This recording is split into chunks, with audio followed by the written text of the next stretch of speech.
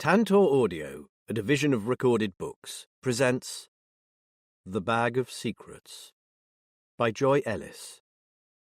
Narrated by Matthew Lloyd Davis.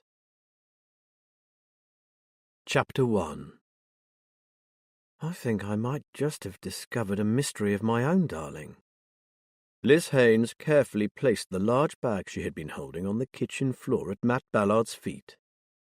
Matt stared at it. It was a bit like an old carpet bag, with faded tapestry sides and faux leather plastic handles. It had seen better days, but was still serviceable. "I've seen one of these before," he murmured. "Yes, they are a giveaway. If you spend more than a certain amount of money at one of those online clothing sites, you get one for free. I think they're very nice, but few people use them, and they finish up in charity shops," Liz said, her eyes still on the bag. "Okay," said Matt patiently. "So where's the mystery? It's obviously really bothering you." Liz flopped down onto a kitchen chair. "Yes, it is. Look, I know how busy we are at the moment, but—" Seated opposite her, Matt could see how anxious she was. Her expression was almost beseeching. She was right about their workload. Their private detective agency was going through one of those periods when they had more work than they could cope with. Nevertheless, his interest had been piqued. "Come on, then. Let's have it." "I called in at the library on my way to the bank. Chris Lamont was working there this morning. As soon as he saw me, he said there was something he wanted me to see. He was doing a bit of shelving before they opened and found this bag lying on the floor. At first he was suspicious, unattended baggage and all that. He's a retired copper after all. Then he saw it was partially open, so he took a closer look and found it was stuffed full of papers. Clearly it wasn't dangerous, so he delved deeper." Liz picked up the bag, put it on the table and unzipped it. Matt found himself looking at what appeared to be the contents of an office litter bin. Papers of various sizes, envelopes, labels, memos, and larger A4-size sheets. "What on earth is all that?" Liz frowned. "I'm not sure, Matt, but I think it's important. Do you remember old Molly? The bag lady, the one who used to chat to Smoky Joe before he moved on." It made a quaint picture, the two vagrants, side by side on a park bench, deep in conversation. That is, until you remembered how hard their lives must be. "That's her. Well, she goes into the library regularly, especially when Chris is on duty. He sneaks her a cup of coffee and lets her sit and warm up with some of the older books. He once told me ages ago now that she's a very intelligent woman, but he can never get her to talk about her past life. If he asks her, she gets up and leaves. So now he limits his conversation to books." Liz stood up and went to the sink to fill the kettle. "I'm in need of coffee myself." "So, are you saying this bag belongs to her?" Matt asked. Liz spooned coffee into 2 mugs and remained leaning against the counter, waiting for the water to boil. "Let's just say that Molly was in the library just before it closed. The librarian on the desk remembered her having it with her when she arrived, but didn't notice Molly leave and didn't see it anywhere near where she had been sitting, so she thought no more about it. Chris found it pushed behind one of the computer stations." "So she deliberately left it behind?" "Looks that way." Liz brought the mugs back to the table. "I think she purposely left it for Chris to find. The thing that's worrying me is, as soon as he realized it belonged to her, he took his break and went to look for her. Molly has a regular routine, so he went to her usual haunts, but she wasn't there. He asked around, and no one had seen her since she visited the library the day before. This was a street dweller, a vagrant. So why did Matt suddenly feel apprehensive? He stared at the bag. "What is all that crap, Liz?" For a moment she didn't reply. "Chris and I pulled some of the papers out and had a look at them. After a while we wondered if the old girl might have been writing a book using whatever scraps of paper she could find. I know that sounds weird, but she is well educated, and judging from what we read, we thought it might be either a biography or a crime novel." "Do I sense a but coming on?" "You do. We began to come across papers with dates and times on them. so we then decided it could be some kind of journal. If it is, some of what's written there is very worrying." She blew on her coffee and took a careful sip. "I think she left it for Chris to find, knowing he is a retired police officer and would not just disregard it. Plus, when I left the library, I asked some of the street people if they'd seen her, but none of them had. I even went into a little cafe whose owner gives her a bit of breakfast, and Molly never turned up this morning." Matt scratched the back of his neck thoughtfully. "Given what you said about how busy we are, what, may I ask, is going through that beautiful head of yours, Miss Haines?" "Ah, well, yes." Liz looked at him from beneath her eyelashes. She reached across the table and squeezed his hand. "I was wondering—" He laughed. "Don't look at me like that. You know very well I can deny you nothing. Excellent, because I thought I'd ask young David if he'd like a week in the fens again. He's not the luckiest of lads, as we know. Well, this time he was about to set off on a week's holiday with two of his friends, and they've both gone down with flu. He didn't feel like going on his own, so he's at a bit of a loose end." Matt smiled at her. "Sounds like you've already got it all worked out. So what are you going to ask the poor kid to do? Sort that lot out?" He pointed to the bag full of handwritten notes. "Because he'll need a whole lot longer than a week. I suppose he wouldn't need to read them all closely, just try and make some sense out of them, or find some statement or name that we could verify. Oh, I don't know." She sighed, all humour gone. "I have to know what this means, Matt. I have a very uncomfortable feeling about it." "Then you'd better ring that nephew of yours, hadn't you?" Liz jumped up and put her arms around his neck. "I do love you, Matt Ballard. Thank you." While Liz was on the phone to David, Matt fished out a few odd sheets of paper from the bag.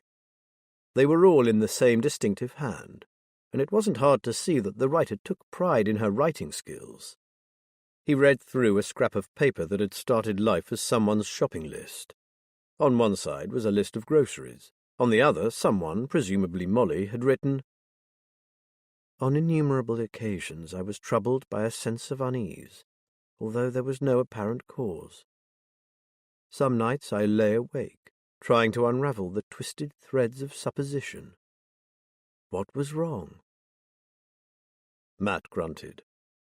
He was beginning to understand why Liz had found this bag and its contents so disturbing. He read through another quite lengthy note that seemed to be a description of a room somewhere, with only the words "Early March" scribbled at the bottom. Now well and truly hooked, he delved once more into the bag. This time he pulled out a birthday card, probably expropriated from a waste bin. The greeting read, "Happy birthday, Mick. Have a good one, mate." He turned it over and found an altogether more sinister message.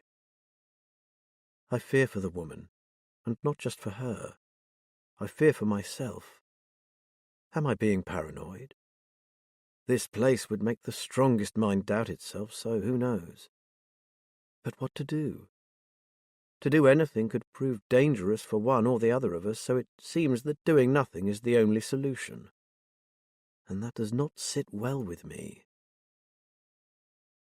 Matt began to hope that David would say yes to Liz's invitation, and that the two cases they were presently working could either be shelved or brought to a satisfactory conclusion. One of these cases concerned a habitual runaway teenager, while the other involved surveillance on a store that was experiencing a high rate of theft. The second should not be a priority, as the store had its own security guards, but the management thought that they had been in place so long that the thieves had got wise to them. The store owner was an old friend of Matt, so he didn't want to let him down. He and Liz had been posing as shoppers, and already had a good idea who might be responsible. A few more days could see that one put to bed. But the runaway was proving a far more difficult case. Matt glanced at his watch. Damn it. He needed to leave soon, as he had an appointment with someone who professed to have seen Liam, the missing boy, within the last few days. Just as he stood up to leave, Liz hurried back in. "David's leaving Thetford later this afternoon. He was delighted to hear of our offer. What's more, his rucksack is still packed for the holiday that never happened, so win-win." I hope you told him we can't promise anything as dramatic as the last case he helped us on. Compared with that, this one could be mind-numbingly boring for him. But was that strictly true? His copper's nose was itching like crazy. Already he was feeling as anxious as Liz about Molly the bag lady. He'd come here even if we had nothing for him to do, you know that, said Liz happily. And he said it would give him a chance to call in at the police station and thank DCI Charlie Anders for all the encouragement she gave him when, as he put it, his life went all Pete Tong. He's back on track now and loving his new work. It's not what he had planned, but now he's out of the doldrums and is a happy bunny again. Matt recalled how despondent Liz's nephew had been when he failed the fitness test for the police force. Now, partly thanks to Charlie Anders, the officer who took Matt's post as DCI when he retired from the force, David was at university and studying forensic computer analysis, and seemed to be doing very well. He pulled on his jacket and gave Liz a quick hug. I'm delighted. Got a dash. I'll be back later this afternoon, okay? I'll get the guest room freshened up and take a swift stroll through the store before they close, said Liz, kissing him lightly. See you later. As he left, Matt glanced back at the innocuous-looking bag on his kitchen floor and wondered where its strange contents would take them. George Miles paced along the top of the sea bank, his wax coat flapping about his knees and the wind whipping his hair into his eyes. George badly needed a haircut. He was counting his steps.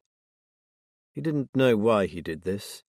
It was something he had always done whenever he walked alone.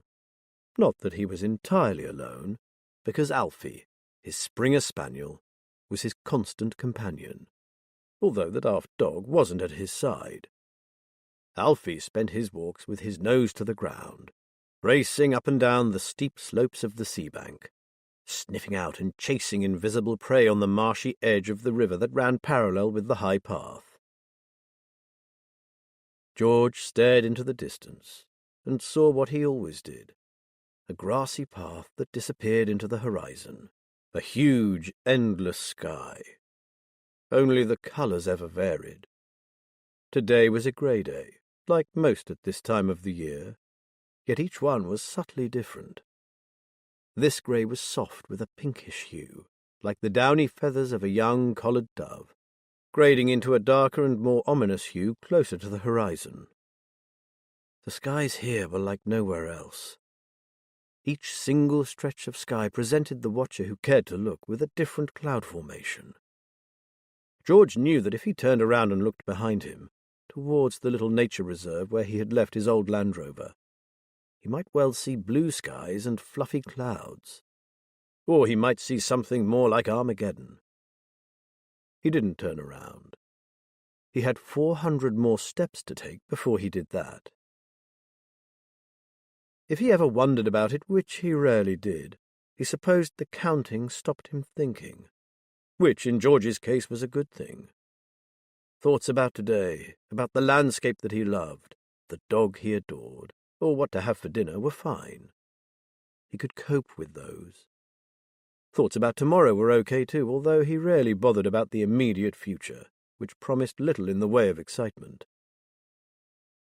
It was the past that gave him a problem. An empty mind often wanders backwards, a place George did not want to go. Not ever. So he counted, his eyes on the dog, who was always in the present, until he reached his allotted number of steps. When George finally did turn around, he was pleased to see no storm looming, no imminent end to the world. It was what he liked to call a busy sky, full of small clouds scudding at different speeds depending on their height above the earth. Walking was easier too, now the wind was behind him. He would make good time getting back to his vehicle. Alfie was still charging around, always on the hunt for likely smells and something unpleasant to roll in if George didn't see it first and call him off. They were halfway back, George counting quietly to himself, when he came to an abrupt halt. Alfie was down near the marshy river's edge, standing rooted to the spot, one front paw lifted, sniffing suspiciously and then jumping back. Then he growled. Alfie never growled. "What have you found, lad?" asked George. "Dead bird or some rubbish dumped off a boat?" "Whatever it is, come away." Alfie didn't respond. Instead, he lowered himself and edged forward. He seemed to be quivering. "Leave it!" called out George sharply and grunted in annoyance. He had no choice but to go down the bank and put a lead on the dog. Halfway down, slipping slightly on the long damp grass, he saw something dark lying in a lagoon of brackish water at the edge of the river. If it was a refuse sack, he wanted his dog well away from it. People dumped poisonous stuff sometimes, and he didn't want Alfie sticking his nose in it. George looped the slip lead around Alfie's neck and scolded the dog for ignoring his calls. Then, being slightly interested to see what was the cause of Alfie's uncharacteristic disobedience, he edged closer to the object that lay half in, half out of the water. He gasped in horror. This was no discarded sack of rubbish. It was a human being, and it was dead. For a few seconds he couldn't move, as transfixed as his dog had been. Then he edged forward, as if some dreadful magnet were drawing him closer. He did not want to look, but he had to. Then George turned tail and ran, dragging his dog with him. The past he tried so hard not to think of now rushed back, overwhelming him, as if that dreadful sight had caused the floodgates to open. The memories rolled over him, relentless, one after the other. George found himself gasping for air, gulping back sobs. Up on the sea bank he fell to his knees, hugged his dog to him, and finally found the courage to pull out his mobile and dial 999. P.C. Debbie Hume stared at the bedraggled body. "Poor old soul," she whispered to her colleague, P.C. Jack Swifty Fleet. "I thought the guy who discovered her had made a mistake to start with. She looks like a tangle of discarded rags and old clothes thrown in the river." "You do know who it is, don't you?" asked Swifty. Debbie frowned. "Should I?" "It's old Molly," he said quietly. "A street dweller from Fenfleet Town. She's been in this area about 18 months now. You haven't come across her, then?" Debbie shook her head. "I know a lot of the homeless people, but I can't say I know this poor lady." "Lady is right, Debs. I have no idea how she finished up on the streets, but she was a proper lady, I know that much. She spoke beautifully, she did." Jack sighed. "I wonder what happened to her. Probably it all got too much for her. Winters on the streets." Debbie shivered. "It's no way to live." Jack Fleet agreed with her. He had no idea how they survived, but each year there seemed to be more of them. In doorways, on benches, in bus shelters, under bridges, anywhere that provided some protection from the elements. He looked down at the pathetic remains of old Molly and felt unaccountably moved. It tugged on his heartstrings to see her, poor, lonely, abandoned, friendless soul. No woman, no one at all, should ever have to finish up on a riverbank like a bag of discarded rubbish. He stared at her in silence, pondering the world's injustice, when he suddenly noticed something. He stiffened. If this was what he thought it was. Careful not to contaminate the scene, he moved a little closer. "Swifty, what are you doing?" Debbie said. He took a step back. "I could be wrong, but I don't think she took her own life. I think she was killed." "What?" Debbie stared at the old woman in her shroud of sodden clothing. "What on earth makes you say that?" "Look at her mouth." He pointed. A small piece of material was protruding from between her lips. "That looks to me like cloth, possibly a handkerchief or something." Debbie stared at him. "You mean she was asphyxiated, material stuffed in her mouth so she couldn't breathe?" That was exactly what Jack Swift meant. "Okay, Debbie, time to report this one to the skipper. We need forensics out here before nightfall." With yet another sigh, He took out his radio. Chapter 2. Arriving just in time for the evening meal, David was greeted with a warm embrace. "We've missed you," Liz exclaimed. "And I've missed you and Matt," said David. "Things have been a bit flat since my last visit here. Not that I'm hoping for more of the same, mind you." He pulled a face. "Don't worry. This one is just a simple investigation, not a murder mystery," said Liz. "Now get your things up to your room. Matt is on his way home, and dinner will be ready in 10 minutes. I think your visit calls for a bottle of wine, don't you?" He grinned at her. "I certainly do." He dived into his rucksack and produced a bottle of Cabernet Sauvignon. "Thanks for inviting me, Liz. I was so pissed off when my mates bailed on the holiday." She took the bottle from him. "You didn't have to do that. After all, you'll be helping us out, so really we should be thanking you." Liz loved David to bits. He was like the son she'd never had. The investigation he had helped them with before had turned out to be harrowing in the extreme. During the investigation, he had demonstrated a sensitivity that went far beyond his 21 years. Liz checked the oven. The meal was ready. Now all she needed was Matt. She took plates from the cupboard and put them in to warm, and right on cue the front door opened. "Bloody roadworks," cursed Matt. "The traffic lights spring up like weeds, and no one is ever doing anything that I can see. If it was down to me, I'd fine every one of them." "And hello to you too, Matt," said David, stepping into the hall. Matt broke into a smile and gave him a bear hug. "Good to see you again, lad. Sorry for the outburst, but they really get to me. How are you? How's university?" "All good. It's hard work, but I enjoy it, and I'm learning a lot." The two of them strolled into the kitchen, still talking. "And I'm intrigued by what Auntie Liz told me about your carpet bag." Matt laughed. "You might not be so enthusiastic when you see what's inside. I warn you, it's a pretty daunting task." "Well, maybe it won't look so bad after a couple of glasses of wine," Liz said. "Have a seat, I'm just dishing up." While they ate, Matt and Liz told David about their two current cases, and David expanded on his uni course. Then they turned to old Molly and her bag of notes. "You don't know nothing about the old lady, then?" David said. "Only what Chris the librarian told me, which is very little indeed." Liz glanced at Matt. "And you only knew her from seeing her with old Smoky Joe, didn't you?" "Smoky Joe? What a name! Where does he come from?" David said. Matt gave a short laugh. "He was a real character. He had this old sit-up-and-beg bicycle. It was ancient. He used to carry a bag of his possessions hanging on one of the handlebars, and on the other he had an old galvanized bucket. He used to either cadge or steal handfuls of coal and a bit of kindling and light a fire in the bucket. He'd ride around with it happily smouldering away. Talk about a hazard. No matter how many times he had his collar felt over it, he kept on lighting that fire." Matt shook his head. "Apparently he would talk to no one but Molly. Many is the time I've seen them deep in conversation on a park bench or huddled under a bridge over his famous bucket." "You said was. Is he dead?" asked David. "He disappeared," Matt said. "One day he rode off on his old bike and was never seen again. The other street people seem to think he'd moved on.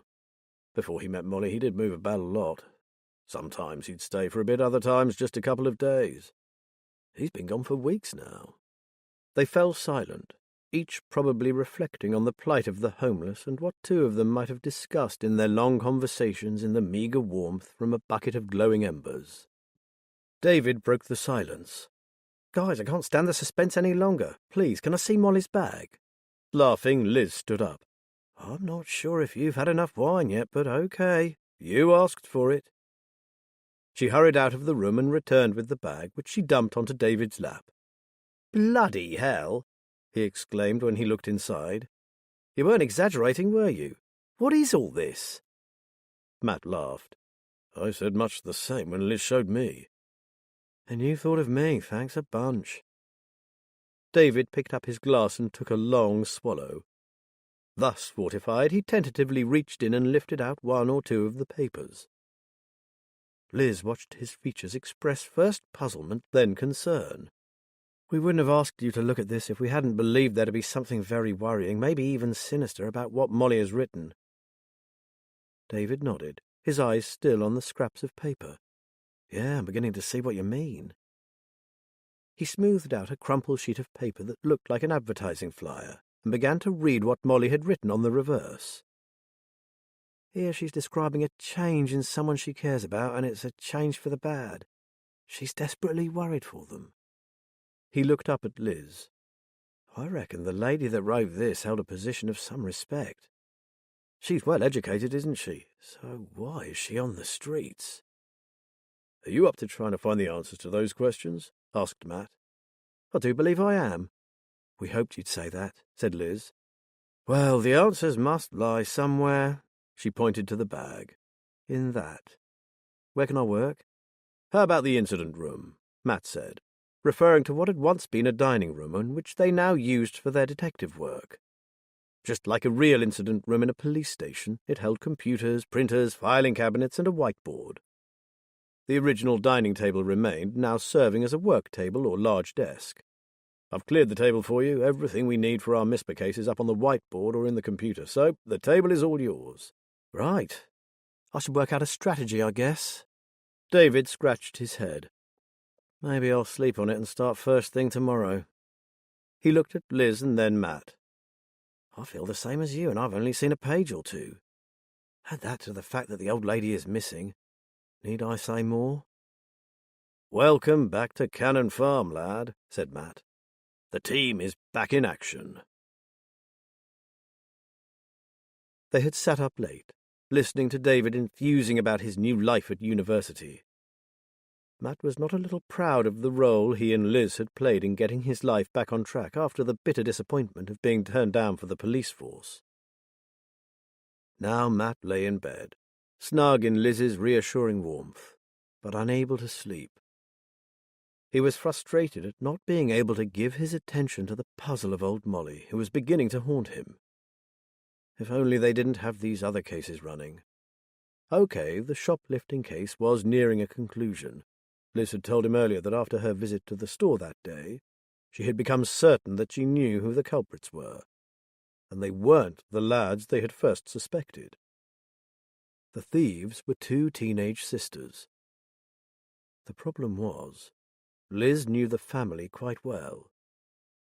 She now had a decision to make. Either to speak to the mother and father, who were honest, hard-working people, and get them to deal with their wayward daughters, or report her findings directly to the store owner who had hired them. Matt had offered another solution. Why didn't he and Liz confront the girls themselves and basically put the fear of God in them? Sometimes a short, sharp shock did the trick, but occasionally it failed, and the teenagers simply continued their life of petty crime elsewhere. He suspected that Liz would opt for talking to the parents, then telling the store owner that they had dealt with the problem unofficially. She knew that it was store policy to prosecute all shoplifters, but she was certain that if no more thefts occurred, she and Matt could talk the store owner, an old friend of Matt's, into letting it go. His investigation, however, was far from being concluded. His missing runaway was worrying him badly. His eyes wide open in the dark, Matt recalled the first time he had been engaged by the Cooper family to find the recalcitrant Liam. Then it had taken him only 3 days to find the boy and take him back home. The second time had not been quite so straightforward, but even so, within 6 days, Liam was back with his anxious parents.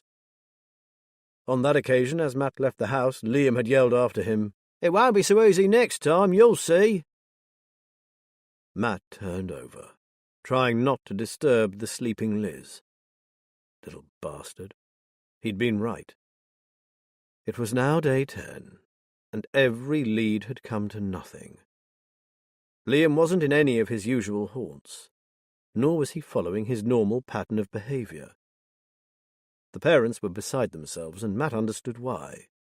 They were an ordinary, caring mum and dad with 2 lovely, well-behaved daughters, and a son who seemed to have come from another planet. The police were fed up with their constant calls reporting him missing. Matt knew they would continue to watch out for him, but he was no longer a priority. A 16-year-old habitual runaway was of no great concern while they had serious cases running. Indeed, at 16 a child has the right to leave home, and the parents or carers cannot stop them. However, that was not the case with Liam. He had no intention of making a life elsewhere. He was just being a little sod. He enjoyed testing the system, and to hell with the anguish it caused his parents. Matt had his own ideas about how he'd treat the boy, but he'd probably end up in court if he carried them out. Calling in Matt and Liz had been a last-ditch attempt on the part of Jim and Maisie Cooper to instill some sense into their son. The police obviously made no impression on the boy. In fact, their attention seemed to make him worse. So maybe someone like Matt with a very different approach, and who wasn't governed by too many regulations, might be the answer. Matt sighed. Liam had ignored his and Liz's warning about what his irresponsible lifestyle would lead to. Now Matt feared that the boy saw them as a challenge, and his cat-and-mouse game would finish in a dangerous downward spiral. Despite wanting to shake the lad until his teeth rattled, Matt was seriously concerned that this time Liam seemed to have really disappeared. Before now there had always been evidence of his presence. They knew he was around, just one step ahead of them. This time, nothing. The kid was bright, even his teachers agreed. On the few occasions Liam bothered to participate in their efforts to educate him. But he wasn't so clever as to eradicate all trace of himself. Had something really happened to him this time? Matt came to a decision. He must let Liz and David concentrate on Molly and her bag of tricks while he put all his efforts into finding Liam. That decided, Matt fell asleep. The night was cold for spring. Not bitter, not freezing. Nevertheless, the wind chill ate through whatever clothing you were wearing and made your blood feel like iced water. Clem and his dog, Gunner, huddled together in a shop doorway. It was a choice pitch, and he'd got there first, so the other street dwellers conceded it to him. He was, after all, Fenfleet's longest surviving rough sleeper.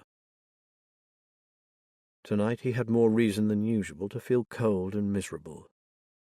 Yesterday, while he was cadging food for Gunner from a local pet shop owner, someone had taken his sleeping bag, the one thing that kept some of the night chills from him and his dog. This was even more upsetting because Molly had given it to him, and now Molly was missing. Molly had told him to keep it close. She'd told him there was something inside the lining, and that should anything happen to her, he was to give it to the first policeman he saw. As he waited for the night hours to pass, he thought back to Molly's request. "I need a favour, Clem." He laughed. "Sure, but I don't have much to offer you, Moll, me old duck, especially if it's alone. Don't tell me your rolls has broken down again." But she wasn't laughing. "Will you keep something safe for me?" "Yes, Molly," he said, serious now. "As far as is possible on these streets." "That's all I can ask." She handed him a tightly rolled-up sleeping bag. It was a faded royal blue in colour, shabby but usable. He looked at her, perplexed. "You need that yourself, girl. The nights are still cold." "I'll get something else. Just keep this close, Clem. It's a kind of insurance." This he really didn't understand. Against what? A fleeting look of anguish passed across her face. "Against people not knowing the truth about something very important." She looked at him, her expression stern. "Will you take it or not?" He took it. "How can this old thing tell anyone anything?" "It's what's inside it, Clem. There's a letter in the lining. Now listen, I'll only say this once. Should anything happen to me, get it straight to the police. Understand?" He stared at her. "Molly, whatever is wrong?" This time she did smile, but very sadly. "Everything. Just keep it safe, okay? And if you can, pray for me." He watched her walk away, the words, pray for me, lingering in the night air. Maybe he hadn't prayed hard enough. Clem hugged Gunnar closer to him, sad that the inevitable must have happened, and Molly had been right to be so concerned. Whatever she feared had come about while he had lost the thing that she had entrusted to him. Something he feared that was desperately important. Gunnar shivered and nuzzled closer to him. Clem shivered too, but not entirely from the cold. On the bank of the tidal river, two sockos stood in the darkness watching the lights dim on a familiar old Citroen dolly, as its owner parked as close as he could to the sea bank.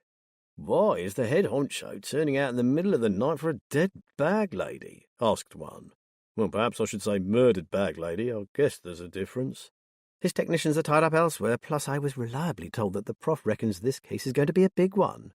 Ella Jarvis, the senior forensic photographer, grinned behind her mask.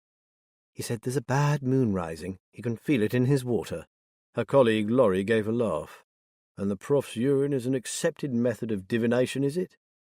"In Professor Rory Wilkinson's case, I'd say definitely," said Ella, gathering up her equipment cases. "At least the lights have arrived, though the natives are getting restless." Ella had heard several uniformed officers complaining that they could have moved the body ages ago, but for some reason Professor Wilkinson wanted to see the deceased in situ. "Ah, my patient children!" Rory Wilkinson gave Ella and Laurie a humble little bow. "I'm sorry to have kept you waiting in this rather unpleasant and boggy stretch of our beloved fens, but the maestro is here now, so let us proceed." They trooped across to the oily-looking waters of the river, and stared into the little marshy lagoon where old Molly had finally been washed up.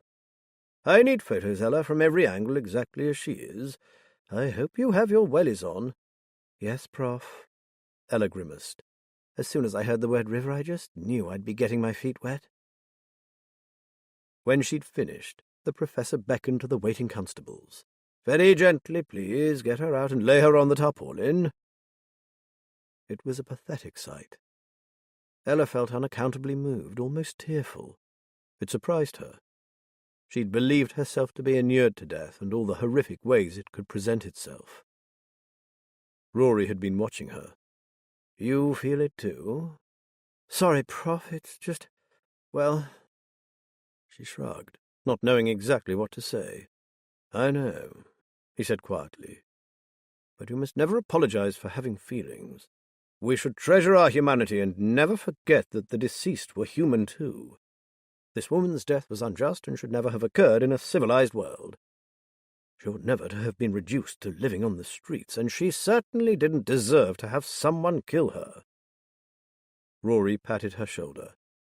"So let's do the best we can for this lady, shall we? And the first thing I need to do is see what that is." He pointed to the piece of fabric protruding from the old woman's mouth. "Photos all the way, please, Ella." He knelt down and very carefully probed the mouth. "No good. Rigor mortis has set in, so I can't get to it. It appears to be a handkerchief blocking her airway, but I can't be certain. It'll have to wait until we get her back to the morgue and rigor mortis has worn off." Ella took photographs as he conducted a painstaking search of the rest of her body and clothing. When he'd finished, he got stiffly to his feet and looked down at the body. "Well, my dear lady, I wish I could promise you a warm bed for the night, but at least you'll have shelter." He turned to the uniforms. "Let's get her off this marshy ground and take her home. Have you checked the site for evidence?" "Yes, sir," said one of the constables. "The only footprints were those of the man who found her and his dog.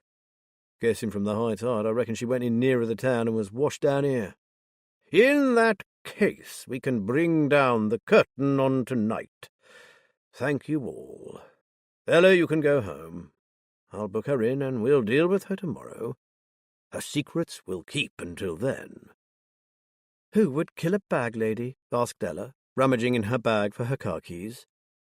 "And will a busy police force have the time and money to devote to the murder of a street dweller?"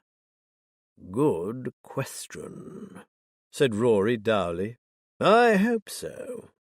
She's a human being, after all, and she deserves the same consideration as the rest of us. Will she get it, though?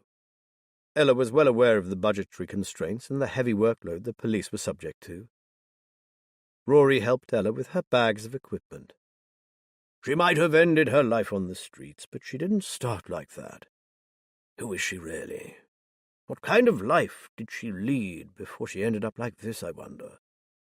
If only our bag lady could speak, I think she'd have a fascinating story to tell, and I hope I can do my part to find out what that is. Ella drove away, musing on the professor's words. Maybe she, too, could feel it in her water. Chapter 3. When Liz went down to make an early morning cup of tea, she heard the sound of rustling coming from the old dining room. She opened the door to find David in pyjama bottoms and T-shirt, surrounded by heaps of pieces of paper spread across the dining table. He grinned at her. Not all uni students slow in bed till midday. Well, not all the time. I woke up an hour ago and couldn't wait to get started. Well, I'd better make you a cuppa then, hadn't I? She moved closer and peered down at the various piles. Have you worked out a plan for dealing with this lot? I had several during the night. First off, I thought the most recent bits of writing would probably be at the top and the oldest underneath, but that's not the case. I think she pushed the later ones down in the bag with the others. Since I can't put them in chronological order, I'm sorting them according to the different pieces of paper they're written on. That does make sense, Liz said. My friend at the library said she sometimes stole the odd sheet of paper from their printer tray. He knew she was doing it, but turned a blind eye, which means she probably used the same kind of paper until she ran out of it. If that is the case, it could give us some continuity to the story. Whatever, it's going to be a mega task. He smiled mischievously. But with a cup of tea inside me, I'll soldier on. She cuffed his shoulder lightly. In that case, I'd better put the kettle on. Smiling, Liz went into the kitchen. She liked having David around again. They had always got on, even when he was a small boy. The difference in their ages had never been a barrier to the strong bond the two of them had. Luckily, it hadn't faded as he grew older. She took him a mug of tea and placed it on the table beside him. I wondered how she managed to use the same pen for all her writing, said David. Then I found these at the bottom of the bag. He pointed to a collection of blue biros. They're the pens you find on the counter in banks so that you can fill in forms. Looks like she half-inched quite a stash of them. Resourceful lady, remarked Liz. I'm just going to take Matt up a cup of tea. I can hear him in the shower already. Oh, and perhaps you'd like to do a little shopping later. Shopping? It's all right, we're not going to Tesco. I'm on the trail of a couple of teenage shoplifters. With any luck, I can sort them out today, then I can pitch in and help you, unless, of course, Matt needs me. Perfecto, I'd welcome your help. I'm dying to unravel Molly's story. I've a feeling it's going to be one hell of a tale. He sipped reflectively at his tea. Maybe it is just that, Auntie Liz. The story. What do you think? Could she have been writing a novel, an autobiography? Is what she wrote fiction or fact? Maybe she was going to give all these notes to someone to write the book for her. You know, someone who's not on the streets and has a computer. What if... Whoa, so many questions. We could spend hours speculating on what she may have intended and never come any closer to finding an answer. What we need to do first is get hold of some concrete facts. Sort this lot and see where it leads us. Sorry, I get carried away sometimes. He smiled rather sheepishly. You're right, of course. What I need is to find something concrete. He fished into the bag and pulled out a scrap of paper. Hey, look at this one. Liz cast her eyes over it. It reminds me of when people used to fold napkins into water lilies or swans. Origami, isn't that what they call it? David was looking at the strangely folded paper. When I was a kid, my dad used to make me little boats and paper aeroplanes. It was shaped like a box or a slightly flattened lotus. Why would she... Oh!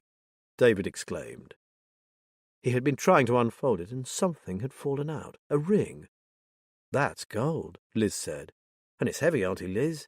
It's a wedding ring, isn't it? She took it from him. It is. What a beautiful one. It's old, too. Years of wear had caused the edges to smoothen out and obscure parts of the pattern engraved on its surface. My goodness, how did this end up on the streets? So was it hers, or did she steal it? Asked David quietly. Liz didn't believe Molly had stolen it. Helping herself to the odd sheet of printer paper was one thing, but a valuable ring? No way. If she'd stolen it, she'd have turned it into money straight away. You don't hang on to something like that on the streets. I think it's hers. But why hide it in a bag of papers? David gave her a quizzical look. So is this one of your concrete facts? Absolutely. Though I haven't the slightest idea what it might mean. I'm going to see what Matt makes of this. Matt, Liz and David ate their breakfast in speculative silence, the eyes of each one of them drawn again and again to the gold band in the centre of the table. As the time approached 8:30, Matt made his now customary phone call to the Coopers to ask if they had heard anything of their son and his whereabouts. As was also customary, they'd heard nothing. Like Liam's parents, he was increasingly anxious about the boy. At the same time, he reminded himself of how the lad had crowed about his ability to disappear at will. If he was playing them all for fools, Matt might not be responsible for his actions when he finally had the little tow rag in his clutches. Then there was Molly and the mysterious ring. Like David and Liz, his head was full of 100 different possible explanations for how it came to be sitting next to a jar of marmalade on their kitchen table. I think Molly left it with the papers specifically for Chris Lamont to find, stated Liz, waving a knife on which a wedge of butter was perilously close to landing on her lap. She knew he was a retired police officer and was banking on him finding the thing. David frowned. So why didn't she just tell him what it was all about instead of going through all this rigmarole? If she trusted him enough to leave her precious bag with him, why not just talk to the guy? It's my guess that she was too scared, David, said Liz. Fear can make you act in some very odd ways. In fact, I'd go so far as to say she was terrified and didn't dare open her mouth. Meaning that whatever she knows or is frightened of is a very serious matter, concluded Matt. Much as I'd like to join you, I'll have to leave this conundrum to you. I'm still nowhere near finding Liam Cooper. He looked at Liz, and I'm afraid that if I continue to make no headway, I might need you working with me. Of course, David understands where our priorities lie. He can press on with our Molly and we'll see how things go. She swallowed the last of her tea. Now, what's the itinerary for today, boss? I'm going to give Swifty a bell and hopefully go and talk to him. Charlie Anders knows I'm investigating the disappearance of this teenager, so I should let Swifty know where I am with it. She won't have a problem with him updating me on any recent developments. I suggest that after you make your proposed trip to the store, David presses on with Molly's papers while you, my darling, take that ring to Cropper's the jewellers. If anyone can tell you about that ring, it's Andy Cropper. My thoughts precisely, said Liz. She began clearing away the breakfast things. Keep in touch, Matt. I know that Liam is starting to get to you. David got to his feet. If it's all right with you, I'll go and get stuck in, shall I? Just shout when you want me to go shopping with you. Matt smiled at his enthusiasm, happy to have him on board again. He would never tell her so, but he was always concerned that Liz sometimes tried to do too much, and then she suffered for it. She hadn't fully recovered from the injuries she had sustained at the hands of a bunch of evil, twisted men. She had almost lost her life in the attack, which had ended her career in the force. She now functioned well, but easily became overtired, so David's arrival was a godsend. He hugged her tight. Take care. I'll keep in touch, you two. Let me know if you get things sorted with those two thieving sisters. If we can sew up the shoplifting, I'll be well happy. Reluctantly, she pushed him away. Go. Let's make the most of our early start. He left the house, the words, "And I love you," still ringing in his ears. By 1 p.m, Liz and David were sitting in the lounge of a modest Fenfleet house, facing two very anxious parents. Jennifer Steele had been a civilian working in the control room when Liz was still in the force, and she knew her well, so this was not an easy thing to say. We've come to you first, Jem, because the last thing you want is for the police to be knocking on your door.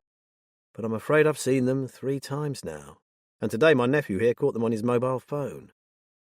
Steffi and Blythe have been shoplifting in the retail park in their lunch breaks and after school. Jen threw a look at her husband. I told you they were up to something, but would you listen? You would not. Now what are we going to do? Bob shook his head. In his eyes, his daughters could do no wrong. Surely this can't be right. They're such good girls. Were good girls, Jen retorted. Ever since they got pally with that boy from the academy, they've been secretive, and now they don't listen to a thing I say. Jen looked beseechingly at Liz. So what happens now? Liz felt for her. The girls had always been nice kids, but she knew how easy it was at their age to fall under the influence of the wrong sort of friend. I suggest you have a long talk with them, both of you together, and you, Bob, read them the riot act.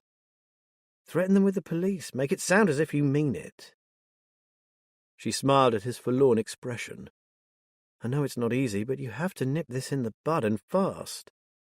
Luckily, the owner of the store is a friend of Matt's.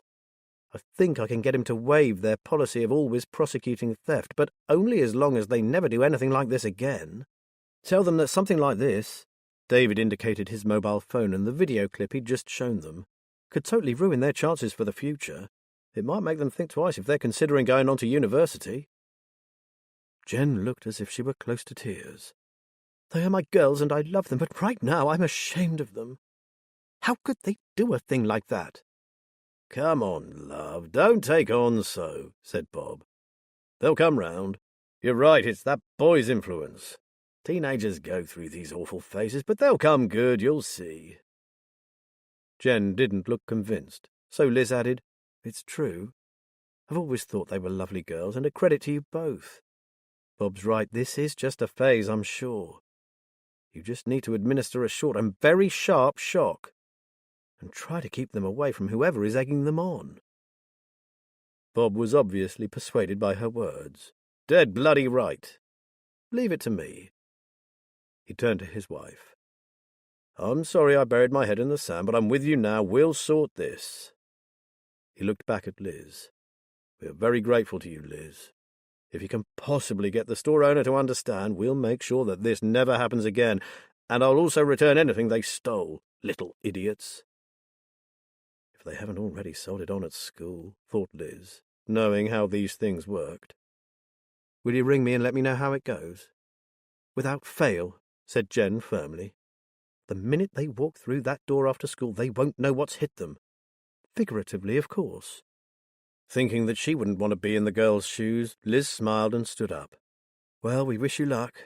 And don't forget, make sure they know just how close they are to getting nicked. As they drove away from the steel house, David said, Poor parents, I felt really sorry for them. But at least we can now concentrate on Molly. I've been thinking about that, Liz said. I've got to go and see the jeweller about the ring. Come with me and we'll try to speak to a few of the homeless people. We can ask if there's been any news of her or if any of them know something about her. Good idea. Why don't we go there now? Said David eagerly. Wisely, Liz knew her limitations. She needed a short rest before they took to the streets. We've had a very successful morning, haven't we? So let's go home and get some lunch, touch base with Matt, and I'll tell you about some of the street people. David regarded her shrewdly. You okay, Auntie Liz? She laughed. I'm fine. It's just that since I got hurt I've learned to notice the little signs and not ignore them. Some food, a hot drink, and a sit down for half an hour, and I'll be raring to go again. Just tell me if I get too pushy, won't you? Said David seriously. I'm here to help, not to cause you problems. David knew the gist of what had happened to her, a trauma that had left her hanging between life and death. He was quite sensitive for someone so young, and she admired him for it. She smiled at him. You, believe it or not, are just the tonic I need. Don't worry. I'll tell you when I need to back off a bit. Right, I'll make you a cup of tea and then fix lunch while you put your feet up. How does that sound? Music to my ears. Cannon Farm, here we come. Matt was also sitting with a couple of distraught parents. But his interview was proving far more difficult than Liz's had been. It's different this time, said Maisie Cooper tearfully. We both just know that something is terribly wrong. For once, I agree with Maisie, added Jim gruffly. We're all aware of what a little bugger Liam can be, but it's more than that. I can feel it right here in my heart. It wasn't like Jim to express his emotions, and Matt felt for him, felt for them both. They were right. It did feel different this time. On top of his worry about Liam, Matt had received a further shock. When he met up with his old mate Swifty, he noticed that he looked a bit subdued. Swifty had grunted that finding murdered bodies by the riverside didn't do much for one's frame of mind, even if it was an old bag lady.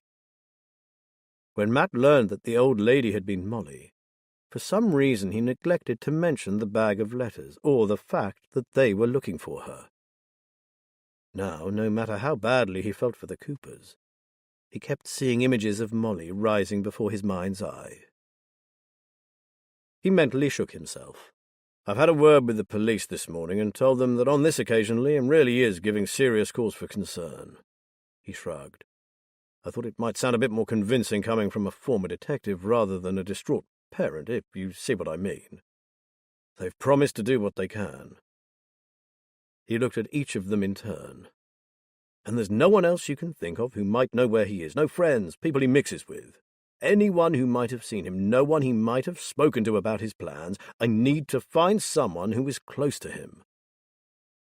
Jim shook his head slowly. We've told you of everyone we know about, but he doesn't tell us much, I'm afraid. What about his sisters? Does he ever confide in them? Matt asked, guessing what the answer would be. Maisie Cooper gave a humorless laugh. They barely even talk. The girls have tried their best with him, probably for my sake, because it upsets me so much, but he has no time for them. Well, I have a few more people to talk to, although the last person was no use at all. I'll touch base with you again tomorrow unless I hear anything in the meantime. I'd better get moving. Matt got to his feet. I'm terribly sorry I've had no good news to give you yet, but we'll find him, Maisie. Oh, I hope so, Mr. Ballard. He's a bad and all right, but he's still our son. I always pray that one day he'll see sense, realize that he's loved, and he doesn't have to behave like this to get attention. That was what it was all about, of course. Matt had gathered that while he was the only child, Liam had been a model son. Then his two sisters appeared and stole the limelight, and he'd been angry and resentful ever since. I won't give up, Maisie, you can rely on that. Outside the house, he breathed a sigh of relief, thankful to be away from the atmosphere of distress and despondency. And he wouldn't give up. It wasn't in his nature. Right now he wanted to talk to Liz. He glanced at the time on his phone and then rang her. Where are you, sweetheart? We've just got back home for lunch. How about you? I'm on my way there too. I've got something to tell you, but it can wait till I see you.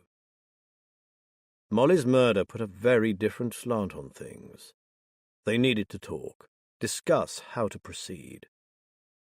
Matt got into the car and sped away. Chapter 4. Gunner at his side, Clem walked the streets of Fenfleet. He checked shop doorways, back alleys, wherever a homeless person might doss down for the night.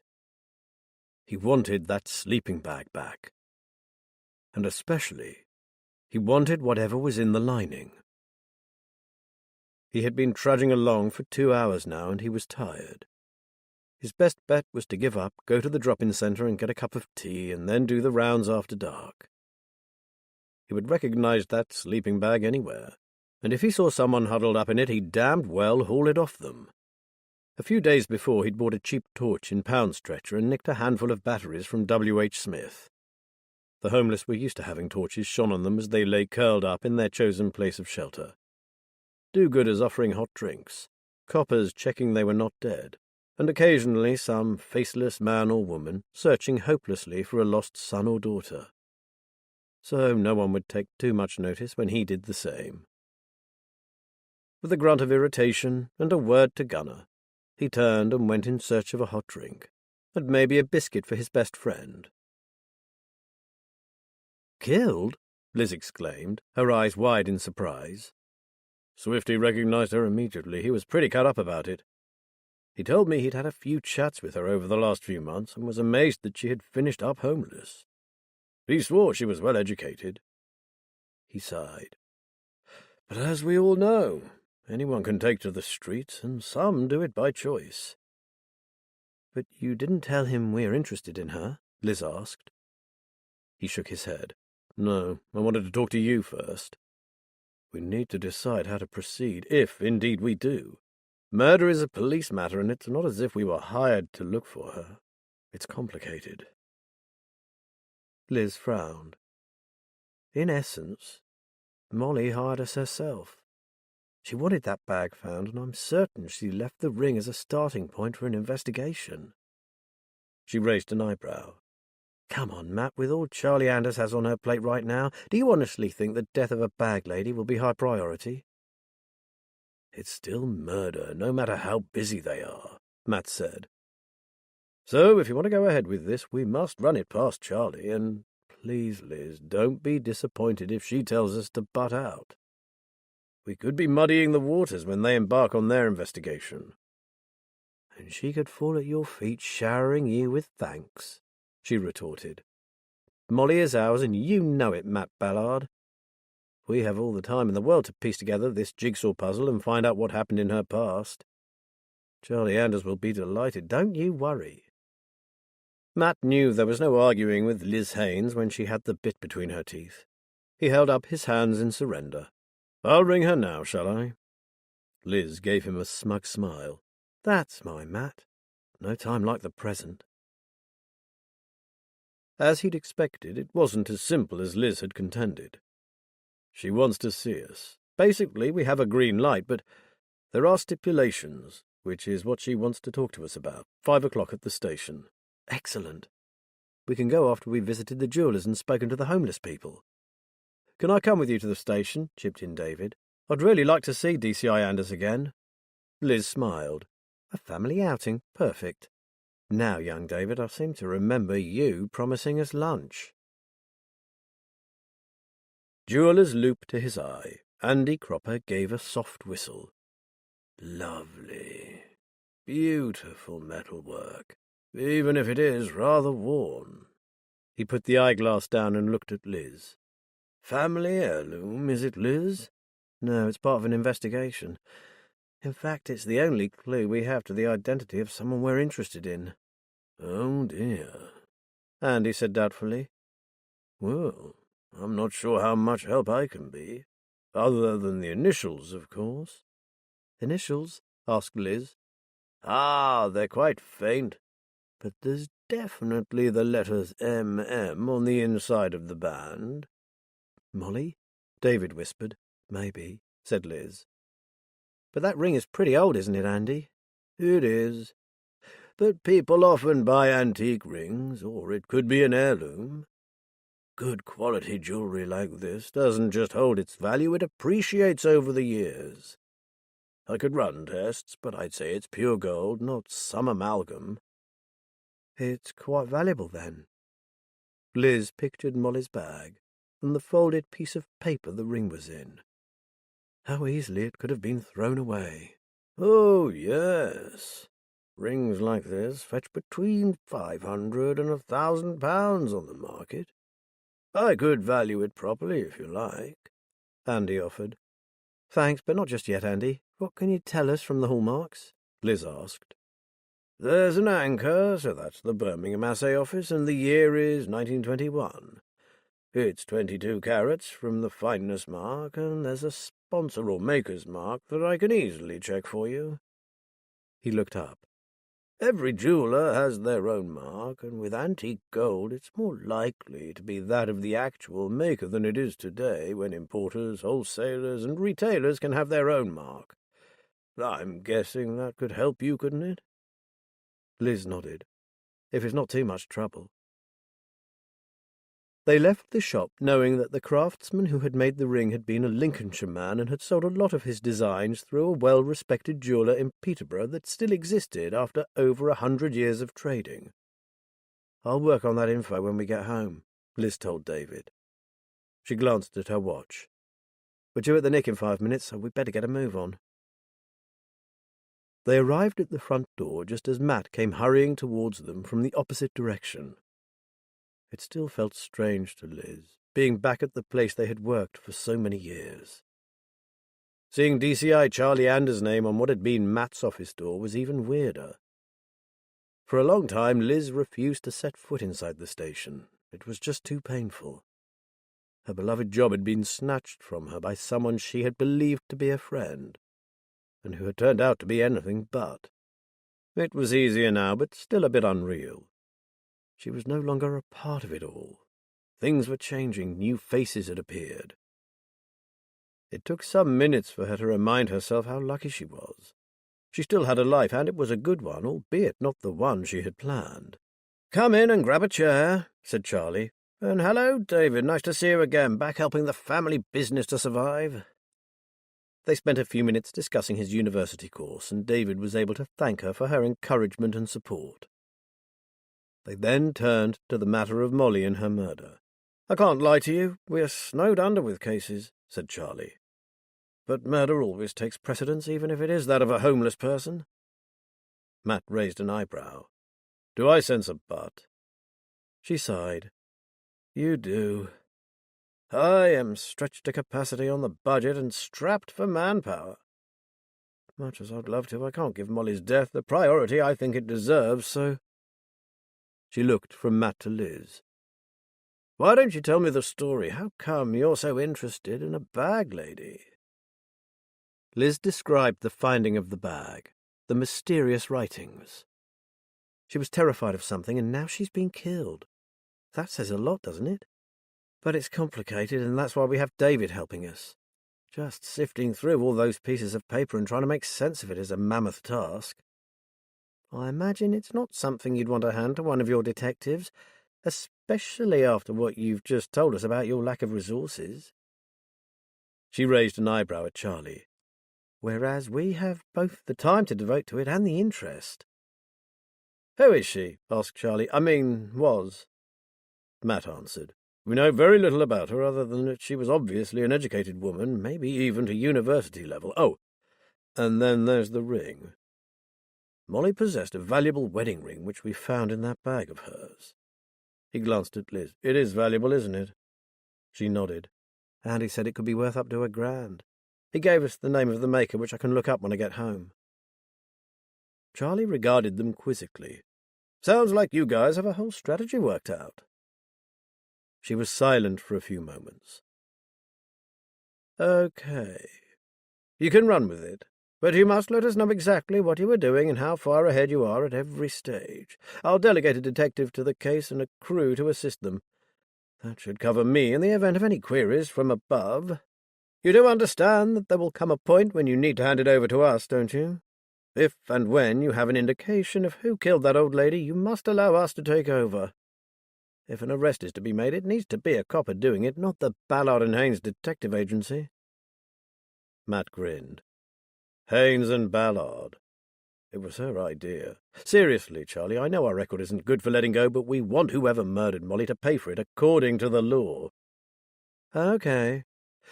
I'll ring you later and tell you who I've allocated to the case, and perhaps you'll fill them in with what you have to date.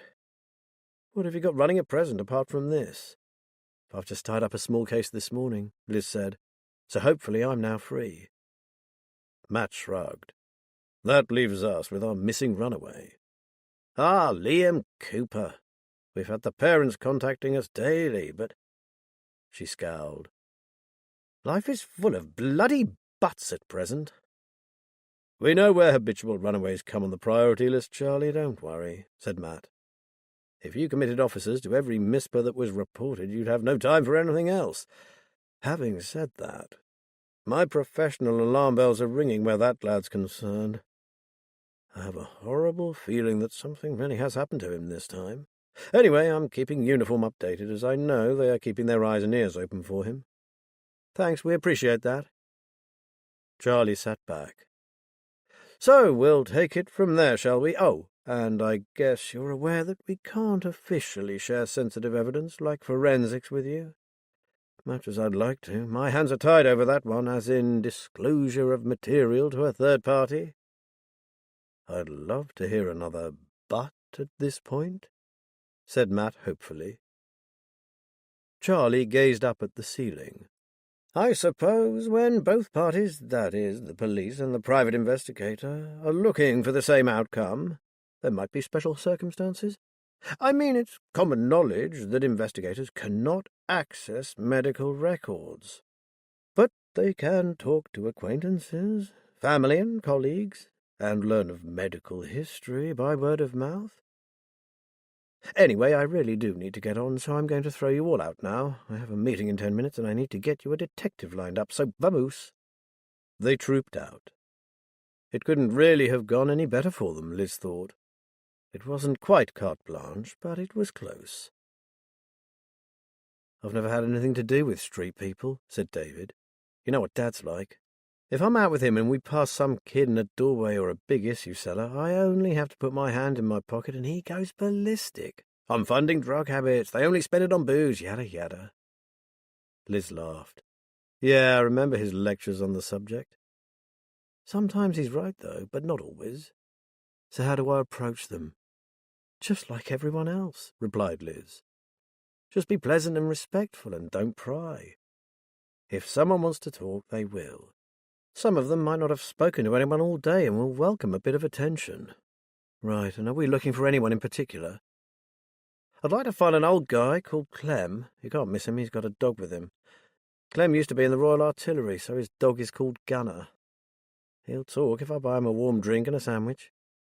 David wondered if everyone on the streets had a story to tell. How did a soldier finish up homeless? Didn't the army take care of them? Oh, and if you see a little guy, kind of shifty and ratty looking, wearing black joggers and a dirty black fleece, steer clear. His name is Sid. Some of the uniforms who know him say it's short for Rancid.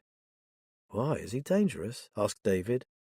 He doesn't like anyone invading his space. Not that you'd want to get too close anyway, but cross his invisible boundary and he freaks out and can be quite violent, so keep your distance. Do you know why he's like that? It seemed to David that he'd been right, and they all had some intriguing history. Look up something called limbic hijacking when you've got a moment, kiddo. If your personal space gets violated, it registers in your long-term memory where all your negative experiences are recorded. When that happens, it puts us into fight-or-flight mode. I have no idea what happened to Sid, for example, but he really does not want to go back there. How do you know all this, Liz? David said, impressed. The hard way, Liz chuckled. Way back when I was a probationer, I took a pasting from a tramp, and I made it my business to find out why. They strolled through the town, down alleyways and pausing in shop doorways, speaking occasionally to people they saw. But no one knew anything about Molly. It wasn't until they reached the outreach drop-in centre that they finally got word of Clem. He seemed to be bothered by something, said a young volunteer who was dishing out hot drinks to a group of homeless people. Really rattled he was, and that's not like Clem. She paused briefly, a styrofoam cup in her hand. If I was you, I'd try St. Benedict's churchyard. He meets up with a few others there some afternoons and lets Gunner have a run off the lead. Liz gave the girl a £10 note for the donation pot, and they headed off to the churchyard. On the way, Liz stopped at a small convenience store where she purchased a box of dog food pouches, some dog biscuits, and a packet of bags for dog waste. David noted this latter buy with mild amusement. Oh, our Clem is fastidious about Gunner, Liz assured him. The dog comes first in all things. Clem might struggle to eat, but Gunner never misses a meal, and yes, Clem cleans up after him. She waved the bags. He'll be chuffed with these. The Centrepoint volunteer had been right, and they found Clem hunkered down in the porch at the side of the church. David saw a big German shepherd cross sniffing happily among the gravestones.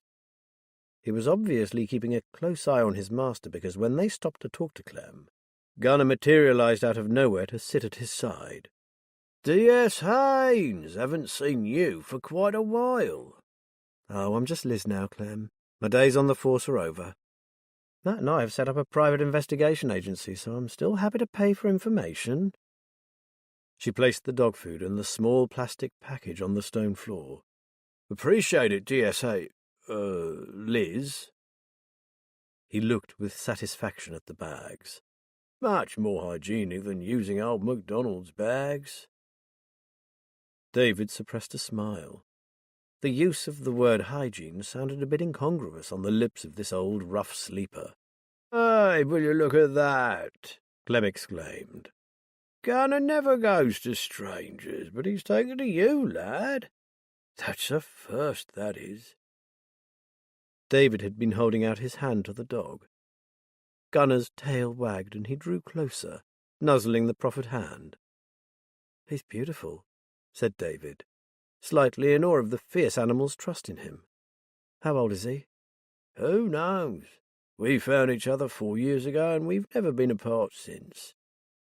I'm guessing he's 7 or 8, but you didn't hunt me down to discuss my dog, did you? Who do you want me to dish the dirt on today?" "Nothing like that this time," said Liz. "Clem, what can you tell us about Molly?"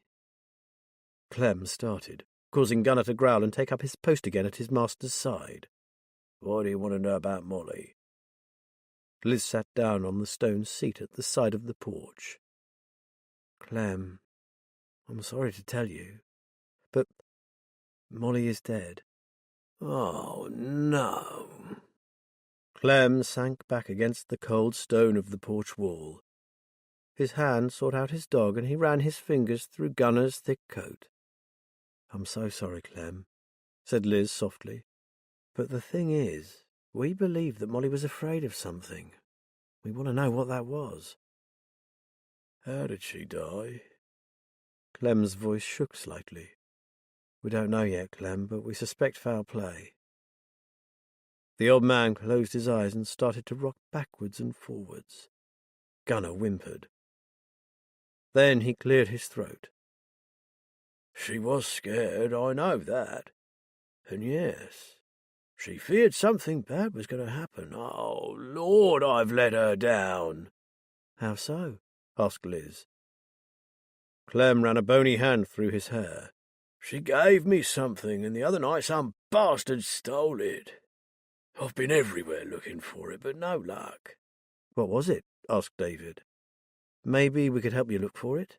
"It's a sleeping bag, but before you say anything, it's not the bag that matters, it's what she had hidden inside it." Clem looked angry. "If I get my hands on the stinking thief that nicked it, they'll regret going anywhere near that bag." David stiffened. What was this? First, a ring in a bag of papers. Now something else inside a sleeping bag. "Do you know what it was, Clem?" asked Liz. "It could be important." "It's damned important, you don't need to tell me," exclaimed Clem. "That's why I've been traipsing the streets all day and will likely lose my spot for the night. It's a letter. Molly told me that if anything happened to her, I was to give it to the first copper I saw.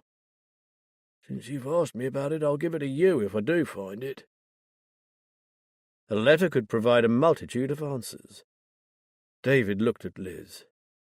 Glancing back at him, she said, "I'd appreciate that, Clem." "I'm going out later after dark, and I'll search all night if I have to. I'd know that bag anywhere. It was royal blue, a bit faded, but it had a bright red lining that showed even when you zipped it up. It had been a good 'un in its day, kind of been cheap." "I could go with you, sir," David offered. "2 pairs of eyes are better than one, as they say." Clem gave a chesty chuckle, which degenerated into a cough. "Don't get me wrong, lad, I appreciate your offer, but you'd be a bit of a liability on the streets at night. You stay in your comfy bed. I know where to go and who to talk to. If I find that letter, I'll go directly to the outreach centre, and as soon as it opens, I'll ask the manager to ring you for me. Then I'll stay there until you come, okay?" Liz gave him her card and took another £10 note from her purse. "Get yourself a hot meal before you go out tonight, Clem. And be very careful. We have no idea if someone was after Molly and whether they knew about that letter. You might not be the only one tramping the streets to look for it." Mind, they'd have to get past Gunner, Clem said, scratching the dog's ears affectionately. Which may not be a risk worth taking. Glad that Clem had this powerful bodyguard at his side, David was nevertheless becoming aware of the seriousness of this situation. It had gone far beyond the little mystery Liz and Matt had asked him to help them with. Molly was dead, murdered. What could she have known that was dangerous enough to lead someone to hunt her down and kill her? David shivered, and it had nothing to do with the stone wall of the porch. Yes, look after yourself, sir. It's been nice to meet you, and you too, Gunner. They walked back to the car in silence. After a while, David said, "Is that old man in danger, Auntie Liz?" She exhaled. "I hope not." Though they fell silent again. Chapter 5. While Liz and David were talking to Clem, Matt was trying to get some sense out of someone far less willing to speak. "Come on, Jax. You've been mates with Liam since you were nippers. He must have given you some idea of what harebrained scheme he had in that head of his." Jackson Briggs was a skinny teenager dressed in the ubiquitous style of the cool street kid. A hoodie that looked like it had had a can of paint thrown over it, vintage jeans that really were vintage, and high-top sneakers that appeared to be brand new.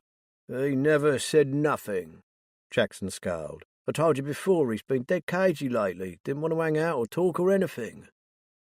"And you haven't seen him for days?" "I told you all this already, a week, maybe longer. I don't know, I've given up on him. Sod the little prick, he can get stuffed. He's running with new mates, I guess, must be. Good riddance to the fucker, that's what I say." Jackson plunged his hands deep into his pockets. Matt knew he hadn't meant a word of it. Jackson Briggs was smarting, hurt that he'd been left out of whatever Liam was up to. He decided to try a different tack. "Listen, Jax, I'm going to tell you something, but keep it to yourself, all right?" Jackson shrugged. "Please yourself." "Even you have to admit he's acting out of character." The teenager puffed out his cheeks. "Suppose so. He's always been a prat, but he did used to tell me stuff, so yeah, I guess he is then." "Okay, well, as you know, I've brought him home twice before after he buggered off, but this time it feels different. I reckon something's happened to him. Now, if you know anything at all, even some small thing that might seem unimportant to you, I want to know about it." "Look, Jackson, I'm worried. Really worried. As you rightly say, he's a prat. I know he said I wouldn't find it so easy to trace him this time, but—" He shook his head slowly. "This stinks. Something's wrong." Jackson withdrew one hand from his pocket and gnawed on a fingernail. After a moment or two, he said, "When you say something's happened to him, do you mean like something really bad?" Jackson was suddenly a lot less cocky. Finger in his mouth, he looked younger than his 16 years. "I honestly don't know, but my gut instinct is telling me your mate is in trouble." Jackson stared at his trainers. "I don't know if this is anything or not, but he kept going on about this place he called the bunker. He never told me what it was or where, except that it was close to the marsh. He just said it was zero cool." "But you have no idea what kind of place it is?" "Nah. When he first said about it, I reckoned he was making it up. He did that sometimes. Invented stuff to make him look like a big man." Jack sniffed. "And yesterday I heard some other kids talking and it came up, bunker. So I guess he didn't make it up after all." "Who are these kids, Jax? Do you know them?" Matt asked. "I've seen them around. They act pretty odd. My dad says they're bad news and I'm to stay away from them. They hang out in the wreck, hogging the swings, drinking cans of lager they've nicked, and scaring the younger kids away. I think the main one's name is Kurt." "Did they say what kind of place this bunker is? I mean, I suppose it's a place. It must be, mustn't it?" Matt would have to track this gang down and have a quiet word. "I didn't hear no more, just that one word. Sorry. Jackson looked at Matt anxiously. You really think Liam's in trouble, then? I honestly don't know, Jax, said Matt. But I know where to find you, so if I hear anything, I'll let you know. Here, take my card. And ring me if you hear anything about either Liam or this bunker place. He slipped a $5 behind the card. Keep your ear to the ground for me. The boy nodded. Yeah, all right. I hope you find him. He's a prat, all right, but he is my mate. I don't want anything bad happening to him. Matt left him and walked to the recreation ground. He doubted the older boys would be there now, but it was worth a try. He'd heard of the kid Jax had mentioned, a very unpleasant 17-year-old, already well on his way to the Young Offenders Institution. He also knew the kind of reply he'd get if he started asking questions. He'd need to be canny. When he reached the area where the swings were, there was nobody around but a couple of mothers with youngsters, and no sign of the gang of young thugs. He was about to walk away when he realized he knew one of the young mothers. Penny Turner, it's me, Matt Ballard. She looked up, hostile. Then a slow smile crept across her painfully thin face. DCI Ballard, I ain't seen you for a while. That's because I'm not a copper anymore. I'm on Civic Street now. May I? He sat down on the bench from where she had been watching two little lads playing on a climbing frame. How have you been, Penny? She shrugged. So, I guess. In fact, life's pretty good. It's not been easy with Darren gone, and the kids can be a nightmare, but... Her face creased into a smile. We're getting there, thanks to you. Get on with you, girl. I did nothing, said Matt with a laugh. Take the credit you deserve. It was all down to you. I just pointed you in the right direction, that's all. You were the only one who ever bothered with us, and that's a fact. I hate to think where I'd be now if you hadn't helped me. Probably 6 feet under, and my 2 sons would be in care. As a matter of fact, she was right. She'd lived in a tip with a bastard of a husband, terrified of his drunken rages, as well as having 2 little boys, identical twins, to care for. Then her idiot husband Darren had nicked a car and totaled it on the main road to Peterborough, totaling himself at the same time. He had never been good to Penny alive, and in death he left her destitute. Her plight had got to Matt, enough to make him jump in and take on social services on her behalf. To his surprise, Penny had followed every one of his suggestions. She didn't know it, but he had followed her progress from the sidelines, always hopeful that things would come good for her. He knew that she now had a little maisonette in a small estate on the edge of town, well away from the people her waster of a husband had associated with. She had a part-time job locally, and the kids were in school, and by the looks of them were now thriving.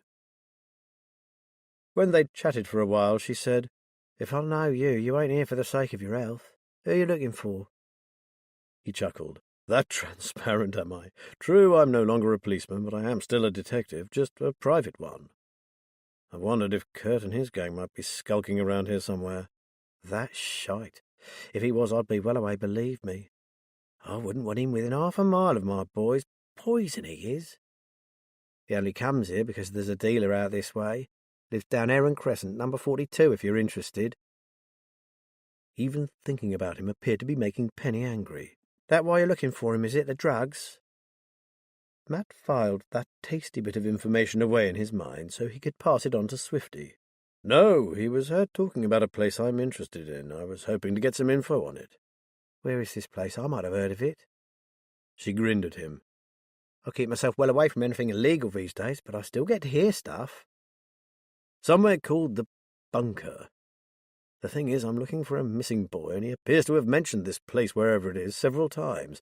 I've been told it's on the marsh, which doesn't tell me a lot. There's a whole lot of marsh in this county. Penny looked thoughtful. Some of my old mates used to go to raves at a venue called the Bunker. You know the thing, party till you drop, trance and house music. But that was somewhere in the smoke, not here. Want me to sound out a few people for you? Matt shook his head. Not if it means you talking to some of the lowlives Darren used to mix with. No way. But I can talk to a few people I trust. Now you mention it, I've heard that name somewhere, I just can't remember where. Okay, Penny, then thank you. But only as long as no one starts asking you questions. I have no idea what this place is or what goes on there, so promise me you'll keep it low-key. She nodded. Gotcha, no problem. Give us your number, then. She produced her phone from her pocket and added him to her contacts. I'll do my best and give you a bell if I come up with anything. She smiled at him. Now I'll have to love you and leave you. I'll need to get these two home and fed. She called to the boys. Nice to see you again, Matt. She gathered up the lads and said goodbye. Matt watched her make her way to the park entrance. He didn't see too many people emerge relatively unscathed from a life of domestic abuse and violence, so Penny's transformation was heartwarming. Matt roused himself from his musings and pulled out his phone. He ought to call Swifty and tell him of the existence of a drug dealer in Heron Crescent. He made the call, then asked Swifty if the name Bunker meant anything to him. Never heard of it, said Swifty, but I'll ask some of the others. I'll be in touch if I strike lucky, and thanks for the heads-up on the dealer. Our Bryn will be delighted. Poor bloke's on a mission to rid the entire town of dealers. Fat chance. Matt smiled. Bryn Owen had been his trusted DC. Having completed his sergeant's exams, he was obviously embracing his new post with gusto. Matt said goodbye, ended the call, and noted the time. There were a few others who might know of this strange place. He would seek them out and hopefully be back at Cannon Farm before it got dark. Another day had gone by with no news of Lee and Cooper, and the prospect of any resolution soon was starting to look bleak. It pained him to ask Liz to drop the Molly investigation, but he would shortly be needing her help if they were to stand any chance of finding the missing boy.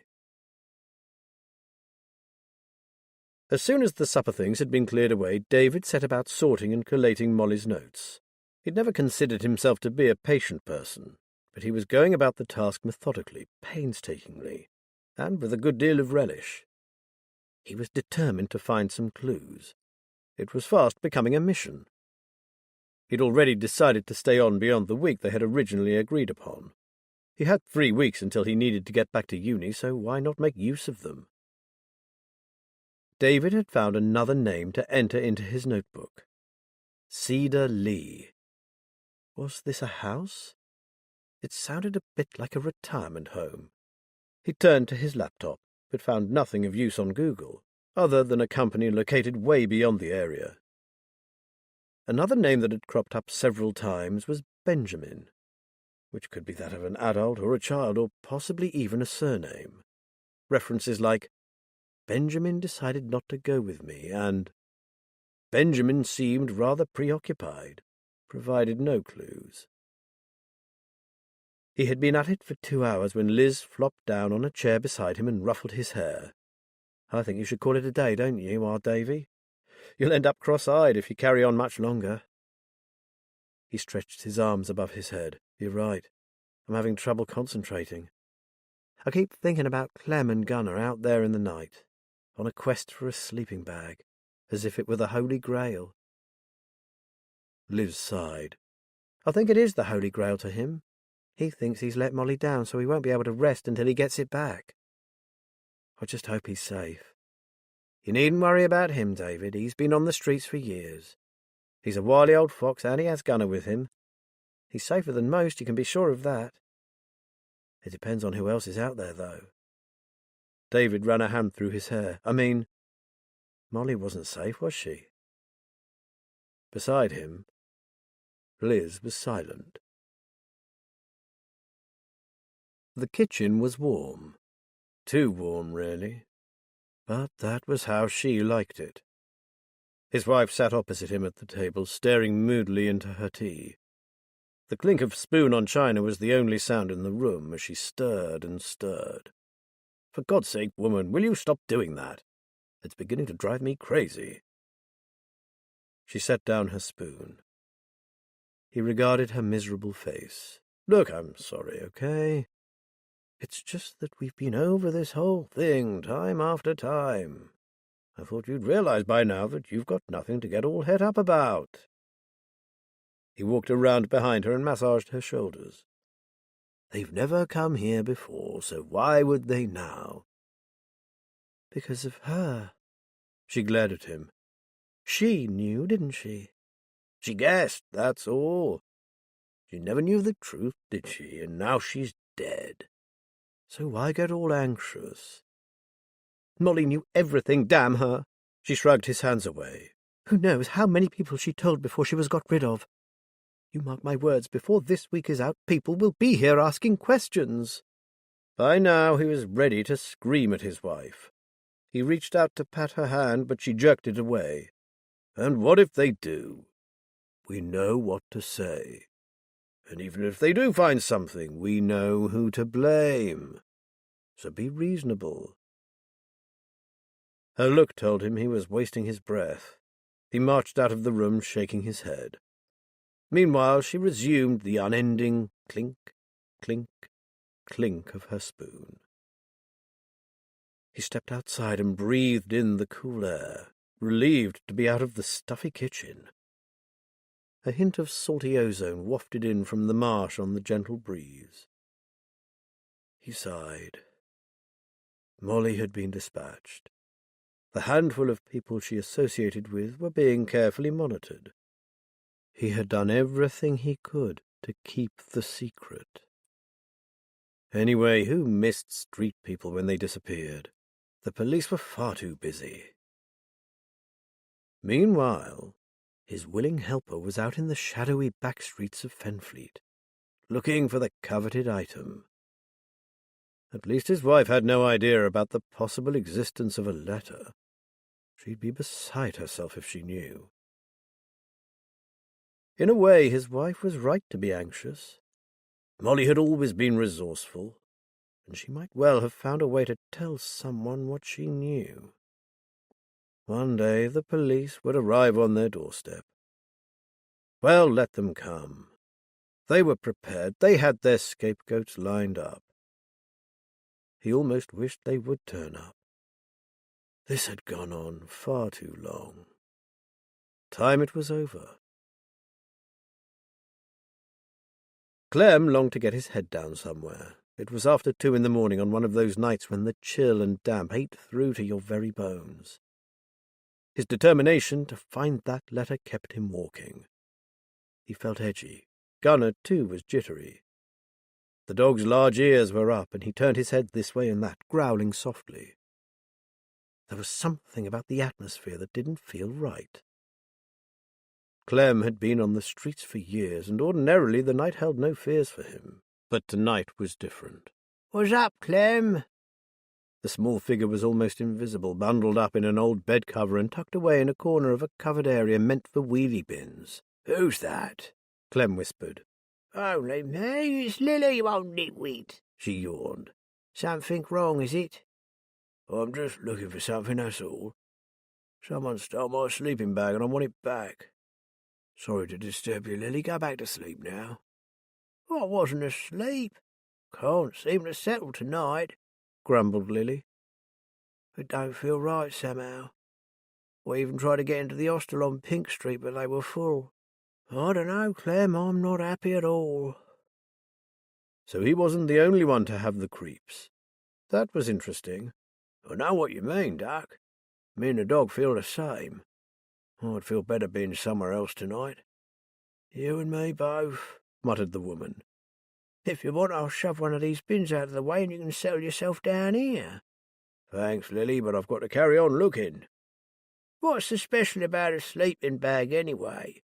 Why can't you just get something from the Sally Bash tomorrow?" "Sentimental value, Lily. You try to sleep, I'll see you around." Clem, with Gunner glued to his side, moved off, while with every step his unease grew stronger. He was not alone. Someone was following him. It was time to cut and run. He bent and whispered a word to Gunner, and in seconds, man and dog had disappeared. Chapter 6. Having made an early start, Rory had almost completed Molly's post-mortem when senior technician Erin Cardiff Reese arrived to join him. "Morning, Prof. I like the soundtrack. I didn't know you had such a lovely baritone. I'm rather fond of Irish ditties myself." "Must be your Celtic heritage, dear Cardiff. I am pleased to hear that you appreciate my tribute to sweet Molly Malone." He cast an eye over the sad remains on the mortuary table. "Though, despite my choice of Requiem, it's my belief that she is as English as you are Welsh." He looked up to see a young man hesitating in the doorway. "Can I help you?" "I'm D.C. Darren Norton. I was assigned by DCI Anders of Fenfleet to the case of the bag lady found in the river." Rory looked at the late arrival with interest. A new playmate. What fun! "Come in, come in. Welcome to my humble abode, Detective Constable Norton. I see you are already correctly attired, so would you care to approach the table?" This was clearly the last thing this newbie wanted to do. He already looked a little green about the gills. I'm fine, Professor. I'll not get in your way. I can easily make my notes from here." D.C. Norton almost clung to the doorframe. As this was their first meeting, Rory decided not to tease the fellow too much. Besides, having someone puke up in his spotlessly clean mortuary was not the best start to the day.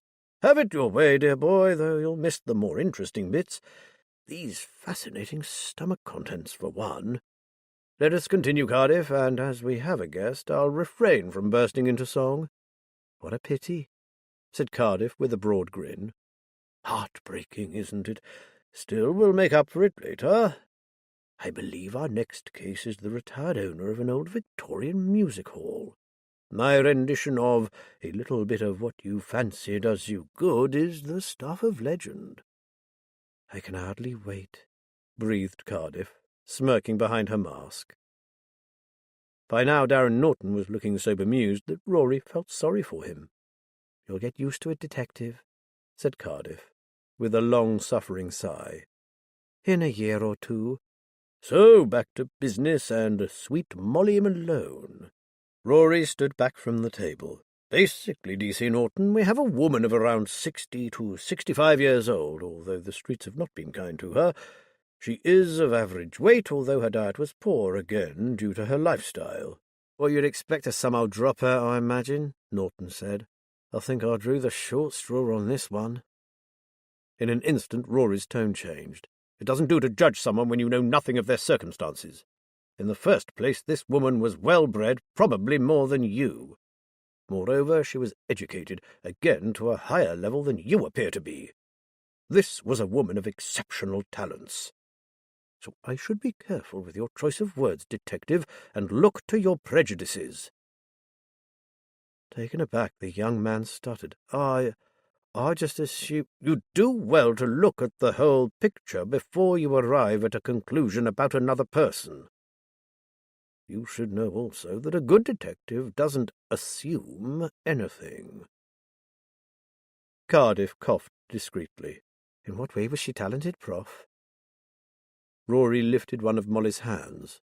"Look at her hands. This woman was a pianist. Even after she was forced to abandon her former way of life, she looked after these hands. Her feet are calloused and in very bad condition, but her hands are immaculate. She still exercised them as she would have done all her life. The muscles of her palm are particularly well defined, which can only have come from a lifetime of playing.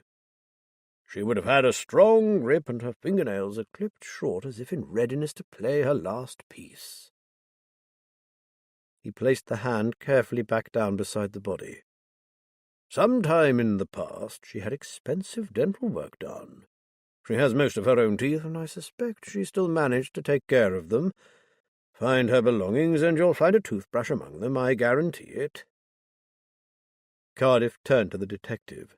"That should be a great help as you try to identify her, shouldn't it? A missing pianist can't be too hard to find." "Oh, yeah, I suppose it's a starting point." By now Rory was wishing they had assigned someone else to poor Molly. He had a strong urge to punch this young man on the nose. With this apathetic specimen on the case, Molly stood no chance of having her murder solved. "Tell me, D.C. Norton, are you working this case alone?" Yeah, I am, unless you count having to pass everything I get on to some old private eye bloke. They call it liaising with a verified outside agency, I'm told. Rory felt a hint of relief. And does this old private eye bloke, as you put it, have a name? Matt Ballard. Used to be a DCI, apparently, before he chucked it all in. Thank God for that.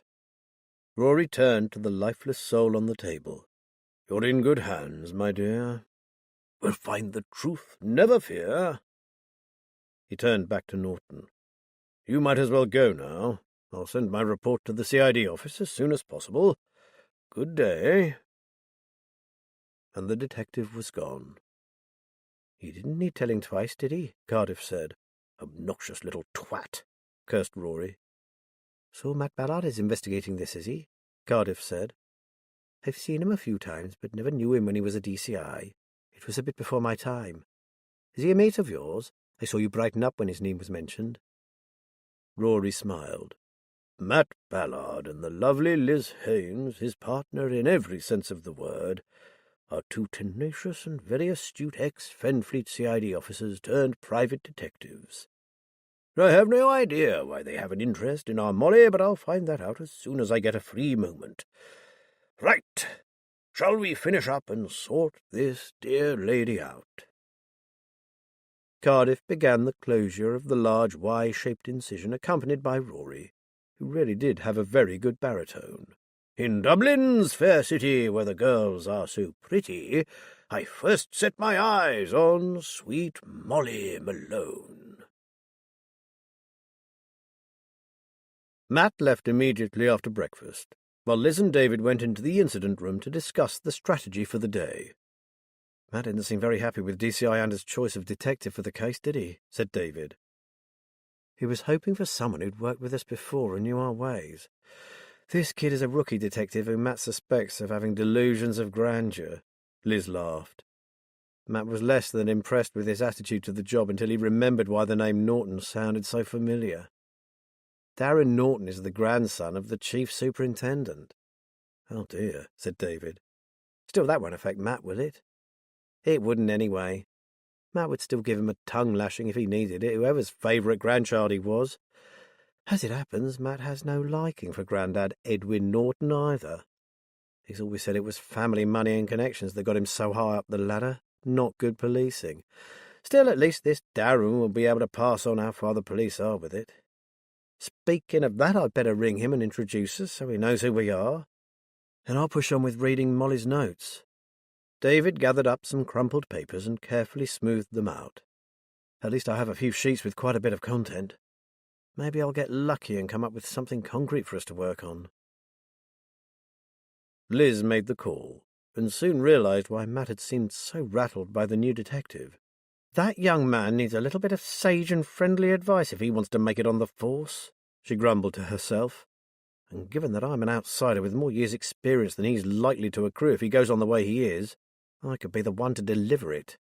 Talking to yourself is not a good sign, said David, looking up from his papers. Liz grunted. It was just that young man's attitude. His indifference was coming down the line in waves. It's put my back right up. Our Molly deserves better. Before David could answer, the house phone rang. Haynes and Ballard Detective Agency, can I help you? Well, the inimitable D.S. Haynes. How delighted I am to speak to you again, dear heart. How are you, Liz? Professor Wilkinson. The bad taste left by Norton evaporated, and a broad smile spread across her face. I'm good, thanks. How are you? In the bloom of youth and as charismatic as ever. Believe that and you'll believe anything, but no, I'm fine, thank you. Slaving away as always, up to my proverbials in muck and bullets. So, Rory, why the call? Have you had the dubious pleasure of making the acquaintance of young D.C. Norton yet? Not in person, but I've just been speaking to him on the phone. Then no doubt you were as impressed as I was by the enthusiasm and fervour with which he is embracing a certain investigation. I, of course, had his corporeal being in my mortuary, and I can assure you he gives new meaning to the words apathy and lack of compassion. Rory gave a snort of disgust. "I all but threw him out, but not before favouring him with a short lecture on the attributes of a good detective." Liz laughed. "Good for you, Rory. I was just planning a lecture of my own." "I'm sorry I won't be there to hear it, dear Liz. Now to the reason for my call. I was wondering if you and the devilishly handsome Matt Ballard might care to meet with me for a drink soon. It's eons since we saw each other. What do you say?" "We'd be delighted. When would suit you?" "There being no time like the present, how about tonight? We could meet halfway between Fenfleet and Greenborough at that nice old thatched pub in Loxley Fen village. They do great bar food, too." "Can we bring my nephew David? He's helping us with our most recent case." "If you are referring to that of our murdered Molly, then please do. Shall we say 7:30? "Perfect. See you then." "Ciao, lovely lady." Who on earth was that? David had been listening in, an amused smile on his lips. "One of the smartest men you could ever hope to meet, my boy. Also one of the kindest and most compassionate. And given that he cuts up dead bodies for a living, that is quite an achievement. He's the area Home Office pathologist, David. He covers all the districts served by the Fenland Constabulary, so I had quite a lot to do with him when I was on the force." She sat down next to David. "And I could be wrong, but I think we may be getting unofficial access to forensics on Molly's death." "Really? Awesome." "Isn't he risking getting himself in trouble for divulging sensitive material, though?" "You heard the DCI. She clearly said that as we are all working to the same end and people are willing to talk to us." "I'm not sure that she meant the Home Office pathologist, but hey, who am I to quibble?" "Exactly. You'll love Rory, he's quite a character." She raised an eyebrow. "He has his own distinctive brand of humour." "I'm looking forward to it," chuckled David. "But back to the notes. I think I'm beginning to work out a chronological sequence." Liz leaned closer. "That's brilliant. Go on then, how does it go?" "To start with, any papers that are dated are fairly recent, within the last 18 months. The older sheets that are more detailed only say things like early March, but they don't give a year. Take this one." David picked it up and began to read. She recalls a time when she and this Benjamin, whoever he is, were discussing space exploration, specifically the attempts to reach the moon. Benjamin asked her when the first moon landing took place and why there had been no subsequent excursions. She says she told him there had been 6 further voyages since the one in July 1969, and a total of 12 men had walked on the lunar surface. Following the Apollo 17 mission, the government considered the costs of space exploration just too great. This was still the Cold War era. The US had won the space race, so their aim had been achieved. Public interest and funding waned, and they cancelled all further missions. "How did old Molly come to know all that, I wonder?" Liz said. "I reckon she was a teacher," said David excitedly. "There are a few other things she's written which point in that direction, but wait. This is where the timeline comes in. She says, 44 years on, and no one has ever returned. So, as it's now 54 years since the landing, this conversation took place exactly 10 years ago." "I see. So all this," she indicated to the notes, "refers to events that took place in or around 2013. Well done, David. Of course, we'll need more than that one isolated conversation to confirm it." David glanced at the piles of papers. "Oh, and there's one small detail that I found interesting, though it could mean nothing." She ends this note with the words, "Then we returned to the planets." The word planets has a capital letter, which, considering how well she usually wrote, seems odd to me. He shrugged.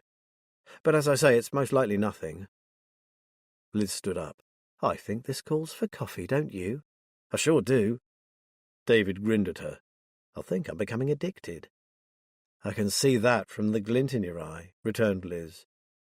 "So what's your main objective at the moment?" "To find a location, I guess." David looked pensive.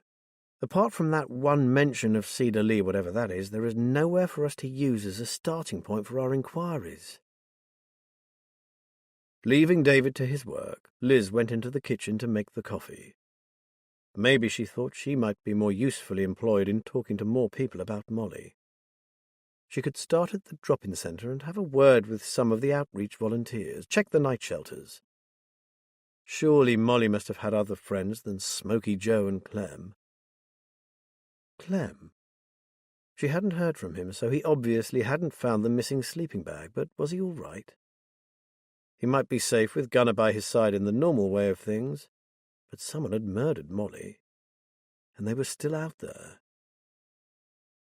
Having shared a quick cup of coffee with David, Liz drove into the town. Soon she was in the Outreach Centre kitchen speaking with one of the volunteers. "No, I haven't seen him today," he said, "but he doesn't always come in. Try the pet shop just off the high street. The people there often give him and his dog a drink and something to eat." Liz knew Billy and Andy Nettles, the owners of Pause a While. They were good people, and she often dropped in for a chat when she was in Fenfleet. The trouble was that every time she visited their little side street shop, it made her long to get a dog of her own. Matt always argued that the demands of their job meant that they wouldn't be able to give a dog the attention it needed. Liz wasn't convinced. A dog would be company for her, especially when she had one of her episodes and had to back off for a while. Perhaps when this case was over, she would have another go at her partner. And Clem was there, sitting with a mug in his hands that bore the inscription, "I like you, but I like my dog better." D.S. Haynes, you checking up on me? He looked exhausted. "I certainly am. I was worried about you." "No luck, I suppose?" He shook his head. "No, but I gave up sooner than I meant to. There was a bad feeling out on the streets last night, and it wasn't just me. Everyone I spoke to felt the same." Liz knew what he meant. She'd experienced that feeling herself in the days when she'd been out on patrol. Her fellow constable had called it the wimwams. "I'm not giving up, though. I mean to check every damn rough sleeper in town." "Well, if you do find it, don't forget to ask the guys at the drop-in centre to give me a call." She perched on a pile of sacks of birdseed. "But, Clem, isn't there anything you can tell me about Molly that might help me find out what she was so frightened of?" "You need to speak to Smoky Joe. She talked to him a lot." He gazed at her thoughtfully. "Know what? I reckon they knew each other before she was on the streets." "Really?" Now this was something new. "What makes you think that?" Dunno, they just sort of understood each other, if you know what I mean. Almost like they were talking about old times." "Did you ever overhear them talking about anything specific?" she asked. "Not really. They weren't like the rest of us. They always seemed a bit like outsiders. And Molly never talked about herself, not to us lot." Chris Lamont from the library had said the same thing. "I don't suppose you know where Smoky Joe was heading, do you, Clem?" "Nah. He was friendly enough, but he was another one who never said much. And then we'd got so used to him coming and going, and we never bothered to ask. Can't you ask your police friends to look out for him? You can't miss him, can you? There's not that many people riding around on a bike with a bucket of burning coals hanging from the handlebars." Liz laughed. Suddenly she missed being able to just get uniform to put out an attention drawn to someone of interest. Young D.C. Norton could, though, and she'd make bloody sure he did. As Molly's only real friend, Smoky Joe was indispensable to the inquiry. "All I know is that he went off in the direction of Salton Le Fen," Clem added. "And by the way, everyone on the streets now knows that Molly was murdered, and they're pretty nervous, I can tell you. A lot of them reckon it's one of them weirdos that goes around bumping off homeless people. It's happened before." "That's understandable, Clem, but they shouldn't worry too much. We're certain this has to do with something from Molly's past. We suspect she knew something about someone from her old life that they didn't want made public, so they bumped her off." I suppose that's why she never talked to us about herself. Makes sense. Oh, damn it, I wish I could find that bloody letter." Liz wished so too, but it was pointless fretting over it. They'd need to find out about Molly by other means. She slid off her perch of birdseed. "Before I go, are you absolutely sure there's nothing you can tell me about Molly? Even something that doesn't seem important?" Only that we'll never hear the voice in the night again. Liz stared at him. You mean Molly was the night singer? Well, yes, I thought you'd have known that, he shrugged. Then again, why should you? It was something only we homeless people probably knew about. Molly had the most amazing voice. Sometimes she couldn't stop herself from singing. As a matter of fact, I did hear her once. Matt and I were at a wedding reception that was being held in a marquee in the grounds of a Fenfleet hotel. They even turned down the music because the singing was so beautiful. I even remember the song. It was Because You Loved Me. We all fell silent listening. It was a magical moment. Liz was moved all over again, and amazed to realize that the owner of that marvellous voice was old Molly. Clem chuckled. That would have been our Molly, all right. She hung around places that had music playing, pop or classical, didn't matter to her. She used to say all music spoke to your soul or something like that. Well, I'm damned. Thank you, Clem. That could be very helpful. Keep in touch, won't you, and stay safe. She handed him another £10 note. That's for hot food. If you're walking all night, you'll be needing fuel. He met her eyes. Find out who did this, D.S. Ames, Liz. She might not have said much, but she was one of us, and we'll miss her. We'll miss her singing. It always brought a smile to our faces. There's not much to smile about now. Chapter 7. Jack Swifty Fleet was on night duty, so Matt caught up with him at home. Telling him the kettle was on, Swifty led Matt into his tiny kitchen, where they seated themselves at the table. Can't stop, Jack, I'm afraid. There's just a couple of things I need to know. Fire away, then. Matt was very fond of his old mate Swifty. He was an old-style beat-bobby, sadly a dying breed nowadays. They had often worked together, and he knew he could rely on Jack's assistance and his discretion. The DCI has given us the go-ahead to investigate Molly's death. Good. Jack looked delighted. I could see her case getting swept under the carpet. By D.C. Darren Norton, by any chance? Oh, no, they haven't allocated it to him, have they? That makes your involvement even more important. Jack shook his head. Norton won't like being given a bag lady's death to investigate, not one bit. He'll think it's beneath him. He reckons he should get the plum jobs. That's why I'm here, mate.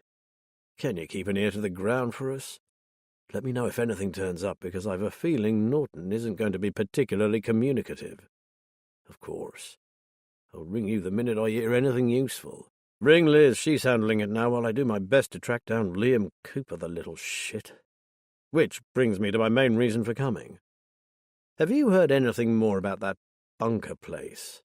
I still have no idea what or where it is. Apparently Liam was always talking to a mate of his about it, and I'm wondering if that's where he's hiding out.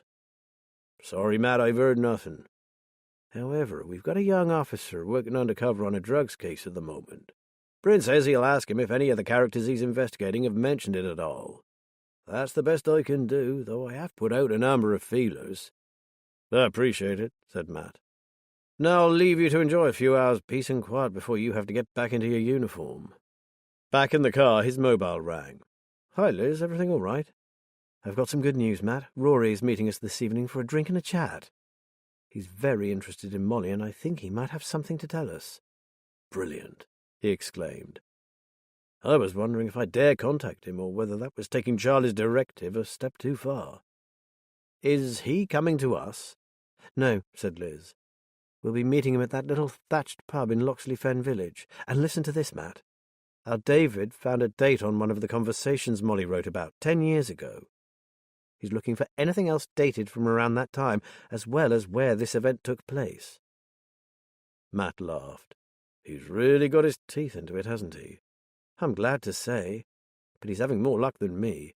I've been into town, but... Liz sighed.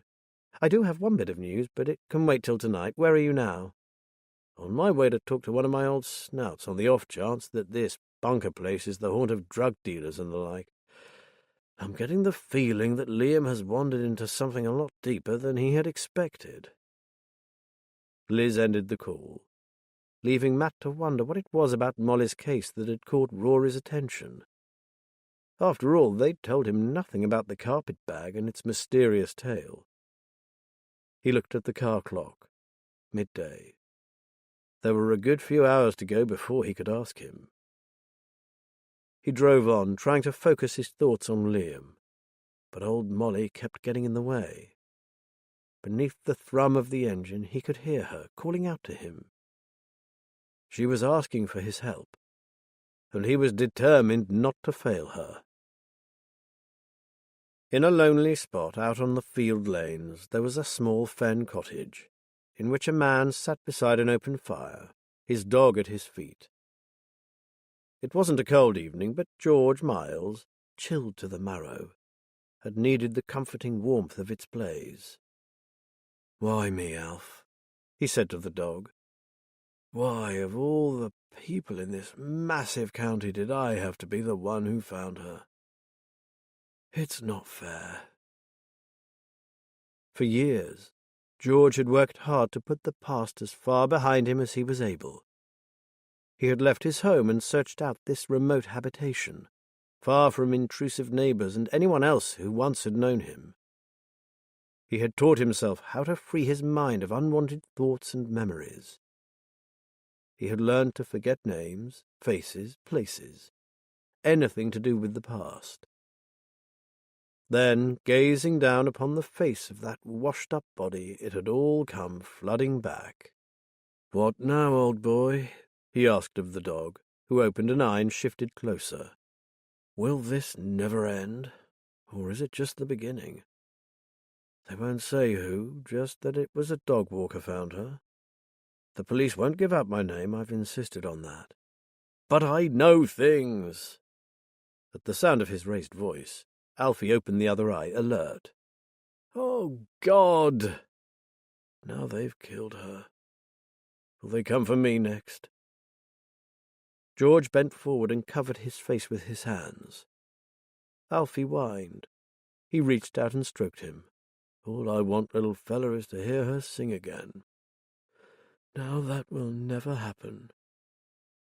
And George Miles wept. The quaint old pub in Loxley Fen, renowned for its local ales and excellent food, was a popular venue. Crammed at weekends, you could always get a table on a weekday evening. They found Rory waiting for them in the car park. David gazed in awe at the lime-green Citroen Dolly. He nudged Liz. "He doesn't drive that thing, does he? It's a museum piece." "And his pride and joy," she returned quickly. "So be nice about it, lad." The four of them went inside and found an alcove table far enough away from the busy bar to be able to hold a conversation without shouting. They ordered without lingering over the menu and straightway got down to business. Observing her dinner companions, Liz experienced a sense of unreality. 2 retired police detectives, the Home Office pathologist no less, and a university student, all drawn together by the death of a nameless street dweller. It was as if Molly herself hovered above their table, pointing at the clues she had left for them and waiting impatiently for a solution. Rory cleared his throat and took a sip of his tonic water. "You know, every so often my immense brain gets sidetracked from the scientific problems it is engaged in, and applies its genius to one that is more, well, esoteric. The moment it came to my notice that a body had been found, I had a premonition. Yes, a premonition. I knew this was going to be no ordinary case. I did not see that poor woman in the water as just another murder victim. I saw someone crying out for justice." Liz felt a shiver run down her spine. That was exactly the way she too had felt. She saw David and Matt both nodding eagerly. "And, my dears, when I heard that nasty little boy detective referring to her as some old dropout, well, I felt positively homicidal." Rory rolled his eyes. "At that point I decided to liaise directly with your good selves, and protocol be hanged. By the way, Matt, I seem to recall that you were referred to as some old private eye bloke." Liz gave a snort of laughter. They chatted about this and that until the food was served. As soon as the waitress disappeared, Rory asked, "So, what do you know about Molly?" Liz sighed. "Not enough, although David is making headway. You see, Molly left us a present before she disappeared." She looked at David. "Tell Rory what your daunting task is all about." David explained about the bag and his attempts to make sense of its contents. "All I know for sure is that somehow she found herself in danger, both she and someone else. I get the impression that she was a teacher. You can tell from the way she wrote that she was highly intelligent, which the few people she spoke to have confirmed. We're not even sure when the events she wrote about took place, except that one short piece is dated 10 years ago," Liz said, sprinkling salt on her French fries. "But something I haven't even told Matt about yet is that Molly was the night singer."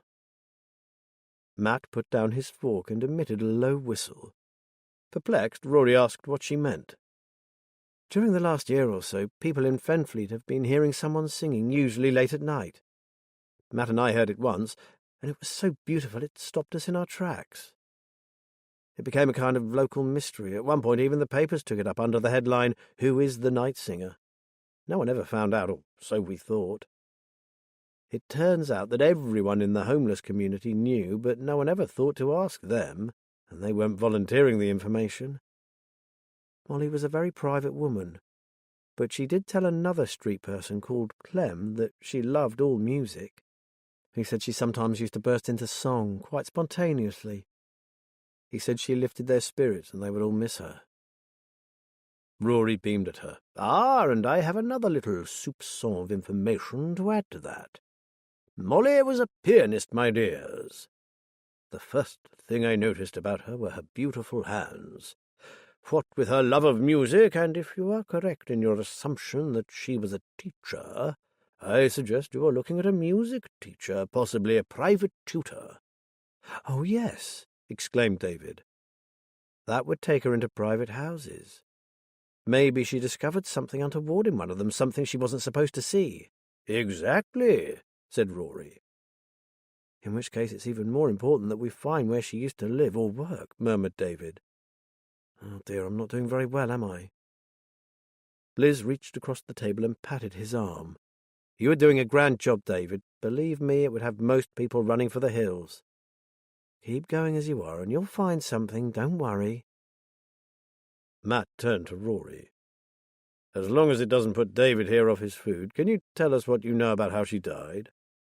I hope that's not an inappropriate question, given our unofficial status." "I sometimes have an unfortunate tendency to talk to myself. If you should overhear me, that's nobody's fault, is it?" Rory gazed thoughtfully at his plate of scampi.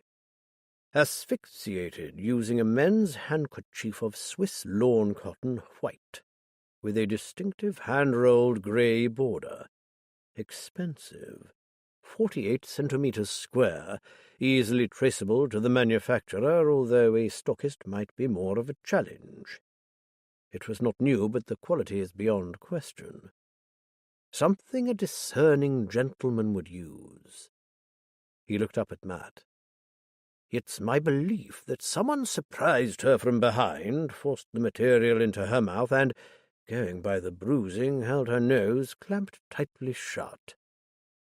She fought, but wouldn't have stood a chance." They all fell silent. It must have been a horrible death, fighting for breath against hopeless odds. Liz felt it viscerally. She took a large gulp of water. Rory glanced at her. "On a happier note, I've revised my opinion of her age. I don't think she was nearly as old as she seemed, and in her younger days she was probably quite a beauty. She had fine, shapely bone structure. Rough living no doubt aged her physically, though she must have been incredibly strong mentally to have survived as long as she did. I take my hat off to her. That woman deserves all our best efforts to redress the terrible injustice done to her." Matt lifted his glass. "To Molly. And to the 3 musketeers, not forgetting the Countess d'Artagnan, of course," added Rory. An elite band righting wrongs and fighting for justice. They turned their attention to their food while Liz told Rory about the gold ring, the missing sleeping bag containing a letter from Molly, along with Clem's quest to get it back.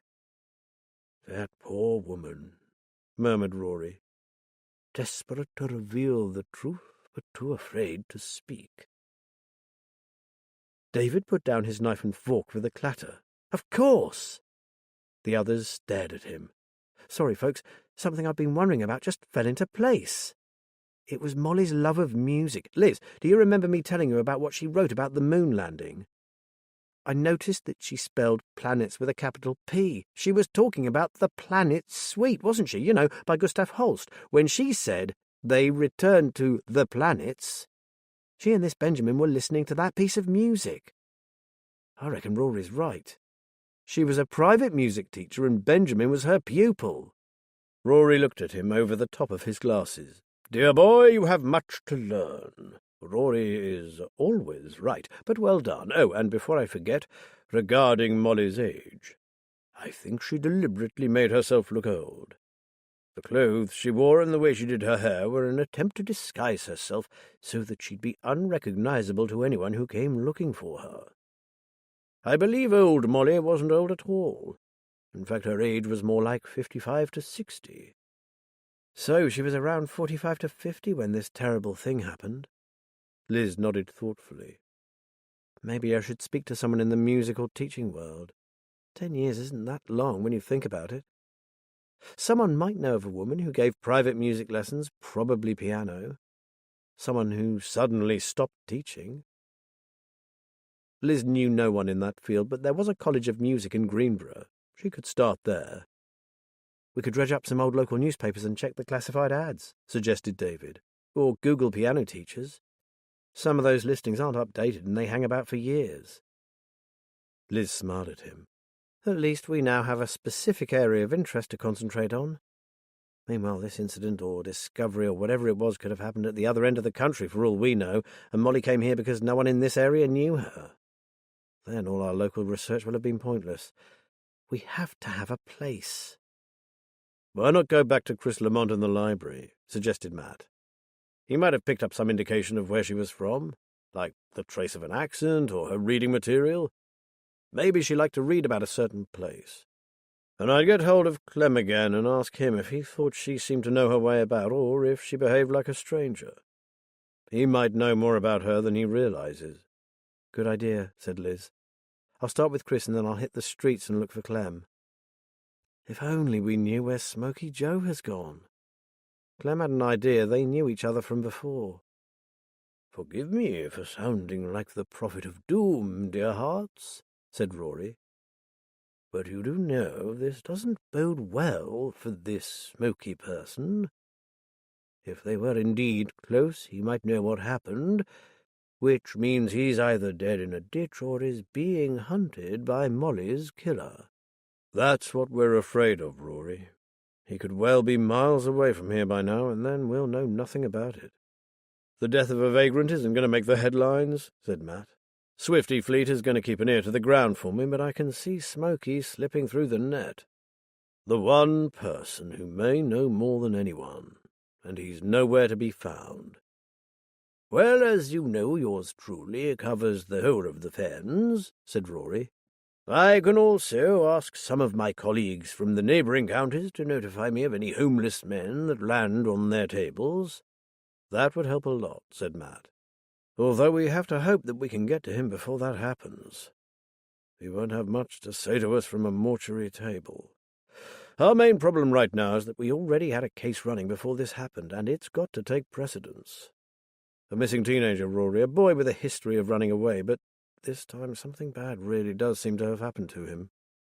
"Well, I hate to say this, but perhaps you should give me a description, just in case.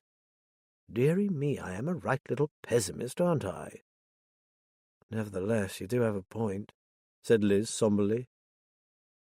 Matt dived into his inside jacket pocket and produced a photograph of Liam. "It's fairly recent. He was last seen wearing denim jeans, a white T-shirt, and a grey and black hoodie with a designer logo on the back. He had on black trainers. The parents weren't sure of the make, but his sisters think they were Nike.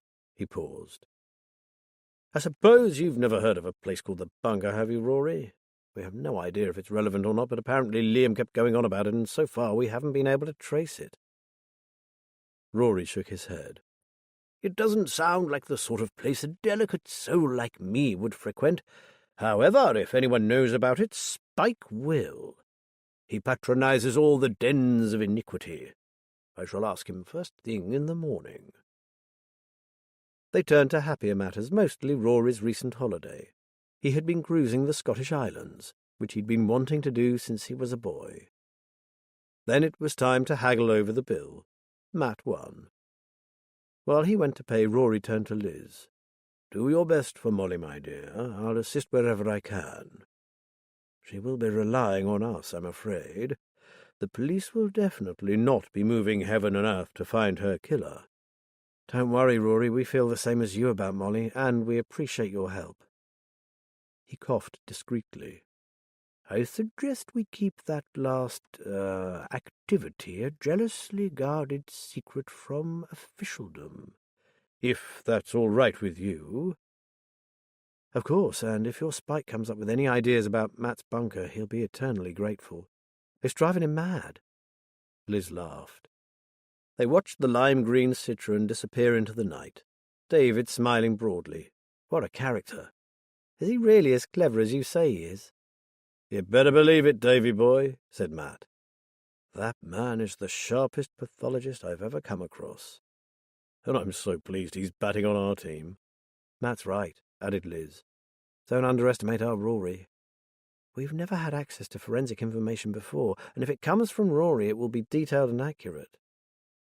Rory's help could be key to finding who killed Molly and why. We just need a bit more information from that bag of writings. David made a face. Then I'd better pull my finger out and find us a location, hadn't I? That's the plan, lad, said Matt gravely. Because if I have to ask Liz to help me with finding Liam, Molly will be relying solely on you. David rolled his eyes. Oh, great. No pressure, then. Chapter 8. Una steadily made her way along the edge of the watercourse, the shovel of the bobcat rising and falling as it scraped silt and mud and other detritus from the base of the ditch. Most people considered ditch clearing to be mind-numbingly boring, but she found it deeply satisfying. Watercourse maintenance was the responsibility of every landowner in the county, from massive farms to small plots. Anywhere that had a ditch, a dike, a culvert, or any other form of watercourse bordering their land. With the aim of assisting farmers to do this work, her grandfather had set up the small business with just a few pieces of basic machinery almost 4 decades ago. Now they were one of the most successful companies in the Fens, and granddaughter Una Johnson their most experienced engineer. She had been working since first light and was now in need of something to eat. 10 more minutes and she could take a break and have a late breakfast. The stretch she was working on wasn't that bad, mostly silt and a few minor blockages, nothing too arduous. At the junction with the next field, she brought the bobcat to a halt and reached for her lunchbox and flask. She poured a beaker of hot tea, took a large homemade sandwich from the box and gazed out across the vast expanse of fields. Mornings on the Fens was the best time to be out. When the rumble and clatter of her bobcat fell silent, peace descended upon the vast expanse of land. Beneath the huge canopy of sky, a breeze swayed the rushes. Somewhere a bird called. Una munched contentedly on her sandwich, at one with her surroundings. She was pleased to be able to care for the land in this way. It was important work. They did their best to limit the impact on wildlife by doing the bulk of their work during the autumn and winter months. They also advised farmers not to clear entire ditch lengths in a single year, but to work a rotation system that would allow local wildlife to recolonize the recently cleared ditches. That was what she was doing today. At the junction of the 2 watercourses that flanked the fields, she would leave the stretch to the left and begin the one on the right, along the second field. Una was about to start the bobcat when something caught her eye. The next length of dike was a bit more overgrown than the previous one, with patches of vegetation that had grown right down into the water. Most of these plants were no problem. The grabber would make short work of them. But it was important to make sure that it wasn't an invasive, non-native species that, if left unchecked, would choke out the native plants and reduce their value to wildlife. It wasn't so much the vegetation that bothered her now. It was something else. An object protruding slightly from the foliage. She muttered a curse. Why people insisted on driving miles out into farmland to dump their rubbish while the local tip was closer at hand never ceased to amaze and irritate her.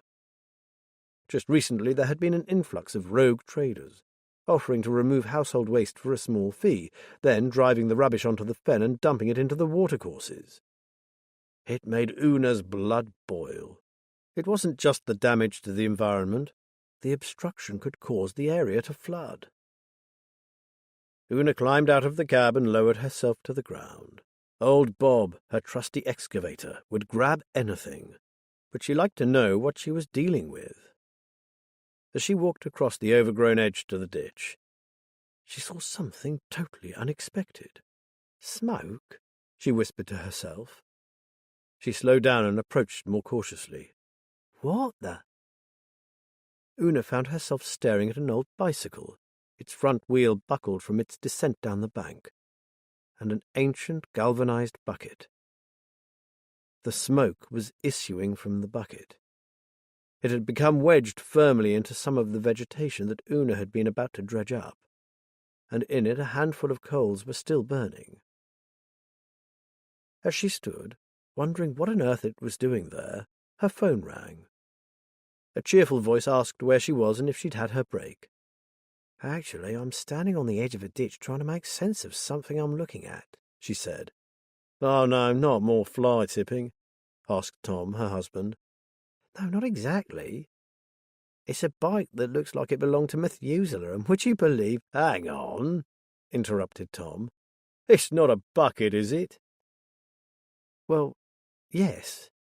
How on earth did—" "Where are you, babe? I mean the exact spot." "In the fields on Ravens Lane, about a mile from Jim Campbell's farmhouse. But what's this all about, Tom?" "I'll see you in around 15 minutes. Just hang on there, would you? And do me a favour, don't touch anything, okay? Especially don't let old Bob get his jaws around anything." After she'd ended the call, she went back to the bobcat and poured herself another beaker of tea. What on earth did Tom want with a bike and a bucket? He was a police sergeant, for heaven's sake. He wasn't going to turn out for a bit of dumped rubbish, and anyway, it was the council's problem, not the police's. And how did he know about that bucket? "The bunker? What do you want to know about that for, Prof?" Spike asked. "It's been mentioned in dispatches, Petal, so I was wondering, dear Spike, since you frequent, how can I put it, a rather different sort of milieu to mine own, you may possibly have heard of it." I'm not sure if I can be of much help there, Prof. I don't even know if it really exists. I've always thought it must be one of those urban myths." Spike placed a liver on the scales and called out the weight. "What's the interest, Prof? Who was asking about it?" "A friend of mine, and it's to do with a missing teenager. So, if you wish to escape the wrath of Wilkinson, tell me what you know about it." "Well, for a start, no one seems to know where it is or even what it's about, but it's of great interest to teenage boys." "So, there could be a link between a missing 16-year-old and this mythical place?" asked Rory. "Quite probably," said Spike, and continued with his innards. "Look, if it's important, I'll have a word with a bloke I know. He runs a local youth football club. If anyone's heard about it, Ewan will. The kids he coaches chatter and he listens. I'll give it a try for you if you like." "I should be eternally grateful, sweet Spike, and the sooner the better if you wouldn't mind. My friend is extremely anxious about this missing youth. A lad called Liam Cooper, by the way, and he fears for his safety." "Okay," said Spike. "I'll give you a call at break and try to check him at lunchtime. He's the manager of the sports shop in the high street, so he's not far away." Passing Spike another internal organ, Rory said, "Look, I can finish off here. Ring him now, and if he can see you, go straight away." "It must be pretty important, then," said Spike. "OK, I'll see what I can do." Rory continued with the post-mortem. After a couple of minutes, he saw Spike wave from the doorway. "I'm off there now, Prof. Won't be long."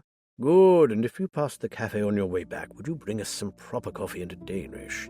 And I'll reimburse you when you return. Good luck with your mission."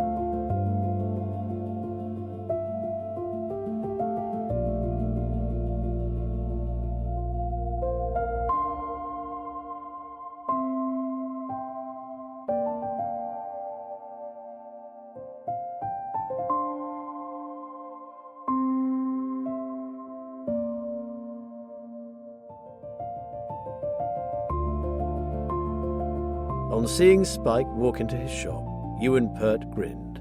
"I finally convinced you that you'd make a great coach for the under-11s." "Sadly, no, and as I have 2 left feet, it's probably for the best." "Oh well, can't say I didn't try." Ewan glanced behind him. "Michelle, watch the till for me, please. I'll be in the back office if you need me." A wafer-thin girl in a black Reebok T-shirt acknowledged him with a wave and sauntered up to the till. "OK, Ewan, I'll finish the pricing later." In the office, Ewan flopped down at his desk and indicated the only other chair. "So if you're not offering a coach, why the visit? Everything all right, is it?" Spike liked Ewan. He was one of life's decent people, someone who always had time for others. Plus, he was a brilliant sportsman and very happy to share his skill on the football field with anyone who wanted to learn, especially the young. "I'm fine, mate. It's my boss. He's worried about a missing kid. A boy called Liam Cooper. I know Liam, though not well. He's a bit of a handful. I once tried to get him to join the football team because he's a strong kid, but he wasn't interested." "Missing again, is he?" "Again? Must be the 3rd or 4th time, I reckon." Ewan shook his head. "His poor parents. They even hired a private detective to go after him." So that's why Rory was interested, thought Spike, knowing who the private detective must be. Well, apparently the people that are looking for him think something bad may have happened to him this time. Ewan grunted. "Crying wolf, as they say. One thing I can tell you is that Liam isn't the streetwise kid he makes himself out to be. He's a cocky little bugger, a bit of a prat, to be honest." He sat back and clasped his hands behind his head. "Sorry, but I can't help you there. I haven't seen him for months." "It's not Liam himself I wanted to ask you about, actually. Apparently, just before he disappeared, he was going on about this place called the Bunker. It seems nobody knows anything about it." "Oh." Ewan leaned forward, frowning. "So you know it then," said Spike. "Come on, tell me. It could be really important." "Listen, this is all word of mouth, and mainly from the kids, so don't take it as gospel," said Ewan. "Sure," said Spike, "and your name won't come into it if you're worried about losing the trust of your young'uns." "I appreciate that. It's taken some of the boys and girls I'm working with a long time to come round to opening up to me. I can't risk losing that." He put his elbows on the desk.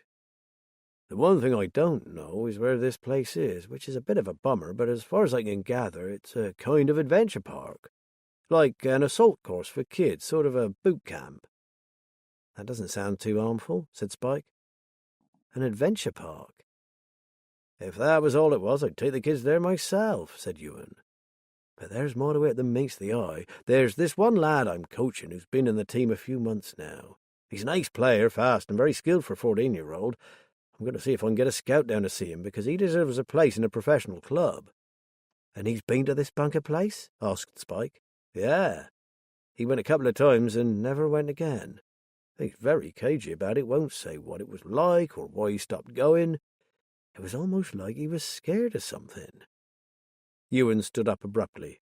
"I'm going to grab a coffee. Want one?" Yes, please. This was getting interesting. Ewan made the coffee, handing Spike a mug with a football club logo on it. I'm not giving you my lad's name. Let's just call him Toby. It's taken me forever to get anything out of him. He glanced briefly at Spike, who nodded. The first thing you need to know is that there's a certain kind of kid who gets to hear about this place. They are all either tearaways or from homes where the parents don't give a toss about what happens to them. Toby's dad is an alcoholic and his mum did a runner years ago. That fits in with this Liam kid, doesn't it? Added Spike. He's got a good home, but he's wild and prone to running away. Exactly. Now, no one knows where the bunker is because anyone who wants to go there is collected by car. Well, a van, actually. They're bundled in the back and told they're going on a mission to a secret location. Ewan shook his head. They think it's the coolest thing ever. How do they know where to meet this van? Asked Spike. Clearly someone does their homework on these kids. Only the type I've described are selected. The ones who've been chosen are approached by this friendly older guy who asks them if they'd like a free, fun day out, no strings and no payment involved. If they say yes, they're given a date and a time to be picked up. The next time they go, they're sent a message. He tapped the mobile phone on his desk. Time and place. What is this place like? Did Toby describe it? It's a mini assault course, you know the kind, Spike, where you swing, climb, crawl, jump, and sweat your way over obstacles, up nets, and through mud and water. There are instructors on hand, keeping an eye on them and giving out advice. Toby said that to start with, it was brilliant. And he went back? Yeah, and it was more of the same, but this time Toby noticed that a couple of the kids from the van were taken off to a big barn, away from the others. When it was time to be taken home, these kids went back with them, but he reckoned they looked kind of different. Ewan shrugged. Don't ask me what he meant. He couldn't say more than that they seemed cagey, as if they knew some big secret and he wasn't included. He probably wouldn't have made too much of it, except that he overheard what the two kids were saying to each other on the way home, and he didn't like what he heard. This was beginning to sound sinister. Ewan had obviously guessed where his thoughts were going. Don't get ahead of yourself, Spike. I don't think whoever is running this thing is a pervert, but there is definitely a dark side to it. I've been thinking about what Toby intimated, and I've come to the conclusion that someone is vetting these kids with a purpose in mind. From what Toby said, they pass through 3 stages. The first is the adventure course, probably to assess their fitness and determination. If they show sufficient aptitude, they're taken to the barn, and from what Toby overheard, they go before a selection committee. He heard one of the boys refer to it as a sort of who dares wins. Spike let out a low whistle. But what's the aim? You said there's a 3rd stage. Ewan shrugged. I have no idea what that might be. Whatever it is, it has to be something heavy, or why all the secrecy? And the kids don't talk about it openly. That's weird in itself, said Spike. I'm certain they had the frighteners put on them, said Ewan. That or they were talked into believing that they were part of some really cool secret organization. Hell, it made me so angry to think that Toby almost got caught up in it. He's got a great future ahead of him, and he might have blown the whole thing. I'm desperate to find out more about it, but I daren't question my kids too closely and risk losing their trust. Right now, we make a pretty good team. I get that, Spike said. I'll tell my boss what you said, but I won't mention any names. It sounds to me like Liam could well have got himself mixed up in it. Ewan glanced at his watch. Well, mate, I'd better get out on the shop floor. I've got a rep calling in a little while. Keep me updated, won't you? The thought that someone is taking vulnerable young people and messing with them, it makes my blood boil. Spike stood up. I'd better get back too. By the way, I suppose you haven't mentioned this to the police? Ewan shook his head. What could I say? No kid was ever going to come forward, so they'd just dismiss it as a waste of time. Probably. Well, thanks for the coffee. I'll let you know what comes of it. Spike had just turned to go when Ewan said, If stage 1 is the playground and stage 2 is the barn, stage 3 must be the bunker. Liz found Clem in the churchyard giving Gunner a run, and inferred from his gloomy countenance that he still hadn't found the sleeping bag. She handed him a sandwich she had made before leaving Cannon Farm and sat down next to him on the stone seat. "I'm here to pick your brains again, old friend," she said softly. "Not much left to pick these days, D.S. Haynes." It appeared that she would always remain D.S. Haynes to Clem. "I've got some of the others looking out for that sleeping bag," he said dejectedly. "But we reckon it was a drifter took it, so it's goodbye to that letter, I'm afraid." Clem stared into the middle distance where his dog played among the gravestones. "And goodbye to the one thing that could have told you why she was murdered." "We'll find out anyway, Clem. With or without that letter, we won't let it drop until we get an answer," said Liz, with more assurance than she felt. "Now, can you tell me anything more about her? Like, do you think she was a local or an incomer?" He thought about this. "I reckon local, although her education had knocked the accent off her. She sometimes used fen expressions that anyone who wasn't born here wouldn't know. Now I think about it, she knew her way around the county, too. You'd only have to mention the place and she'd know where you meant. Yeah, she was definitely from these parts, she just never said where." That was something, Liz supposed. What about her music? Did she ever say where she learned to play? "She never even told us she could play, but we guessed." He smiled for the first time since Liz's arrival. "She sometimes used to sort of play tunes in the air, you know what I mean, like she was playing a piano." The one time I heard the night singer, she was singing a popular song. Was that the sort of music she preferred? Liz asked. "Oh, no.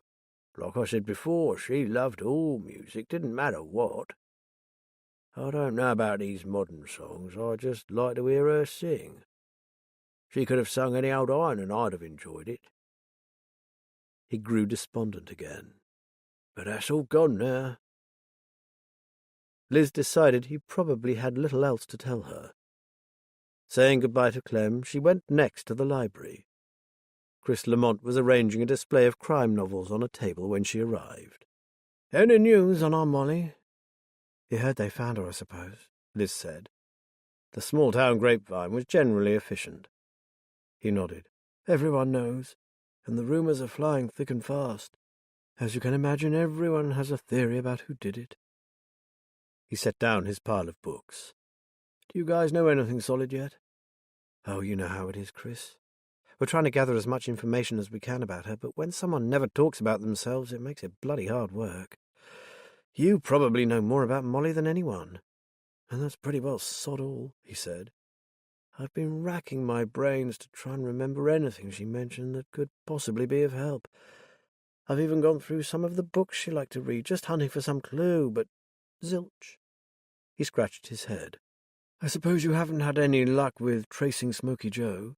"Sadly, no," said Liz. "He's disappeared off the face of the earth.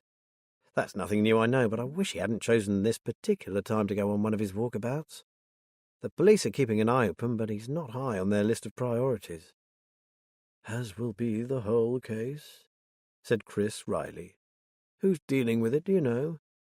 DCI Anders was pretty hard pushed to find anyone who wasn't up to their necks in other serious cases, so I'm afraid it's DC Darren Norton," she said gloomily. "Oh, shit. The Chief Super's darling grandson. I can't see Golden Boy Norton putting out all the stops for a bag lady, I have to say." "All I'm going to say is that it's probably a good thing Matt and I have picked it up. Oh, and I have my nephew working with us. He's sifting through Molly's bag as we speak. David's no Darren Norton. He's well up for the challenge." "Thank heavens for that," Chris said. "Chris, you said you were looking at the books Molly read," Liz added. "What were they?" "Come into the reference room and I'll show you." Chris led the way into a small room lined with bookcases, with a reading table and a long casement window looking out over the gardens at the back of the library. "This room isn't much used, so I'd pop Molly in here with a cuppa and let her read for as long as she liked. At first I was a bit careful what she handled, giving her books that had seen better days, but I soon saw that in fact she was far from dirty. I noticed, too, that she had these fine, graceful hands. She handled the books better than most of the other readers we get in here." "We believe she might have been a music tutor, a pianist to be precise," said Liz. "Oh, well, that answers a few questions," said Chris, running his hand along one of the shelves. "Ah, got it." He took down a hefty volume and handed it to Liz. The title read, Frédéric Chopin, a biography of his life and times. She loved this book, said Chris, pulling out 2 chairs, to the point where I offered to give it to her. I said I'd report it as damaged and request a replacement copy. She declined, but thinking back on it now, she said something a bit odd. She said, "Thank you, I appreciate the offer, but I can't accept it. Just remember that this book is important. This book is my favourite and it's special." I didn't think much about it at the time, but looking back, wasn't that a slightly strange thing to say? Liz stared at the book in her hands. Molly seems to have been very fond of leaving clues for us, so maybe... She flicked through the pages, half expecting something to fall out. Or maybe not. She closed the book again. Perhaps it really was only a favourite book because she loved his work. Chopin was a child prodigy, said Chris. He was composing complex pieces at the age of 6, and at one point in his short life he was a piano tutor. Perhaps there's a link there if she was a gifted musician herself. Liz didn't answer immediately. She was thinking of the ring, the letter hidden in a sleeping bag. This book had to be significant. Can I borrow it, Chris, just in case it turns out to be relevant? Of course, I won't stamp a return date on it. Keep it as long as you like. It's hardly a popular volume. With the book under her arm, Liz left the library, returned to her car and rang David. "Just touching base," she said. "If all is well with you, I'm going to head directly to the School of Music in Greenborough. Someone there might know something about private tutors that were around a decade ago." He was fine, he said, but wasn't she overdoing it? He offered to go with her and drive if necessary. Touched by his concern, Liz nevertheless assured him that she was having a good day, and that Greenborough wasn't far. She would be back home by 1 p.m. unless she found any more leads to pursue. As she drove out of town, she received a call from Matt. For once he sounded upbeat about the case, having had a call from Rory with info on the bunker. "It exists all right, Liz. At last I know it's not a crock of shit and that I'm not wasting my time. I have a very strong feeling that Liam and the bunker are connected. It's a step forward, even if I'm not sure in what direction." She told him of her plans, and they agreed to try to get home by 2 p.m. for a late lunch and a catch-up. David would need a break from those papers, that was for sure. "Poor kid," said Matt. "Rather him than me. Tell you what, Liz, let's treat him to a slap-up dinner at Bernie's place tonight. He really enjoyed his meal at the Pear Tree last time he stayed with us. What do you say?" "Shall I book, or will you?" she returned immediately, pleased at the prospect of not having to cook. "Although I suspect you have an ulterior motive. You reckon Bernie might have some inside info on the bunker, do you?" "Let's just call it 2 birds with 1 stone. I'll ring him directly. See you later, and don't forget that I love you." As if I could. Love you too. Smiling happily, Liz took the road to Greenborough. Chapter 9. Over at the other side of the CID room, DCI Charlotte Anders was holding an animated discussion with a couple of other detectives. As soon as he spotted her glance over at his workstation, DC Darren Norton put his head down and pretended to be deeply engrossed in a document on his desk. She left the 2 officers and made her way towards him. He could almost feel the temperature drop as she approached. It was obvious that she disliked him, and the feeling was mutual. Not that it mattered. With his connections he was almost fireproof. "Where are you with Molly's murder, DC Norton?" she asked curtly. "Any progress?" "I've spoken to the pathologist. I'm waiting on his post-mortem findings. I also had a call from the private detective agency. We will keep each other updated, Ma'am, but there's nothing yet." "Any news on the ring and where it came from?" He frowned, puzzled. Ring? What ring? The bag of letters, then. This meant nothing either. "Sorry?" "You said you'd spoken to the private detectives. Have you actually gone to see them? Are you aware of what they have to date?" Her voice rose. "You do know the meaning of the word liaise, DC Norton, don't you?" When he didn't answer, she said, They know a great deal more than you do, Detective, and why is that? Because they are committed to finding who killed that unfortunate woman, as you should be. As things stand, you are not convincing me that that is the case.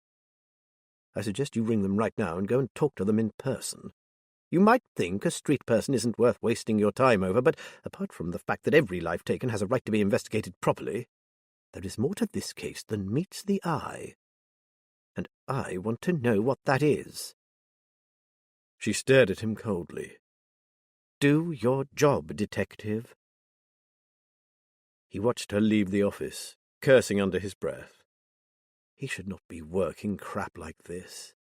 He should be with the team running the big drug smuggling investigation, not trying to find out who topped a vagrant. Who bloody cared? It was just one less to step over in the street. Even so, he did wonder what Anders meant by more to it than meets the eye. With a grunt of annoyance, he picked up the phone. He could do without another bollocking from that woman, especially not in the CID room. Luckily, no one seemed to have noticed. At least she'd kept her voice down. Better get genned up on this poxy ring and bag of letters, whatever they were about. Then he wouldn't get caught out again. If he'd disliked Anders before, he really hated her now. Maybe it was time for a few well-chosen words with Grandad. The bloke answered. "Hello, Matt Ballard here." Norton tried to muster a pleasant tone. "Oh, yes, DC Norton here. I was wondering if it would be convenient for us to meet for a catch-up, maybe later today." "I'm just on my way home, Darren. We could meet there if you like. Say 3 p.m. Liz should be back by then. Do you know Tanner's Fen? Well, we're at Cannon Farm." "I'll find it," Norton said, not having the slightest idea where Tanner's Fen was. "Well, don't rely on your sat-nav, or you'll probably end up in the wash. We're a mile outside the village and close to the sea bank. See you then." "I can hardly wait," muttered Norton when he'd put the phone down. It seemed to him that there were two ways of dealing with this. One was to try and clear this poxy pseudo-investigation as fast as possible and get on to something worth doing, or let the private dicks do the work, and he could put his feet up. If they came up with anything useful, he would record it as a finding of his. But right now he had no option but to go out to Tanner's Fen. He might as well see what they'd dug up, then decide how to play it. Meanwhile, he had a good 2 hours before he needed to leave, so he slid out his iPad from beneath the papers on his desk and continued playing Call of Duty. Matt pulled up outside his front door and was about to lock the car when his phone rang again. "Look," said Charlie Anders without preamble, "I'm fully aware that my choice of officer to handle Molly's case wasn't exactly inspired, and I'm sorry about that, but shit, Matt, everything else is tied up tighter than Houdini." Matt laughed. "I remember that feeling well, Charlie, so don't apologize, even though I must admit to being less than enthused by young Norton's attitude." "I can imagine," she said testily. "But believe it or not, I do have method in my madness. For one thing, he thinks he's safe from scrutiny. But there have been several complaints about him, and I don't intend to brush them under the carpet, Chief Super's grandson or not. If you don't mind, I'd like a report from you on how he discharges his duty. It needs to be acceptable at the very least." "Of course. I'll make sure we monitor his progress for you. I'll be sending you regular updates on our findings anyway, so I'll add a report on his performance." "I'd appreciate that, Matt," said Charlie. "My other reason for using him is that if he could just lose these delusions of grandeur of his, I think there could be a bright young detective lurking somewhere beneath that arrogant exterior. I'm hoping that working with someone of your experience on an investigation of his own, he might just rise to the occasion." "I didn't have you down as an optimist, Charlie," said Matt. "But leave it with me and Liz. We'll do all we can to drag the best out of Norton, if we can find it." Charlie laughed. "Best of luck with that. But on a more serious note, this is make or break for that young man, even if he's not aware of it yet. I'll go higher than the chief superintendent if I have to." "Received and understood. Give us a few days to get the ball rolling, and I'll keep you updated. As a matter of fact, Norton phoned me a few minutes ago. He's coming here at 3 p.m. for a meeting." "Yeah, that's because I shoved a rocket up his arse," she said. but let's take it from here. Oh, and thank you, Matt. I appreciate it. I'd hate to lose what might be a good officer, but on the other hand, I will not tolerate a bad apple in my team. So let's see what a bit of the old Ballard-Haynes magic can produce. Deep in thought, Matt walked across to the house. Ballard-Haynes magic, eh? This could turn out to be a harder nut to crack than the very case itself. Liz arrived at the old riverside building housing the School of Music and Performing Arts at around midday. The interior was something of a revelation. The old 3-story wharf had been completely renovated. She saw signs for recording studios, DJ suites, an auditorium and a bar. The 21st century had well and truly arrived in Greenborough. "Hello, I'm Carrie. Can I help you?" The young woman, an identity badge on a lanyard around her neck, looked about 12. Yes, but it's a bit of an odd request." Liz glanced at the colourful posters advertising debut gigs and open mic nights, and her hopes sank. No one in this stylish building would possibly remember anything from before about 2022. The thing is, I'm trying to find a woman who taught piano in this area around 10 years ago or thereabouts. We believe that she became a private tutor, and we are anxious to trace her. She took out her card and handed it to the young woman. "Private detective, oh my!" exclaimed the girl. "What's she done?" "Got herself murdered." "Oh, nothing bad," Liz said. "We'd just like to find out about her history. Is there anyone here, perhaps someone who teaches piano, who might be able to tell me?" "I think you need to talk to Georgia. She's one of the senior tutors and has been here for years. Shall I see if she's free to talk to you?" "That would be great, thank you." About to return to the reception desk, Carrie paused. "Failing that, there's Nathan Venner, a local musician who teaches keyboard. As far as I know, he's lived here all his life. He's a really cool guy. He's still in a band, which is awesome. He doesn't just play keyboard either. He's a classical pianist as well. He's in Recording Studio 3 now, if you want to talk to him." "Why not?" said Liz. "Can you show me where to go?" "I'll take you, no problem." It was quite a walk to the recording studios, which were on the other side of the campus. The light above the door of Studio 3 showed green, so Carrie ushered Liz into a state-of-the-art recording studio where a lone musician was busy adjusting the levers of a digital audio workstation. "Nathan," Carrie said, "have you got a couple of minutes to talk to this lady? She's a private detective." Nathan's eyes widened. "I never did it, honest, Gov."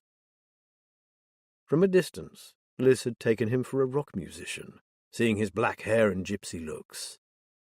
Close to, the grey in his long curls and the creases around his eyes when he smiled told her he was probably in his 50s. He was an attractive man who seemed unaware of it. Liz took to him at once. She introduced herself.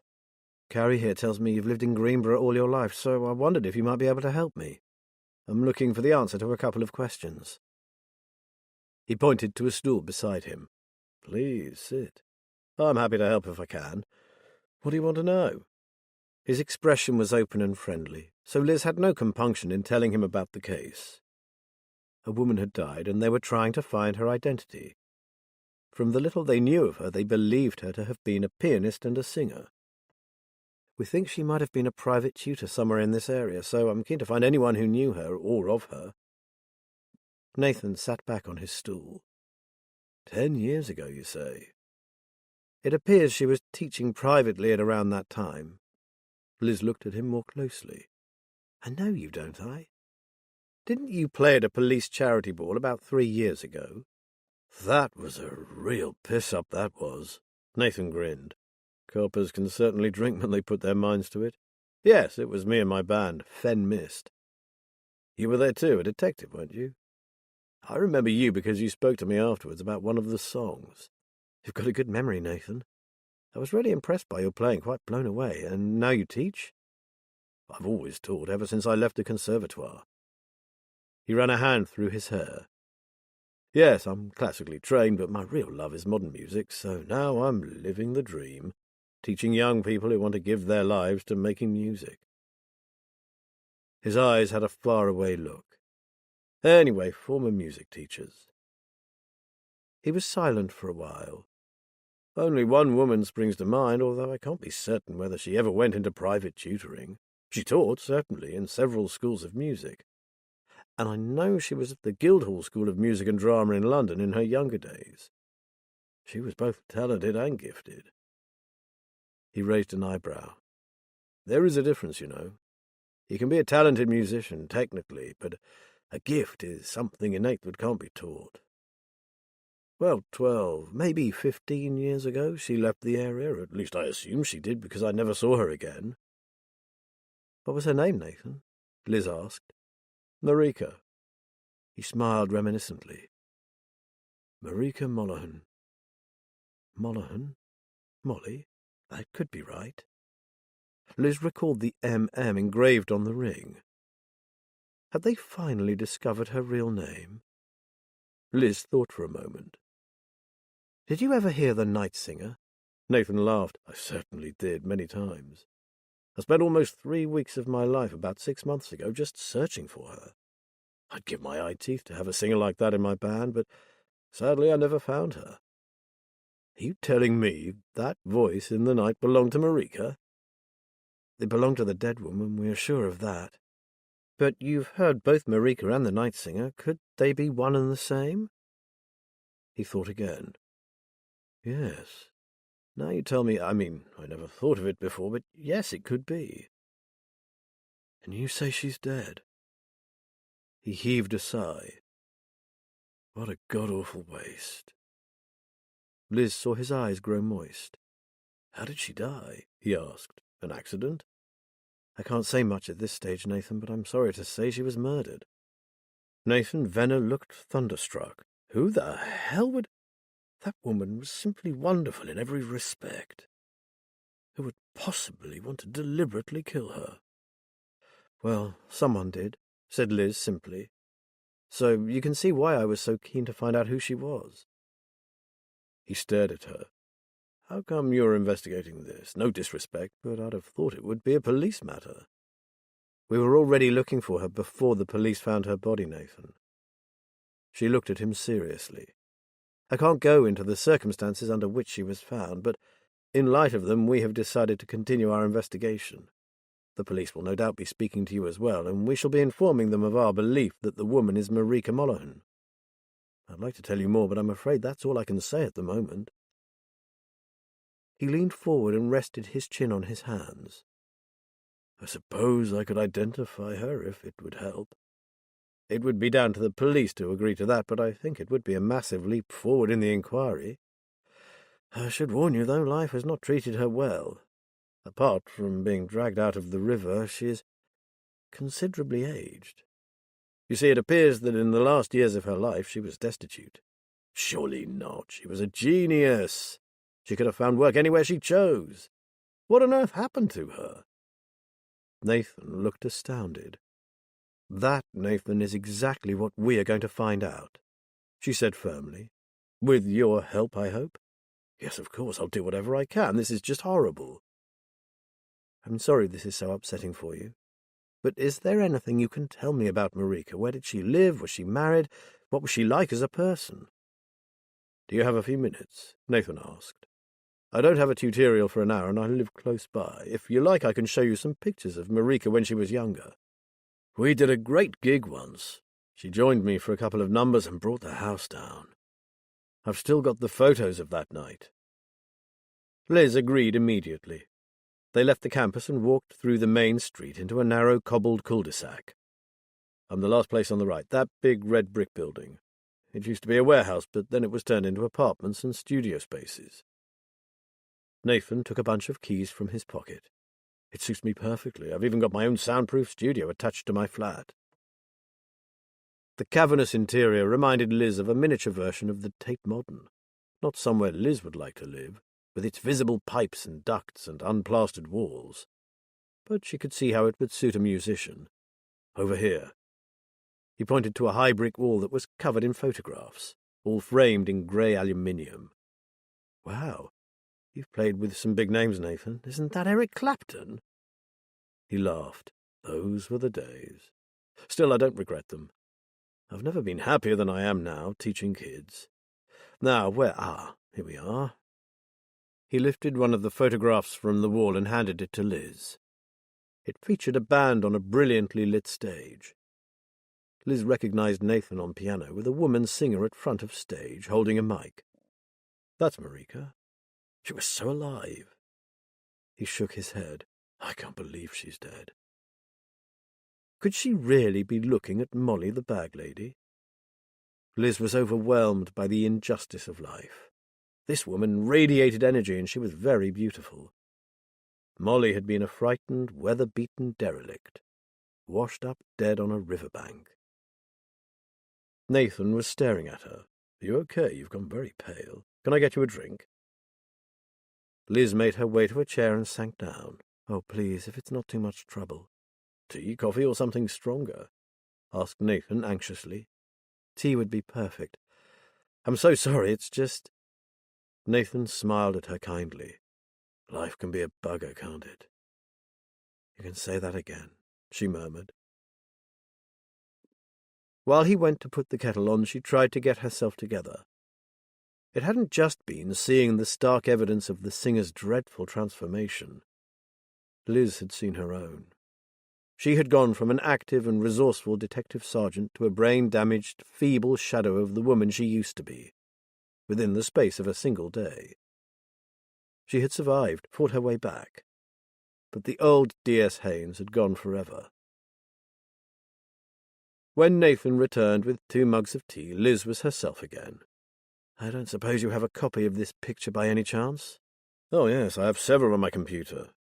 He stood up and walked over to a desk made from a huge slab of wood laid on crossed scaffolding poles.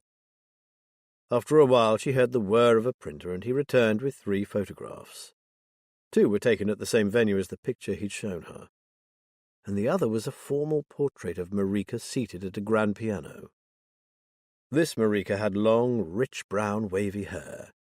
Her prominent cheekbones gave her an elegant, rather regal appearance, but the eyes twinkled, as if she were just about to break into a mischievous grin. This Marika didn't take herself too seriously. What can you tell me about her, Nathan? You mean apart from her skill and her ability to switch between Chopin and Annie Lennox in the space of a bar? How about something more basic? She said, noticing the mention of Chopin. Did she work with you at the college? No, I knew her when we were both on the professorial staff at Trinity Lab and Conservatoire of Music and Dance. I only did a short stint there, but it was a magical time. That's in London, isn't it? Forgive my ignorance, Nathan, but not many coppers, even retired ones, know too much about the music world. Yes, in Greenwich. It was where I realized that I was heading down the wrong path with classical music, so I sidestepped from piano to keyboard. Marika stuck to the classics. Nathan chuckled. But away from the concert ground, she easily rivaled the best women pop singers in the business. I was a little in love with her back then, if only from afar. So where did she come from? Asked Liz. Oh, right here in Lincolnshire, like me. I can't remember where exactly, if I ever knew. She came to the college several times as a guest performer, and she gave a master class once. But then she just vanished from the scene. She gave no performances, she just seemed to disappear. If you say she was a private tutor, then that must have been why, but... He shrugged, puzzled. I can't think why she never kept in contact with the other performers. She was outgoing and so talented that people flocked to hear her. Was she ever married? Asked Liz. Not to my knowledge, certainly not when I knew her. They finished their tea, then Nathan said he should get back to prepare for his tutorial. I really appreciate your help, and I cannot thank you enough for the photos. I know someone who will be able to tell us for sure whether or not our mystery woman is Marika, she said, thinking of Rory. If you give me your number, I'll let you know. Maybe it'll save you from having to go and identify her, which I'm sure would be terribly upsetting for you. She took a card from her bag. Ring me any time if anything comes to mind about Marika that could throw some light onto what happened to her. I want to find her killer. I hope you do, said Nathan vehemently. Whoever it was needs stringing up. He went to his desk, rummaged around in it for a moment, and held up a card of his own. This has all my contact details. I'll give it some thought and talk to a couple of the other musicians who knew her. Liz left him at the campus and set off for home. Her visit to the music school had been a real breakthrough. and she had made a diamond of a find in Nathan Venner. At last, they had a real name for their bag lady. Chapter 10. Matt, Liz and David were having a quick snack lunch. "So we are to expect the charming D.C. Norton at 3, are we?" said Liz, aiming a banana skin at the waste bin. Matt rolled his eyes. "Charlie seems to think there is something deep down in that young man that is worth saving. She wants us to try to inspire him by example. According to her, it's make or break for his career, and she meant it." "I see," Liz said doubtfully. "We can do our best, I suppose, but the last thing we need is another project. We're stretched to the limit as it is, with 2 cases on the go." "We'll just keep an eye on him and note any causes for concern." Matt cleared the plates and put them in the dishwasher. "We do need some link with the police, so I suppose he's better than none.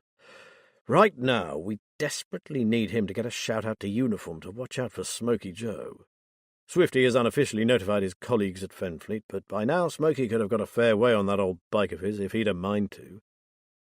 I'd like to think that all the stations in the area have a heads-up to watch out for him." "Shall we take this into the other room?" suggested Liz. "I've got quite a bit to tell you, and I want to hear more about this bunker of yours, Matt." They installed themselves in the investigation room. Matt began by rearranging their whiteboard. Moving the Liam Cooper information to one side, he drew a vertical line down the centre and wrote the name Molly at the head of the empty column. "I'll just scan the photos Nathan gave me," said Liz, "and email them to Rory. By the time Norton gets here, we should have a proper name for her. That's a big step forward.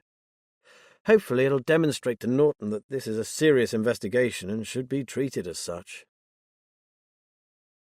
While they waited for Rory to get back to them, they added the rest of the information they'd gathered on Molly to the board.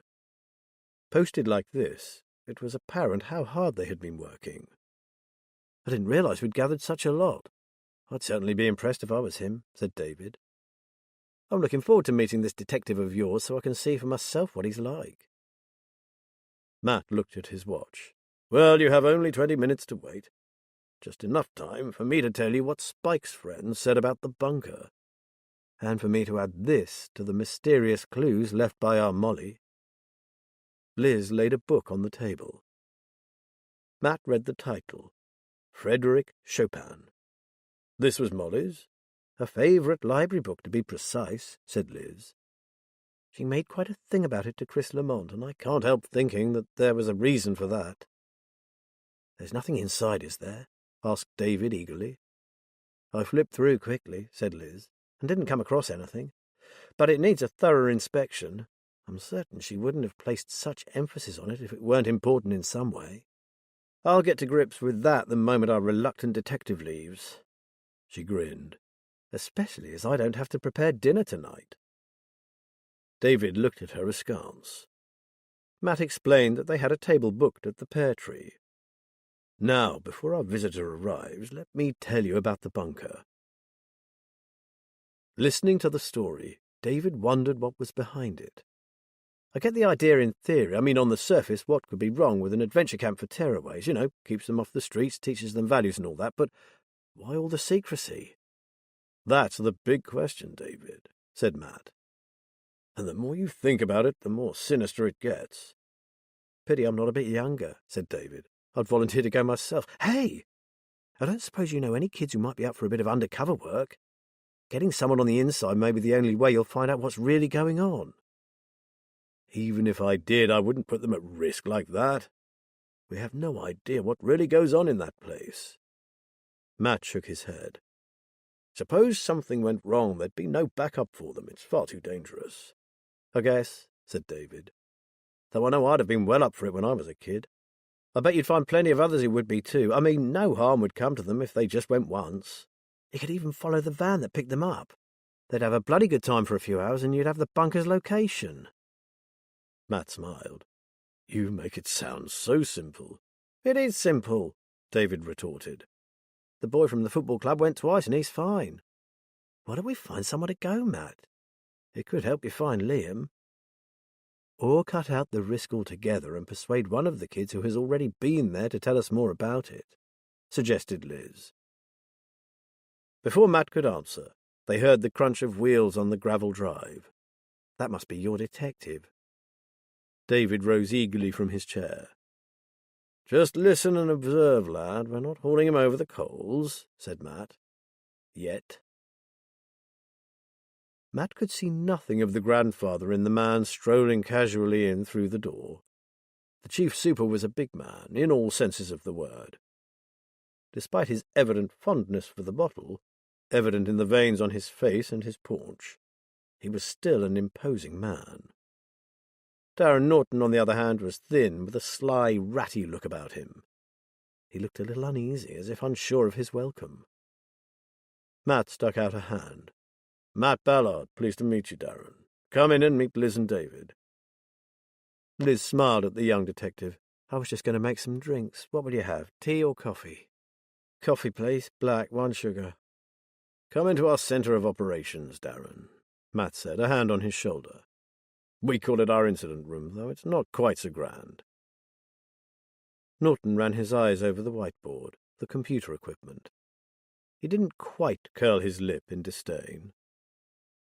He thinks we're playing detective, thought Matt. So it will be down to actions and results. As he invited Norton to sit down, the phone rang. Matt swore to himself. Rory had chosen just the wrong moment to call. Liz, pick that up, will you? He called out, hoping she would understand that he wasn't keen for their visitor to know about their association with the Home Office pathologist.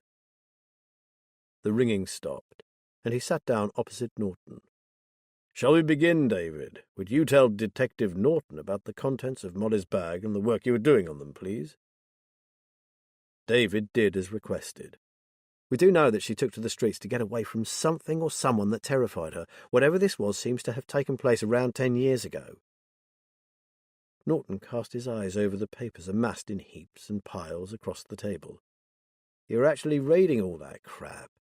Every word, mate, said David, grinning, and I'm building up a pretty interesting picture of our Molly.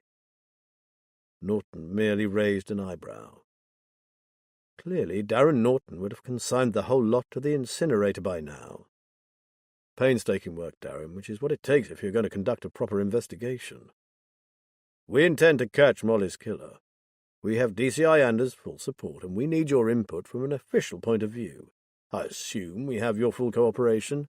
Of course, Norton said unenthusiastically. At that moment Liz came in carrying a tray of mugs. As she set Matt's coffee down, she gave him a very slight nod. So it had been Rory, and he must have confirmed that Marika and Molly were one and the same woman. Okay, Matt began. What do you have to tell us, Darren? Norton shrugged. Very little as yet. Until I get the reports from forensics, it's a bit of a waiting game, really. The pathologist did say that she used to play the piano, as if that would be any help. On the contrary, Darren, said Liz rather coldly. It would help a lot. In fact, if you'd pursued it, that simple observation might have given you Molly's real name. There was a slight pause. Why don't you introduce our detective friend to the real Molly, Liz? Matt said. Liz went over to the printer and picked up the portrait of Marika seated at the grand piano. She placed it on the table beside their guest. Darren, meet Marika Mollahan, a.k.a. Molly, classical pianist, trained at one of the most prestigious conservatoires in the world, held a professorial position at Trinity Laban Conservatoire of Music and Dance, and who also happened to be a remarkable singer. She then handed him the photo of Marika performing on stage with Nathan Venner. That, D.C. Norton, is Molly. Oh, and you might have heard her sing yourself. Molly was the night singer. He took pains to conceal it, but Norton was obviously flabbergasted. Matt gave a soft laugh. Not too shabby for a pair of private dicks, huh? You found all this out in just a couple of days? That and more. Drink your coffee and listen up. Between them they explained about the ring, the missing letter, and the fact that Marika had been a local, but wishing to keep her true identity secret. She had never revealed anything about herself. We think that after she took up private tutoring, added David, she chanced upon something that terrified her. He read out a couple of snippets from the papers in her bag. Phew, breathed Norton. She was frightened, wasn't she? And as it turned out, she had every right to be, since someone killed her, Matt added darkly. And this is where we need your assistance, Darren. He leaned forward. Molly's sole friend and confidant has gone missing. We need you to put out an attention drawn to anyone who has had a recent sighting of an oldish man. He rode an even older bicycle and always carried a bag on one handlebar and a bucket of hot coals on the other. He goes by the name of Smoky Joe. An odd look passed across Norton's face. Smoky Joe, you said? Oh, well, in that case, can you ring PC Jack Fleet? I thought he was having me on, so I wasn't going to mention it, but I saw him as I was on my way out to come and see you. And he said he'd got something for you about a Smoky Joe. Matt pulled his phone from his pocket, pretty sure that if he hadn't brought it up, Swifty's message would have been totally forgotten or ignored. This kid had a lot to learn. Moments later, he was speaking to his old friend. I had a call from an old mate of mine, Matt. His name is Sergeant Tom Johnson from Fenchester Division. Matt recognized the name, and even had a vague picture in his mind of a somewhat rugged, weather-beaten face and a ready smile. He rang me earlier today about an unrelated matter, and I let him know that we were anxious to pick up Smoky Joe. He rang back later, and I'm afraid it could be bad news, Matt. He's dead? Asked Matt, dreading the answer. Missing, his bike and bucket have been found in a ditch on farmland outside Fanchester. But there was no sign of Smoky. Matt sighed. Whatever, it wasn't good news. There's a chance he was knocked off the bike somewhere nearby. That particular fen lane twists and turns, and cars using it as a shortcut drive far too fast, said Jack. I'm up to my neck at present, which is why I passed on the message to DC Norton, or I'd have rung round the hospitals for you. We'll get on to it, Jack, thanks. I appreciate your help. Oh, and where's the bike now, do you know? At Fenchester Nick, I believe, said Jack. If it helps, I'll text you Tom's mobile number and you can talk to him direct. Now, I really must go. Thanks again, mate, I owe you one. Matt ended the call, and on cue the message came through. Soon he was talking to Sergeant Tom Johnson. After a few preliminary salutations, Matt asked Tom if, along with the bike, they'd found a bag containing Smoky's belongings. Yes, mate, and it's dead clatty. It's here with the bike, though I've left the still smouldering bucket for my wife to deal with. Tom laughed. I hope you don't mind me asking, but why did you leave that bucket to your wife? Said Matt. It was her driving the tomcat that was dredging the ditches, mate. She found it. Matt grinned. Ah, I see. Look, any chance of me coming over to Fenchester and taking a look at that bag? We're investigating a case involving a murdered woman, and we know she and Smoky were close. There's a chance she may have given him something which could easily have been overlooked, but if she did, it could help us. Be my guest, Matt, rather you than me. Just don't forget to bring some rubber gloves. Amid gales of Tom's laughter, Matt ended the call. Matt knew he should be concentrating on Liam, but he couldn't leave everything to Liz, and this was something they really needed to follow up. He'd go the moment their visitor had left. He told Liz what Tom had said. I've got this. You concentrate on Chopin. If Norton was confused, which he should be, he asked no questions. Matt turned to him. I have another question for you. We have another case running. He indicated the whiteboard. A missing teenager called Liam Cooper. A misper, I doubt I'll be much help there, said Norton. They really attract the attention of CID. This one will, if he turns up dead, Matt said between clenched teeth. And you'll find that in this case there is cause for concern. The uniform have already received instructions to keep a close lookout for him. But anyway, will you please make inquiries for me about a place called the Bunker, as it seems to be connected with the disappearance of this boy. Norton actually took out his digital notebook and wrote down the names. Okay, it's not something I've ever heard of, but I'll make inquiries. Well, that's a start, thought Matt. And was that a hint of interest in the detective's expression when the Bunker was mentioned? It will be quite a sizable place, probably, since it's supposed to be a kind of adventure park with barns attached. We also believe that it's somewhere close to the marsh. We need a location. Norton made a note of it. Got it. I'll see what I can find out. Is there anything else you need to know about this Marika Molohan? So Matt thought. Norton had shown no interest in a dead bag lady, but a murdered concert pianist was something else. The kid was a snob. I want to know where that lady went after she disappeared from the spotlight. Stop with a musician called Nathan Venner, a tutor at Greenborough School of Music and Performing Arts, and see if you can find where she taught, okay? Darren drained his mug and stood up. Yes, Mr. Ballard, I'll do what I can. He turned to Liz. Thank you for the coffee. I'll be in touch. After he had gone, they sat in silence for a while, no one wanting to be the first to comment on their visitor. Finally, Liz said, Oh dear, I think we've got our work cut out with that one. To be fair, said David, he was way out of his depth. I almost felt sorry for him once or twice. I think you two shocked the pants off him. Well, I'm not sure that'll be enough to awaken the sleeping master sleuth within, said Liz dubiously. Whatever, it had an effect on him, said David. I was watching him while you spoke. I'm still not sure what to make of him, but he left here fully aware that you mean business. He'll also realise that unless he pulls his finger out and makes a contribution, he'll find himself having to answer a whole lot of awkward questions as to why you can achieve so much while his end of the investigation is at a standstill. Despite David's words, Matt still had serious reservations about Darren Norton. There was one thing I noticed. Did either of you see his reaction when I mentioned the bunker? Yes, Liz said thoughtfully. For one moment I thought he recognised the name, though he said he didn't. Maybe it was the word bunker. It does sound rather sinister, doesn't it? Yeah, David said. It makes me think of old military installations or secret underground facilities established by the government. And Hitler's bunker, of course. Matt almost gasped. Something David had said struck a chord. What's the matter, Matt? Liz said. He closed his eyes for a second or two while he tried to get his thoughts in order. Know what? I think I've been looking at this all wrong. I've been imagining this adventure park to be attached to some kind of farm, spread out over a field, with barns and the like. But what if that's not the case at all?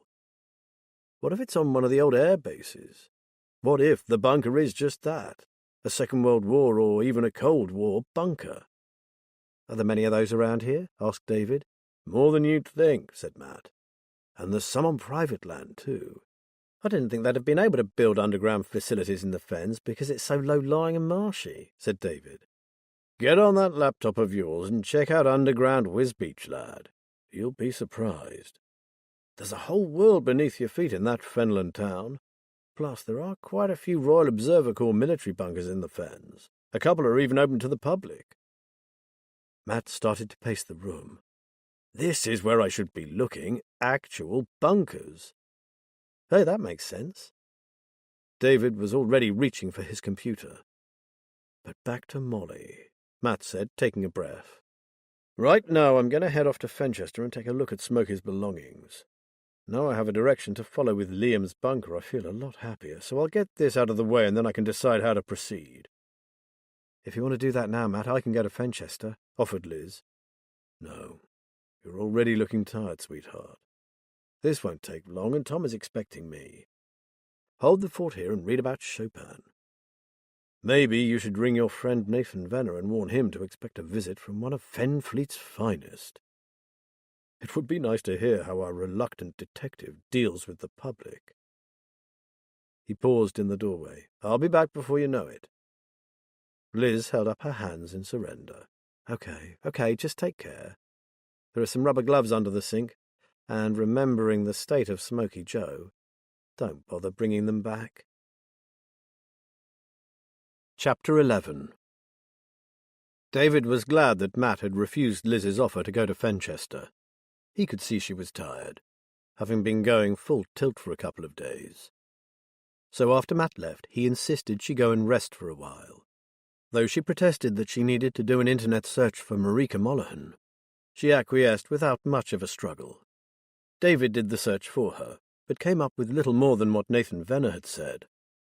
He found old reviews of recitals and a scanty profile, mostly listing the various conservatories she had attended.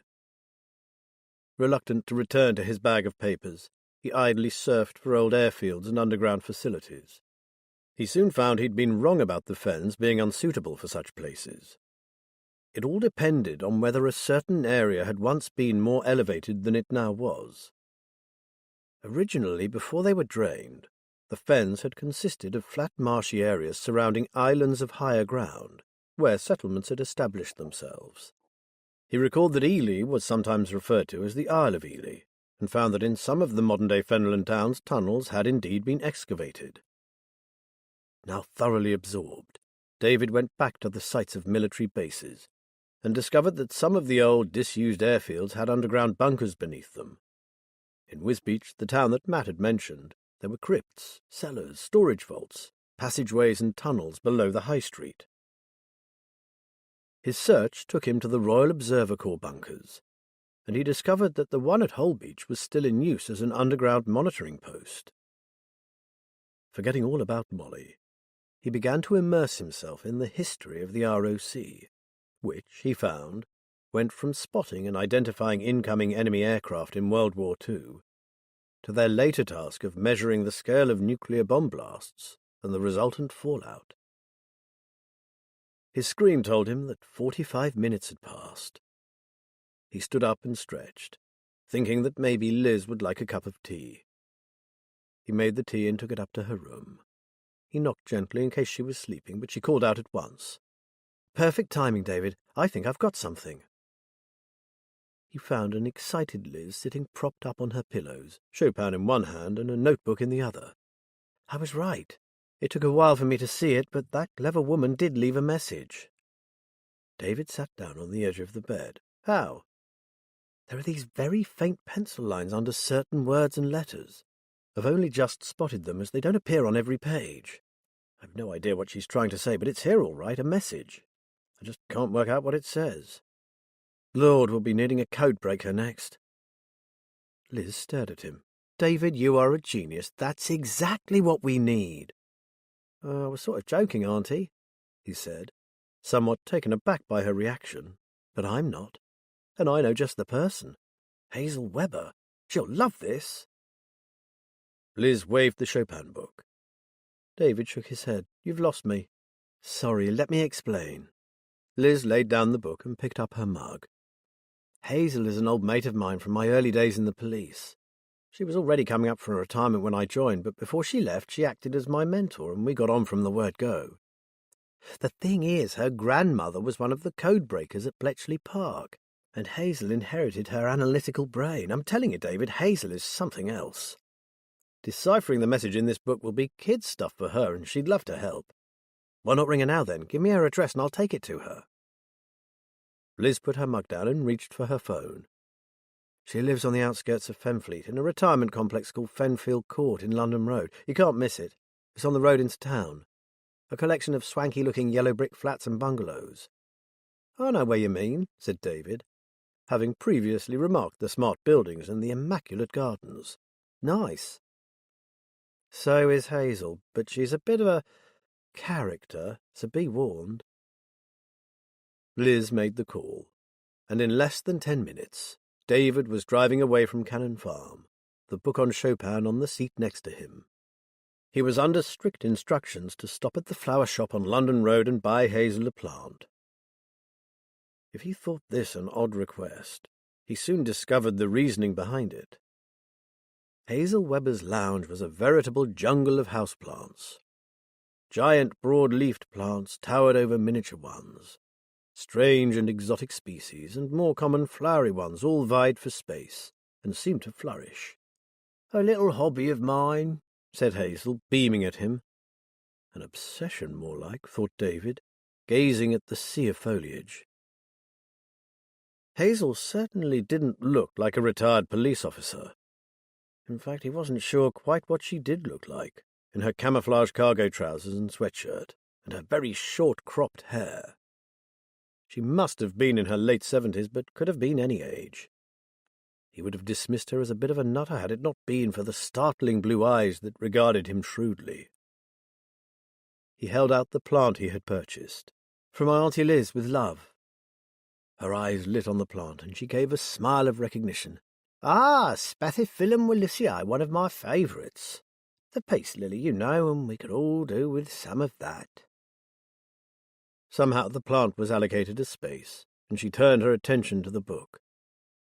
Liz told me about your dead woman, now let me take a look. David handed her the book. This is one of a number of cryptic messages that Molly left. It appears she was too scared to speak openly about what was troubling her so badly. And someone murdered her, said Hazel. So what she knew was so serious it was worth killing her to keep hidden. Of course, in a perfect world, the police would be all over this like a rash, but unfortunately, the world is far from being perfect. Hazel went across to a small antique desk and fished around beneath the spotty leaves of a plant that seemed to have colonized most of its surface, finally producing a pair of spectacles. She leafed through the book for a few minutes before looking up. No problem. Leave it with me and I'll ring Liz tomorrow. You can decipher it? David asked. She regarded him like an adult with a child who needs things spelled out for them. Of course, David. You see, the person who devised this code wasn't a trained mathematician, but someone in fear for her life. And amateurs always make the same mistake. They think they are scattering their keywords at random, when in fact they follow a perfectly predictable pattern. Shows what I know, said David with a grin. He was starting to warm to this eccentric woman. I suppose there still are code breakers these days? She smiled. Oh, yes, GCHQ have a whole new breed of them. People of your age studying cybernetics. A new science, but the same principles. True, said David. I'm studying forensic computer analysis at university, so I know what you mean. I can't help wondering sometimes about technology. We younger people are always thought to have an advantage over the previous generation because we are so adept at it, but have we missed out on something? I hear Matt and Liz talk about the way policing was when they started in the force, and I guess you must have seen an even bigger change. Don't get me started, young man. I could give you an entire oral history of the life and times of a beat bobby several decades ago. No, I'm serious. Bring a bottle and be prepared to listen. I'll take you up on that, Hazel. And don't forget that bottle now. Anything alcoholic will do. Anyway, I'll be in touch about the book. David made his way back through the forest of plants, thinking that he would be quite happy to spend some hours listening to Hazel talk. Matt stared at the filthy, mud-splattered bag, but rather than disgust, he felt nothing but anxiety for its owner. What had happened to Smoky Joe? Here you go, mate, said a young PC, handing him a large plastic sheet. Skipper tells me you want to have a look through this bag of old crap. That's right, said Matt, smiling at the constable's bemused expression. I can think of nicer ways to earn a crust, the latter said. Me too, but a man has to do what a man has to do. With a sigh, Matt pulled on the rubber gloves, undid the top of the bag and peered inside. To make matters worse, the ditch water had seeped in, and a coating of duckweed and slime clung to the objects inside. Look, that stinks like a medding. Smiling at the Lincolnshire term for a dung heap, Matt was forced to agree. Well, here goes. Better get this over with before we both throw up. What appeared to be a bundle of rags turned out to be Joe's wardrobe. Beneath the clothes, Matt found a plastic tray with a half-mouldy sandwich stuck to it, and an assortment of objects stuffed in an old sock. These did interest Matt. He removed each one carefully and laid them out on the plastic sheet. What's a tramp doing with that? The young PC pointed to a pocket watch that might have been silver. Ah, but he wasn't always a tramp, Matt said. Smoky Joe was ex-army, so they say. And what you were looking at there is a Second World War British Army GSTP pocket watch. Okay, he's not that old, but I'll lay odds that it belonged to his father or someone else very close to him. GSTP? Matt turned the watch over. Beneath the grime, the lettering was still visible. The initials GSTP with a broad arrow above and a single-lettered T and 5 numbers beneath. General Service Timepiece, said Matt. Probably manufactured between 1940 and 1949. Well, I must say you know your stuff, the officer said. Not really. There was one of these watches at home when I was young. He looked at the PC, who appeared to be even younger than David. What's your name, Constable? D.C. Billy Norman, sir. He grinned at Matt. It's not really Billy, but Norman sounds a bit like No Mates, so the others call me Billy No Mates. Matt knew exactly what coppers were like for dishing out nicknames. He smiled. Could be worse, son. He returned his attention to the rest of the contents. There was a plastic bag tied tightly that held a small handful of disposable lighters. No doubt Smokey used them to keep that famous bucket alight after a night on the streets. A cheap Swiss knife and a waterproof wallet, which Matt opened, to reveal several sheets of hay fever tablets, a small amount of cash, mainly coins, and, surprisingly, a bank card. PC No-Mate stared at this last item suspiciously. Wonder who he nicked that off. The name on the card was Johan de Vries. It sounded Dutch. Could this be Smoky Joe's real name? Matt had the feeling that it was. He knew of some banks that made accounts available to the homeless, and there was always the possibility that Joe had money of his own and had chosen this way of life. Billy, I'd like a word with your skipper. Would you be kind enough to ask him if he has a moment, please? I want to take this back with me and make some inquiries about its missing owner. While Billy was away, Matt laid out each piece of clothing on the plastic sheet and carefully ran a gloved hand across pockets and down seams. He knew of old that people concealed things in the most unlikely places.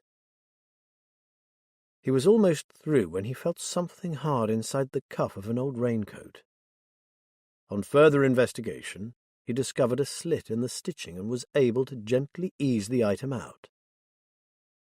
Matt found himself staring at a key.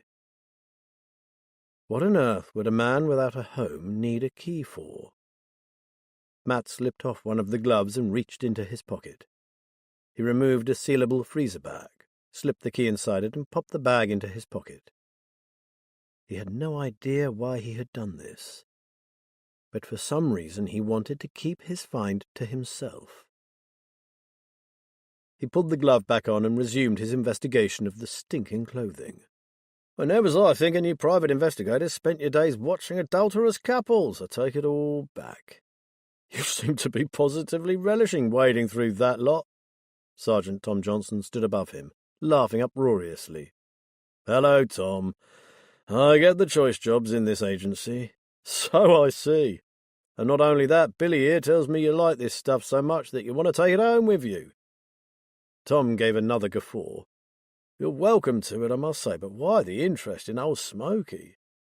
Do you think someone has done something to him? A woman was found murdered on the sea bank, Tom, and Smoky is our only connection to her. Given what happened to her, I really am afraid for Smoky's life. Could you get your lads and lasses to keep an eye open for him? And if there's a sighting, let Swifty Fleet know. Tom nodded. Absolutely. Consider it done, Matt. My Una is dredging ditches in that area, and I've told her to keep her eyes peeled as well. I hope it doesn't come down to that, but thanks, mate, I appreciate it. Matt glanced across to the old bike. And could you get that into storage somewhere? Just until we find out what's happened to Smoky, it could be evidence. Sure. What about this lot? Do you want to take that too? He pointed to the bag and its contents. If you don't mind. It could give us a starting point. If we can find out who he was before he took to the roads, it might lead us to discovering more about our dead woman. We have no crime committed other than fly tipping, and should anything else rear its ugly head, we know where to find you, so be my guest, said Tom, wrinkling his nose.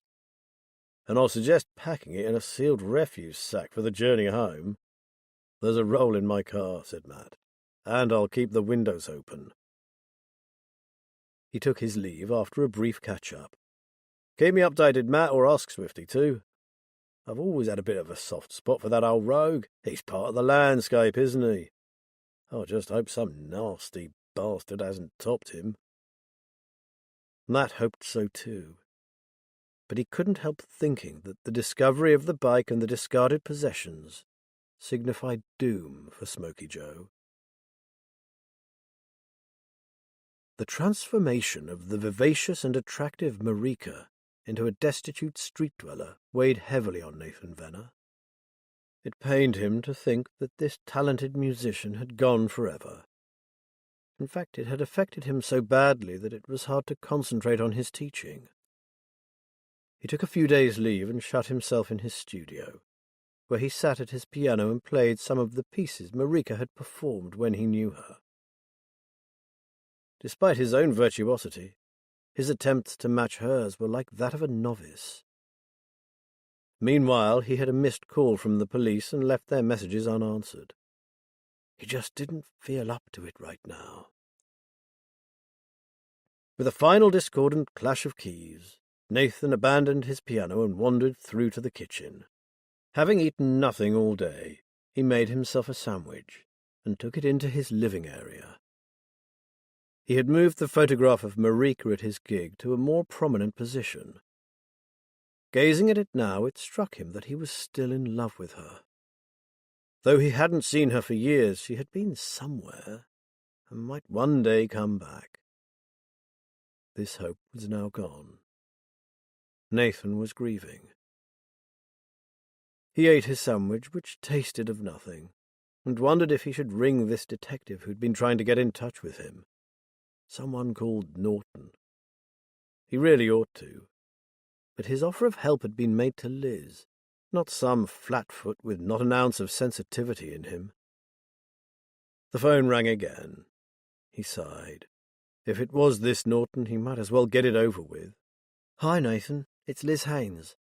I just rang to say that you might get a call from a detective called Darren Norton. He's not the most dynamic of police officers, but he's the one they've assigned to Marika's case." She laughed. "And we're trying to ignite a bit of a spark in him." Nathan perked up. "Thank you for the warning. In fact, I did get a message asking me to ring him, but I haven't yet built up the courage." He cleared his throat. "To be honest, I'm pretty devastated by what you told me, and I've been trying to come to terms with it. Oh, Liz, you should have heard her play. She was, just spectacular.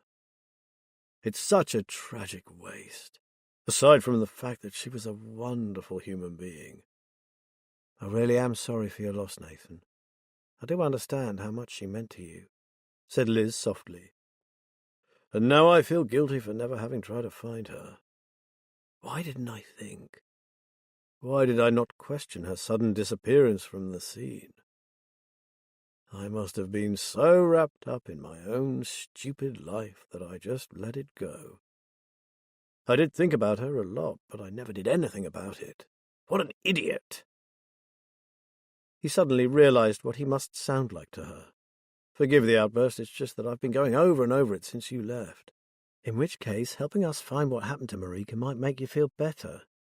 You, more than anyone, you move in those circles, know the kind of people she mixed with. I'd go so far as to say there is no one else that we know of who'd be able to help us like you could.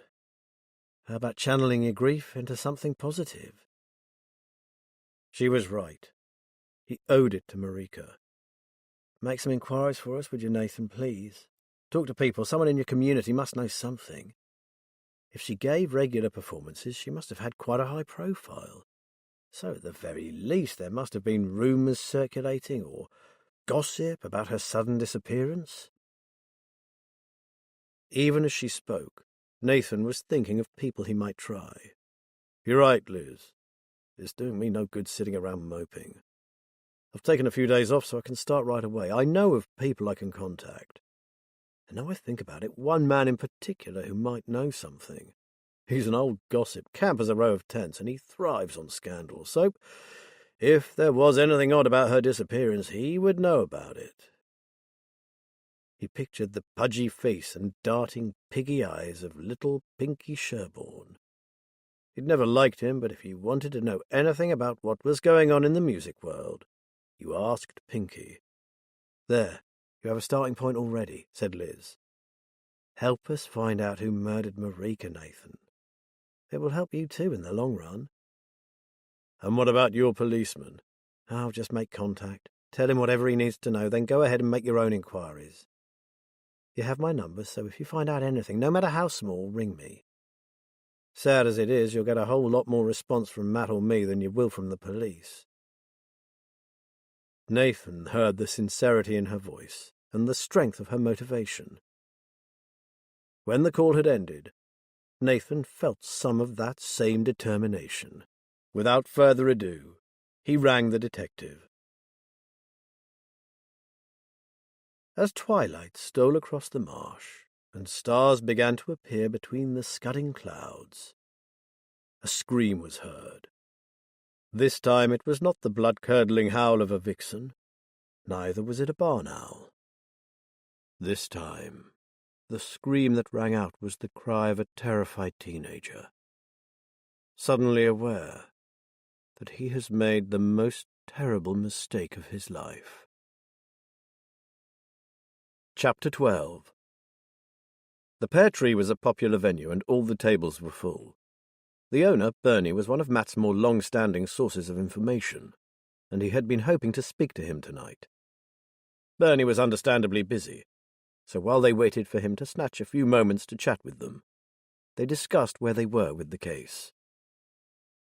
"We need to sit back and sort out a definite plan of action for both the cases," Matt said, while adding a generous helping of vegetables to his steak and ale pie. "Shall we start with Liam?" suggested Liz. "Given the amount of fresh information coming in, Molly's case will probably take longer." "Well," began Matt, "in Liam's case it seems to be all down to hunting for the bunker. There have been no sightings of the boy himself, and in that context I have received a call from his best mate, Jackson Briggs, who is now extremely anxious. He said Liam has never behaved like this before, and, in his words, he reckons Liam is brown bread." At this, David laid down his knife and fork. "Look, I know you're not happy about having a kid infiltrate that place, but I've had an idea of someone who really could do it." About to protest, Matt relented. It wouldn't hurt to hear what the lad had to say. "Go on." "Well, you said about this boy who was training to be a footballer who went there twice and never went back.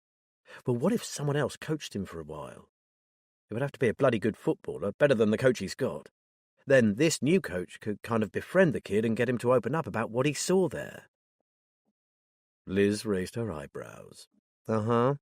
And would I be right in thinking you know the very bloke for this job?" David grinned. "How did you guess? It's my bestie from school. He'd be well up for it, I'm sure.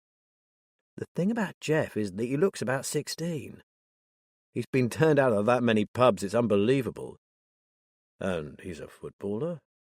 He has to be a very good one for your idea to work," Matt said dubiously. "He could go professional if he chose to, but he doesn't like the way football is going these days, all the money. He's very idealistic. If he thought he'd be helping to find a missing kid and maybe keep others from harm, he'd do it in the blink of an eye." Matt said nothing for a few seconds. He didn't like it. He didn't like it at all. The thought of involving an outsider, and one so young, in something that could be dangerous was anathema to him. On the other hand, David was so sure that his friend could help, and if it were only a case of chatting to the kid and playing football, there was little to fear from that, surely. "Okay. Since we haven't come up with anything better, we can try that. No one will be harmed, at least. Give him a call tomorrow, and I'll get in touch with Spike's friend, Ewan. If he's willing to bring in a stranger for a few sessions with his protégé, we'll go for it. My only concern is the time this will take. If Liam really is in danger—" "I'll text him now and put him on standby," said David. "He's on vacation from uni, so the moment you make contact with the coach, he can set off." He paused, glancing at Liz. "Oh, I guess he'll need somewhere to stay." Liz shrugged. "The more the merrier. I can easily make up the small guest room for him." David whisked out his phone, and Matt watched in awe as his thumbs raced across the screen. He sent the message, and in seconds the response came back. "He's in. He'll be here in the morning as long as everything is sorted this end." In that case, Matt thought he'd better ring Rory. It was a bit late, but he was sure Rory wouldn't mind. As luck would have it, both he and Spike were still at the mortuary. "I'm sure he won't object, sir," said Spike, when Matt had explained the plan to him. I'll get in touch with him and get back to you with what he says. He's also worried about what this bunker place is all about." Matt sat back in his seat. "That's done, then. We just need the thumbs up from Ewan." "What's even better is that Jeff does the same kind of thing with the kids back where we live," David added. "You know, coaches them and encourages them to play fair and all that. We can say that Jeff's here on holiday and heard about the work Ewan's doing. They'll have that in common, and Jeff can take it from there." Matt eyed him shrewdly. "Come on now, David, be honest. You aren't just thinking of getting your mate to befriend that youngster, are you?" David actually blushed. "Wait till you see Jeff, Matt. You'll be surprised. He's my age, but you'd take him for a teenager. He's as thin as a rake and would have no problem posing as someone a whole lot younger. If this other youngster could tell him what he did to get selected, Jeff could infiltrate this place like that." He snapped his fingers. "It's too risky, lad. I wouldn't send you into the unknown, and I can't send this friend of yours in either. Until we know more about the place, we daren't send in anyone alone, whatever their age, and that's final. So no going in undercover." But David obviously couldn't resist making one last try. "All right, Matt. Though, well, there is more to Jeff than meets the eye. He's someone who's well able to look after himself." "Not if he goes in blind," said Liz. "We know nothing about the place or the people and what they might be capable of. It's far too dangerous. We'll see what you think when you've met him. Are we having a dessert, by the way?" The slight atmosphere of tension dissolved into laughter. They ordered dessert and turned their attention to Molly. "Over to you, Liz," said Matt. "First, and our most important success to date, is that we now have a name for Molly, and, second, that Nathan Venner is helping us determine what happened to her after she disappeared from the scene. He has contacts in the music world, so, at present, he's our best chance of finding that out. David has looked on Google, but there's little there that we didn't already know, so it's going to be down to legwork and talking to people." She looked at David. "Unless your papers tell us that, of course." "I'm ever hopeful," said David. "She's got to mention the name of a place at some point. Oh, and I haven't had time to tell you this before, but I've begun to notice something about the paper she was writing on. Everything she writes about her safety, hers and that of someone else, is part of a diary. It's the same type of paper, and there are tear marks down one side of each sheet." "So she tore the pages out and kept them?" asked Liz. "That's right. And I think she probably hid them and took them with her when she got away from wherever she was living or being held. All the stuff scribbled on odd scraps of paper are recollections and recent thoughts that seem to have been written down within the last year. Some, I reckon, are real clues, if I could only get them in some kind of order. I'm desperate to know what caused a talented, vivacious musician to take up private tuition, and from there to hide herself on the streets." Liz shook her head. "The more I think about it, the more scared I become." "If she hadn't been murdered, I would have said she'd had a breakdown," Matt added. "She could have developed a persecution complex and believed someone was trying to kill her. Paranoid personality disorder is a recognized form of psychosis. People suffering from it are always on their guard, believing that others are trying to harm them, but she wasn't paranoid. Someone really was out to get her," said Liz grimly. At that point their desserts arrived. Liz had chosen Eton mess, which was new to David. Matt had just embarked on a disquisition on the origins of the name when Bernie arrived. He flopped down in a spare chair. "Food to your liking, my friends?" "As always," said Matt. "And as always, you are not here just for the food." Bernie grinned. "So what troubles you tonight?" "A place called the Bunker, Bernie," Matt said. "Ever heard of it?" An odd look stole across Bernie's face. "What's your interest in that place?" "A missing teenager," Matt said. "Ah." Bernie looked pensive. "In that case, I've heard talk. Not much, I'm afraid, and it doesn't refer to a place as such, but more of an organisation, if I can put it like that." Matt frowned. "Organisation? What kind of organisation, Bernie?" Bernie shrugged. "I've never asked. To tell you the truth, I didn't want to know. Maybe I'm getting older and that way of life no longer has the same appeal, I don't know. I do know that there's a new breed of criminal around these days, and they scare even me." He looked weary, even sad. Nothing like the smart ex-racketeer turned restaurateur that Matt had always known. These people have no morals. They're utterly ruthless. The only thing they care about is money. It may sound disingenuous coming from a crook like me, but there's no, well, honour. The good days are gone, Matt. Planning a clever scam, the thrill of putting off a big job and getting away with it. It was sort of like a game of chess, using different strategies to avoid getting caught, especially with an opponent like you.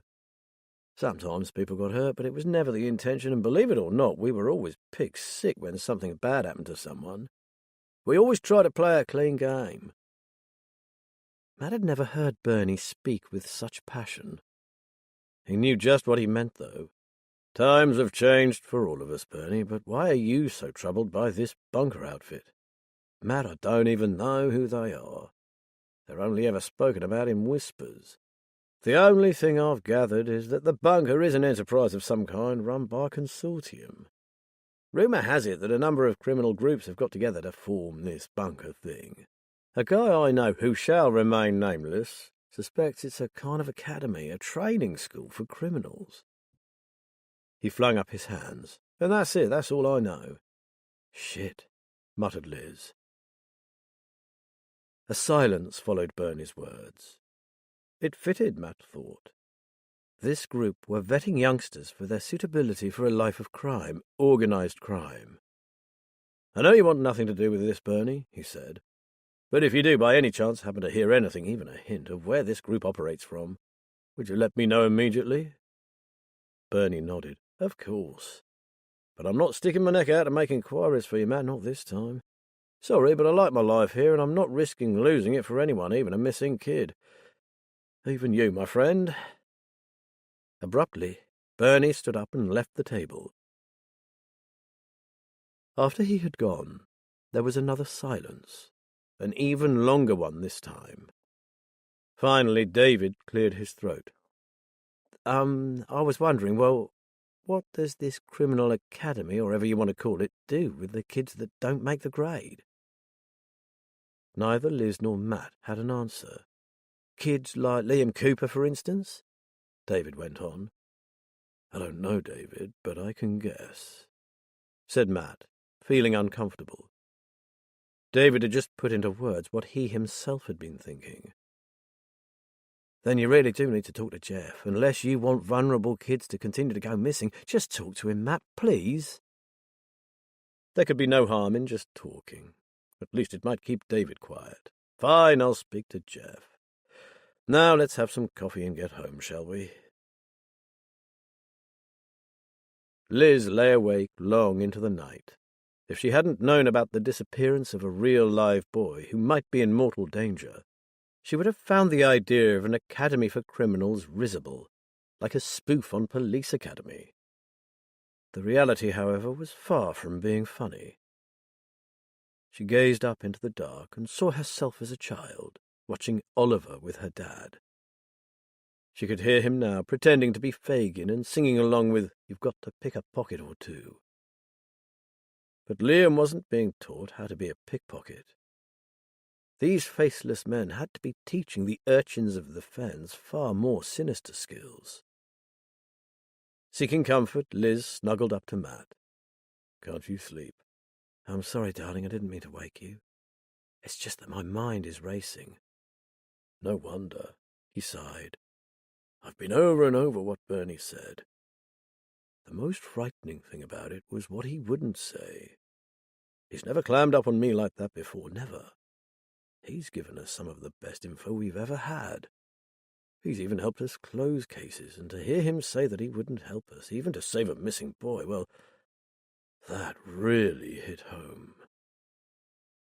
Liz felt the same way. Bernie had his feet firmly in two camps. He had been a rogue and had friends who still were. But he had gone straight, turned his back on all that to run a successful restaurant. Bernie had been close to Matt's friend, Adie Clarkson, who had died saving the lives of both Matt and Liz. The death of Adie had created a lasting bond between Matt and Bernie. Now, for the first time, Bernie had refused him his help, and in so doing had loosened the ties that bound them. Liz felt for him. It must hurt like hell. "Do you really think such a thing could exist, Matt?" she asked. "A training school for prospective young villains?" "You know it could," said Matt flatly. "You can serve an apprenticeship in most trades, so why not crime? I think what Bernie heard about a consortium, a group of criminal gangs who have joined together to turn out a new generation of crooks, is true." He turned his face towards her in the darkness. "And those instructors the young footballer believed were advising them on how to increase their physical fitness weren't instructors at all. They were scouts, watching for the hard ones, the most focused, the really bad boys. If they passed the test, they moved on to the next stage. I wonder what happens to the ones who aren't suitable. Are they just told they must drop out and allow other kids to have a go? Maybe they're told that as long as they keep it a secret, they may get another shot at it, or something like that. Or they're scared into silence," added Matt dourly. "I wonder what age group they target. Liam is 16, and I think Ewan's little football wizard is 14. Impressionable ages, I guess, if you want to mould a tearaway into a criminal." After a while, Matt went quiet and his breathing began to slow. Liz was left watching the digits on her clock count out the hours, and trying to rid her mind of unwanted thoughts. She wondered what was so special about David's friend, Jeff. David had made a big thing of how special he was. She vaguely recalled meeting the lad when he and David were small, but back then he had been just another kid. Those were good days, days of innocent fun. To the echo of childish laughter, Liz closed her eyes. Yet again the farmhouse kitchen was too hot, but he was unable to rouse himself from his torpor to go and do something about it. He sat with his elbows on the kitchen table, his head in his hands, wondering how everything had gone so wrong. Just a matter of days ago he had been so certain of their safety that he almost wished to see blue lights outside their window. Now he dreaded it. If only they could find that bloody letter.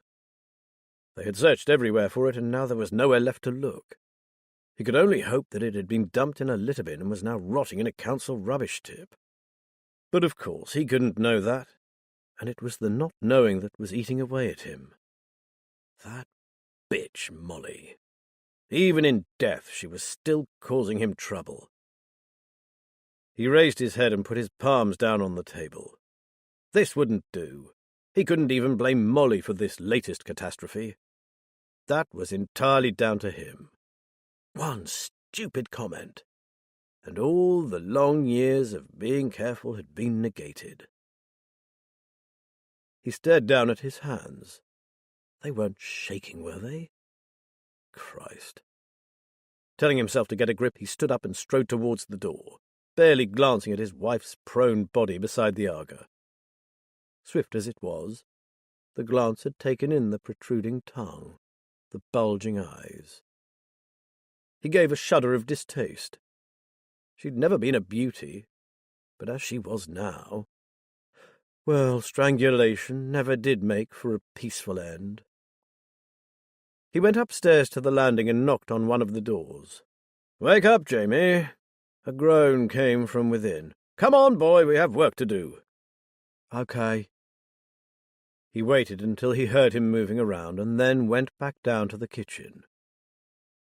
Sad that it should come to this, but he couldn't afford to dwell on it. He had been a fool, that's all, and his wife had paid the price.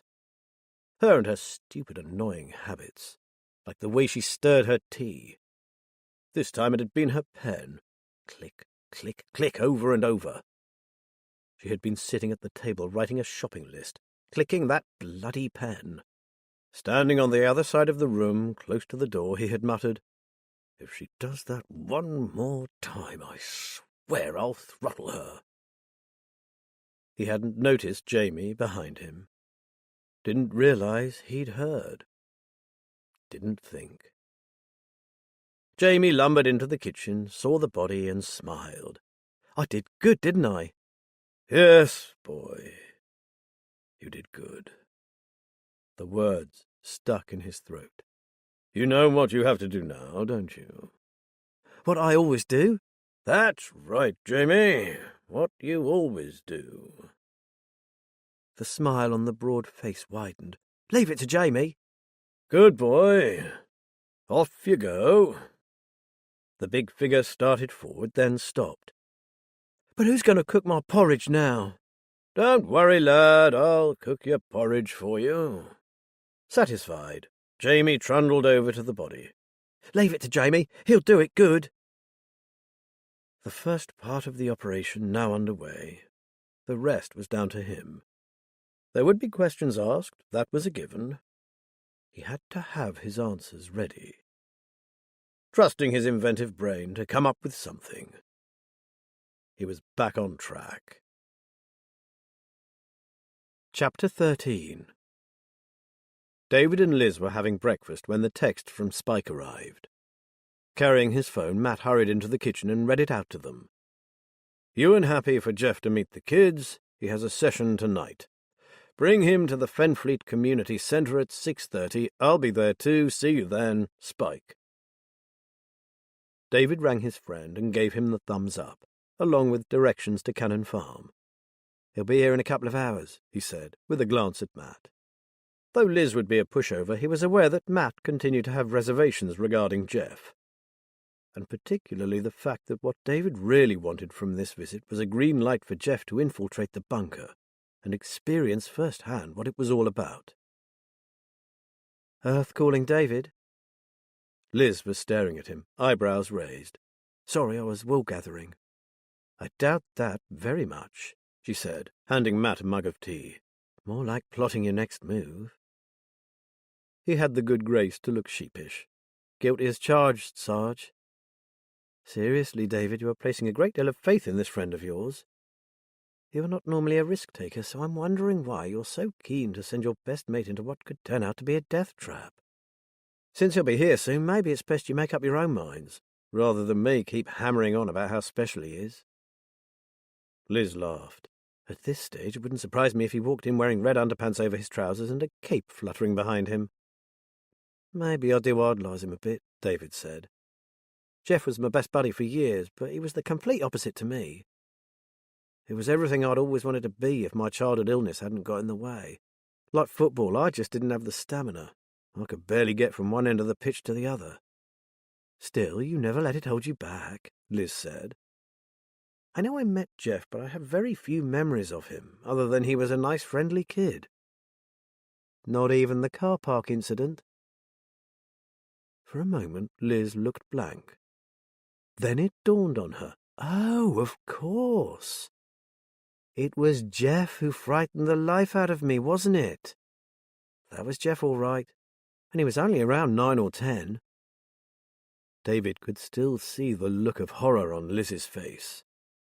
They had parked on the top floor of a multi-story car park, some 3 floors up.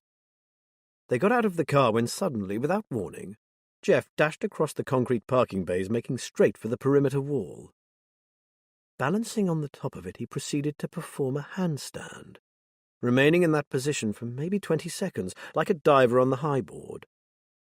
Then he flung himself into a backflip and landed perfectly steadily on his feet. Then he trotted back to the car.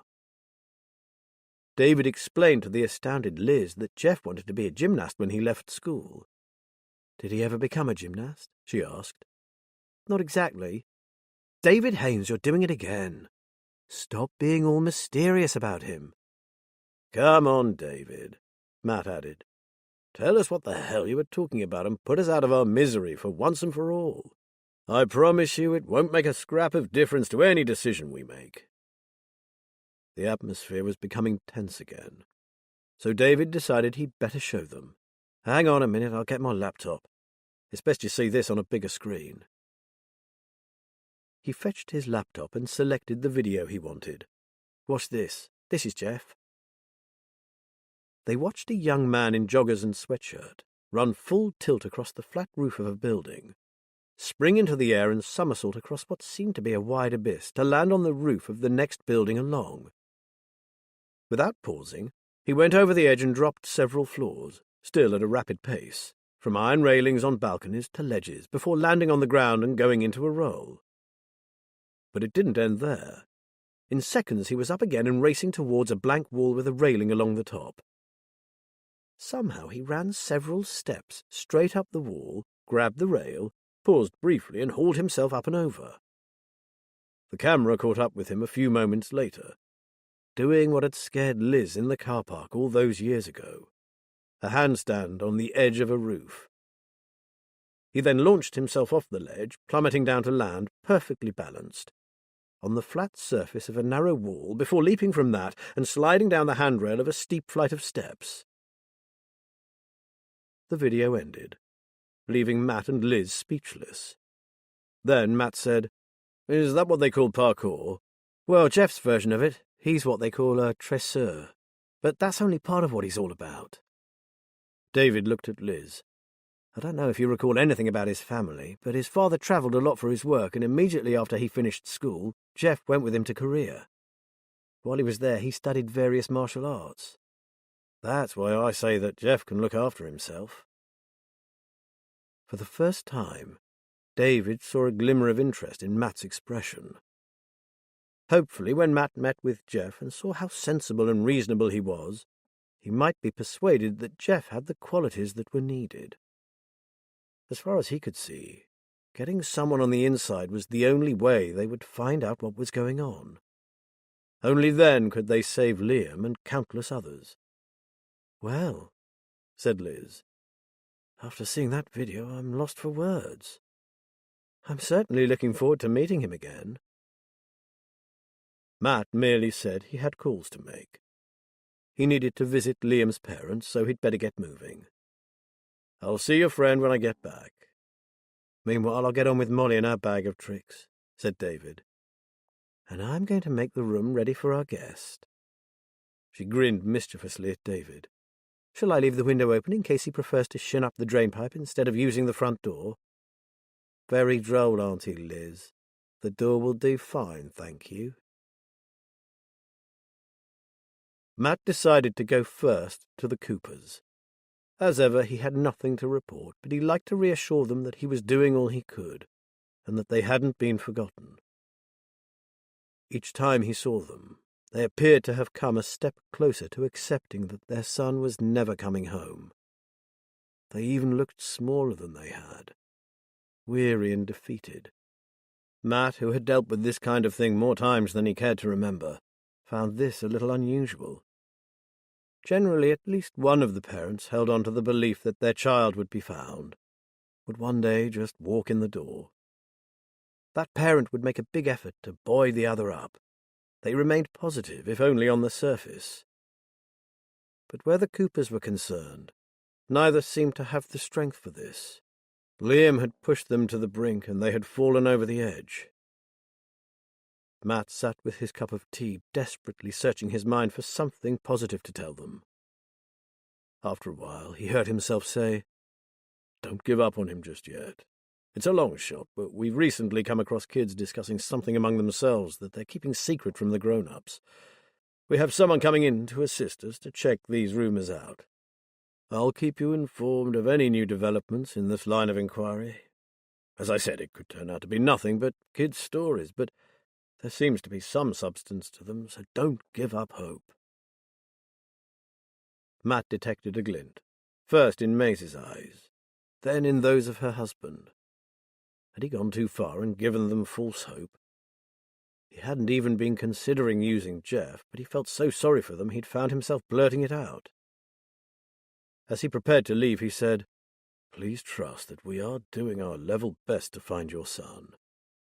That's all we're going to ask of you," said Jim, reaching out and gripping his arm tightly. "And thank you for not giving up on our boy." As he drove away, Matt realized that he had come to a decision without his even knowing it. There had been something in that video that spoke to him. The young man, who did indeed appear to be around 17, had been so controlled. It wasn't his abilities so much as the calm with which he carried out his remarkable feats. There had been an almost spiritual quality in him. Now he just needed to meet this young man face to face. They had to do something for that poor couple, and if David was right about him, Jeff might be their only hope. Nathan Venner awoke feeling unexpectedly positive. Determined to find some answers that would help get justice for Marika, he showered, dressed, and went to his desk. There, after a few minutes' thought, he began to list the names of people who might be able to help him. First on the list was Pinky Sherborne. While he was running through all the musicians he knew, Liz called. "I forgot to tell you something, Nathan. We have found a ring. It's gold with the initials MM engraved in it. Does that mean anything to you?" "Yes, it does," he said immediately. "It was her mother's wedding ring. She was called Maeve Monaghan. Where did you find it?" When Liz had explained, he said, "I'm just about to make some calls, then I'll be off to see a few people who might know something about why she suddenly took up teaching. I'll try Pinky Sherborne first. He's always in his lair or in the bar at Cool Annie's place, listening out for the latest bit of gossip. The moment I hear anything of interest, I'll ring or text you." With 3 very different people on his list and determination in his stride, Nathan left his apartment and walked off in the direction of Pinky's house.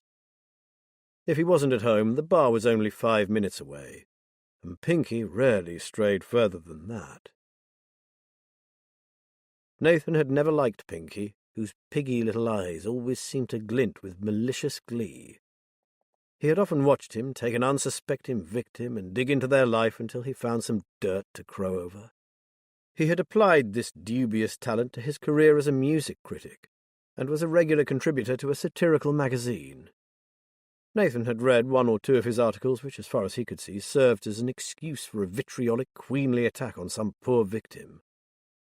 If people got hurt in the process, so much the better. Making his way along the high street, Nathan recalled the time when Piggy had applied his paring knife to him. Unfortunately for Piggy, Nathan had no secrets.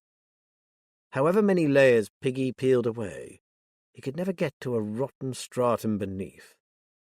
Nathan didn't give a damn what Pinky said about him. He knew very well who he was, a brilliant musician and a flawed human being. He was doing something that he loved and had no regrets. He and his band performed for the pleasure of it rather than for adulation or monetary gain. Most importantly, he had a fulfilling job, teaching enthusiastic youngsters to love music. He took his pleasures in moderation, never drinking to excess, and drugs were a dim, distant memory from a long-abandoned past life that Piggy had made a vain attempt to sensationalize before turning his attention to richer pickings. Pinky's house was an end-of-terrace property in a back street not far from Greenborough town centre. Nathan hesitated outside the front door, suddenly daunted by the prospect of his forthcoming visit. "Well, hello, dear boy. This is a surprise." Pinky flapped his podgy hands in a gesture of welcome. Come inside. It's months since I've seen you." Nathan took a breath and followed him into the lounge. "Can I offer you a little drink here?"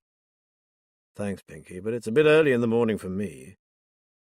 Not that he'd ever been in one, but Pinky's lounge made Nathan think of a Parisian brothel from the 1930s. Dim behind the deep red drapes, the room was lit with lamps beneath red shades that threw shadows across the red velour wallpaper.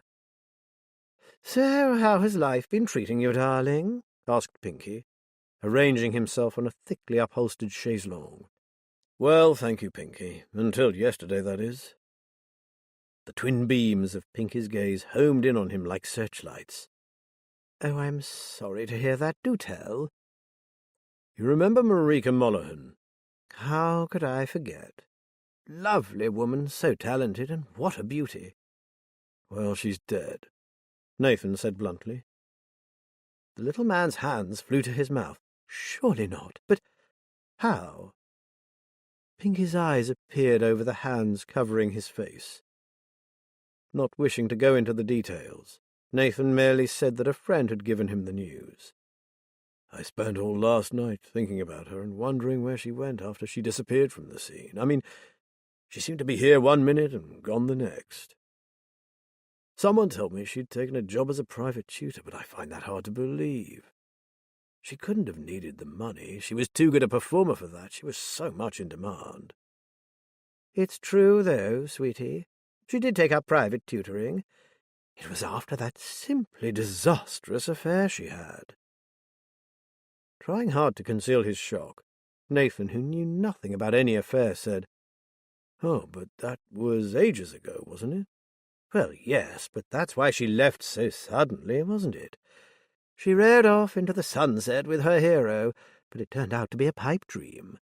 A gallant knight in the proverbial shining armour whisked her away up county somewhere." Pinky raised an eyebrow. "But things didn't work out." "That's so." Nathan puffed out his cheeks. "So what happened to her? Surely if it all went wrong, she could have just come back." "Well, dearie, this is where the plot thickens." Pinky shifted on the chaise longue, ready to relate his story. "I don't know what went wrong exactly, but whatever it was a total disaster.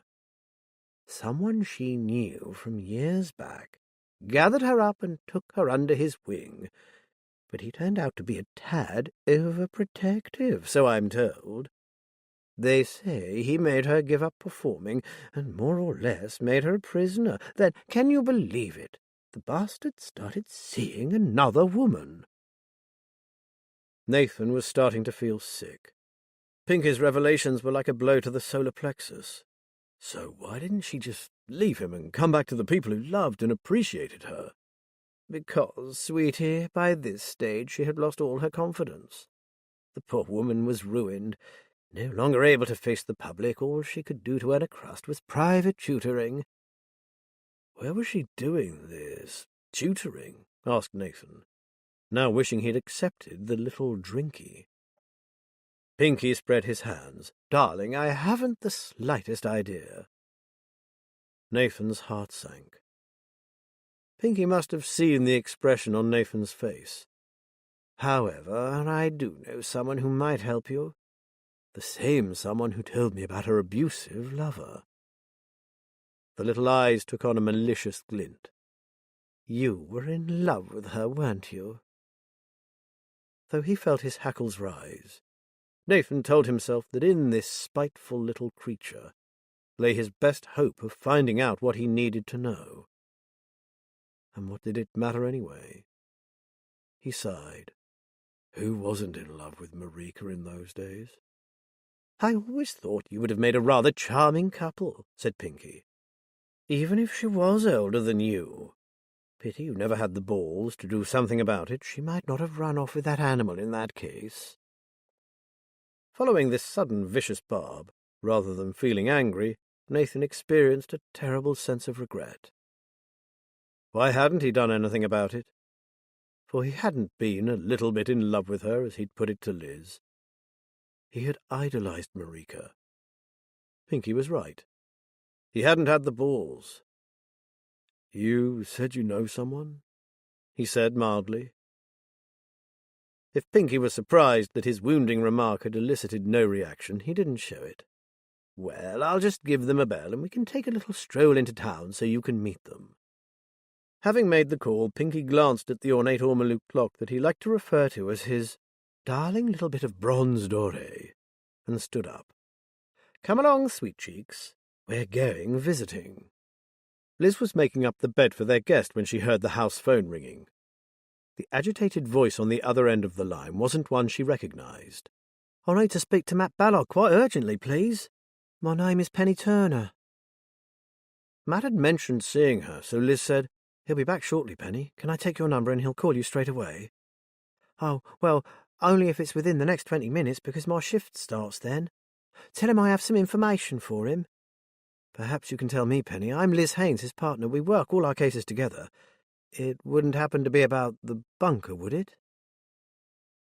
After a silence that lasted several seconds, Penny Turner said, "Yes, well, indirectly. You see, a boy has gone missing. He spoke to his brother about the bunker a few days before he disappeared. The family is dead rough, but the two boys are, well, sort of okay. I see Lee sometimes, that's the brother, and he's really worried about Dean. He reckoned that Dean went on this mysterious trip somewhere, and when he came back he seemed sort of changed. Not long after that he disappeared for good. He'd been raving about something he called secret bunker training before he vanished. Just like the boy we're looking for, breathed Liz. Look, I need to go. I'd give you the family's address if I thought they'd let you over the doorstep, but there's no chance of that. Not that you want to set foot in that pit in any case. What I can tell you is that Lee has a part-time job after school at the convenience store in Eastleigh Road. He's a decent kid, God knows how with those parents, and he'll talk to you. Liz thanked her, told her she'd pass this on to Matt, and ran downstairs to write the names down before she forgot them. Telling David about the call, she said, "I wonder how many kids are getting drawn into this weird setup." "If you ask me, just one is too many," muttered David. "I find it frightening." "The unknown always is," Liz said sagely, privately thinking that the reality might turn out to be even more so. David looked at his watch. "Jeff should be here in half an hour. I'm looking forward to seeing him. We haven't been able to get together so often since we started at uni. I'm not too far away, being at Peterborough, but Jeff is at Loughborough. It's not that far, but it does involve a bit of travel." Liz, too, was looking forward to his visit. After David had reminded her about Jeff's handstand on the car park wall, other memories had begun to come back. She had an overriding impression of Jeff as a kind, sensitive boy. He probably still was. David certainly held him in high esteem. "I'll call Matt and tell him about Penny Turner. Hopefully he'll be on his way back so he can meet Jeff when he arrives." Matt sounded dispirited. His visits to the Coopers always left him feeling that way. Penny's call had given him something positive to do. He was just saying that he would stop off at the convenience store on his way home to have a chat with Lee, when Liz heard David call out, "Got something!" She ended the call and went into the incident room, where she found him with a creased sheet of paper in his hand. He waved it at her. "At last, a place! Ever heard of Water's End?" "Vaguely, but I can't pinpoint it. Hang on." David turned to his laptop. "It's further up from here and towards the east coast. It looks to me like a tiny village." "In what context did Molly mention it?" asked Liz. "She says here that she is considering buying a little property there. She says she's been there without telling anyone about it, or that she was thinking of moving out. The cottage was called the Old Post Office." He grinned happily. "This is big, Liz. Wherever she was when disaster struck, it couldn't have been too far from this place. As soon as we get Jeff settled, can we go look for it? You never know, the person who was selling that cottage might have known her, or where she was staying." "Absolutely. Jeff might like to come with us. We can't do any more about the bunker until he's met up with Ewan at the community centre this evening. Matt also says he'll go and speak to the boy Lee, so we've got plenty of time this afternoon. Well done, kiddo. I knew you'd find a location before long. I'm trying not to get too excited in case it turns out to be a dead end, but you never know, we might have a lead at last." He stopped, as if struck by a thought. "Let's take the key that Matt found in Joe's things. It could have been Molly's, not Joe's, and she gave it to him for safekeeping, like the things she gave to others." Though Liz wasn't sure their luck would be that good, she couldn't help being infected with some of David's enthusiasm. Chapter 14.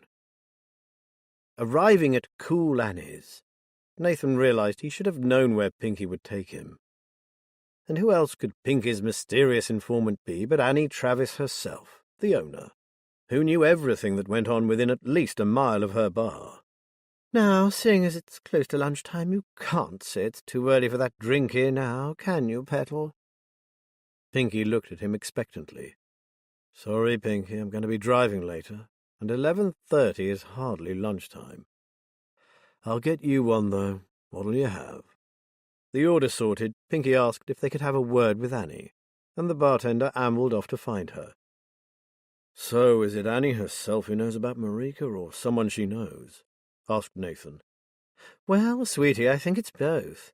Annie knows more than I do, but I have an idea she'll point you in a different direction. If you're that keen to find out, and don't mind a bit of a drive." Nathan didn't mind at all. He'd have driven to Land's End to meet someone who could tell him about Marika. What he did mind was Pinky's reluctance to tell him something he obviously knew. Surely he could have just told him where this bit of a drive would take him. He could be halfway there by now. Annie arrived some 5 minutes later. On the surface she looked like a typical East End pub landlady with her powdered face and bright red lips, ample bosom barely covered by a low-cut blouse, and the black hair with a few grey roots showing. However, Annie was sharp as a scalpel and had a business head rivaling that of the CEO of Amazon. She ran a bar because she chose to. Besides, it was a family business. Nevertheless, she had fingers in any number of other pies, all supposedly legitimate and all successful. Indicating a quiet table in the corner, she sat down and fixed her gaze on Nathan. "Pinky tells me you want to know what happened to Marika Molohan when she moved away." "That's right, Annie." "Why?" "Oh, come on, Annie." Pinky nudged her. "He was madly in love with the woman, and he let her roll out of his life without doing a thing about it. Now she's dead, the poor fellow feels guilty." While Nathan would gladly have throttled Pinky, he had to admit that that was exactly what he'd done. At least he had the small satisfaction of telling Annie something Pinky didn't know. "She's not just dead, Annie. Marika was murdered. I need to know what happened when she left here, where she went, and who with. Ultimately, I need to find out who killed her." "Really? I'd say that was a job for the Fenland Constabulary, wouldn't you?" said Annie dryly. "Not a keyboard player?" Her words had hit home. Nathan scrambled to his feet. "Sorry, I'm clearly wasting your time. Forget it. I'll find out for myself." "She fell in love, last whatever, with a guitarist," said Annie with a smile of amusement. "So get off your high horse and I'll tell you what I heard." With a muttered apology, Nathan sat down. "A guitarist? Who? Please go on." "She told me he played like a man possessed under the spell of some unearthly force. She was drawn, couldn't get enough of it.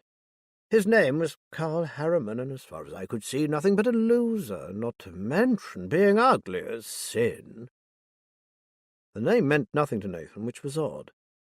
Surely if this musician had been as good as all that, he would have heard of him. "I didn't know it was him she ran off with," Pinky said. "I remember seeing him around years ago, and, my dear, he was perfectly repulsive." "And she went away with him?" Nathan asked. "They went up to Newcastle. This Harriman fellow was auditioning players for a new group he was forming. Marika was to be lead vocalist and pianist when one of their numbers called for it." Annie sat back, getting into her story. "It was supposed to take music in a new direction by fusing classical music with hard rock, whatever that means." "Well, there's nothing new about that," said Nathan with a shrug. "That kind of thing was around as far back as the 60s. He wondered what on earth Marika had been thinking of. With the gift she had, why in heaven's name would she want to join some crappy rock band that nobody had even heard of? "Did this group record anything or do any live shows?" he asked. "Nope," said Annie. "What Marika didn't realize until she shacked up with him was that Carly Boy was possessed by drugs rather than the music. What's more, he had every intention of dragging her down with him." Nathan was speechless. Annie sighed. "Even after she found this out, she was so besotted with him that she couldn't bring herself to walk away. I don't know if she ever did hit the drugs. Somehow I don't think she did. But she very soon discovered that all he was after, apart from sex and money, was her voice, her virtuosity." "That can't be true," Nathan cried. "Marika wasn't like that.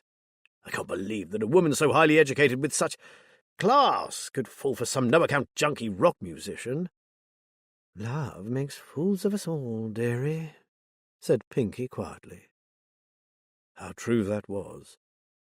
"I think I should get you a drink," Annie said, "because there's worse to come." Nathan nodded dumbly. A drink was exactly what he needed.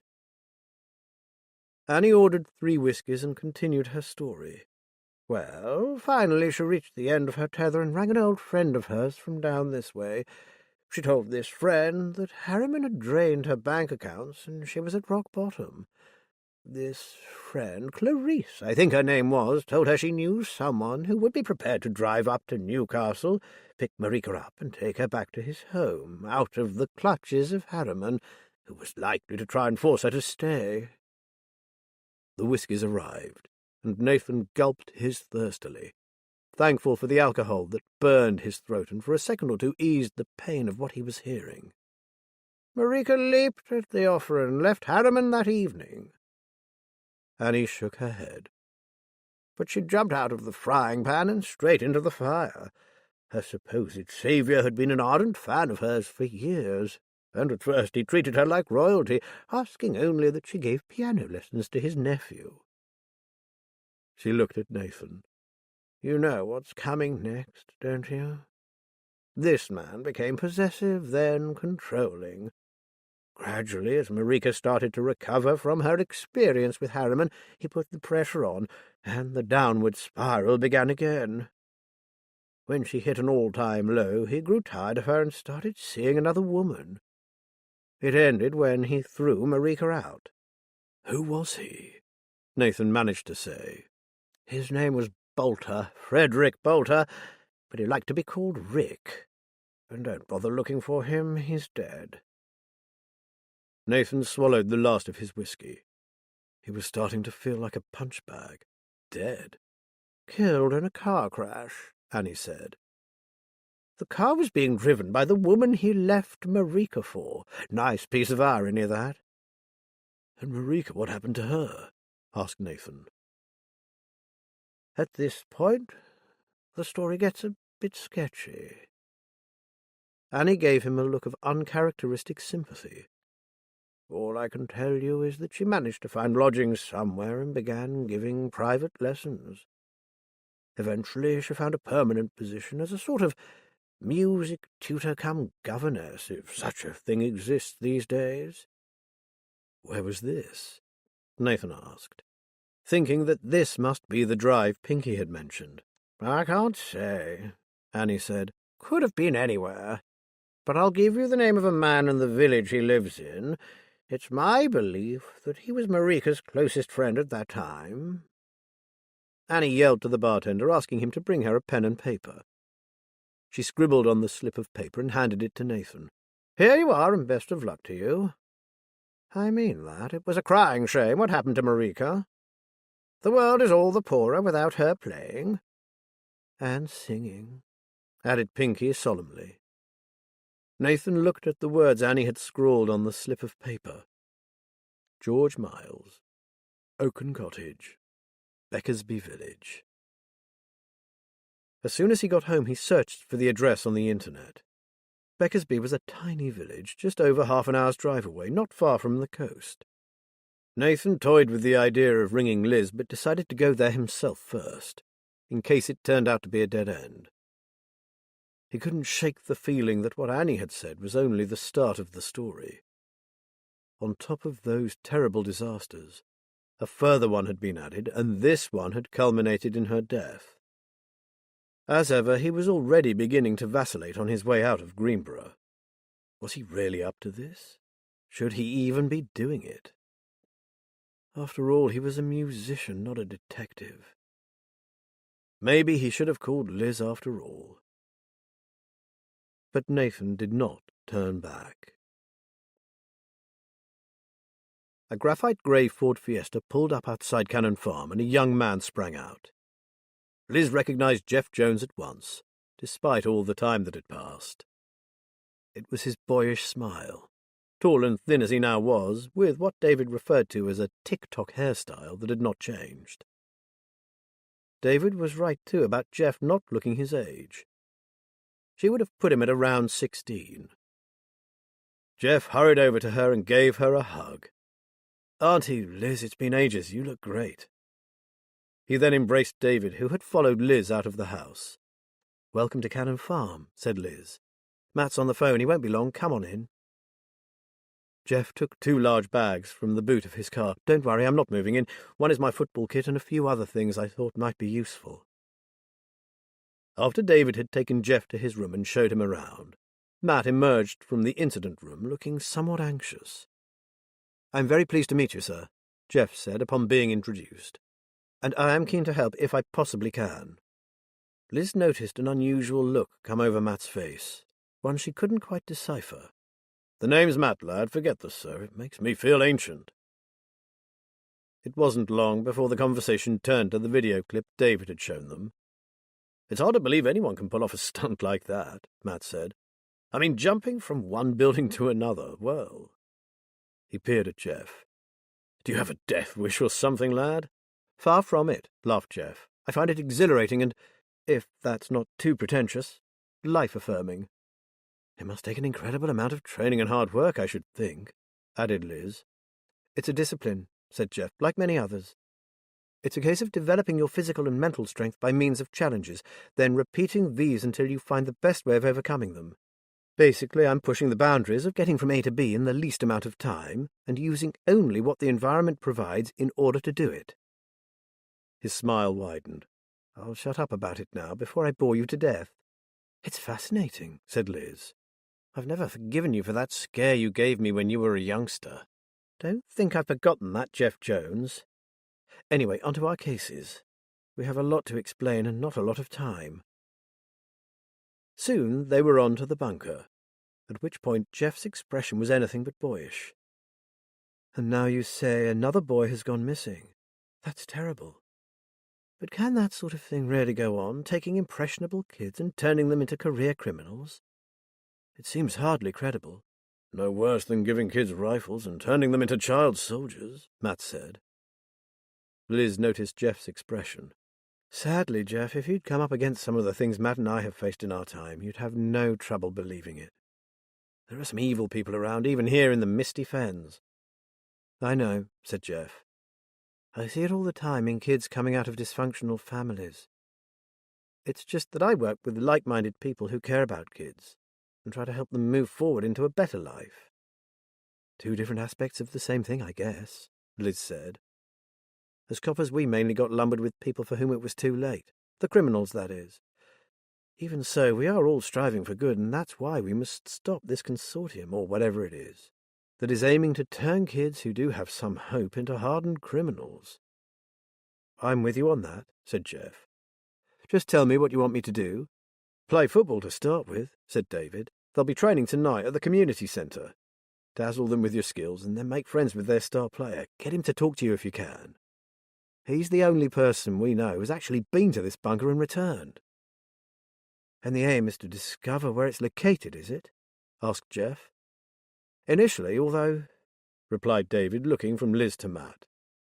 Yes, said Matt, we'll take this one step at a time. However, if you felt able to... Well, if, at some future point, there was a chance you might get inside the place, and only if you could do so safely... I understand, said Jeff calmly. A thing like that cannot be allowed to continue unimpeded. We'll start with football, and I'll see how the land lies. David was smiling at Matt, his eyes shining in gratitude and relief. Liz wondered how Matt's sudden change of heart had come about. Maybe it was his latest visit to Liam's parents, following shortly upon the video David had shown them, that had galvanized him into a need to act. That decided, they set about planning the rest of the day. One thing I must do is talk to the lad Penny told you about, Liz, said Matt. I'll wait for him outside the shop after school. I'm not sure what I can do until then. Before she could answer, Liz's mobile rang. It was Hazel Webber. That was fun, she said. Not too arduous. Now, would you like me to read the results out now, or do you want to collect the book? You're something else, Hazel, exclaimed Liz delightedly. That's amazing and so fast. Well, to be honest, I did sit up half the night on it. Some of the words were lifted as they are, as in the word grave, for instance. Others she built up from single letters, as in anvil and scales. Those took a bit of time. Can you tell us what she says, Hazel? We'll call by later and pick up the book, said Liz. This deserved an exceptional houseplant. She switched to loudspeaker and found a notepad and pen. "Ready when you are." "Well, your young man told me that Molly was fond of cryptic clues, and I fear this is more of the same. It's a list of places or areas within a particular place. You will need to know where she's talking about to get any sense out of it." Liz wrote down the message. Hazel had not been wrong. This was a treasure hunt with clues that made no sense. "Beneath the anvil, by the third silver birch, in Rupert's grave, close to William Arbuthnot, under the scales." Hazel made a tutting noise. "And I have a nasty feeling that these places might contain yet more clues. Anyway, if you need further assistance, it seems my brain has not yet atrophied, so throw it my way. Oh, and tell David not to forget that bottle." Liz remained staring at her phone for several seconds. "Well, guys, I reckon this makes our trip to Water's End even more necessary. How about a cup of something, and then we'll hit the road?" While David explained to Jeff where they were going and why, Matt followed Liz into the kitchen. "Why don't you come with us, Matt?" she said. "Nothing much is going to happen till later." "I think I'll stay here, sweetheart, and get in touch with a few of my old contacts. I'll also see if there's any news of Smokey. There's that bank card I found in his things. You know, the one in the name of Johann de Vries. I might even ring our reluctant liaison officer and see if he's turned up anything exciting." "Fat bloody chance," muttered Liz. "I had hoped that we could infuse a bit of enthusiasm into that lad, but I've a feeling he could be a lost cause." "Let's give him a chance," said Matt. "But if he falls short, I won't be covering for him, that's for sure. And then Charlie Anders will hit him where it hurts, and that could be a career changer, couldn't it?" "I just hope it doesn't backfire on her," said Matt grimly. "Chief Superintendent Edwin Norton does not like Charlie one bit." "The feeling is mutual, I believe," added Liz. "But she has some powerful allies, and a crap detective is no good to anyone. If the shit hits the fan, I'm backing Charlie." She finished making the tea, glanced at the door, and lowered her voice to a whisper. "Jeff is quite different to most of the lads his age, isn't he? He has a kind of, how can I put it, almost as if he's older and wiser than us. Or does that sound ridiculous?" "No, and I'm beginning to understand why our David feels the way he does about his friend. I believe we could trust him to help us, Liz. I never thought I'd be saying this, but I really think he would act wisely and not be tempted into taking any stupid risks." Liz could have cheered. She had feared that Matt would dig his heels in. David, of course, would be over the moon. They went back to the lounge carrying the tea. "Ever been to Water's End, Matt?" Liz asked. "I think I've passed through it on a couple of occasions. It had a lovely little Norman church, as I recall, with a pub next door that had a funny name which has escaped me." "That's more than I know," said Liz. "I just hope we'll be able to find the old post office, that's all. And a link to Molly," added David. Liz wasn't sure why, but she had a positive feeling about this nondescript little hamlet. Chapter 15. Just as Liz, David, and Jeff set out, Nathan Venner was arriving at Beckersby Village. He wasn't impressed. "What a shithole," he muttered under his breath, turning his gaze from sad little cottage to miserable-looking house. There wasn't even anyone around to ask the way to Oaken Cottage. The one street was deserted, like the setting for some creepy old movie. Either all the inhabitants had been spirited away by some evil force, or a shootout was about to take place. "Can I help you?" Nathan jumped. An odd little figure was peering in through the partially open passenger window. The man was very short, but that was probably down to the severe curvature of his spine, and he had a wizened, impish face. He smiled toothlessly at Nathan. "Oh, yes, I'm looking for Oaken Cottage, sir. Have you heard of it?" It took him a while to realize that the man's loud guffaw of laughter was because Nathan had called him sir, which he evidently found terribly funny. Oh, I knows it all right. Looking to buy, is ya? No, I'm looking for an old friend. Do you happen to know George Miles? Oh, he's long gone. Sorry?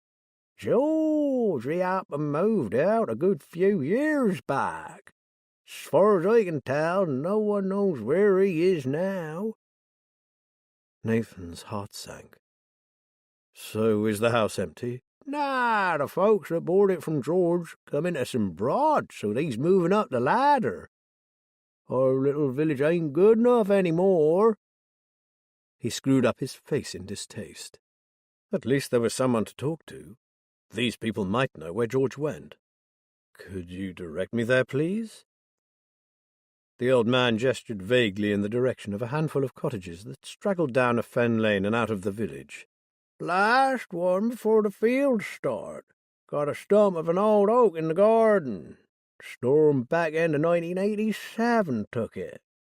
Saw it go, I did. Terrible night, just terrible. Before the man could embark on a long story about that terrible night, Nathan thanked him and drove on. Unlike the rest of Beckersby, Oaken Cottage was rather pretty. It had obviously been cared for over the years. The residents had even taken the trouble to carve the giant stump of the devastated oak tree into the shape of an owl. He went up to the door and pressed the bell, hearing a tinny tune echo throughout the house, and which brought a smiling woman to the door. "Oh, I thought you were Amazon Prime." She gave him a puzzled smile. "Sorry, but what do you want?" Deciding there was no point in fabricating an explanation, Nathan told her that George Miles was the only person left who might know something about a dear friend's disappearance. The woman surveyed him for a few moments and then opened the door wider. "Come in. I can't promise, but we might have something about him in our household files. We've stacks of paperwork about the place at present, as we've put it on the market." He followed her into a delightful country kitchen. Glancing around appreciatively, he said, "I'm surprised you want to leave here. It's so lovely. Where are you moving to? Somewhere nearby, or are you going out of the area?" "It's a pity, I know, but we need to be closer to the town. We have a small business which is expanding, and trying to run it from out here is not working out. We love the cottage itself, but, well, the village is a difficult place to live if you're an incomer. The locals stick together, and you were never made to feel part of it. Also, it's lonely for the kids. They need more children to mix with and have fun. I reckon the average age of the population is 75. She gave a rather bitter laugh. "I met one, although I think it's some years since he saw 75, said Nathan, rolling his eyes. "Little gnome with no teeth. That's him. Then he probably told you we'd won the lottery or something." The woman shook her head. "That's Crazy Len, as the kids call him, and they aren't far wrong. Batty as they come, that one." She gave a wry smile. "My name is Kirsty, by the way, Kirsty Holmes. Far from what Len says, we're almost bankrupting ourselves to move closer to town and into a house with enough space for a proper office." She was so open and friendly that Nathan found himself confiding in her.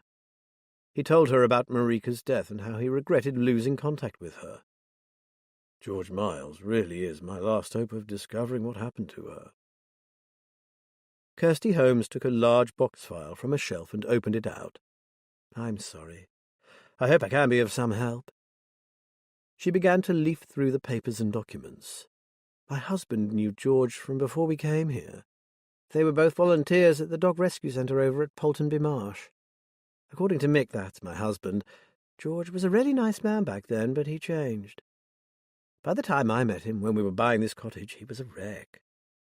Mick thought he'd had some sort of breakdown, after which he went all secretive. He seemed to think everyone he met was a threat and meant to harm him, so he avoided them. Very sad."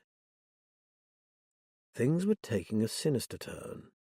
Nathan wondered what could have happened to make George, a nice man who loved dogs, suddenly become a furtive, cowering recluse. The parallels with Marika's life were plain to see. She, too, had hidden herself away, believing that she was being threatened. And Marika had been right. Meanwhile, Kirsty was still turning over papers. When she reached the bottom of the box, she said, Looks like the best I can do is give you the name of the conveyancer who handled the purchase of Oaken Cottage. I'm so sorry. I hoped we might at least have had a telephone number for George." She found a pen and paper and wrote down the name Rivers and Connaught Solicitors, conveyancer Lucy Simmons. Apparently George purchased another cottage even more remote than this. Mick says it's miles from the nearest village. He felt sorry for George and would have liked to visit him, but he couldn't be found. It upset my Mick.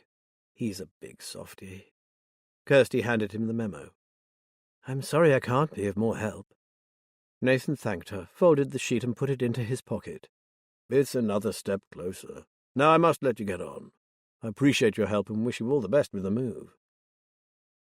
He drove away, disappointed that he hadn't found George Miles. Still, he told himself, it wasn't a complete dead end, unlike the village of Beckersby.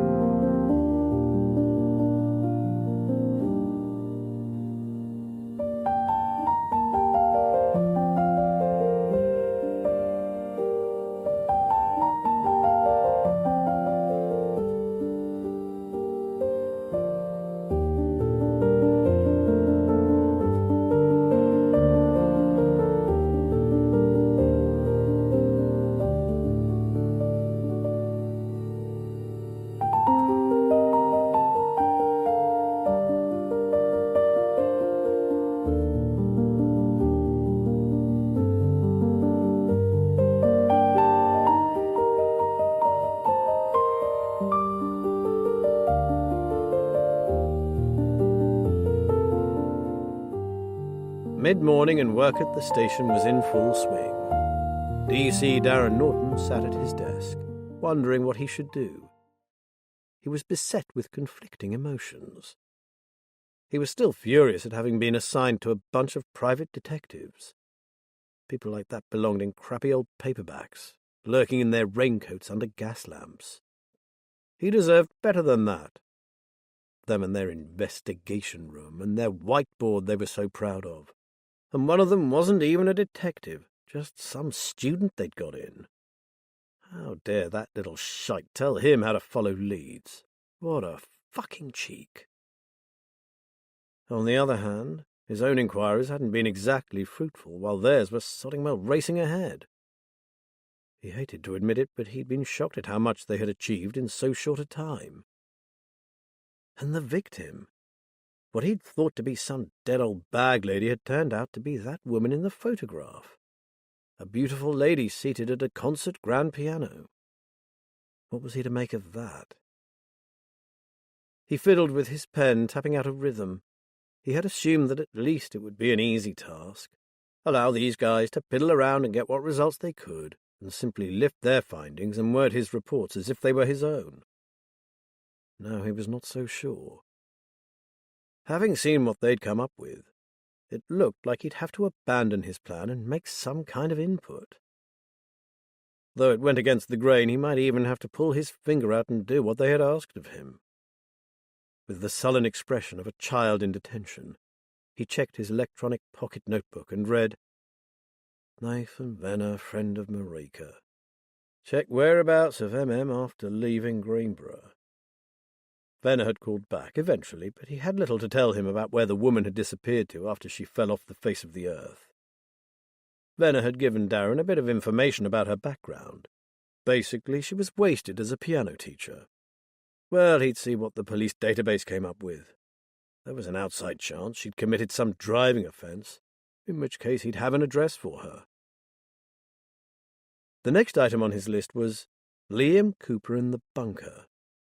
There he had the upper hand and wasn't about to share what he knew. He would check out the missing kid's name, and that was that. Anything he knew or supposed about the bunker was staying with him. Norton felt a thrill of anticipation. As far as he knew, and he had kept his ear to the ground, no one else in the station had a clue about the place. If the rumours were true and it was what he suspected, this could be his big career move, his ticket out. The bunker would be his moment of glory. Those private detectives might have the edge with Molly. He'd give them that. But he was ahead of them regarding the bunker, and ahead it would stay. "So where's the village?" asked David. "We're in it," said Liz. "This is it. Yet another tiny village reduced to a few cottages scattered along the road that passes through. Oh, look, there's that church Matt mentioned, and the pub with the funny name. It's the Saucy Squirrel." She pointed to a tower rising between some tall old trees, and an old building with a pub sign hanging drunkenly above the door. "Let's park up and walk around, see if we can find someone to talk to." She had been expecting more of the place than this collection of dilapidated buildings, but at least with so few of them, the old post office should be easy to find. In fact, they found it almost at once. "It's over here," called out Jeff, pointing to a rather run-down little house whose front door opened onto the street. "And it's inhabited. There's a cat curled up on the windowsill." "You make the inquiries, Liz," said David. "If whoever opens the door sees all three of us, they might think we're Jehovah's Witnesses or something." So David and Jeff wandered over towards the church, while Liz rang the doorbell. An elderly man answered and peered short-sightedly at her. "Yes?" Mustering her best smile, Liz explained. It took a while, but the old man finally relented. "I know who you mean. It was me trying to sell this place back then." He glanced a little sadly at the peeling paintwork. "It looked a lot better when that lady came to look at it, believe you me. Then, when it fell through, I gave up on my dream of a little retirement cottage and decided to see out the rest of my days here." "Why did it fall through, sir?" asked Liz. "Dunno, really. She said she was keen, and then, well, nothing. I'm told she just disappeared." His face creased in a frown. "I no fear when I sees it, my duck, and that lady was frightened. She was a looker, but her face was all washed out. Worry, you know. I fretted over her for quite a while. It didn't seem right for a beautiful lady like that to be so scared." Liz nodded. It wasn't right. "I suppose you didn't keep her address, did you, or the name of the estate agent?" "I forget the name, lass. We threw all them papers out long back. Sorry." Her heart sank even lower. "But I do know roundabout like from Elsie the postie that the lady was staying somewhere in Marshdyke St. Mary." Liz could have hugged the old guy. She knew that village. Many years ago, a key witness in a case she'd been working lived in that very place. It was a proper village, considerably larger than this, around 15 miles from here. She thanked him profusely and raced across the road to catch up with the lads. "We have a lead. Back to the car, gentlemen. Next destination, Marshdyke St. Mary. I've a strong suspicion that that is the place Molly ran away from." Well, wonders will never cease. What had prompted Matt's utterance was a call from Darren Norton. "Mr. Ballard?" Noting the emphasis on the Mr., he said, "It's Matt, lad, just Matt." Ignoring this, Norton said, "Well, I thought you should know that the body of another vagrant has been found, and you can be pretty sure that you won't be talking to your mate Smoky Joe again. Fits the description."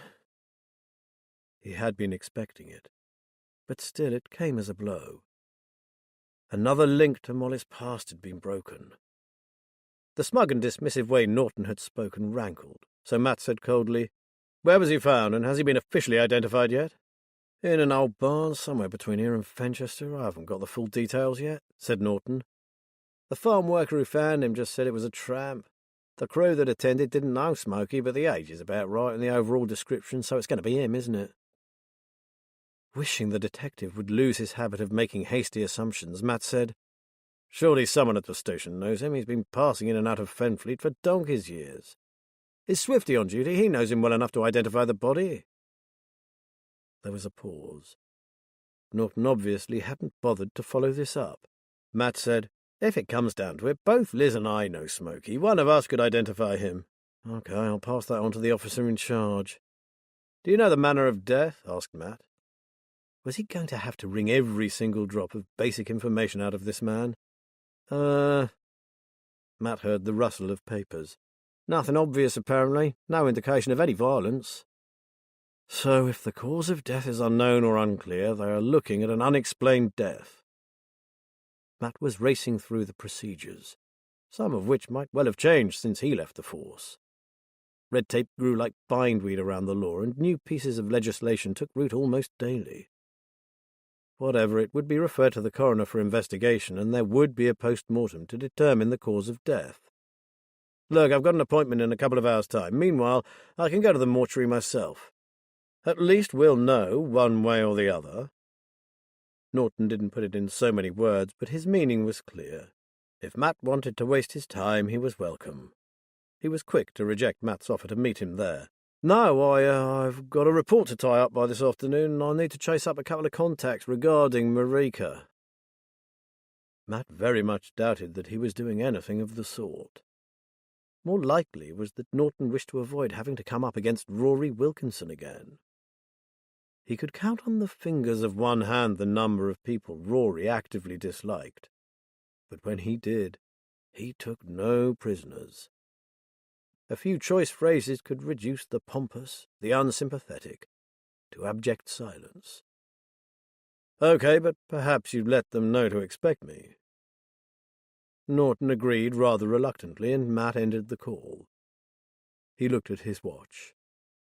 He would have to shelve his search into Johann de Vries for the time being. He would have liked to have waited for Liz to get back, but he'd already had a call telling him they were on their way to Marshdyke St. Mary, where, Liz hoped, Molly had lived and taught music. Matt silently wished them luck. Having lost Smoky Joe, this was their last hope of finding out what had happened to Marika. He left a note for Liz and set off for the morgue, making a quick call to Rory en route. He had only asked Norton to ring in advance because he wanted to appear to be following correct procedure. He had no wish for the young detective to know the true relationship between them and the pathologist. "I'm hoping that a quick peek into my cold storage facility will be sufficient," said Rory. "Only we're frantic here today, and I haven't had time to make him look presentable. He only arrived half an hour ago, poor old guy." "That's all I need, my friend. I have to know if our main link to Molly is now gone, dead as she is." "The one difference, and this is just a guess, as I only had a cursory look when our John Doe arrived, was that he was not murdered. I strongly suspect a fatal heart attack, but don't quote me on that. It's only a hunch, going by his outward appearance." "How ironic," Matt said. "Our main lead to Molly's past, simply ups and dies." "It'd be far worse if someone killed him," said Rory. "Anyway, sorry to rush you, but as I have a queue of cadavers all begging for my ministrations, let's go to the cold storage." Rory hadn't been joking. The entire morgue was packed with people, trolleys, along with the sinister-looking metal boxes used to transport bodies from the hospital wards to the mortuary. A few moments later they stood in front of the bank of cold cabinets. "Okay, my friend, the moment of truth." Rory placed his free hand on the handle of a drawer. "I never had the pleasure of meeting your Smoky Joe, so he's a stranger to me. Ready?" Matt nodded, preparing himself to say goodbye to another long-time local character. Rory opened the drawer. "I see from your expression that this particular person is a stranger to you," said Rory. "Absolutely. I've never seen this man before in my life." Part of him was relieved, as it meant that there was a chance that Joe might still be alive, just in hiding. Another part felt sorry for this sad stranger. "I'm not even sure that he's a vagrant. He's got shabby clothes, and he's not exactly well cared for, but—" He stepped forward. "He doesn't look like a street dweller to me." "I think you could be right, Matt Ballard. Very observant. Maybe I'll reorganize my schedule and move this gentleman up the list for his PM. This is interesting." "Will you let me know unofficially, of course?" asked Matt, keeping his voice down. "I certainly will." A lab technician was beckoning frantically from the door. "Sorry, Matt, I'm needed. Oh, the price of fame! What it is to be in constant demand." Matt didn't hang around. He had all he needed. Despite himself, he had to admit to looking forward to informing a certain young detective that his assumptions were yet again incorrect. Yes, it was a relief that it wasn't Joe, but the question remained as to where the hell he was. He sent a text to Liz telling her of his mission to the mortuary. Then, clearing his mind of all thoughts of Molly Monaghan, he turned his attention to the bunker. School was out. Time to pay a visit to young Lee at the shop in Eastleigh Street. Chapter 16. Approaching the outskirts of Marshdyke St. Mary, Liz felt a tingle of excitement along her spine. Jeff glanced at her. "You have a feeling about this place, Liz?" "Yes." Apparently that was enough for Jeff, who didn't ask her why. They drove slowly into the village, while Liz told them what little she remembered from her previous visits. She did recall thinking that although it was a well-kept, if somewhat straggly village, it had had a strange atmosphere. "It was nothing I could put my finger on," she said. "Just an odd feeling of, well, unease." She frowned, remembering. "However, I was investigating a disappearance, a complex and rather sinister case that affected the residents badly, including my key witness, so I put down my disquiet to that." "But you feel it now, today?" said Jeff. "Funnily enough, I started to feel it on the road in. It's probably just those old memories coming back." Jeff didn't answer. "Anyway, forget my fancies and let me tell you what I know about the place. It has no public transport service and no amenities, not even a post office. It has a small community centre where they hold coffee mornings, parties and meetings of groups like the Ladies' Circle and the Gardening Club. There is a very pretty church, too. I was told it has some remarkably fine and ornate architecture, and even attracts the occasional visitor who appreciates that sort of thing. I got the impression that it was kept going by a handful of the locals, who hold fundraising events and raffles." "That's often the way in small communities," said David, gazing out of the window. "Hey, that's impressive."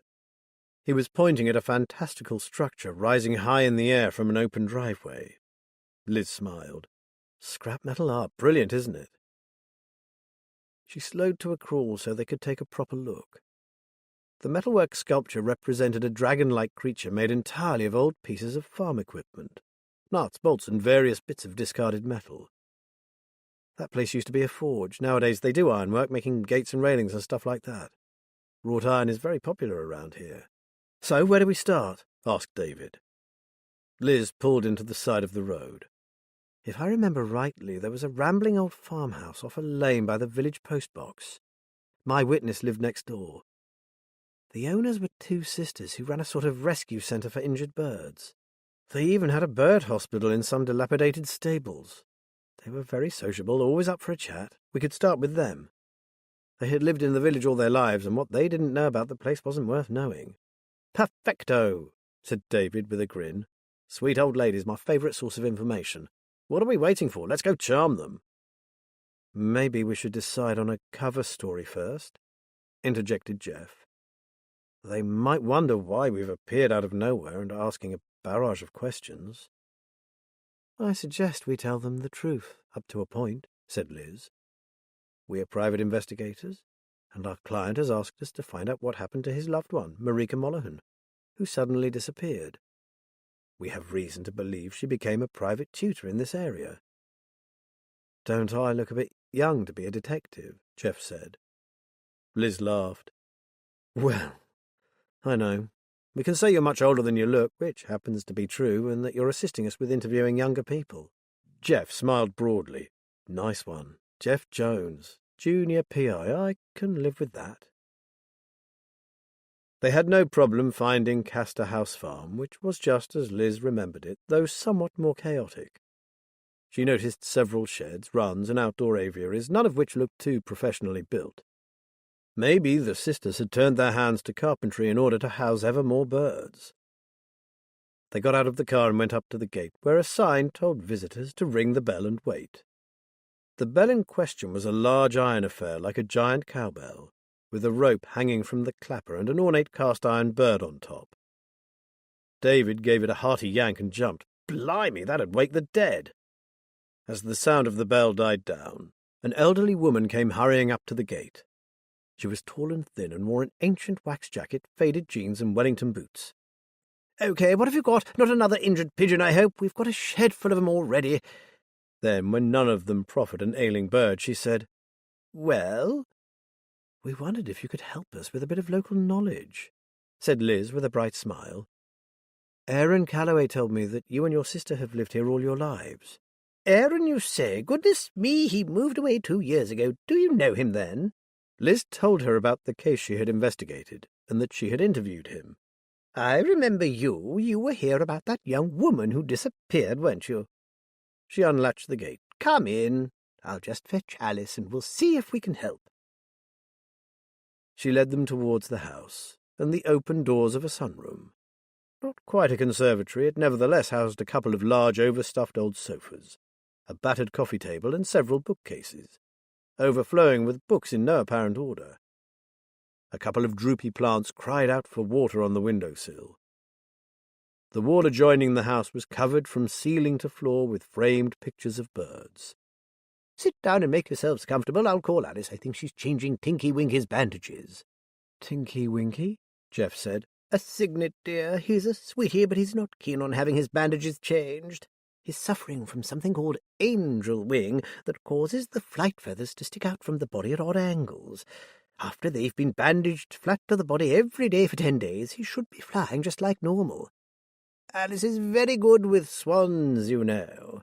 She's very fond of the larger birds, whereas I like the little ones. Oh, I'm Emily Target, by the way." She hurried off with a, "Won't be a tick." "I'm not sure I'd like to get too close to a swan. Can't they break your arm? That's what I've heard," David said. "Only when they're breeding, feel threatened, or are protecting something. I understand they have great memories, and they'll remember whether you've been kind to them or not," said Jeff.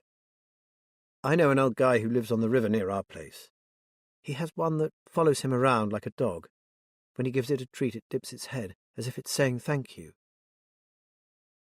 While the lads were chatting, Liz had been looking around and had spotted an upright piano inside the house. If one or both sisters played, perhaps they'd actually met Molly. When Emily returned with Alice, Liz was struck by how different the two sisters looked. Whereas Emily was a beanpole, Alice was short and round in both face and body. Only the ancient wax jackets and the muddy Wellington boots were identical. They stopped at the door and dragged off their boots using an old cast-iron boot remover. Emily perched on the arm of one of the sofas and smiled at them. "Did you ever find that missing girl you were looking for when you were here last?" "We did," said Liz. "She'd got herself involved with some seriously bad people. Luckily, we found her before she came to any harm." "Oh, that's good," said Emily. "We never did hear what happened, and we feared the worst. You hear such terrible things these days. Still, that's by the by.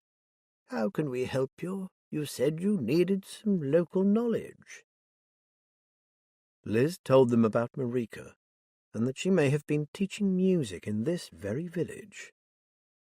Neither sister spoke for some considerable time. There was an inexplicable air of tension in the room, quite unlike the warmth with which they'd been welcomed.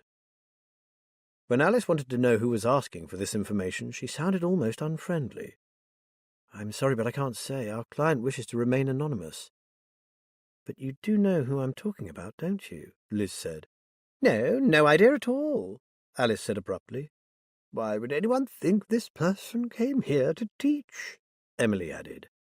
"Who in Marshdyke would even want to learn? It's a farming area, hardly a breeding ground for professional concert pianists, is it?" They know her, thought Liz. It was far from what she'd hoped to hear from these two women, but it clarified one major point. They were in the right place.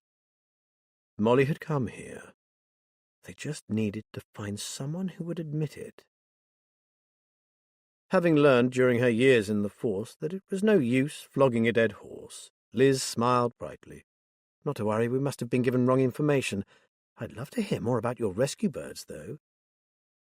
Luckily, both David and Jeff caught on, and they too plied the women with questions about bird care and rehabilitation. They left some 20 minutes later, having been ushered out with friendly smiles. Their first interview had taught them an interesting lesson about Marshdyke St. Mary. They would have to approach the place more carefully and from a different angle. But they were on the right track, which was a great step forward. Johann de Vries was no stranger to fear. He had been barely out of his teens when he enlisted in the army, and in the years that followed had experienced the worst of humanity and what it could do. After 14 years in the armed forces, he retired out, and having been in signals, took a job in civilian communications. He hated it. He needed to do something to redeem evildoers, turn them away from warfare and show them that there was good in the world. It was totally by accident that he chanced upon the Outward Bound movement. A friend of his, an instructor, had been on his way to an open day when his car broke down. Johann had offered to drive him to Dorset, where the event was being held, and he had spent the day watching and listening. By the time his friend was ready to leave, Johann had signed up for a course as an instructor. He sailed through the leadership training program, and the years that followed were the best of his life, until his dream job ended in nightmare. To ease his pain, he turned to his memories of Molly. "Sing for me." She laughed with a shake of her head. "Oh, all right. What's it to be this time, Joe? Are you in the mood for something classical? How about a piece by Verdi? Or would you rather something gritty and modern?" "Something moving. You know what I mean. Something with those minor chords that bring tears to my eyes, that gets me right here." And he thumped his chest with his fist. "Well, Molly girl?" So she had sung for him. And all those years later, sitting on the ground behind a deserted barn, he heard her voice soar above the marsh. How was it possible, he wondered, that a series of sounds could be so indelibly engraved in his memory, on his heart? While he had a breath in his body, that voice would never die, even though the singer was gone. Joe felt like the loneliest man in the world. In his years on the road he had travelled widely, but he had always gravitated back to Molly. Now his guide star was gone. More than that, her killer was coming for him too, and he didn't know why. He had never found out what had scared her so much that she had taken to the streets in order to hide. She wouldn't say. And because she hadn't told him, he didn't know why they were looking for him. He leaned back against the wooden slats of the barn and dug the heel of his old boot into a tuft of the couch grass that had colonized the abandoned yard. Maybe he did know something without being aware that he knew. Maybe Molly had told him something inadvertently that was important enough to set the hounds of hell on his tail. He'd avoided them once, but how long could he keep running? To get them off his back, he had ditched his precious bike, his bucket of coals, and his bag of belongings. He had been too recognizable, too much of a character. He had to lose Smoky Joe and become someone else. That old bike had been his grandmother's, and it hurt him to toss it into a ditch where it would doubtless be consumed in the mouth of some dredger. His possessions, on the other hand, were a joke. He'd even left a bank card with them just to make sure they knew the things were his. What he hadn't meant to leave was his key, but he didn't think about that until he was 10 miles away. Too late to bother about it now. It was probably at the bottom of a refuse bin, along with his wardrobe. And then there was his bucket, his talisman. Only Molly had understood why he had needed that bucket of hot coals. Without it, life was certainly harder. If only he had someone to talk to. Joe frowned. There was someone, but he would need to find him, and that wouldn't be easy. He would be another target, another link to Molly that needed to be eliminated because of what he might know. A man who didn't want to be found. Joe grunted. If anyone knew how to go under the radar, it was him. so perhaps he should apply some of his own strategies and start hunting. What did he have to lose? He felt in the lining of his pocket and found a second bank card. Smoky Joe was no more. Welcome to the world, Johann de Vries. Joe got to his feet. First he had to find clothes and a damn good wash. He must look presentable if he was to mingle with the public. The local outreach centre or drop-in hubs were out of the question. He would be recognized. That left one option, and for that he needed money. He reckoned he must be around 40 minutes' walk from the nearest village with a post office and a cash machine. He set off towards the lane that would take him away from the marsh, Molly's voice still singing in his ears. 3 men sat at a wooden trestle table in a dimly lit cavernous space with bare concrete walls and no windows. One had a notepad in front of him, the other 2 tablets. There was a door behind them and a wider one opposite at the far end of the room. The place smelt musty as if from long disuse. The man in charge, known only as Cash, was shorter and stockier than the 2 men that flanked him, who were both heavily muscled and athletic. Cash wrote something on his pad and then glanced at his 2 associates. "Are we ready?" "Ready," they echoed. Cash spoke into an intercom. "Bring them in." The main door swung open. A figure, clad in black, his hands secured behind his back and a sack over his head, was roughly bundled inside and pushed onto one of 3 hard stools lined up in front of the trestle table. 2 more figures followed and were seated, a guard behind each. Cash looked at them and nodded to the guards, who yanked off the hoods. The flare of a bright light forced all 3 figures to lower their heads and blink. The guards left and the lights dimmed. Cash studied the young faces lined up in front of him. "Ah, the final 3. His deep voice sounded oddly hollow in the enclosed room. "You will be pleased to know that you have passed the 2nd level in the training program. Gentlemen and lady, welcome to the bunker." Chapter 17. Luckily, Lee was early for his shift.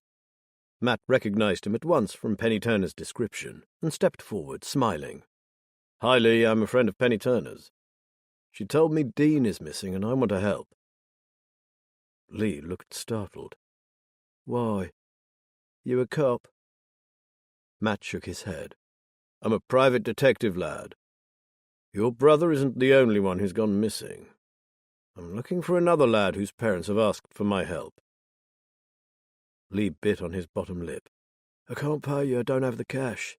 Whatever I get from this lot," he jerked his thumb back towards the store, "goes to feed me and my bro and to put clothes on our backs."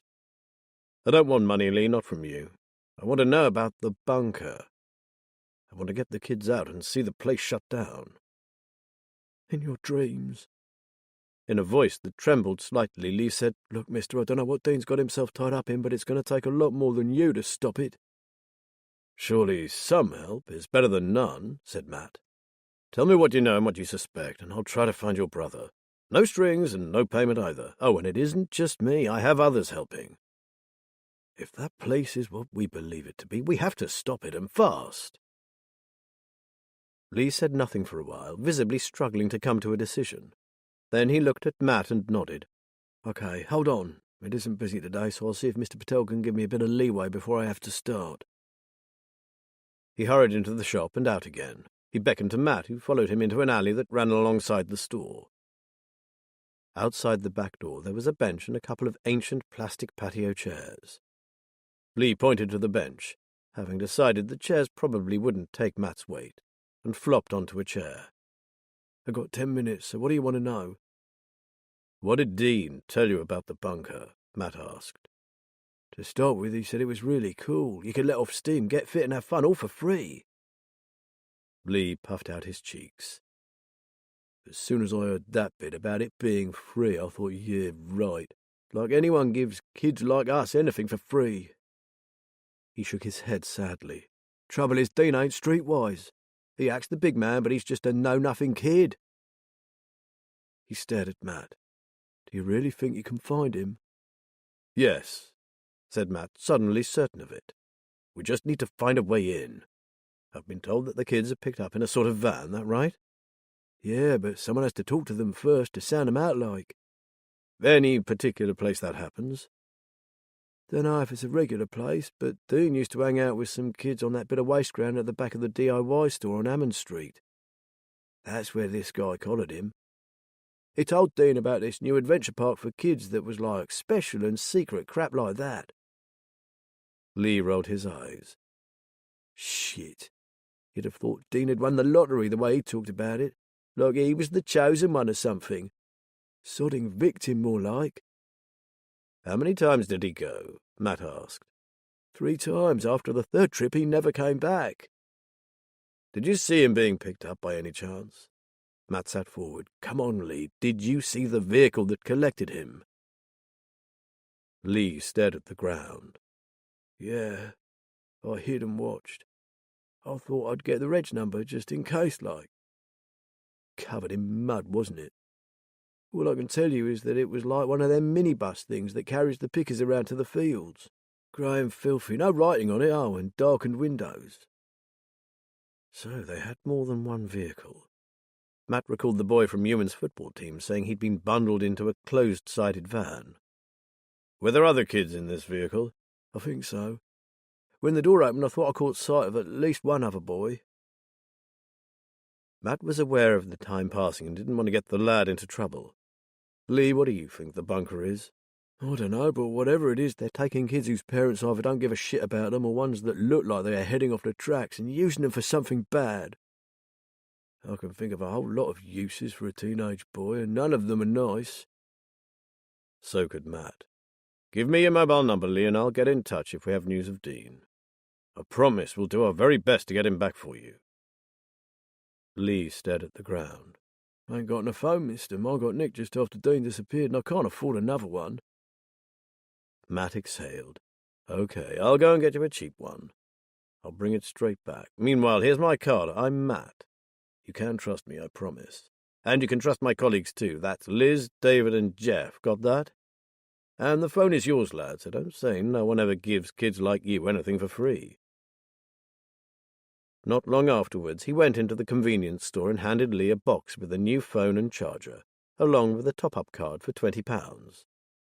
Let me know if you hear even the slightest hint of something that might lead us to the bunker, okay? Lee nodded. For the first time he looked Matt in the eye. Find my brother, Matt. He's an arsehole, but he's all I've got. People like Lee and the Coopers, the ones who were left behind, are just as much victims as the kids who have disappeared, he thought sadly. Supper at Cannon Farm was a chaotic affair, what with trying to cobble together a hot meal from what could be found in the fridge, discuss their respective findings, and decide on Jeff's best course of action in the coming evening. All I can say, Jeff, is that we don't have the luxury of time on our side, said Matt, busy straining rice and thinking about what Dean had said. However you choose to charm that lad, it can't be done slowly. With every hour that passes, I fear more young lives could be in jeopardy. I'm very much aware of that, Matt, said Jeff seriously. But I'll have to be careful not to scare him off. He's valuable, and we can't afford for him to clam up because I've come on too strong. I suggest you get him on side with your footy skills, suggested David, stirring the chili con carne while Liz clattered plates and cutlery. I agree, said Liz. And if you want to make a real impact, do something spectacular. All the pants off them with one of your parkour moves. It's not really meant to be used like that, Jeff said doubtfully. It's a discipline, not a party trick, but I hear what you say. And it does have the effect of making people take notice. I'll play it by ear, and I understand the need to get this information as quickly as possible. The meal finally on the table, they discussed the forthcoming evening. They would debrief Jeff on his return, no matter how late. David was to go along as chauffeur. The two of them would meet up with Spike prior to going to the community centre and take it from there. By 6:10, Matt and Liz were alone. As we're not going out again tonight, do you fancy a coffee and a cognac? Asked Matt. I do. I have all these thoughts racing around in my head. Old ladies and injured swans, along with that old boy's anxious expression when he told me how frightened Molly was when she viewed his cottage. I could do with something to calm me down before steam begins to rise. Matt's mind, too, was whizzing, only his thoughts centered around missing teenagers and anxious relatives. Then there was tonight's meeting at the football club. He brought the bottle of cognac into the kitchen, and they sat at the table trying to unwind. Matt sipped his drink and sighed. I wish we had a better liaison officer. If this bunker thing is as big as I fear it is, we'll be handing the whole thing over to the police before long, and if it's Norton who'll be dealing with it, who knows how it will turn out. Liz nodded grimly. I know what you mean. Until now, we've always had the good fortune to work with dedicated detectives.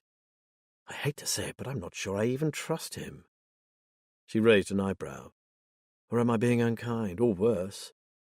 No, babe, I feel the same. He stared into his glass. Lazy detectives are inclined to be devious. The fellow's no fool, and he'll know that Charlie is watching him like a hawk. It's my guess he'll feed whatever we give him into his own reports. What, pretend our findings are his? My goodness, I hadn't thought he'd go quite that far, but you could be right. Who knows? One thing he doesn't know is that you and Charlie are also in contact, so if he tries to pull a stunt like that, she'll know. In which case he'll cook his own goose without any assistance from us. I wonder... Go on, Matt, what were you going to say? Asked Liz. I guess I'm wondering if there's something we don't know about Darren Norton. It can't be easy being the grandson of a high-ranking officer who is not exactly revered for his excellent record. It's a well-known fact that Grandad Norton rose through the ranks thanks to the Old Pals Act. Maybe the kid took a lot of stick because of it. Then why not prove to everyone that you're not tarred with the same brush? If I were in his shoes, I'd do everything in my power to show them I can be a good detective in my own right, said Liz. I want to give him a chance, but he doesn't make it easy. Matt shook his head. You should have heard him today, absolutely certain that because they had a dead body and it seemed to resemble Smoky Joe, therefore it was him. Talk about making assumptions. Liz grinned. I assume you put him right, though. Well, yes, but it was water off a duck's back. Even so, I bet he was smarting, said Liz with some satisfaction. They fell silent for a while until Liz said, So if the body wasn't Smoky, there's a chance he's still around somewhere. Rory texted me earlier to say that the body is thought to be that of a local man, a bit of a loner and unpleasant with it, who lives, or lived, rather, in a run-down old cottage about 3 miles from where the body was found. Oh, and his death was from natural causes. Liz took a sip of her cognac. So, seeing as how the boys won't be back for a while, why don't you and I do a bit of ferreting into this Johann de Vries? Matt winked at her. If you ask me, I can think of something better to do while the children are out. Matt Ballard, said Liz. And there was you saying we didn't have a lot of time. Well, you did say you wanted something to relax you. This cognac is doing the trick nicely, thank you. They looked at each other and laughed. Okay, Smoky Joe it is. Pity, though. The time passed quickly for David as he watched his friend work his magic on what had initially been quite a rowdy group of youngsters. They watched in awe as he demonstrated skills they had only ever seen at work in professional teams on TV. Within the space of half an hour or so, Jeff had artlessly won over the entire group, particularly 2 girls who had instantly fallen in love with him. David paid special attention to Toby, and noticed that when Jeff moved on to holding individual sessions, the boy hung back and watched from the sidelines. David went across and sat down next to him. You needn't be shy of asking him questions. He'll be pleased to help you with anything you want to know. He's a great guy and he loves coaching. Toby nodded, his eyes on Jeff, who was explaining a particular piece of footwork to one of the girls. He's different, isn't he? He sure is, said David. More than you can imagine. He's a gymnast as well, you know.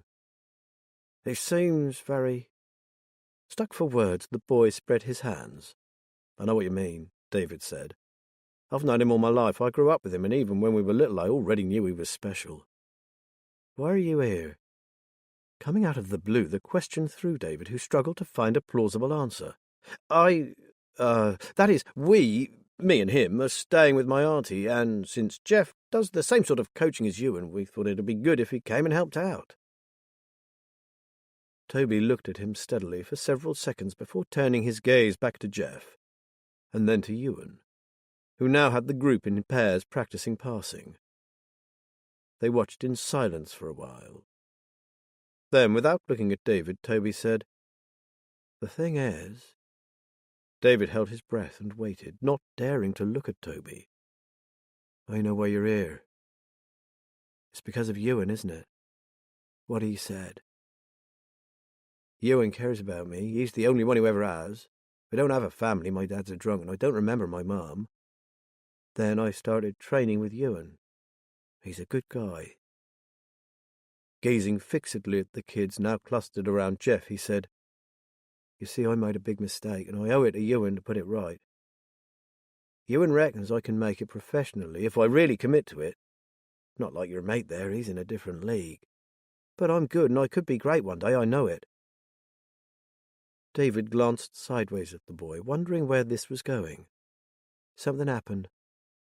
Me, I got myself out of it. But there's other kids involved, and I keep thinking about them. I told Ewan some of it, but I was too scared to tell him the old thing, just in case, well, you know." He ended a little lamely. "And that is the mistake, this thing that happened to you?" said David. "Yeah. You've heard about kids round here disappearing, haven't you? That's why you're here." He nodded towards Jeff. "You had the idea of using him to get to me. We're like dazzled by his skills, then he gets us to tell him about all sorts, stuff the grown-ups don't know." David smiled. The kid was bright. "That's really clever to have worked it out so quick. You're right. The reason we're here is that my aunt and her partner run a private investigation agency, and they're trying to find a missing boy who we think might have ended up in this place called the Bunker." Toby swallowed. "Will you talk to Jeff after the session?" David asked. "Yes. Thinking about it has been driving me crazy. I almost went and told the cops, but you don't do that round here. Then I thought of getting Ewan to tell them for me, but I wasn't sure if I should. Any case, I've got to tell someone, and Jeff might be the best person." He gave David a lopsided grin. "But before that, there's this move I'm not sure of." "Go for it, and we can give you a lift home if you like, all right?" "Cool, we can talk in the car." David watched Toby stroll back to the others with a sigh of relief. The kid was on side. "It's cold. Why isn't it warm in here? Kitchen's supposed to be warm." His father sighed. "It's all right, son. We don't have to have it warm if we don't want to." "I want it warm. Mum said it has to be warm." He groaned inwardly. He had just begun to feel comfortable in his own home, and now this. "Okay, son. You know where the thermostat is?" He watched his son shamble across to it and twist the dial. He smiled. "Warm now, like Mum said it should be." How little had changed since his wife's death. If anything, things were worse. The cool kitchen had been one of the few compensations, and now that was gone. "I'm going to skin the rabbits," Jamie announced. "I want rabbit pie for dinner tomorrow." More work. He knew better than to argue, however. Occasionally he was able to cajole or bribe the boy into doing as he wanted, making it appear that the suggestion had come from his son rather than him. Not when he was in one of his present moods. At times like these it was better to go along with him in the hope that the task would put him in a better frame of mind. Skinning rabbits was one of Jamie's favourite jobs. Incongruously, given his bulk and general clumsiness, he could be almost delicate when wielding a knife. He recalled teaching the boy to fillet a fish, the trepidation with which he had handed him the sharp blade. But to his surprise and awe, Jamie had copied his every movement with the careful precision of a master chef or a surgeon. Over the years that followed, the boy's skill with a knife had come in handy on more than one occasion. As soon as the boy left the kitchen, he turned down the thermostat. He'd have to put it back up again later. He couldn't afford to cross Jamie. Ever. "I'm sorry I didn't call you earlier, Liz, but I've only just got in. Have you got a couple of minutes?" The call came from Nathan Venner. He sounded either very tired or slightly drunk. It was 9:30, and David had just rung to say they were on their way home. From his excited tone, it sounded like the evening had been a success. Now Nathan was contacting her as well. "Sure, it's not late. Are you okay?" "Just totally knackered."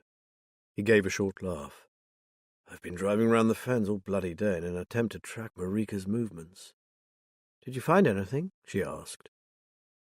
"Kind of, though I think I should stick to music. It's a lot less stressful. I'm obviously not cut out to be a detective. Half the time I haven't the faintest idea what I'm supposed to be doing." Liz would have laughed if he hadn't sounded so dejected. "Go on." "It started really well," said Nathan. "I was so determined to get to the bottom of it all, but then I hit a dead end. Nathan, you wouldn't believe how many blind alleys I've been down in my time. It's all part of the job, I'm afraid. Now tell me what you did find." Nathan related Annie's story of Molly's tragic affair with the rock musician who turned out to be a drug addict, and her rescue by a man who proved to be even worse. Hell, Liz, what she went through. His last words were a cry from the heart. "But Nathan, you've done amazingly well to discover all that. We could never have done it so quickly." But then the trail petered out. "I was told about this man who could help me. He knew the whole story, apparently. His name is George Miles, and he lived in a village called Beckersby. Don't tell me you got there and found he'd moved on." "Yep. And no one seems to have the faintest idea of where he went. Even the solicitors couldn't or wouldn't give me any help. He went off the radar, and I've come to a grinding halt. I'm sorry to say I'll have to let you take it from here." Liz assured him that if he could send her a detailed account of what he'd unearthed, with names and dates and locations, they would certainly move it forward if they could. "Beckersby, you say?" Suddenly she realized that it was only a few miles from where they had been that day. Beckersby village was next to Marshdyke St. Mary. "Yes, that's right. That's where this friend of Marika's lived and where my investigation ended. I was so sure I'd cracked it. Here I was, Marika's knight in shining armor, riding in to uncover the truth so she could finally rest in peace. Some knight I turned out to be." "Hey, you," Liz said, "listen up. Forget all this failure crap. With what you've just given me, along with what we've discovered ourselves, we're getting close. I can't say for certain yet, but there's a very good chance we've found the place where everything went wrong for her, and it's less than 2 miles from Beckersby village. So you've just confirmed what we suspected, and that's bloody brilliant." Nathan, now sounding much happier, promised to email everything he'd heard from Annie, Pinky, and the helpful owner of Oaken Cottage. First thing the following morning. "That sounded interesting," said Matt, looking up from his screen. "We're tightening the net. We now know the place where disaster struck our Molly. Now comes the tricky bit, finding someone willing to talk to us. If they all clam up like the 2 Bird sisters, we are stuck. We need someone on our side, and Nathan Venner might just have given us his name, if we can find him, that is. Someone called George Miles. He'll be our next port of call." The sound of an engine was heard outside. "Ah," said Matt, standing up. "David and Jeff are back. Let's see how they got on." As soon as she set eyes on them, Liz could see that the evening had been a great success. They looked positively high. She listened to their story, relieved that the end of this case was in sight. "He told us the lot, Auntie Liz," David began, "and we didn't have to coax it out of him, and once he was in the car with us, the floodgates opened." "The kid has a conscience," said Jeff. "He's afraid for the kids that get sucked in and wants to help stop the racket. But here's the best bit. He knows all the places where the scouts pick up the kids. He's also going to spread a few rumors about a new kid in town who's a really badass tearaway." Jeff beamed. "Me. It's practically an invitation, added David excitedly. We've even got a date for Jeff to meet with the Scouts the day after tomorrow. Where? Asked Matt. Only I've been given a venue too, the patch of waste ground on Hammond Street.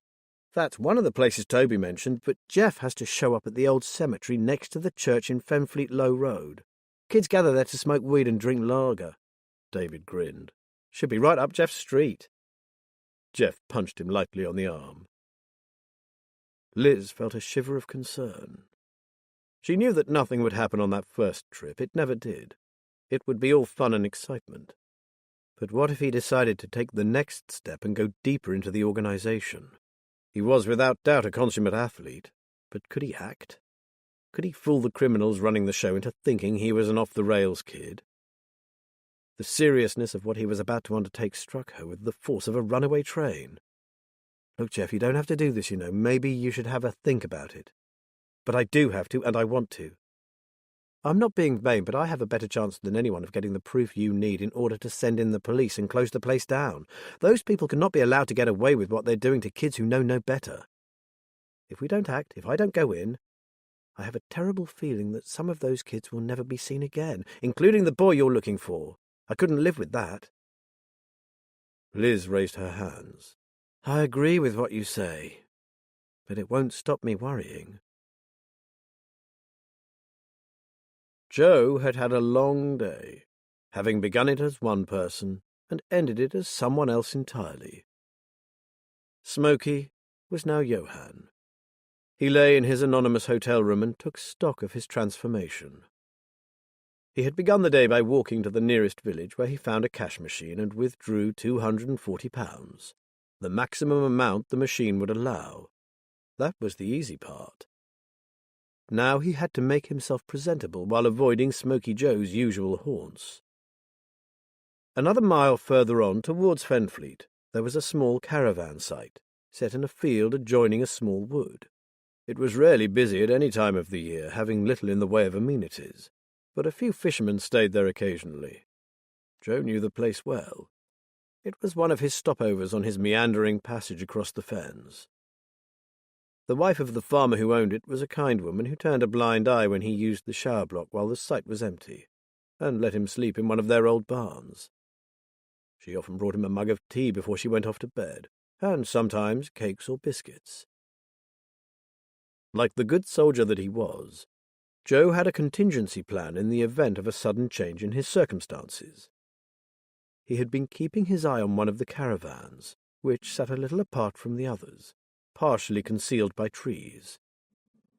This caravan belonged to a man who came a couple of times a month to fish in the nearby lake. He was important to Joe as, apart from being a similar build to himself, his visits followed an unvarying schedule. Fred always came alone. He would arrive and leave at exactly the same time on each visit. Once there, he spent his days according to a long-established routine. Joe often wondered whether the man simply liked order in his life, or had limited time off from business, so used his time wisely. When Joe didn't see a car parked next to the caravan, he knew he could be certain of having it to himself until at least the following day. He made short work of picking the lock and, safely inside, let out a sigh of relief. His man, to whom he had given the name of Fred, had, as expected, left the place in perfect order. He had no intention of upsetting Fred any more than was necessary, but there were certain things he needed to do upon which his life depended. He got to work immediately. It was a nice little van, two-berth, in what they called an end washroom layout, meaning a small, neat shower, toilet and wash basin at the rear, and a kitchen to one side. Though the water boiler had been filled, Joe did not wish to drain it, so a shower was out. But that wasn't why he was here.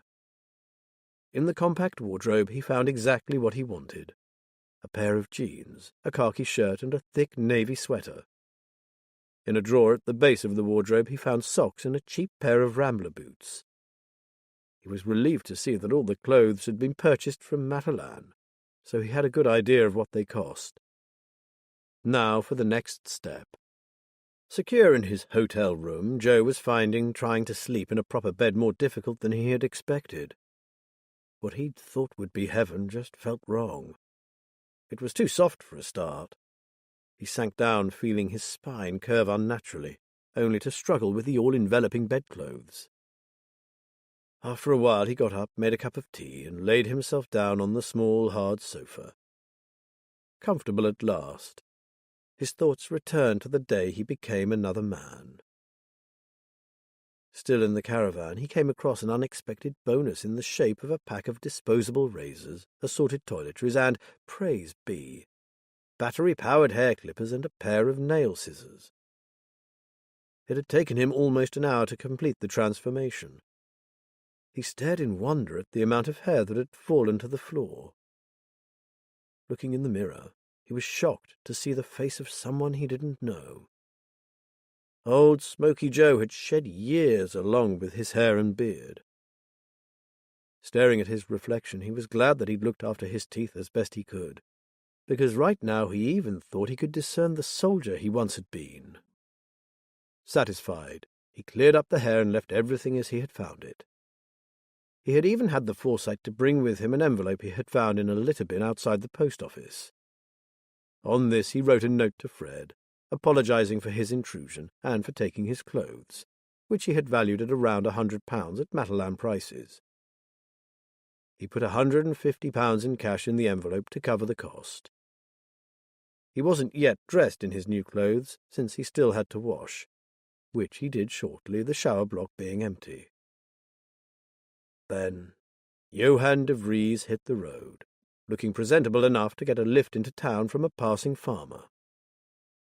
The only thing that Fred had been unable to supply was a jacket, so on arriving in Fenfleet, Johann made for a charity shop, where he picked up a very adequate waterproof. Finally, an exhausted Johann de Vries found a Premier Inn and booked a room for the night. It felt strange being inside after so many years on the road. Odd not to be cold. He settled back on the sofa and tried as best he could to sleep. Tomorrow he would embark on his search for the man who might tell him what happened to Molly, and why he was being hounded by people who wanted him dead. George Miles was his last hope. Chapter 18. Amid the clatter of plates and pans, Matt and Liz were chatting while they prepared breakfast for the four of them. "David is still on a high," remarked Liz, taking a packet of bacon from the fridge, "while Jeff seems much calmer. I think he's getting himself mentally prepared for his undertaking." Matt said nothing. Despite having agreed to allow the young man to enter the unknown world of the bunker, he still wasn't entirely convinced that he'd done the right thing. After all, they had no idea of what he could be walking into. It could turn out to be a nest of vipers, and suppose something went wrong. "We have a whole day to get through before Jeff goes into action," Liz was saying. "Have you any plans? For my part, I must get to grips with finding out more about Marshdyke St. Mary and its inhabitants. No way we can go back there without knowing a whole lot more about the place. Those wacky sisters proved that. I should never have been so candid with them. The moment I mentioned Molly, it was like the shutters came down." She passed Matt a bowl of eggs. "Plus, I've got a few calls to make and a Tesco delivery at 9:15. Meanwhile, David can do what he does best, pulling everything he can from the net. Once I've done here, we can head into town. I want to talk to Chris Lamont in the library. I seem to recall that he used to cover the area around Marshdyke when he was a copper, so he might be able to tell us more about the place. Oh, and I'd like a quick catch-up with Clem if we can hunt him down." "In which case," Matt said, "I might take Jeff on a guided tour of Fenfleet and the surrounding area. We can also take a look at those places Toby mentioned. You know, where the kids get together and the scouts watch for suitable candidates." Liz nodded. "Absolutely. It would give Jeff a good idea of the type of behavior they're looking out for. As long as no one sees him with an ex-copper." "Don't worry, I'll make sure I'm not seen." Matt added tomatoes to the bacon sizzling under the grill. "I suddenly realized halfway through the night that we haven't yet worked out what we're going to do after Jeff is dropped off after his visit. I have no idea if they keep tabs on the kids when they get back, so we can't just wade in and pick him up." Liz pursed her lips, thinking. "I know. He could walk in the direction of one of the rougher areas of town as if he was heading back home. As soon as he thinks he's in the clear and isn't being followed, he can call us and we'll come and get him. Good idea. And maybe we should get David to pick him up rather than one of us, Matt said. In that case, added Liz, you really must do that recce today. Their two guests joined them for breakfast, and an hour later he and Jeff were ready to leave. They were just about to go out through the door when Liz said, "Why don't we meet for lunch at the Anglers' Arms? It'll save us driving all the way back here and we can discuss our progress before we carry on with our day." Matt agreed at once. The Anglers' Arms was beside the river just outside town, a quiet pub that did decent bar food. It was also the sort of place where they wouldn't be likely to run into any of the people Jeff was supposed to be mingling with. How about midday? We'll be through by then, but does that give you enough time? We can continue after lunch if we need to, so midday is fine, Liz said. That sorted. Matt and Jeff embarked on their tour of the misty fens and the darker side of Fenfleet. While Liz made calls and dealt with groceries, David switched on his laptop and Matt's computer in readiness for his own tour, that of the wider world of the web. First he printed out 4 copies, one for each of them, of the clues Molly had hidden in the text of her book on Chopin. Beneath the anvil, by the 3rd silver birch, in Rupert's grave, close to William Arbuthnot, in the vegetable store. Where to start? The words beneath, under, and grave suggested that the answers were all buried. He pictured tins or jars containing messages, just waiting for him to dig them up. Beneath the anvil made him think of the metal sculpture they'd seen in what had formerly been a forge. He entered Metalworks, Marshdyke St. Mary, into his search engine and found a website consisting mainly of images of the ornate gates and fences on sale, though he did find a paragraph on the welding process itself. The craft had come a long way from the days of anvils, but it was certainly worth a visit. Next he typed in William Arbuthnot. Amid the hundreds of William Arbuthnot's listed, not one was even remotely connected to the fens. Realizing he'd get little from a search of the names listed on Chopin, he turned his attention to the village itself. He had no luck there either. This wasn't proving as easy as he'd thought, and it came as a relief when Liz came in and told him she was ready to set off. The 3 graduates, now dressed in fatigues and looking a lot less scared, were seated, on chairs rather than stools, in what looked like a military operations room. This time Cash was alone with them. It was the first of 3 interviews, although the kids didn't know this.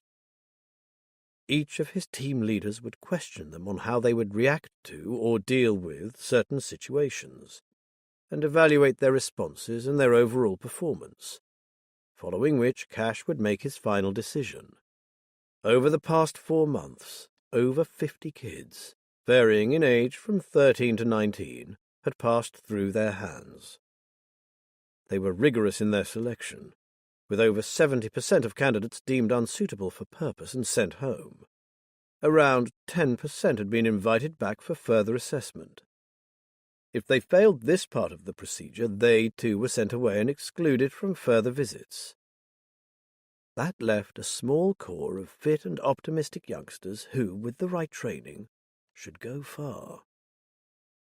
Out of 50 boys, 2 had fallen well short and should never have been selected in the first place. Because these 2 couldn't be trusted to remain silent, they couldn't just be sent back, and had therefore been dealt with according to the rules of the bunker. According to the regulations, such failures were to be removed from the area and consigned to the ever-growing host of missing persons, under threat of instant death should they ever return to the fens. Luckily, kids like that were rare. Key to the success of the bunker system was the fact that the kids they chose had all been dismissed by society as no-hopers. Cash deliberately selected these delinquent adolescents precisely because they had no future. These he would mould into hardened individuals who could expect great things from a life of crime. he was especially pleased with this little trio. From what he had seen of them, they were the crème de la crème. Now for the final test. Last time you were here, we asked you a question. We wanted to know whether you would be prepared to walk away from your home, leave family and friends, and make a new life for yourself. You all answered yes. Now I'm asking you to take that one step further. More than just walk away, would you this time sever all ties with family, friends and home, and never go back or see any of them again? He watched for their reactions. Think about it over the next few hours. Here's what we're offering, and listen carefully. If your answer is yes, you will be asked to pledge allegiance, following which you will join us and be trained for your new life. Apart from your code names, which you already have, you will be given new identities, names, birth certificates, and any other documentation you might require. In other words, you will become different people. In return, we undertake to invest whatever resources we have in your education and training. You will become part of an elite group of people. We can enable you to achieve everything you ever dreamed of. But we can only do that if you commit fully to the organization. That means fully, body and soul. Cash stopped speaking and watched them closely for their reactions as they took in his words. You may be asking yourselves what will happen if the terms are too harsh. Well, if that's the case, it won't be held against you. You will be perfectly free to leave here, but... He held up his hand. You will not be allowed to return to your family. You'll be taken somewhere far away from here, and you will be assisted in making a new life for yourself. You must never speak of this place to anyone. If you do so, there will be repercussions, and they will not be pleasant. You will be safe, and so will everyone close to you. But only as long as you never breathe a word about the bunker. The choice is yours. He sat back in his chair and smiled, though the smile didn't reach his eyes, which remained watchful. Right. Now we've got that out of the way, we can proceed with your interviews. Oh, I remember Marshdyke, Chris Lamont said. You're right, it was on my patch. And you think it might be where it all started for Molly? Well, that is a coincidence. Liz wondered whether it was such a coincidence. Molly could have left her bag of secrets in any one of 1,000 places, but she had chosen the library and had made sure Chris would find it. Molly might well have known of Chris's connection to Marshdyke, which was why she chose him to find the bag, along with the book in which she'd hidden her cryptic messages. Liz told Chris about their visit to the village and the strange way the Target sisters had received her question about Molly. God, yes, the sisters, I remember them. Mad as a box of frogs, both of them. But they saved a lot of birds. So, thought Liz, if Chris remembered the sisters, he might recall others as well. I suppose you wouldn't have a bit of spare time, Chris. We could really do with some advice about other residents we might speak to, since we didn't have much luck with the sisters. Sure, he said, I'd love to help if I can. Liz suddenly recalled that Chris, who for many years had been a uniformed officer, had lost his wife to cancer when she was relatively young. He left the force not long after her death and did a lot of voluntary work in the Fenfleet area. That would be great. I did wonder if I'd shot myself in the foot by talking to the sisters about Molly. I've an awful feeling they might warn others off talking to us. They are a bit of an odd bunch, but there are some sensible people there too. Mind you, some might have moved or passed away since my day. But I'll give it a bit of thought. Suppose I make a list and ring you later. Or, tell you what, I could come with you if you like. Just what they needed. Liz took him up on the offer immediately. As they were leaving, Chris said, Do you remember a PC who was retired out on health grounds after a druggie stuck a needle in her? Her name was Anna Pickford. Liz recalled the incident, but not the officer involved. The thing is, I did a bit of counselling with Anna and her grandmother, who had brought her up. The old lady lived in Beckersby, a dead and alive hole a mile or two away from Marshdyke. Hannah had always hated the place, but after she got hurt, she went back to live with her gran. She'd be a great person to talk to. Tilly, the grandmother, was born there, and you know what these small rural communities are like. They all know the ins and outs of the duck's backside. That's just what we need, said Liz, smiling at the expression. How are you fixed for tomorrow morning? No problem. I can easily get someone to cover for me here. I'd be happy to assist in whatever way I can to find Molly's killer. It's almost like I owe her. Where shall I meet you? We'll come to your house and collect you if that suits. You're between Tanner's Fen and the road to Marshdyke, aren't you? He gave them the address, and they arranged to pick him up at around 9. Leaving the library, they made for Pause a While, the pet shop where Clem often spent time. If he wasn't there, either Billy or Andy Nettles might know where he might be found. Liz had been feeling anxious about the old guy. He'd taken the loss of Molly's precious letter to heart, feeling that he'd let her down by his carelessness. It was hardly his fault. Who would even think of stealing a grubby sleeping bag? Passing the lane leading up to St. Benedict's Church, they heard people shouting. Curious to know what the commotion was all about, they made their way up the lane. The shouting grew louder as they approached the churchyard. Inside, a small crowd had gathered, milling around between the gravestones and pointing at something on the ground, some calling for help. Liz automatically slipped back into police mode and pushed her way to the front, David close behind, to be confronted by a sight that made her gasp. A man was lying in a heap on the ground. Over him, teeth bared, lunging at whoever dared come near, stood a large dog. "Get the brute off him!" screamed a woman. "That dog's gonna kill him!" Liz could see at once what was happening. "Quiet, all of you, and get back. Can't you see what's happening? He's protecting his master. You're making everything 10 times worse, so back off." "Dog's sodden dangerous, lady," called out one man. "They'll have you as soon as look at you. We've called for someone to deal with it." Anger flooded through Liz. "If you want to call someone, call an ambulance for Clem, and please just give him some space." David began herding the still shouting crowd back towards the church. "It's all right, we know this man, so let my aunt help him. She knows what she's doing." The crowd fell to muttering, watching fearfully as Liz took a few steps towards the man and his dog. Gunner kept his eyes on her, lips still curled but quieter now. Liz saw that he was trembling. The poor animal was terrified. "Gunner, old boy, it's me, Liz. It's all right. Good boy, Gunner. Let me see if I can help Clem, eh?" She moved a little closer, talking calmly to the dog, assuring him that no one was going to hurt his master. "Good boy. Lie down now and let's take a look at him, shall we? Lie down, Gunner. Good boy." It was as much of a shock to her as it was to the watching crowd of people when, with a whimper, the dog laid down at his master's side. "Good boy, Gunner, good boy." Liz beckoned to David. "Talk to the dog, Davy, slowly and gently, and I'll try to assess Clem. No sudden movements, just keep it slow and easy, okay?" Not a sound could be heard in the churchyard. Even the birds seemed to be holding their breaths.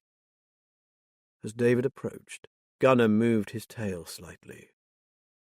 There was no doubt that he remembered these two people. They had been kind to his master, and his master had liked them. Now Liz could take a proper look at Clem. She did not like what she saw. There was blood slowly seeping into the grass from an injury at the back of his head. Whether he had been attacked or had simply fallen and hit his head, she had no way of knowing. Not that it mattered right now. It was a serious injury, and Clem needed professional help fast. She felt the side of his neck and found a pulse, but so weak it was barely there. Trying not to raise her voice and scare Gunner, she turned to the watching crowd. "Has someone called for an ambulance?" "On its way," a man called back. Realizing how cold he was, Liz took off her jacket and wrapped it around the fallen man. Seeming to sense what was needed, Gunner pressed himself into his master's side. "Good boy, Gunner, you got it, fella. Let's do what we can for him." She held Clem's hand and told him help was on its way. When at last the sound of the two tones was heard, she felt Clem's hand move in hers. His eyes flickered for a moment, and had he whispered something? Did he really say Molly, or had she imagined it? Now for the next part. She had no idea how Gunnar would react to the paramedics. Would he allow them to work on Clem? And how would they react to this big, ferocious beast?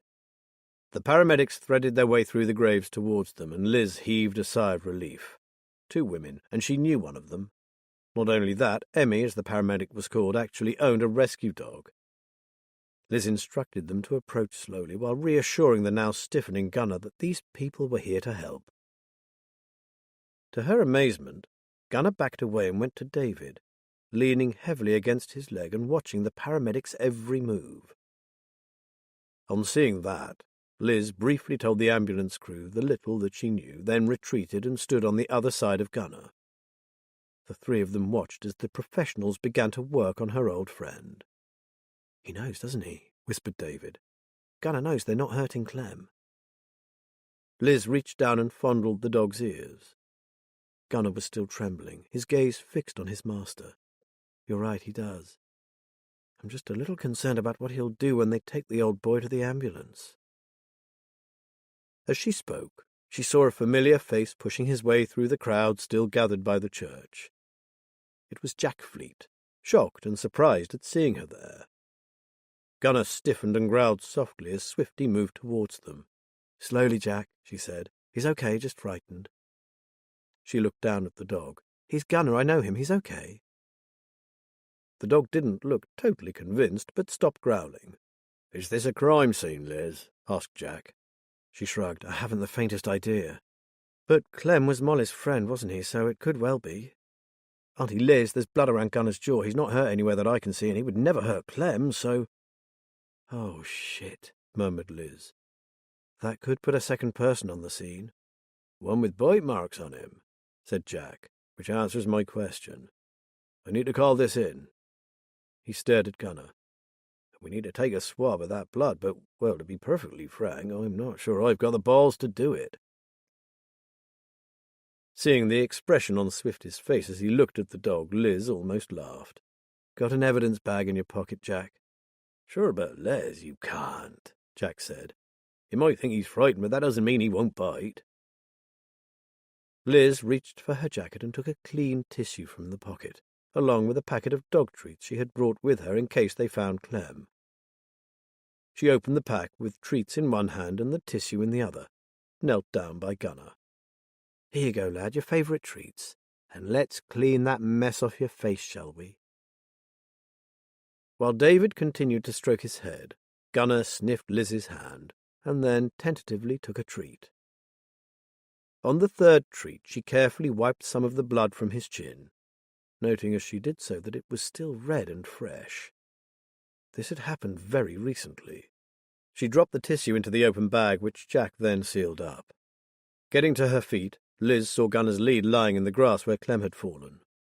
She picked it up and gently slipped it over Gunnar's head while he finished off the snacks. At once, Gunnar laid down and rested his head on his paws. Jack Fleet let out his breath. "Nice one, Liz. That's after you for that. I'll see if I can organise some assistance. We need to see if any of that rabble back there actually saw anything and get a proper crime scene set up. If he was attacked, they're going to have to get the soccos in. This is not what I was expecting when I popped out for a sarnie and a bun. We'll interview you whenever you can make it into the station, if that's okay." He pointed to the dog. "Oh, and what are you going to do with him?" David looked at her, eyebrows raised.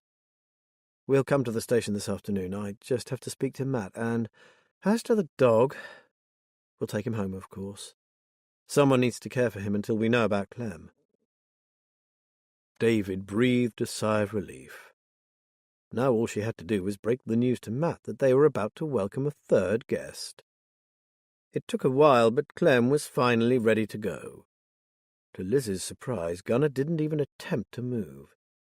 He watched his master, strapped to a trolley, being carried back past the church, then looked mournfully up at David.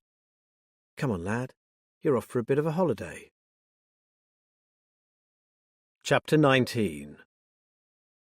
Oblivious to the drama unfolding in the churchyard, Matt and Jeff were waiting at the Angler's Arms, wondering where the others had got to, when Liz drew up beside them. She told them about finding Clem and of the possibility that he'd been attacked.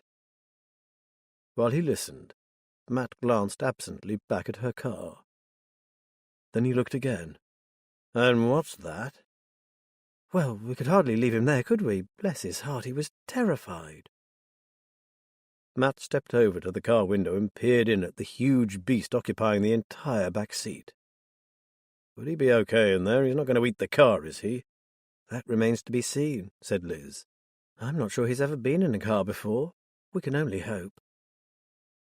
They went into the pub and found a table by the window so they could keep a watchful eye on Liz's Toyota.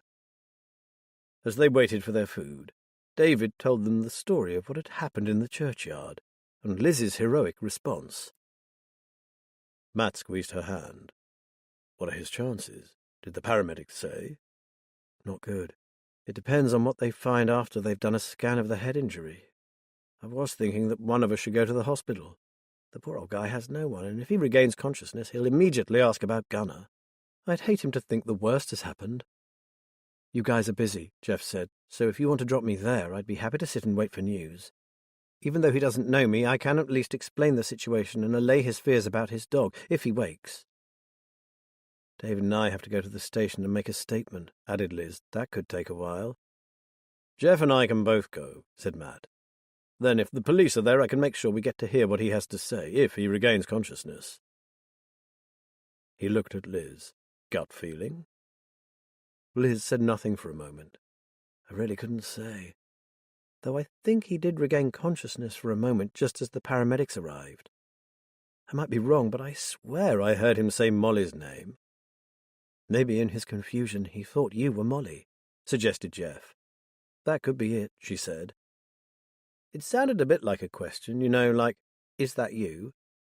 "Let's hope so," Jeff added. "Otherwise it might mean he really was seeing her and that she was sent to guide him home." David said, "What, like a spirit, you mean?" "Many people believe that the loved ones of the dying return to guide them to the other side." Jeff shrugged. "But let's just hope it was a case of mistaken identity, huh?" This was unknown territory for the down-to-earth Matt, and all a bit airy-fairy as far as he was concerned. Luckily, he was prevented from voicing his opinion of this kind of stuff by the arrival of their meals. Anyway, he had a more pressing concern right now. "I hate to ask, but what are your plans for that giant beast out there, who, by the way, is probably dismantling your back seat as we speak?" "I think he's asleep," said David, who'd been watching through the window. "He's upset and worried. He saw what happened to his master, and it looks like he did his best to defend him. Dogs know stuff. They have an amazing ability to understand what's going on around them." Matt knew a lost cause when he saw one. "Okay, but not in the house. He's used to being outside, so he can sleep in the garage or maybe the porch. I'll have another think when we know how Clem is." David and Liz shared a look. As they ate, they talked about the place Matt and Jeff had selected to launch Jeff's new role as a bad boy. "We've also picked out the route Jeff can follow when they drop him off after his visit. When he reaches a certain spot, you, David, will steam in and fetch him home." "No problem," David said. "Is there anything you need, mate? Clothes or something?" "I've brought some clothes with me," said Jeff. "And I've worked enough tough kids to be able to put on the attitude. I've also got myself a background story and a tag name." "And that is?" asked Liz. "Ammo. AMO. It's actually a French word meaning little eagle, but hopefully the people I meet will connect it with ammo as in ammunition." How apt, thought Matt, though to him ammo suggested love, which was a far cry from the activities of the bunker. The meal finished, they made their way outside. To their relief, Liz's car was still intact, though it did emit a strong odour of dog when she opened the door.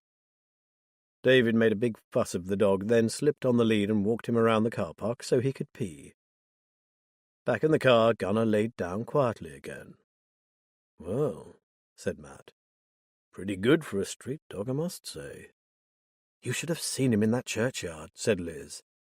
He'd have taken on the world to protect Clem. She kissed Matt. We'd better go and give our statements. Will you ring us if there is any news about Clem? He watched her drive away, the biggest nodding dog in the world looking out of the rear window. The three youngsters sat in a small windowless anteroom on two battered sofas, the girl on one while the two boys shared the other, facing her. The grueling interviews were over. Now they were awaiting the verdict.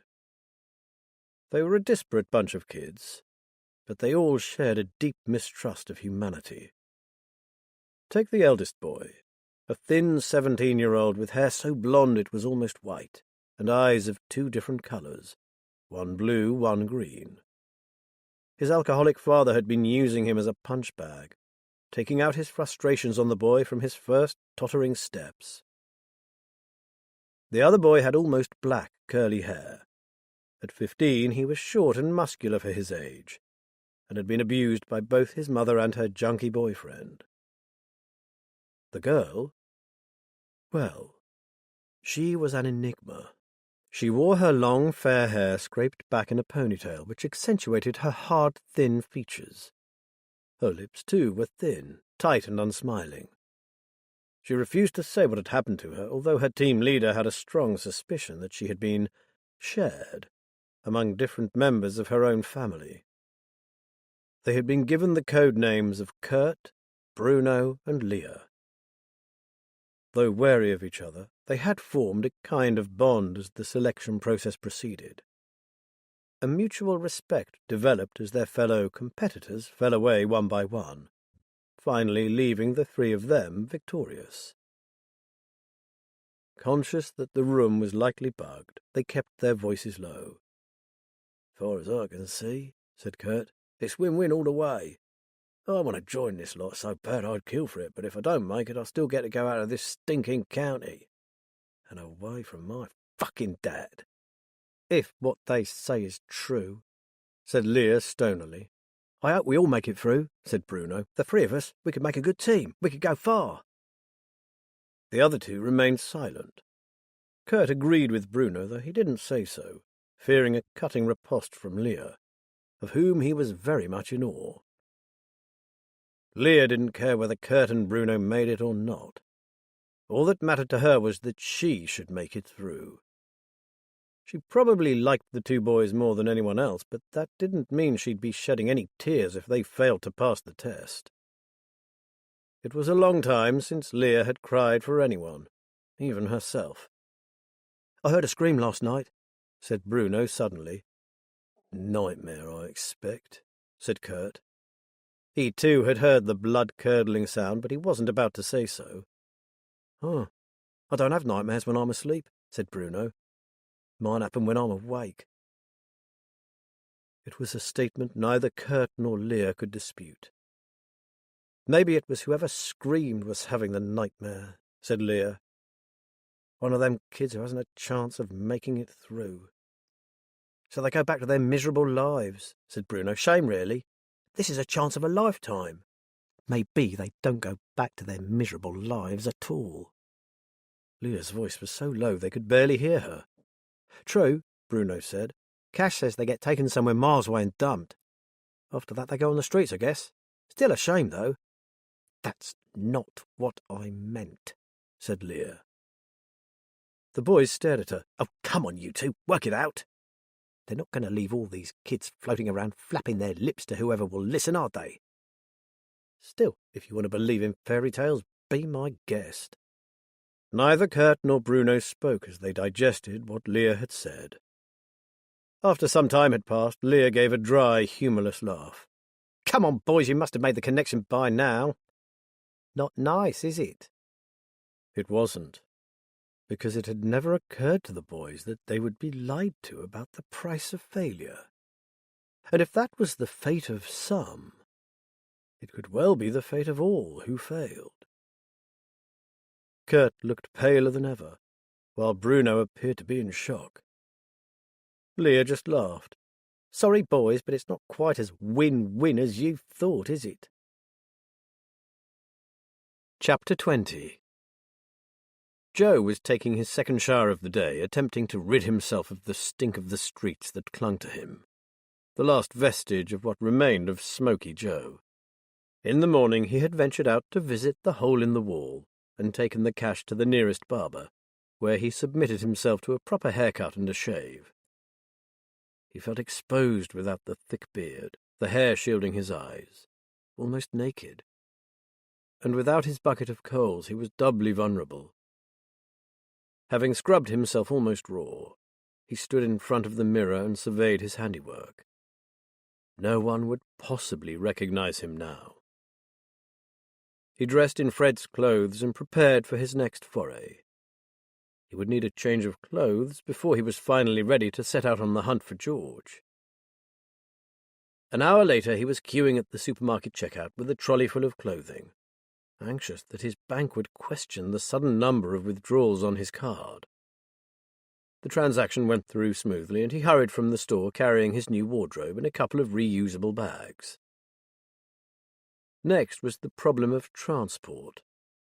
Without a driving license, he couldn't just hire a car, so it would be back to the road. Only this time he would be using public transport. Unless... Pondering an idea, he returned to the hotel to sort out his new possessions and check out. Back in his room, Johann sat heavily on the bed. Already he was missing his life on the road. His new self felt stiff, alien, but there was no going back. Along the winding lanes, beneath that big sky, a stranger was waiting, and that stranger wanted him dead. After all, he hadn't always been Smoky Joe. Once he had been a soldier, a good one too. The strength and resilience he had acquired during his years in the army had sustained him through the tough days on the road, and they would sustain him now, while he sought justice for Molly. He closed his eyes. "Sing for me." And she did. Her voice, strong and powerful, filled the dreary hotel room. It would accompany him on the journey to come, right to the end. He was ready. Within half an hour he was knocking on the door of a run-down cottage in a poor area on the edge of town. Joe knew it well. The man who answered the door looked at him suspiciously. "What do you want?" "Derek? Who wants to know?" "The squatter who pulled you out of a burning truck somewhere in the Iraqi desert, that's who. Don't you recognize me?" The man peered at him, then his eyes flew open. "Joe, is that really you? Fucking hell, come on in, man!" Limping, the man led the way into a dim, cluttered sitting room. Sit down, jeez. What happened?" "Last time I saw you, you looked like some old scarecrow that had been dragged in off the fields. And where's your bike?" "Don't tell me you've lost your sodden bucket as well." "Long story, pal. I don't have time for it now. I came to ask for your help." "Anything, man." "Do you still have your motorbike?" Derek nodded. "Yeah, can't bring myself to part with it. Stupid, really. I'll never ride it again. I'll keep it running as a kind of hobby. Passes the time, I suppose. And I've even got myself another one. Don't ask me why, given this." He slapped the twisted leg that was his legacy from his days in the desert. "Anyway, bloke I know was just letting it rot in his garage, so I gave him a few quid for it and did it up. I'm quite proud of the thing. It's turned out a real diamond. Want to look?" After the messy jumble of the sitting room, the garage was something of a revelation. Clean and orderly, tools on hooks and carefully labelled. This was obviously where Derek spent his real life. In pride of place stood 2 gleaming bikes, along with the skeleton of an old Zundap 125 surrounded by assorted parts. "My latest project," Derek indicated the Zundap. "And I was just about to dump it in the skip. Sacrilege! Bloke didn't know what he'd got. I almost kissed him when he gave it me for free." Joe smiled, but his attention was on the smaller of the 2 glossy bikes. "I know it's a big ask, but could I borrow one just for a few weeks? Then I'll return it." Derek beamed at the man who had saved his life. "Be my guest. They're both taxed and they need riding. Which one do you fancy, my old girl or the baby? They both run smooth as silk. Light to handle, too. Much as I love your old BMW, I reckon the Royal Enfield Meteor would be perfect for what I want." She's 350, right? Joe's first bike had been an Enfield, and he would often let it idle just to hear that distinctive thump as the engine ticked over. Then she's yours for as long as you want, said Derek. You might not say that when I tell you the next bit, said Joe. The problem is my licence expired years ago, and what I want the bike for has to be done now. You see, a life could depend on it. Mine. Shit, man, what have you got yourself into? OK, come back inside and tell me what's going on. Joe followed his friend back inside, where they resumed their seats in the shabby sitting room. Come on then, spill. You know it won't go any further than these four walls, Derek said. It's complicated, Joe began. Someone is after me, and I have no idea why. Whoever it is seems to think I know something. The trouble is I don't know what that thing is. The only thing I do know is that a close friend of mine was terrified of something, so scared that she couldn't even tell me. And then she was murdered. Murdered? Derek said. Jesus, that's bad. Who was she, this friend? She called herself Molly, but her real name was Marika Mollahan. She sang like an angel and was a virtuoso pianist who often gave performances. Then something happened. I don't know what, but it was so traumatic that she ended up on the streets. That's where I met her again, when I too became a vagrant. Molly, you said? Is that the Molly you were always going on about while we were dodging Iraqi bullets? She was your childhood sweetheart, wasn't she? Joe nodded unhappily. So how can I help? Do you want to hide out? You'd be safe here. No one gives a shit in this part of town. Good old Derek. Joe shook his head. Thank you for your offer, but there are things I need to do. I want to find another friend of Molly's, someone who may well be in danger too, but I have to have wheels to do it. That's why I asked about the bike. You said about a licence. So take mine, I'm never going to drive again. The bike is ready to go and you can have my old leathers and a helmet. If you stop, don't take off your helmet, they'll never know the difference. That's really good of you, Derek, but what if it backfires?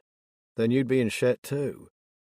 I suppose if anything went wrong, you could just say you forgot to lock your garage and it was nicked along with the bike, but are you really sure? This is my mess, Derek, not yours. Look, just take the licence and give yourself a fighting chance. After all, what can they do to me? Ban me from driving? Derek slapped his leg again. Let them. This was more than he had hoped for. Jesus, man, I can't tell you how grateful I am. You've just saved my life.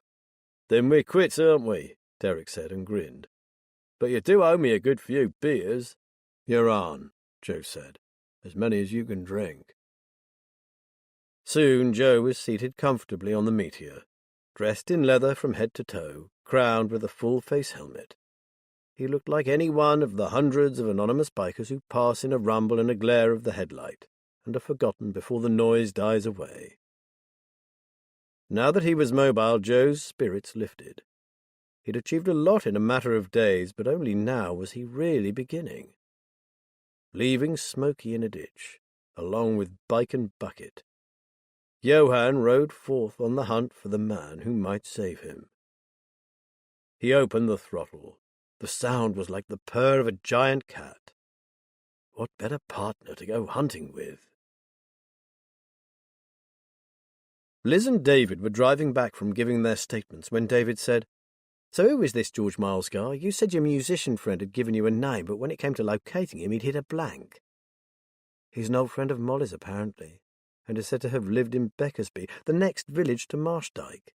It seems he dropped off the map after he moved, and Nathan tells me that before he left he became very strange and seemed to think he was being threatened." "He probably was," said David. "I get goosebumps just trying to imagine what could be so bad that someone would be willing to commit murder just to keep it secret." After years on the force, Liz could imagine any number of bad things, but she kept these to herself. "We'll find out soon, I'm sure. Anyway, locating this George is our priority now." And it was. But no matter how hard she tried, she couldn't stop seeing the prone figure of Clem in that churchyard, and wondering if he had survived. This fear turned to anxiety for Jeff, who was about to walk blind into what could be a very dangerous setup indeed. "You look very pensive," said David, reaching back and giving Gunnar a pat. "I can't help wondering if we haven't bitten off more than we can chew in taking on both Molly's murder and this bunker business." They both seem to be getting deeper and more complicated by the day, and I fear they may be beyond our capabilities. Surely we're not giving up on them, are we? Asked David. Not now we've come this far. She glanced at David and, seeing his anxious expression, laughed. No, we're not giving up. But we do need to recognise there will come a point where we need to hand them over to the official channels. In the case of the bunker, a lot will rest on Jeff's initial impression tomorrow. We're prepared to let him make an initial exploratory visit, but depending on what he encounters, it might be his last. David opened his mouth to respond when her mobile rang. Matt. We're going home, Liz. There's nothing we can do here, I'm afraid. They've put Clem into an induced coma. He's very poorly, and the doctors say this is his best chance for recovery. He's a tough old sod, said David when the call ended. I reckon he'll pull through. Liz hoped he was right. In that case, we'll need to stop off and get dog food and some biscuits and poo bags and a water bowl and a food bowl. It looks like our new guest may be staying a while. We'll try Pound Stretcher. They should have all we need. Soon they were walking up and down the pet aisle in the big store. I'm not sure he'll be too impressed by that squeaky pink cow with the roped legs, said David, looking askance at the dog toy Liz was adding to their trolley. He'll never have seen one of those before, you can be sure of that. I just thought that if he needed something to chew on, this would be preferable to my cushions, she replied. Or the carpet. Are we really going to leave him in the garage, Auntie Liz? Don't you think he'll fret without Clem? David dropped in a packet of training treats. I'm sure he will, and that's why he's going to sleep wherever he wants. I've got some old travel blankets in a trunk on the landing. I'll get a few of them out for him to lie on. At least Clem has always looked after him. Gunner's in good condition and okay. He doesn't smell of violets, but he doesn't stink either. She flashed a sideways look at David. Don't worry, I'll handle Matt. He's as soft as we are underneath it all. Now, let's go and pay for this lot, and by the looks of it, I'm going to need my credit card. As soon as they were back on the road, her phone rang again. This time it was Jack Fleet. Liz? Sorry, weak signal, but I just wanted you to know that we got that bloody tissue to forensic. Apparently the prof nearly bit our officer's hand off for it. He's well invested in finding Molly's killer, isn't he? Talking of which, have you seen D.C. Norton recently? Liz said. Conspicuous by his absence, I'm afraid. She wasn't surprised. We just heard from Matt. He says Clem is hanging on in there, so I guess that's the best we can hope for right now. Can you pass on to Matt that Sergeant Johnson said there have been no sightings at all of Smoky Joe since his bike was found in the dike, and no admissions to hospital or to the morgue for that matter. If you ask me, I reckon he's gone to ground, and considering what seems to have happened to Clem, it's probably not a bad move on his part. I totally agree, Jack. But hell, I'd really love to talk to him. Oh, and while I've got you on the line, does the name George Miles mean anything to you? Amid a sudden crackle of static, Jack said, George Miles? I can't think of anyone off the top of my head, but I'll check him out if you like. I'd be grateful. There's a damned good chance that he's on the hit list too. Apparently he was a friend of Molly's. Jack whistled. Blimey, she's a proper little typhoid Mary, isn't she? Get friendly with her and you're under a death sentence. Then the static got worse. Jack gave up and signed off. He's not wrong, is he? Murmured David. Seems like any friend of hers is in danger. Liz turned into the lane leading to Cannon Farm. It sounds like someone is systematically removing anyone Molly might have confided in. The stupid thing is that since she was too scared to share what she knew with anyone, this killing spree isn't even necessary. As she swung into the farmhouse entrance, she wondered if this was true of George Miles. Maybe Miles was the one this faceless killer was really looking for, the one person who knew Molly's secret. Liz parked and turned off the engine. Right, show our new guest to his room. Then I need you to get on that laptop and find me something on George Miles. I believe he's in grave danger. Matt marched into the kitchen, stopped, stared, and shook his head in despair. Lying next to the Aga on several thick blankets was the dog. I thought I said, Come on, Matt. Are you really going to turn him out knowing what happened to Clem, and how that dog obviously did his utmost to save him? Just look at the fellow." Matt turned to David, glanced at Jeff, and held up his hands in surrender. To tell the truth, as soon as he'd seen the hound lying there cuddled into a weird pink cow, looking up at him with mournful eyes, he knew he didn't stand a chance. Poor little sod. He and Clem had been joined at the hip. Now he probably didn't know which way was up. "Has he been fed?" he asked meekly. Liz beamed at him. "Oh, yes, and traumatized or not, he's certainly not off his food. I guess street dogs know to grab every morsel of food that comes their way, just in case it's the last they see for a while." Said Matt cautiously. "In which case I'd be very careful to keep all our food well out of reach. Be warned, we may have a counter-surfer in our midst." "Good point," said Liz. "Talking of food, who's for an early supper? There's a chicken casserole in the crock-pot we can eat and then discuss how Jeff is going to play it tomorrow." Matt opened a bottle of wine. "I, for one, am starving. I'm also very anxious that we give Jeff all the advice we can." He felt a stab of apprehension. The lad looked so very young. "If it wasn't so absolutely necessary, I wouldn't let you go within half a mile of that bunker." Jeff nodded. "I understand, Matt, but given what's at stake, I'm willing to take the risk.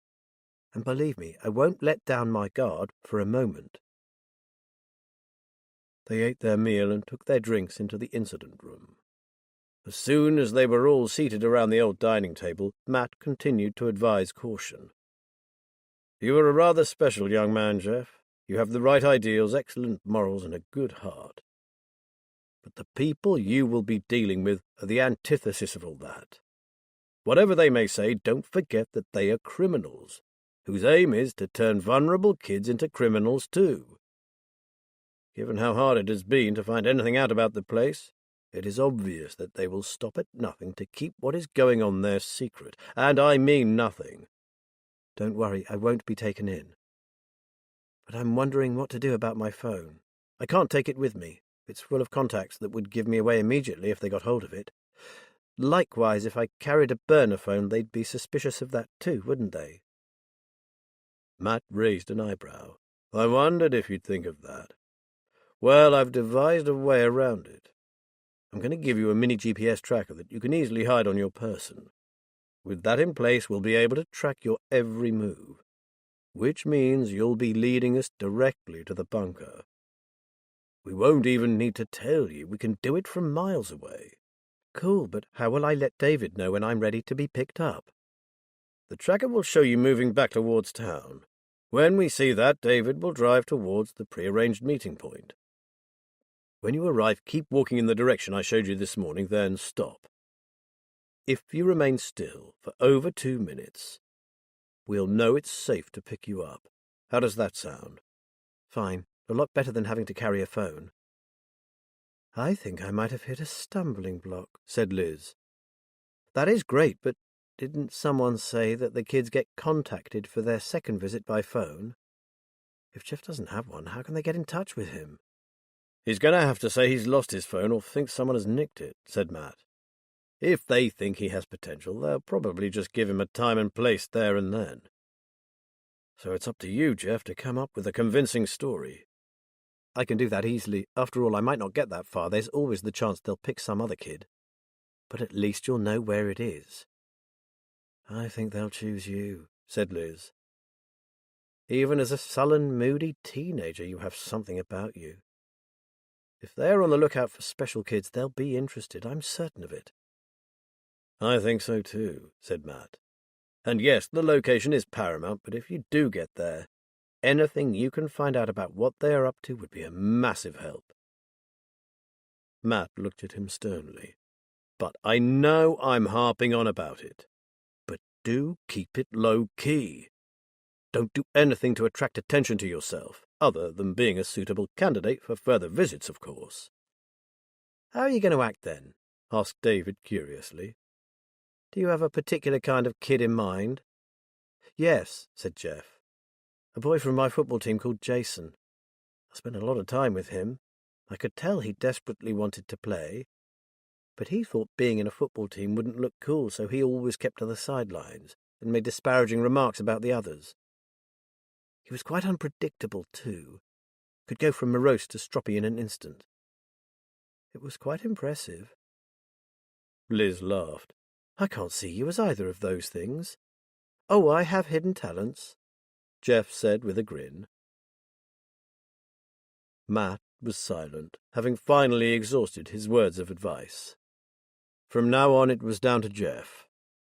Toby had told him to get to the old cemetery by 10:30 in the morning, as the man from the bunker usually made an appearance at around 10:45.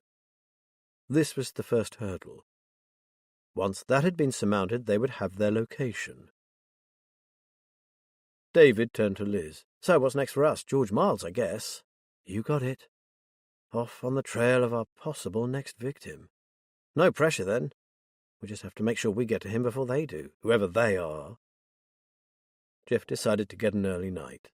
Liz, too, announced that she was out on her feet. That left David and Matt.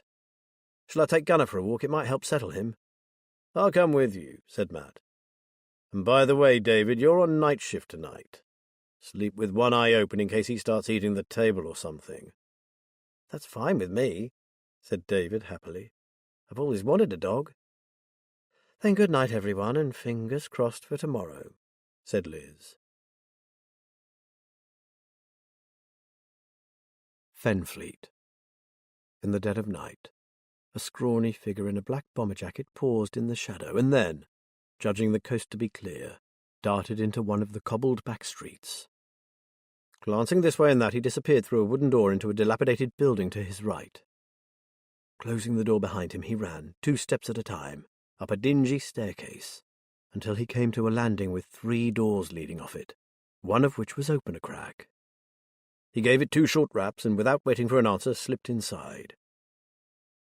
The room was ill-lit. The single lamp on a battered office desk threw shadows across the walls and hid the face of the man sitting behind it.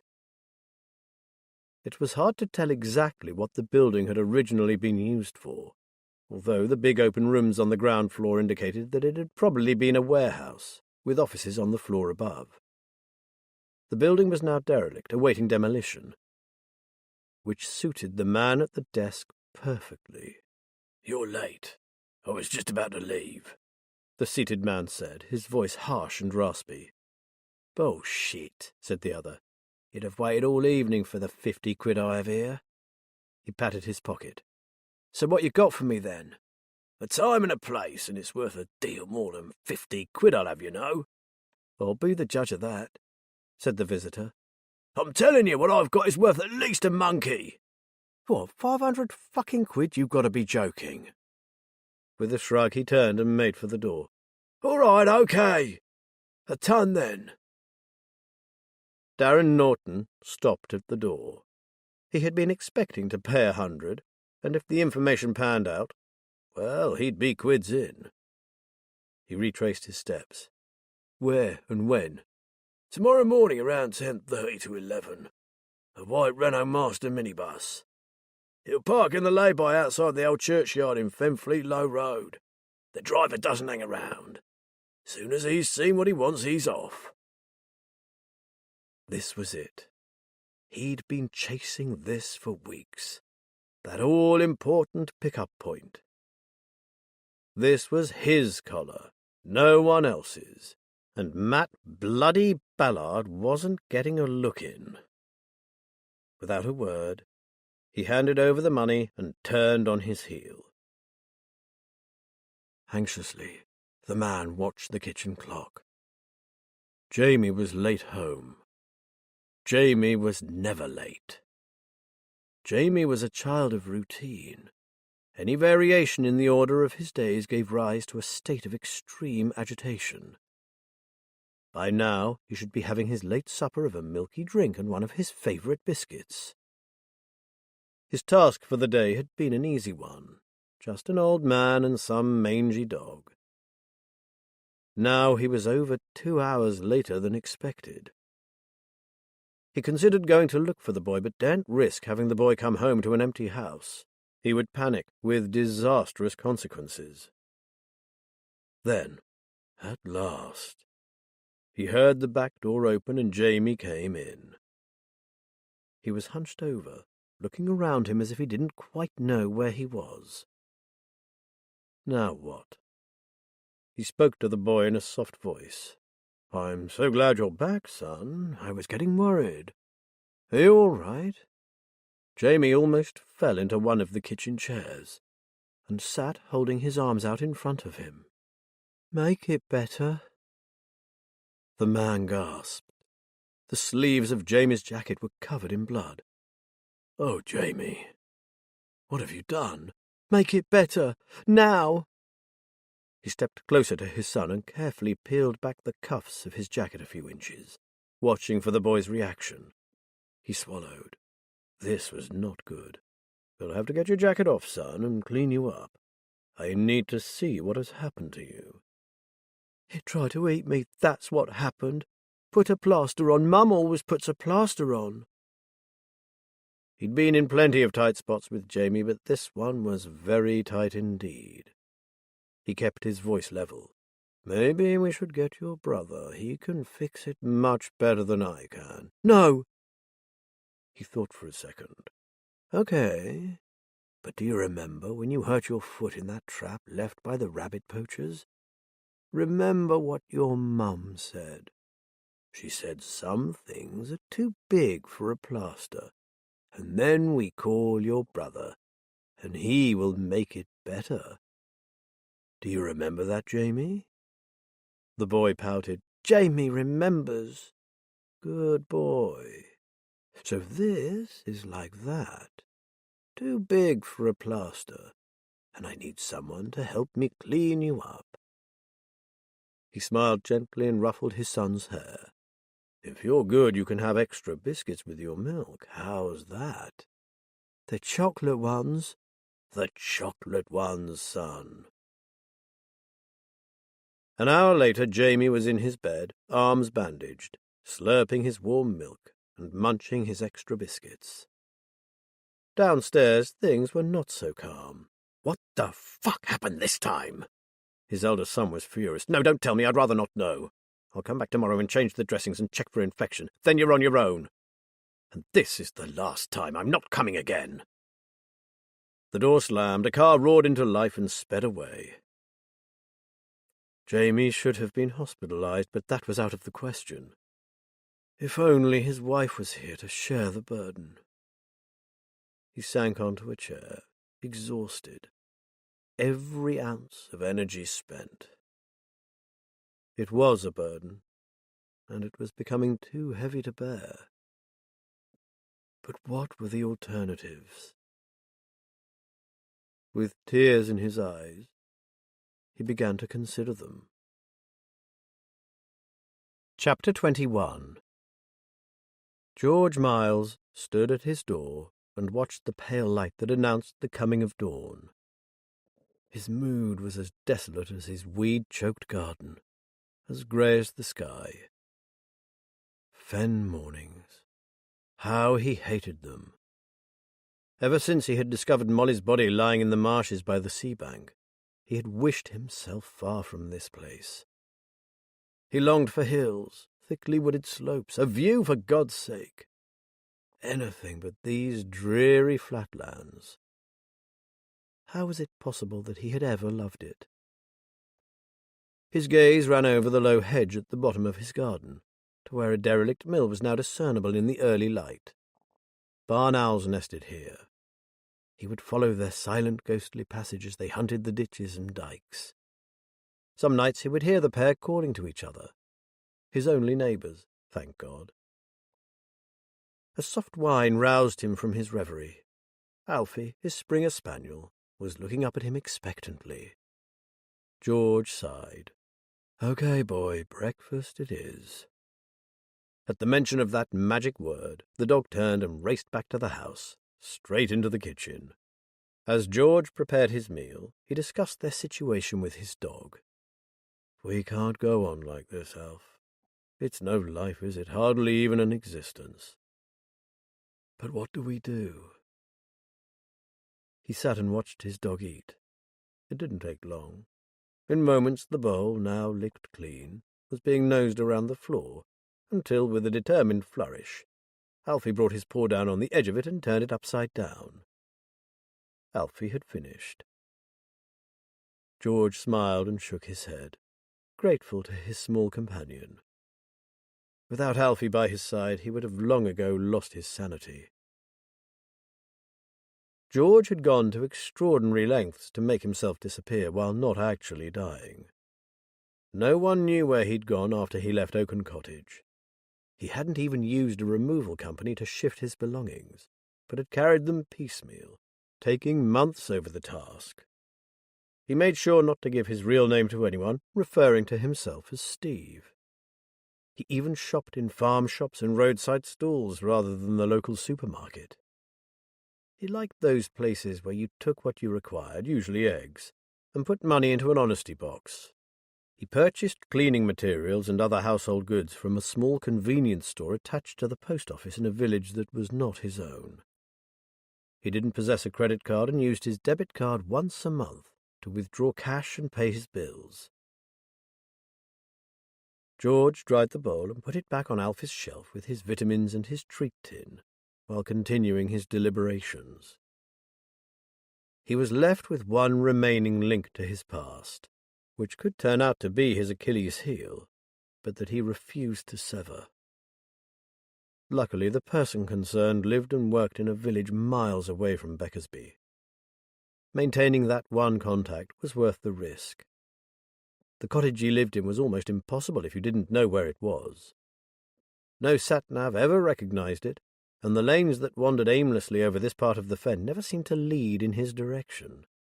It had always been referred to as the old Deerbrook place, having once belonged to a man called Albert Deerbrook. George glanced out of the kitchen window at the unkempt garden. George loved gardening and was good at it. In idle moments he had worked out exactly how to make his wilderness a delight. But leaving it like this was all part of the deception. Until Molly's murderer was locked up for life, nothing would change. Nothing would change. Was his life going to remain this way forever? When he first met Molly, his life had been good, full of laughter and the companionship of friends. He had had his beloved garden, a house he invested care and effort in. The Molly he met had been terribly damaged by her life, but her spirit shone through. Molly was... how to describe her? Special. Didn't come near it. Then she chanced upon something that undid her, tore her life to shreds, and she had chosen him to confide in. She had never intended it, but she had condemned him to suffer as she had. George felt a wet nose push itself into his hand. He looked down, smiled. Time for your walk. The dog ran around him in circles, finishing up with a sneeze of delight. George pulled on his jacket and picked up the lead. At least there was still walking, something he could enjoy. It's the field pad today, lad, right across the big field and back along the lane. It's a good hour, so that should do you till later. It was sad that they wouldn't be going to the sea bank again. It had been their favourite walk. But no more. Not after last time. Liz was busy in the kitchen when Jeff slouched in to have his breakfast. She did a double take and almost dropped the toast. Gone was the self-assured young man with the straight back and the loose stride of an athlete. This new Jeff had sloping shoulders and the bored air of a disgruntled teenager. "Bloody hell," remarked David, coming in a minute or so later. "Where did you get those clothes? You look like a street kid." Jeff grinned broadly. "I borrowed them from one of my young football team members. The only things of mine are the trainers. I kept them because that's what the kids wear. The more expensive, the better." He looked at his feet. "And they have special flexible soles and they grip brilliantly if I need to use any of my parkour skills." Liz had seen kids in designer trainers that probably cost more than her first car. She finished dishing up the breakfasts, her thoughts turning to her own plans for the day. Jeff was ready to go, the mini GPS tracker safely hidden away in a tiny zipped cash pocket in the waistband of his jeans. They ate in comparative silence, each of them contemplating the day ahead. Liz and David would be heading off to pick up Chris Lamont, and the three of them would drive to Marshdyke. Liz wondered what they should do with Gunner. They couldn't leave him alone in the farmhouse all day. She had decided not to tell Matt that when she had gone in to wake David that morning, she had found Gunner in his bed, snuggled against his back. Luckily, it was she who discovered them, and not Matt. He was crying, David said sheepishly. Then I thought he probably spent his nights lying up close to Clem. I mean, what could I do, Auntie Liz? I didn't feel like lying on the kitchen floor all night. When they called, the hospital had said that Clem was likely to remain in an induced coma for several days, so Gunner would have to go with them. At least he was good in the car. Liz was anxious for Jeff, but there was nothing to be done now but hope he would be safe, and that everything would go according to plan. Chris was waiting at his gate when they arrived. "Hop in the front, Chris," she said. "We have an extra passenger, a friend of David's, so they'll be in the back." Chris climbed in, glanced over his shoulder, and exclaimed, "That's old Clem's dog, isn't it? I was going to ask if you'd found him. Oh, dear." He looked inquiringly at Liz. She told him what had happened the previous day. "Poor old Clem," Chris said. "So you're looking after his dog for him. I'm glad he's safe." "Okay, what are our plans? Where to first?" Liz asked before they could get into the minutiae of dog care and behaviour. "I thought we'd start with Anna," Chris said. "I rang her last night and she's happy for us to call in to see her and her gran. So we're head for Beckersby, and I'll tell you all about my days on the beat in Marshdyke St. Mary." Joe had to find out where George had gone after he moved. This gave him no option but to go back into dangerous waters. His ace card was his new persona, along with the shiny motorbike. He thought that if he could manage to at least smooth the corners off his Lincolnshire accent, he might well fool even those people who had known Smoky Joe well. He took one of the long, straight droves towards the area where Molly had once lived. As he cruised along, he tried to remember everything he knew about George Miles. He had met him once or twice many years ago, but his real knowledge about George had been gained during his long midnight talks with Molly, while they sat by his burning bucket of coals and shared its warmth. He wished she'd shared more. What she had told him was that George was a bit of an enigma, a quiet man, a loner and rather fragile. He had a job in accountancy or bookkeeping and was clever with figures. But his greatest love was dogs.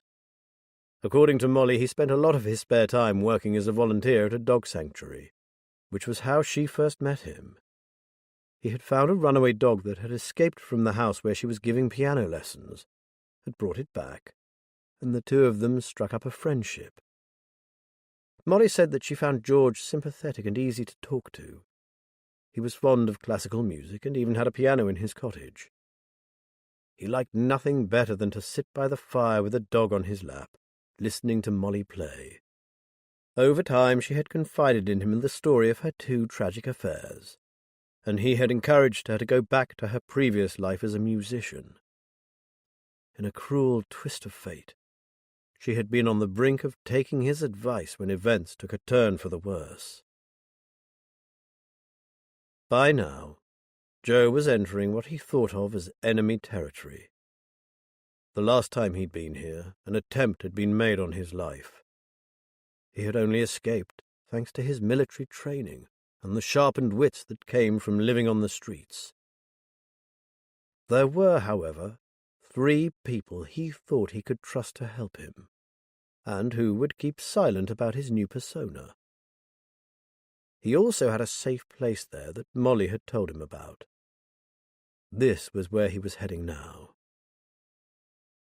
The road ahead stretched before him, and his thoughts returned to Molly. He recalled the night when he told her the story of what had happened to send him out on the road with his gran's bike and a bucket of eternally burning coals. It was raining steadily, and they had taken shelter underneath a bridge. When he had finished, she was silent, tears in her eyes.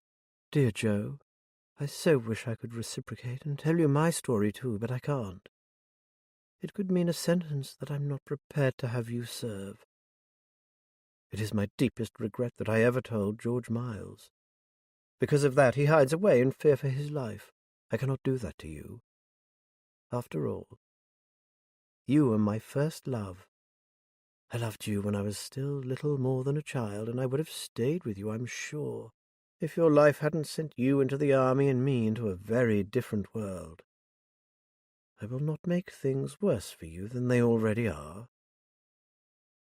He told her his life was worth nothing anyway, and he would willingly risk what little there was left of it if he could only help her. But she had been adamant. It was an affirmation that she still loved him, and he would always treasure that. Above the thumping beat of the Enfield, Molly's voice rang in his ears, drawing him to Marshdyke St. Mary, and the man who might at last reveal her secret. Matt dropped Jeff off in the car park of one of the big stores on the outskirts of town. Jeff made his way through the shop, out the other side and down towards the low road. Leaving the old Jeff in the car, he now dragged his feet, scuffing his trainers, darting occasional sideways glances from beneath his hoodie. He had always cursed the fact that he looked 5 years younger than his age. Now it was a blessing. It didn't take long to find the place. Both church and cemetery were no longer in use, the church up for sale and the future of those who lay buried beside it uncertain. The cemetery was extensive, stretching all the way to a side road that led out into acres of farmland. The grounds were overgrown and uncared for. Toby had told him where the kids hung out, and he made his way through the weeds and brambles to the collection of moss-covered tombs and fallen statues, where he could see some kids lounging in 2s and 3s. They eyed him suspiciously as he drew near and sat down on the edge of a grave. "You're new here, ain't you? Not seen you around before," said a boy with a black eye and a wheal on his cheek. Jeff shrugged. "I'm staying with a relly. Bored out of my skull." "Where are you from, then?" asked another. Jeff waved a hand. "Over Peterborough way. Got into a bit of trouble, so the folks wanted me out of the way. Now I'm here with my uncle, pissing my time away in this fucking dump." No one seemed keen to rise to the defence of their hometown. "I met this boy at that place where you can skateboard. You know, crappy bit of waste ground behind the station. Anyway, he said if I hung around here, there's this cool place kids can go for training. Some kind of boot camp or something." The boys looked at him askance before one said, "We're not supposed to talk about it." "Well, how would I know that?" Jeff retorted. "Kid never said." No one answered. "So it's here then, is it?" Jeff asked. The boy with the black eye nodded. "Hang on a bit and a van will pull in at that lay-by over there. Mind, you might not get lucky. The geezer only picks some of us. Sometimes you don't take anyone." He scratched at his crotch. "What they call you, anyway?" "What they call you," countered Jeff. The boy's eyes narrowed. "Bez." "All right," Jeff said. "Ammo." The other two boys told him their names, and they sat and waited. Bez was watching the entrance gate. "Cal and Dina are late. They'll miss out if they don't shift their arses." He had just finished speaking when 2 more boys could be seen dodging between the graves in their direction. As they arrived, the sound of an engine could be heard drawing closer. Jeff felt a jolt of anticipation. This was it. Matt was on his 3rd takeaway coffee of the day, this one purchased from the drive-through Starbucks where he had parked up. He stared at the screen of his laptop. The tracker was working perfectly, and he could see that Jeff had been stationary in the churchyard for over 10 minutes, obviously waiting for the bunker operative to arrive. Would he get chosen? And if he didn't, what then? The tracker moved. Bingo! It was moving not back the way he had come, but out towards the farmlands and the marsh. The lad had done it. He was on his way to the bunker. Chapter 22. En route to Marshdyke, Liz received a call from Cardiff, who told her that the blood found on Gunner's jaw was indeed human, but that there was no match on the system. Chris, who had been listening in, raised an eyebrow. "Interesting. It's rather unusual for a private investigator to have access to forensic, isn't it? Especially not the forensics from a murder case. How did you swing that one? Don't ask, laughed Liz. Let's just say that our CID liaison officer is being spectacularly unimpressive, and the pathologist is keen to have this victim given the attention and professional care that she deserves, so, well, he is being kind enough to keep us informed. Oh, and he also happens to be an old friend. I'm impressed. It doesn't do to be too rule-bound in cases like this. He pointed. Take the next lane on the left, follow it around the village until you get to a small cul-de-sac called Victory Close. Anna and her grandmother live at number 17, the last bungalow along. It has a red front door. The tiny road consisted of bungalows dating from the 1930s. Over the years, their occupants had renovated them, adding their own personal touch, so that each one was slightly different from the rest. As far as Liz could see, number 17 was unaltered, but it was well cared for. The windows were clean and the paintwork fresh. They were greeted by a chubby, smiling woman who introduced herself as Tilly Pickford. "My Anner's in garden, I'll gie her a call." They were hustled into a cosy sitting room and told to sit, while Tilly scuttled off to find her granddaughter. "Check that, it's the original tiled fireplace, isn't it?" remarked David. He looked around the room. "Neat. It looks newly built, but in an old-fashioned style." "Anna and her gran really do look after it," said Chris. He was about to continue when a slender woman walked in. Chris smiled at her. "Hi, Anna. Thank you so much for agreeing to talk to us. These are the friends I told you about, Liz and David." Despite her pallor, Anna's smile was as warm as her grandmother's. But when she greeted them, her local accent was far less pronounced. Liz was familiar with the dialect, but sometimes struggled with the real old yellow bellies. And Tilly was a true yellow belly, born and bred in this little village. "Tilly's got the kettle on," she said, shaking back her fair hair. "Tea or coffee?" Once the drinks had arrived, Chris explained the reason for their visit. "Liz will tell you all the ins and outs of it, but basically we're after some local knowledge. Do you recall a woman who was a piano teacher here? She may have lived with her employer, possibly a sort of governess. It would have been over Marshdyke way, around 10 years ago." Tilly looked up from her tea. "Oh, rum likely or that place, but I reckon it'll be Molly or George's friend." She gave a throaty laugh. "Bit shy he were, or that'n." Hannah smiled. "Sometimes Gran needs an interpreter. She's saying he was bewitched by her." "I remember her myself, although I didn't know her well, and I seem to recall that she was very beautiful, and that George Miles, who lived here in Beckesby, was a great friend of hers." Liz was amazed. They hadn't been here 5 minutes, and already they were speaking with people who had actually known both Molly and George. "What can you tell us about Molly? Where did she teach, or, more to the point, who?" Anna looked to her grandmother, who said, "He never said, just that she taught the nob's children to play." There were 2 or 3 big posh houses in Marshdyke back then, privately owned. I imagine it was one of those. Anna was staring at Liz. "I know you, don't I? Weren't you a DS?" Liz nodded, embarrassed not to have recognized a fellow police officer. "I was, now I'm a private detective. But I'm sorry, I can't quite place—" "Oh, we never met or worked together," Anna said. "But you were the arresting officer on a case I had been involved in and was following closely.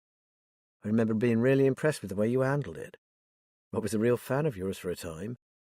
I aimed to be just like you." She blushed at this admission. "Then some druggie stuck their needle in me and I finished up with chronic hepatitis B.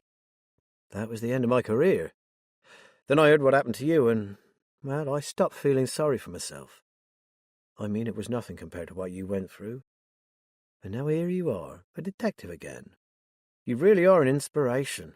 "She is, isn't she?" said David. Liz, who was growing more and more uncomfortable with all these expressions of admiration, turned her attention to the grandmother. "You said they were a rum lot in Marshdyke, Tilly. What exactly did you mean?" Tilly shrugged. "Just that, me duck. Rum uns, all of 'em." Anna explained. "It's just that the people in Beckesby are a tight-knit bunch, not too fond of incomers. They call them furners here, meaning anyone who wasn't born right here in the village. Nonetheless, they are good people on the whole. Like old farming people everywhere, they look after each other." Now the folk from Marshdyke St. Mary, well, Gran's right, they are odd, and downright unfriendly to outsiders. She looked at Chris. You work this patch, you know they're not like the rest of us round here. They're not the easiest people to deal with, he said. I never liked getting a call out to Marshdyke, though we didn't have to go there too often. That's 'cause they sorts their own problems in their own way, said Tilly. Marty-faced lot alluring to themselves, they is. She paused and cocked an ear, as if she were listening out for something.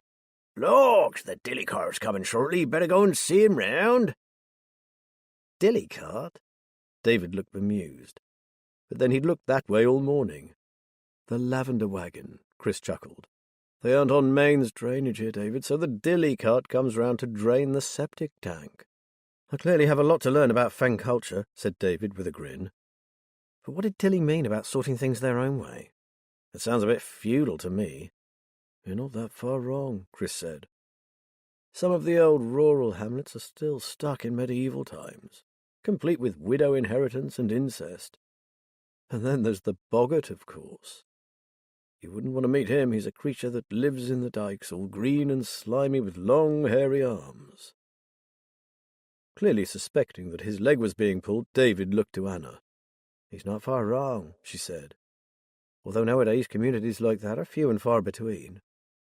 Marshdyke isn't one of them, after all. There are well-off people living there, a number of big old properties and several small businesses.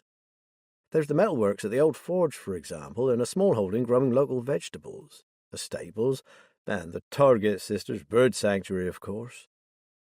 It's got no access to public transport, but it's not a backwater by any means. The church even brings in visitors because of its distinctive architecture. It's just that they are all kind of insular. They don't want outsiders there at all. It's like they have, well, secrets. Liz perked up. Secrets? Yes, that's how it seems, Anna said. Secrets. Although I have no idea what they might be. It's probably just my overactive imagination. Anyway, what's this all about? Why the interest in the music teacher? Liz explained. Molly, a bag lady? Dead? It can't be, Anna exclaimed. Hard to believe, but it's true. She was murdered, and everything we have learned about the case points to Marshdyke. We are eager to find George Miles because we believe he's in danger too. Moreover, he seems to be the only person who knows what happened and why Molly ended up on the streets. We need to find him fast. So that's why George disappeared. He sold his lovely cottage and just upped and left. We all wondered why. We loved George and his dogs, and you should have seen his garden. It was a picture. Then, well, all we could think was that he'd had a nervous breakdown. He suddenly went all strange and very sort of, well, private. He suddenly started avoiding people, which wasn't like him. Then he was gone. She gazed at Liz, concerned and uncomprehending. What the hell is going on in Marshdyke? Not was, thought Liz. Is. I wish I knew. If there's anything I can do to help, offered Anna. I'm on the doorstep and Gran knows a lot of people around here. Perhaps I can make a few discreet inquiries for you. Liz drained her tea. We'd appreciate that, but keep it low-key. We don't want people knowing we are still interested in that village. We've already made one almighty blunder by questioning the Target Sisters. Not the Weird Sisters. Ouch. You'd only get those two to help if you had feathers. Chris took a sheet of paper from his pocket. I've written the names of a few people who lived there when I was around and whom I think would be safe to talk to. Would you have a look at it and tell me what you think? Anna took the paper from him and ran her eyes down the names he'd listed in his small, neat handwriting. Well, Tim Blake died early this year. He had a heart condition and some virus finished him off. Mr. and Mrs. Green moved to the West Country to be closer to their married daughter, but the other two, yes, I'd say they might be approached. Neither of them lived right in the village, so that's helpful. I'd start with Callum Stokes, who has the small holding on the Marsh Road. I get quite a lot of fresh produce from him. I know, Chris said, looking from Liz to Anna. Supposing Anna and I go and talk to Callum, just in case the Target Sisters have put the word out about you. He'd be more willing to talk to one of his regular customers, wouldn't he? And I've got the perfect excuse, Anna said. Just before you arrived, Gran asked me if I'd get her some Tate's broccoli and carrots. It's only 10 minutes' drive away. Chris could come with me. She turned to Liz. I've had another idea. While we're in Marshdyke, you can go and talk to a friend of mine who's here in Beckersby. Her name is Kirsty Holmes, and it was her who bought George's Oaken Cottage. Perfect, said Liz. And indeed, having 2 retired police officers on the job was about as perfect as it could get. So, a short while later, she and David were standing on the doorstep of Oaken Cottage, having stopped to admire the tree stump carving of the owl in the front garden. When Liz explained that they had come to ask her what she knew about George, Kirsty's eyes widened. That's 2 people who've come asking about George in the last couple of days. That would have been Nathan Venner, said Liz. He's a friend of mine. Kirsty beckoned them inside. Bit of luck you picked now, as Mick, my husband, is at home today, and he knew George quite well. Come on into the kitchen. Once more Liz explained the reason for their visit. Mick smiled reminiscently. Ah, George, I really like that man. You couldn't have met 2 completely different characters, yet we got on really well. There was George, all quiet and reserved, and me, life and soul I am. Talk to anyone. At great length, added his wife. Anyway, the main thing we had in common was our love of dogs. That's how I met him. We were both volunteers at the rescue centre out in Poltonby Marsh. Only then did Liz notice the old collie dog under the table, lying across Mick's feet, with his head resting on his knees. After about 20 minutes they took their leave, having learned little more about George Miles than Nathan had already told them. On their way out, Mick said, I'll tell you one thing, whoever he is, George will have a dog with him. He told me once that he couldn't imagine life without a dog. He had 3 when he lived here. 1 died and another was very old. I reckon it'd be worth your while going out to Poltonby Marsh and having a word with Deanna Pascoe, the woman who runs the rescue place. Tell her Mick sent you. I still help there when I can, but with our new business just taking off, I don't have so much free time these days. If George kept in touch with anyone from back here, it could be Deanna. Joe coasted to a standstill and let out an oath. Now what? The day that had started so well was rapidly turning into a disaster. His safe place had too many people around, so he had gone to see an acquaintance he believed could be trusted. They had been out. Now he was meters from George's old cottage, and once again stymied. This time the obstacle was a Toyota CHR parked in the driveway of Oaken Cottage. Having exhausted all his other options, he decided that the only thing he could do was wait for the blasted vehicle to leave. The man who now owned Oaken Cottage, a fellow called Mick, had once been kind to Smokey, and he was banking on him helping him now. There aren't many people willing to go out of their way to help an old tramp with a puncture. Not only that, but he'd also given Joe his packed lunch. You don't forget that sort of kindness. And then to find that he lived in George's old cottage was one of those coincidences that rarely occur in real life. Joe parked the Enfield in a field beneath the shade of a stand of trees and prepared to sit it out, while his fears for George were growing by the hour.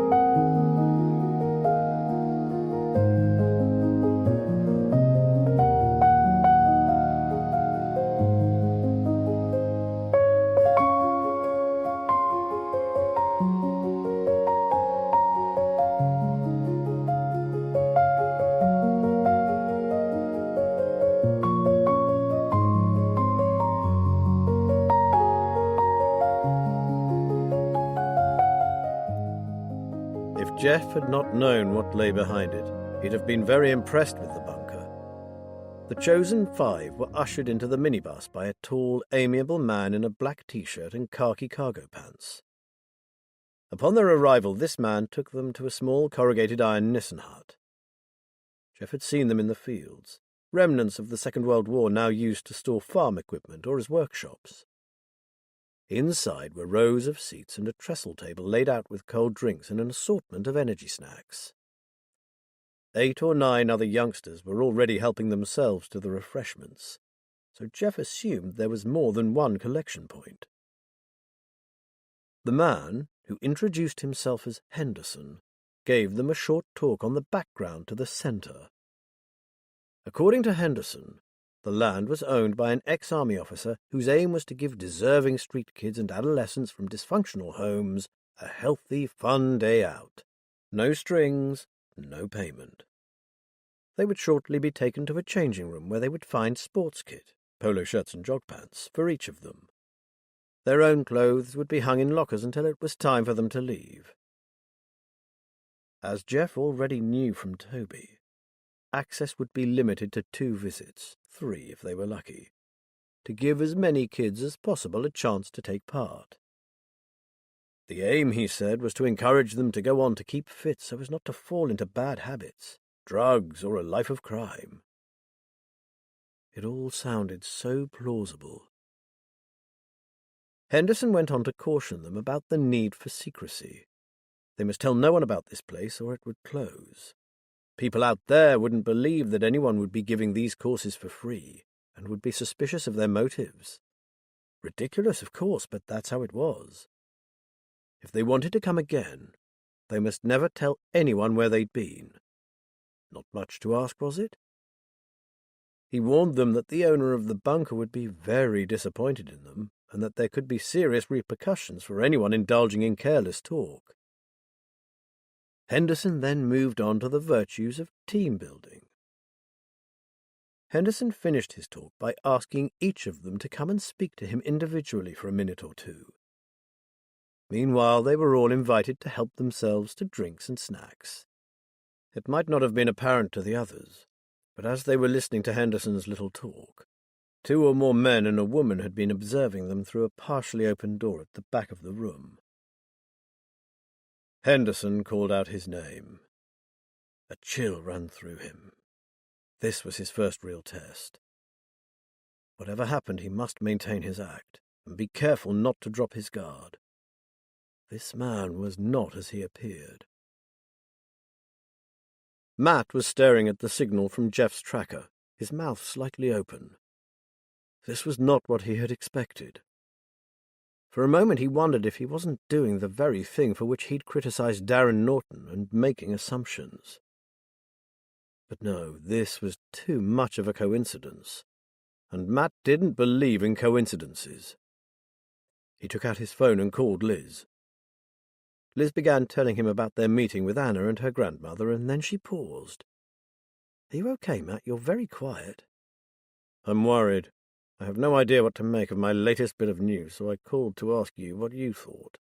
As you know from my text, Jeff managed to get himself selected. Well, I now know where he is. And? Just tell me if I'm being paranoid. But what would you say if I told you he is on a large tract of privately owned land on the outskirts of Marsh Dyke St. Mary?" Chapter 23. Liz blinked. "No, it's not possible. There can't be a connection between the 2 cases, surely. They're 2 totally different things. But it is bloody creepy that they're both leading us to the same area. I'm not sure how I feel about this. I mean, we could really snooker each other, couldn't we? Snooping around after answers to one case and setting up warning bells in the other." "You're right, this could be a sodding disaster," said Matt. "But what if they are connected? What if Molly discovered something that— Whoa, don't forget Molly got the frighteners years before this bunker thing materialized. Even your underworld mates like Bernie are only just getting to hear about it, and the police know nothing. No, it's unfortunate, but they are 2 separate issues." "Yes, I realize the bunker setup is recent," Matt said. "But who's to say the owner of that piece of land wasn't using it for something illegal before then? There could be a connection. I'm not saying there is for sure, but we can't dismiss it." "Well, okay, but I still think it's pretty implausible. I tell you what, before he goes to collect Jeff, David can do a search into who owns the land. I don't think you or I should attempt it either, because it could be traced back to us. David can make sure he doesn't leave any footprints, whereas we haven't the skills to be able to do it."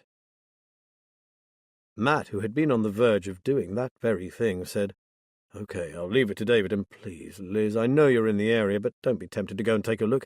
You might put Jeff in danger. Who knows what kind of security they have?" "I get you," she said. "David is just taking Gunner for a little walk, and then we'll be going back to Anna Pickford's place. I'll call if anything important turns up." The four of them arrived within minutes of each other. As they got out of the car, Chris and Anna were smiling. Back in the lounge, they couldn't wait to tell the other two what they had found. "Nice bloke, Callum," Chris began. "Helpful, too. We only asked him about George, but he brought up the subject of Molly himself, didn't he, Anna?" Anna smiled. "I think the old village must have had their eyes on those two, and maybe they were right. She did come here a lot to see him. Anyway, according to Callum, when the village kids saw Molly arrive, they hung around outside George's cottage, and as soon as they heard her playing the piano, they would run off and tell the adults. Practically the whole village would gather outside and listen." This reminded Liz of the time she had heard the night singer. It seemed that through her music, Molly had drawn people to her throughout her life.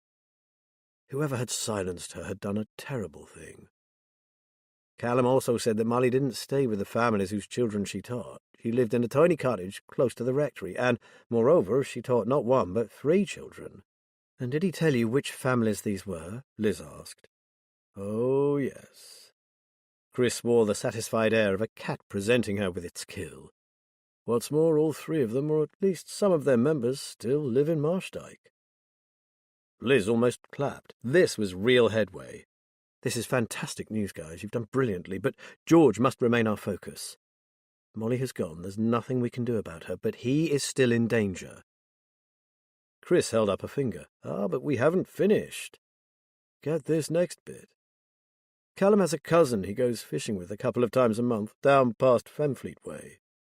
While he's there, he always pops in to see an old friend of his who also runs a farm shop there, a much bigger concern than Callum's, more of a proper shop. Anna took up the story. Callum happened to be at the store one day visiting his friend when he noticed an old Land Rover outside with a Springer Spaniel sitting in the back. He recognised George's vehicle immediately and even thought he knew the dog. He was just about to go out to greet him when he saw him climb in and drive off. "Callum reckoned he looked awful," added Chris, "quite haggard, and he'd lost weight. His friend told him that he came to the shop every 2 or 3 weeks and made a quantity of purchases, as if he was stocking up." That was exactly what George was doing, Liz realised at once. Avoiding the supermarkets in case he met anyone he knew. Instead, using smaller establishments like the farm shop that were off the beaten track. But more importantly, it placed him within a specific area. She felt suddenly elated. If they could narrow it down, they might just find him. Now it was the turn of her and David to tell Chris and Anna what Mick Holmes had said, and the conversation turned to dogs. If the dog Callum saw him with is one of the original 3, he must be getting on a bit by now. "What's the betting he rescues another?" David said. "And he's likely to get one from the centre where he worked," Liz added. "Chris, can you spare the time to go there now?" Chris said that was fine, so they said their goodbyes to Anna and her grandmother. But before they left, David took from his pocket the list of odd place names from the book on Chopin and handed it to Anna. "Do any of these mean anything to you, or maybe your gran?" Anna read them through. "Not off the top of my head. Can I keep this? I'll have a think, and I'll certainly ask Gran. Sure, my mobile number's on the back in case you come up with anything." "If there's anything else I can do, just ask," Anna said. "I'm here all day, and though I'd never tell Gran, I need something more in my life. Even Kirsty's moving away, and when she does, I'll be on my own in a village full of old folk, who make me feel like I should be sitting in my rocking chair knitting shawls. I'm only 27, for goodness sake." "We might hold you to that," said Liz. "Having someone out here could be very useful indeed, so ditch the knitting and have a good look at David's list. It's a hidden message from Molly. She left it with Chris not long before she died, so it must be important." Anna's eyes lit up. "I will indeed. I'll do my best to get you some answers. Just tread warily. Someone out there, someone who's possibly in Marshdyke, is getting rid of anyone connected with Molly. Be careful, Anna. You know what they say. Trust no one." Jeff had spent a grueling 15 minutes talking to Henderson. Keeping up his performance was exhausting, and he had the rest of the day to get through before he was safely away from this place. He told Henderson of a dreadful home life, and his use of exercise as a means to control his violent rages. "If I don't look after myself, no one else is going to, are they? No one gives a flying fuck about me." Words borrowed from one of the lads he himself worked with, and which had had a profound effect on him. The interview out of the way, a man called Simon was now showing him the correct way to use the equipment. Jeff had decided to make use of some of his skills, but in such a way as to make them seem like those of a fit and enthusiastic teenager. He told Simon that he was good at gym. It was something he could do by himself, rather than in a team where he might expose himself to ridicule. Privately, Jeff had to admit that the assault course was impressive and cleverly designed. It consisted of around 20 different obstacles designed for people with varying abilities. Like the real thing, it had nets, water jumps, and ropes to be scaled. But there was also a massive covered area with inflatables to play in. There was even a battle beam and foam pit to knock about with. The clever combination of exercise and fun was just the thing to draw kids who would probably agree to anything just to get another shot at this fabulous playground. It seemed like a lot of money to throw at turning kids into criminals. He kept glancing at the closed doors of a big windowless barn that stood at the very end of the obstacle course, like the entrance to hell. He would have to wait for a second or even third visit to discover the purpose of that menacing edifice. For now he concentrated on running, jumping, climbing, scaling walls while trying to tone down his usual way of tackling these. Despite having to hold back, he was beginning to enjoy himself. At the same time, he was aware that he was under constant scrutiny. 2 men and 1 woman, most likely the ones he had glimpsed during Henderson's welcoming address, were observing his and his companions' every move. If they were looking for the fittest, he was pretty sure he'd pass, even though he was keeping his true abilities concealed. Only once did he come near letting down his guard. He and another boy were instructed to stand facing each other in the center of a pair of raised inflated discs. Each was handed a large rubber saber and told to knock his opponent out of his ring of safety, the winner being the first to do so, the intention being to use your weapon to dislodge your rival without falling over in the process. Using his martial arts training and the sense of balance this conferred, Jeff made a single lightning-fast move, catching his opponent off guard and sending him flying out of the ring. Realizing that he'd given himself away, Jeff put it down to beginner's luck, and thenceforward wobbled around as clumsily as the other boy. After an hour, a break was announced, and they trooped back into the Nissen hut for refreshments. Henderson gave them another talk about taking care to keep rehydrated, stretching before doing any kind of exercise, and generally looking after their bodies. Henderson's manner was relaxed. Now he joked with some of the more outgoing boys and girls. There was friendly chaffing, a bit of backslapping. Watching him, Jeff wondered again about what lay behind this strange setup. It was just so elaborate. Why not just drag a handful of street kids into a van, take them somewhere quiet and make them an offer they couldn't refuse? Money, designer clothes. The chance to get back at the society that had treated them so unfairly. There was no need to go to all these extraordinary lengths just to turn out a few criminals. No. There had to be more to this than even Matt and Liz suspected, and it would be down to him to discover what it was. Refreshments over, they were told they could go out for another hour. As everyone made for the door, Jeff noticed a man he hadn't seen before hurry in, scowling. He went over and spoke to Henderson. Jeff bent down and took off one of his trainers, shaking it as if to get rid of a stone or some other piece of debris. He was too far away to hear what was being said, but the man definitely sounded angry, and Henderson's face became hard. As he followed the others through the door, Henderson's eyes fell on him briefly. The look in them was decidedly unfriendly. Henderson beckoned to his 2 colleagues. "Race has just given me a piece of disturbing news. He thinks the driver of the minivan who went to the cemetery pickup was tailed." Gordon and Smith swore. "What, all the way here?" asked Smith. No, but only because of a stupid accident.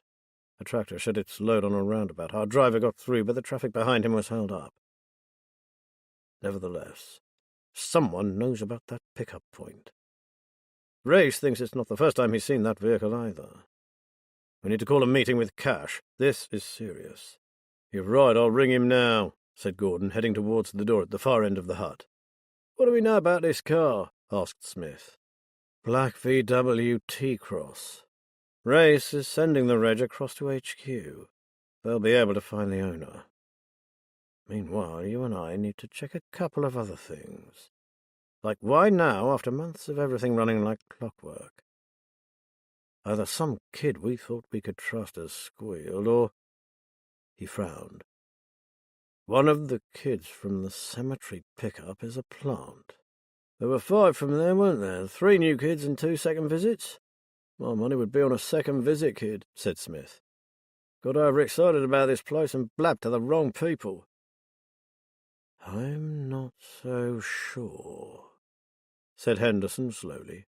What are you thinking? I have a feeling about those new kids. We should keep a close eye on them. I could be wrong, and it's someone who has been watching us for a while, but still. Anyway, we better go and see if Gordon has managed to contact Cash. Simon is watching the kids, so they're okay for now. Although I reckon we should close down earlier than usual. I'll give them another hour or so, then get them back to town. One thing is certain.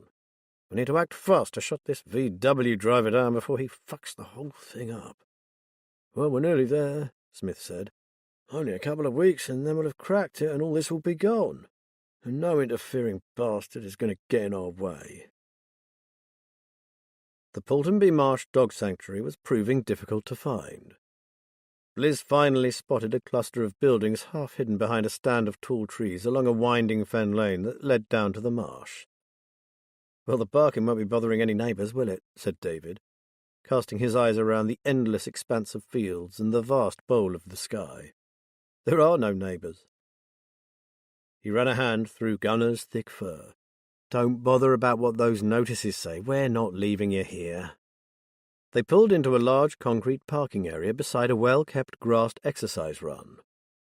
Stepping out of the car, Liz noticed dog agility equipment along with bales of hay and piles of logs that evidently served as places with interesting smells for the dogs to sniff at. This is really well organised, she said to Chris. Have you ever been here before? Never, and I agree with you about the setup. It's all very clean and there's no noise. I've been to a few rescue places where it's bedlam. Auntie Liz, I'll stay in the car with Gunner if you don't mind, David said. Poor fellow's picked up on where we are. He's shivering. No problem, David, Liz said. We won't be long. Inside the reception, they were greeted by a young woman and an older man.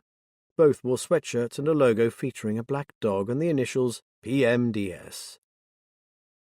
Liz asked to speak to Deanna Pascoe. Tell her Mick sent us. The 2 volunteers smiled at the mention of Mick's name. While the young woman went to find Deanna, Liz asked the man if he happened to know George Miles. Good old George, haven't seen him since Bono died, the man said. That was his boxer dog. I thought he'd be back for a new friend for Alfie. Now he's on his own, but he hasn't. The girl reappeared. Deanna's over at the enclosure. Will you come with me? She took them out of a back door and down a long, covered way that led to the kennels themselves. Like the rest of the place, these were spotless. Deanna turned out to be a tall, willowy woman with short-cropped dark hair, wearing heavy-rimmed glasses. Friend of Mick's, are you? Wanted to join my merry band of canine carers? She grinned. Unpaid, of course. Not this time, I'm afraid. And Liz explained the reason for their visit, while the smile faded from Deanna's face. Oh, my God. We've been wondering where he was. I rang him any number of times until I received a reply to say the number was no longer in use. She shook her head.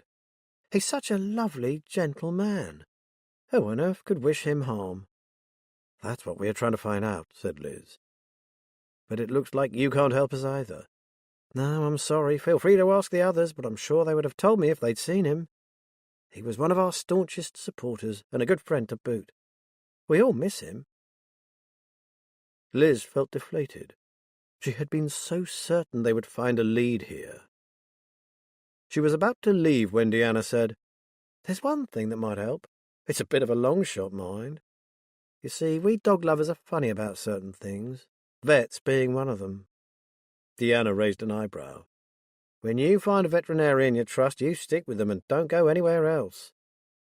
George has taken Alfie to the same vet ever since he got him. His other dogs, Bono and Flinders, were with the same woman who's the one we use as well. Come back to the reception and I'll get her details for you. Her name is Sue Harrison and her clinic is in Summerdyke. Having given Liz the vet's number, Deanna accompanied them to the car. If you find George, please tell him to come back and see me. He has friends here, people who care about him. Please find him and do all you can for him. He has a good heart, and whatever has happened, it won't have been through any fault of his. We'll do all we can, and you've been very helpful, thank you. As she spoke, Deanna caught sight of Gunner. Hello, that's a big chap you've got there. He's a fine fellow to be sure. How long have you had him? 24 hours or so, said David. We're kind of doggy-sitting for a sick friend. Well, he's certainly fond of you, said Deanna. She stood back as Liz started the engine. And good luck finding our George. Liz sped away, the scenery passing in a blur until Chris said, "It's okay, Liz, you can slow down a bit.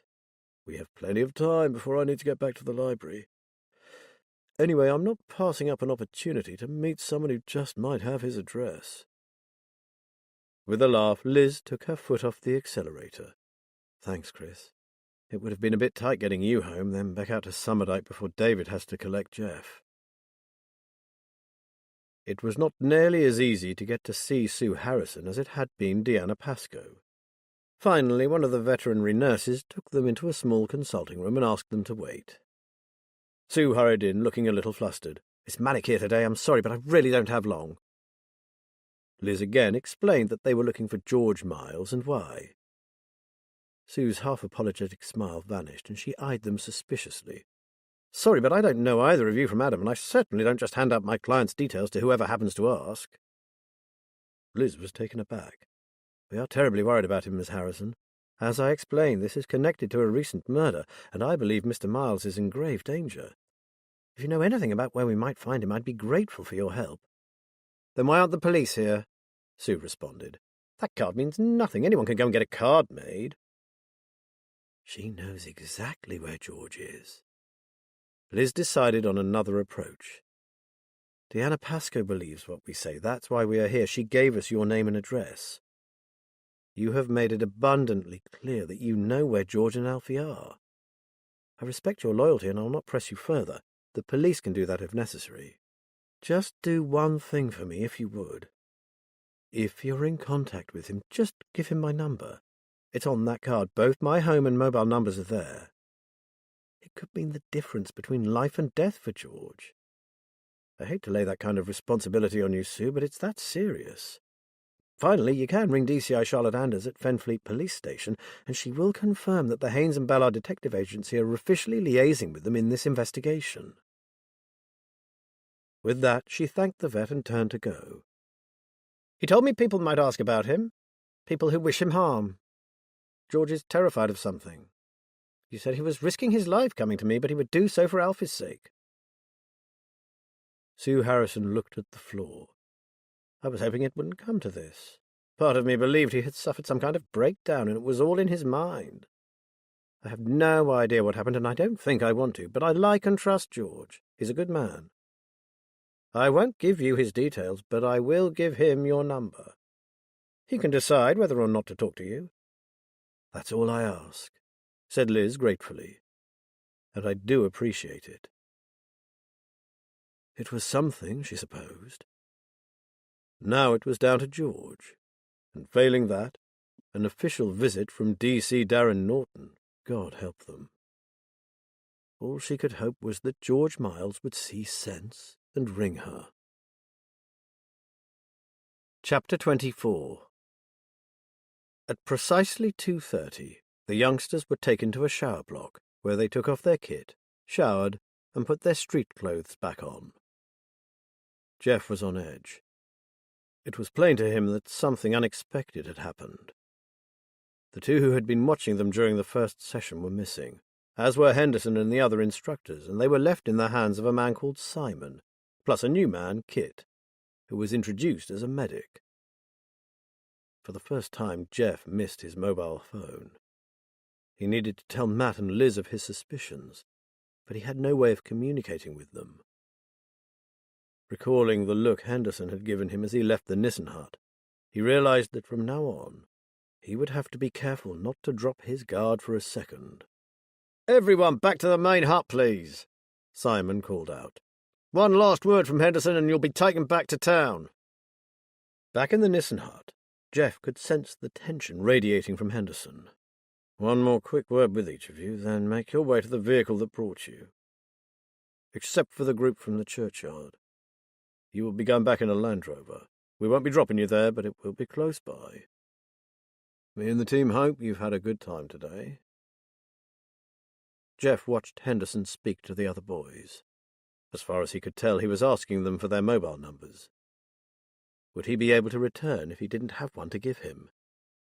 And why the change of vehicle and a different dropping-off point for their group alone? Henderson was now calling his name out.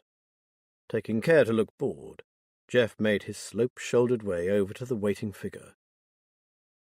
"Simon tells me you handle the equipment pretty well, Ammo." Jeff shrugged. "Fat lot of good that'll do me down at the job centre." Henderson stared at him thoughtfully. "Don't knock it, Ammo. There's plenty of jobs that call for someone who's agile and strong.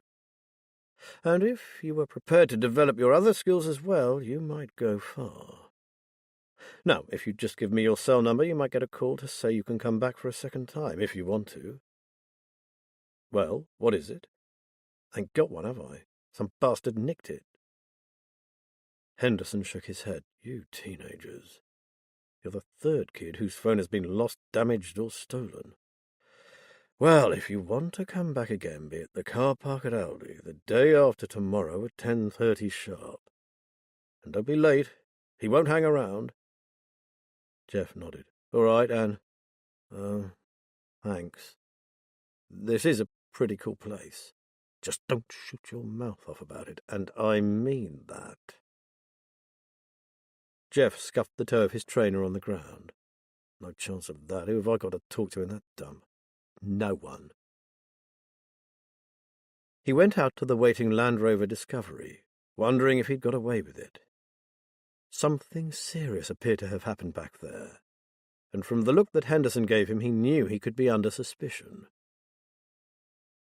As they drove away, Jeff was relieved to be out of there. For a while he had wondered if the only way he'd get out was over the high mesh fence. At least Joe now knew that he no longer needed to fear being recognized.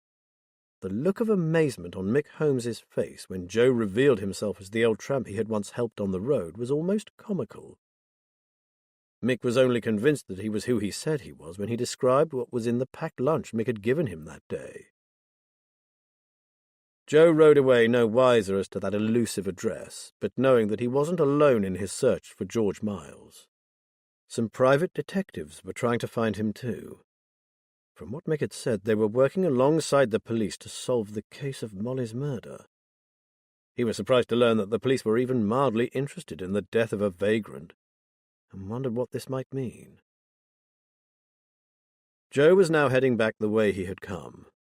He had decided against going into Marsh Dyke itself, instead trying one more time to find his safe place.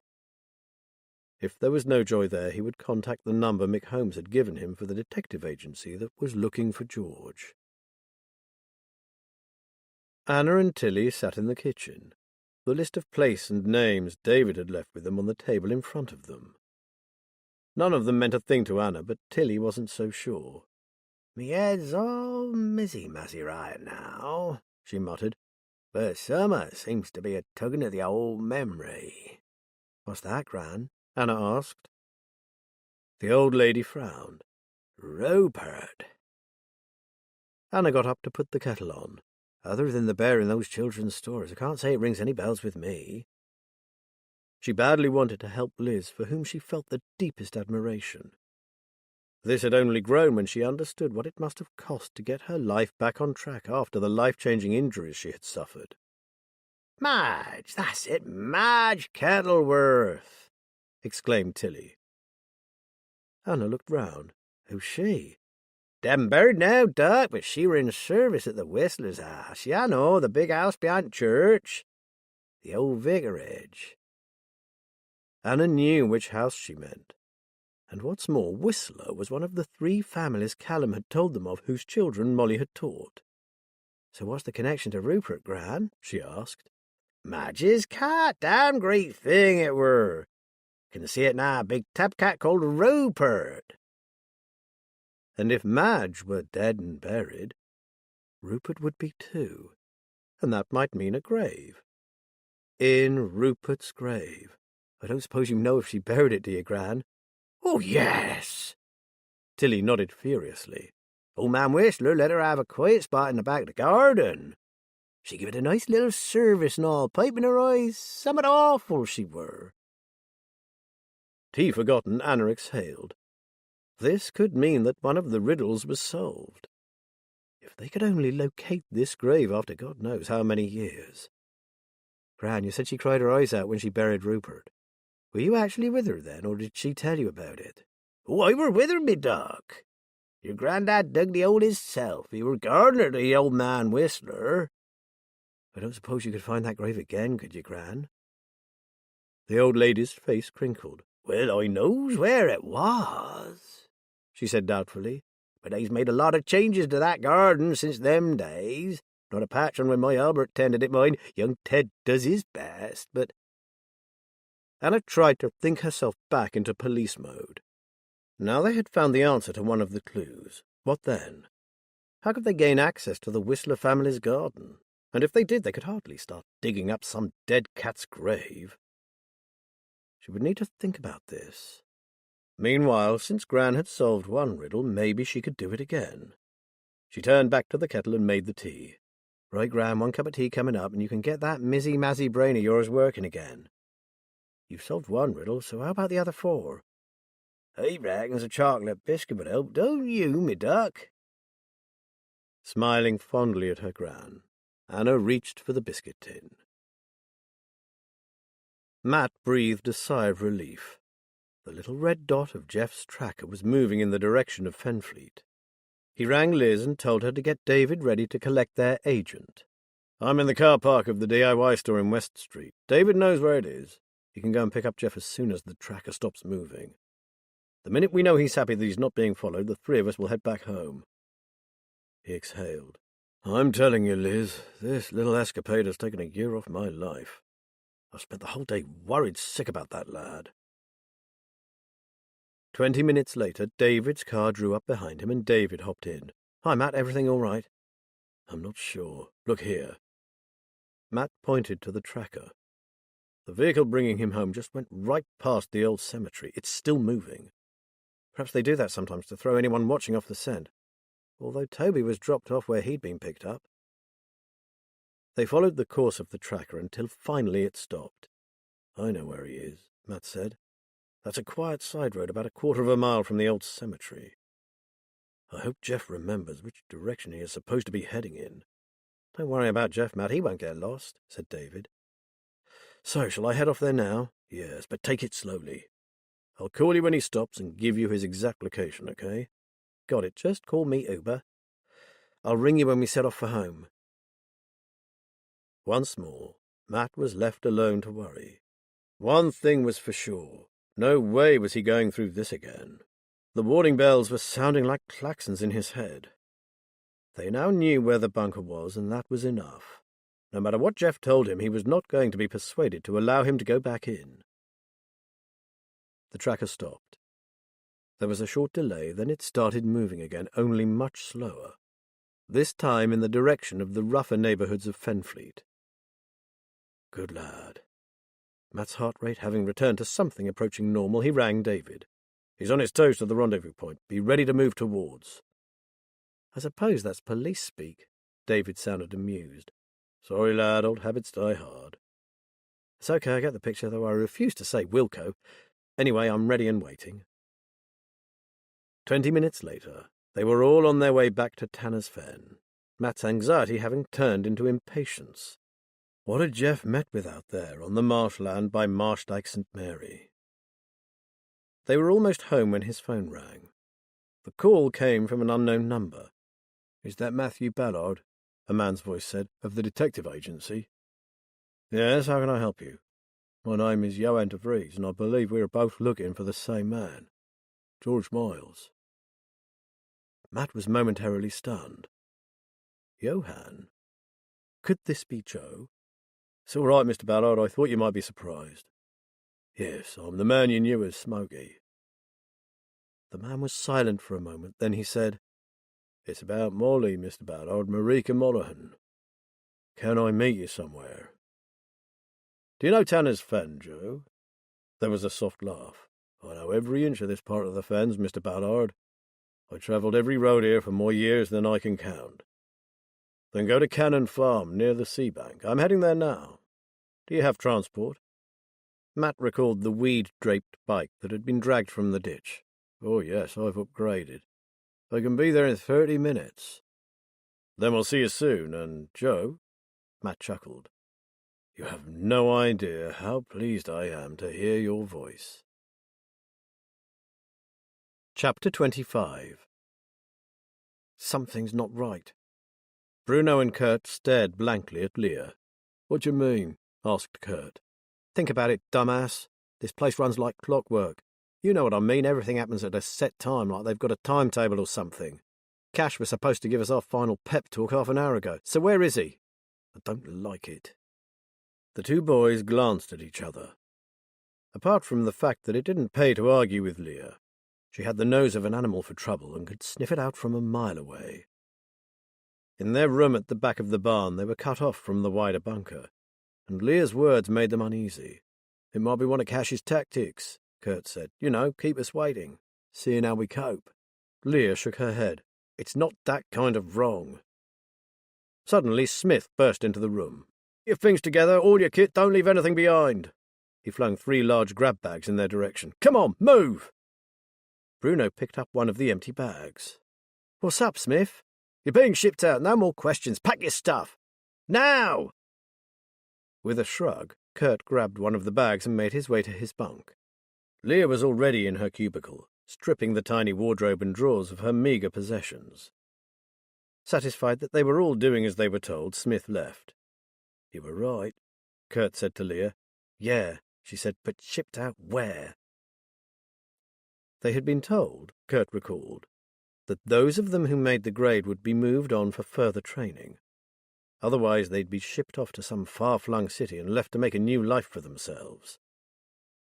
But he also remembered Leah's words of the day before, and wondered if there was another, more sinister fate in store. His bag at his feet, he stood waiting nervously for someone to collect them. A young boy, frightened and terribly alone. An hour later, 2 vehicles crossed paths at the gates to the bunker, a black 4x4 going out and a white unmarked transit van coming in. The van reversed into a covered area next to the barn, where Smith stood waiting to receive it. "Load still intact, is it?" "Yeah," said the driver, "or it was when I set off anyway." "All right, keep it locked and wait for me to come back. I won't be a minute." Smith hurried off to get Gordon. This was one particular cargo he wouldn't be able to handle on his own. Matt burst into the kitchen and announced the imminent arrival of a very special visitor.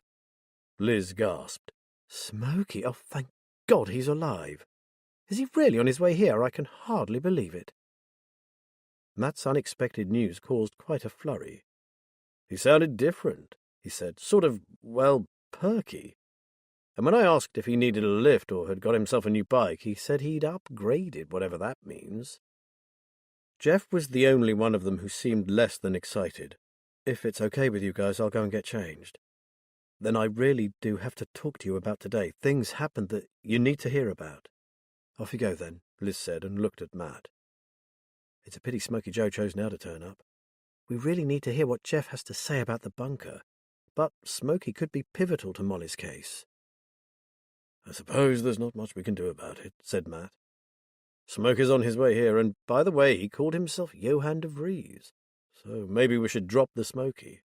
"I'll try to remember," said Liz. "Though I've known him as Smokey for so long, it'll be odd calling him..." What did you say the name was? When the gleaming motorcycle thundered to a halt outside, Matt wondered what the delivery could be. David looked out of the kitchen window. Hey, I've seen that guy before. I recognise the bike. I met him when I was walking Gunner while you were at Mick Holmes's cottage in Beckersby. He was parked up at the side of the lane and he said hello to Gunner. So it had been Mick who had brought them together. Matt joined David at the window, and the two of them watched him put the bike on its stand and pull off the full-face helmet. So it was a courier after all, thought Matt. Don't you think someone should let him in, said Liz, instead of gawping at him through the window? David hurried to the door and admitted a thin man of medium height, with short, wavy grey hair. Despite the weather-beaten features, this new Joe revealed himself to be quite a few years younger than Matt, and bore not the slightest resemblance to the old tramp with the bicycle and the bucket of hot coals. "Joe?" Matt asked hesitantly. Joe made a little bow. "The same, Mr. Ballard. My circumstances have changed, you might say, and I realised that if I wanted to stay alive, I'd have to change along with them. Well, you've done a bloody good job. I'd never have recognised you in a million years." "That's very good to hear," said Joe, meaning it. "It should give me a bit of an advantage if it comes to the crunch." Matt shook his head. "Hell, man, we all thought you were dead. And look at you now.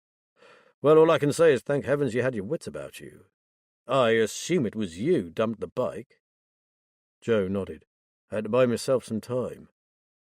"Perhaps we could all go into the lounge and sit down," Liz said. "We clearly have a lot to talk about, and if Joe will excuse us, we really need to listen to what Jeff has to say." Jeff was hovering anxiously in the background. "I can wait outside if you like," offered Joe. Matt shook his head. "No need, it's a different case, Joe, but knowing this area as well as you do, you might be able to help." Once they were settled in the lounge and Matt had given Joe a rundown on the missing teenagers and the bunker, Jeff then gave them an account of his day. He described the layout, the people in charge, and the way they drew the kids in. "It's bloody clever," he said. "They assess the kids' abilities and interests, then tailor a program to fit each individual. I didn't know it until I chatted to a boy on the journey home, but apparently they even have computer games consoles in one section for anyone who isn't comfortable with the assault course." Jeff paused. "I couldn't see any sign of an actual bunker, just the assault course, a Nissen hut and a large barn, but from the top of one of the climbing nets I noticed another structure at the back of the barn. It looked like a big low concrete block, half overgrown with brambles and grass, so I guess that must be it." "Where is this place?" Joe asked. "An area of land between Marshdyke St. Mary and the marshes," said Matt. An odd look passed across Joe's face. "Joe?" Matt asked. Joe didn't answer immediately. "That's the old Bruton place." Liz gasped. "Bruton is one of the names given to us by Anna's friend, Callum Stokes. It's one of the 3 families whose children Molly was teaching." "That's right," said Joe tightly. "She did teach one of the Bruton boys. Benjamin was his name." "Yes," exclaimed David. "She mentions Benjamin a lot in her notes." "Whoa, folks." Matt held up a hand. "I know it's important, but can we keep to the bunker for now? We mustn't lose sight of our missing boy, Liam Cooper, and for heaven's sake, let Jeff finish. Now, lad, what happened to make you so uneasy?" Jeff told them of the man who'd rushed in and said something to Henderson that he obviously found extremely disturbing, after which the people who'd been watching them suddenly disappeared, leaving one instructor and a medic to supervise the kids. "That wasn't the only thing that got me worried," said Jeff. "It was the way Henderson looked at me. He was definitely suspicious. When we were on our way out, a number of other vehicles were coming in, and they weren't hanging around. I got the feeling it was some kind of red alert." Matt and Liz glanced anxiously at each other. The only thing that could cause such a reaction was a security breach. "But he let you leave, Jeff. If he was so suspicious, I wonder why he didn't try to keep you there." "Well, he had a last chat with each of us before we left, and when it came to my turn, I sensed that they had identified the problem and it wasn't anything to do with me." He accepted my explanation for not having a cell phone number, and what's more, invited me to come back the day after tomorrow. So I'm guessing I'm in the clear.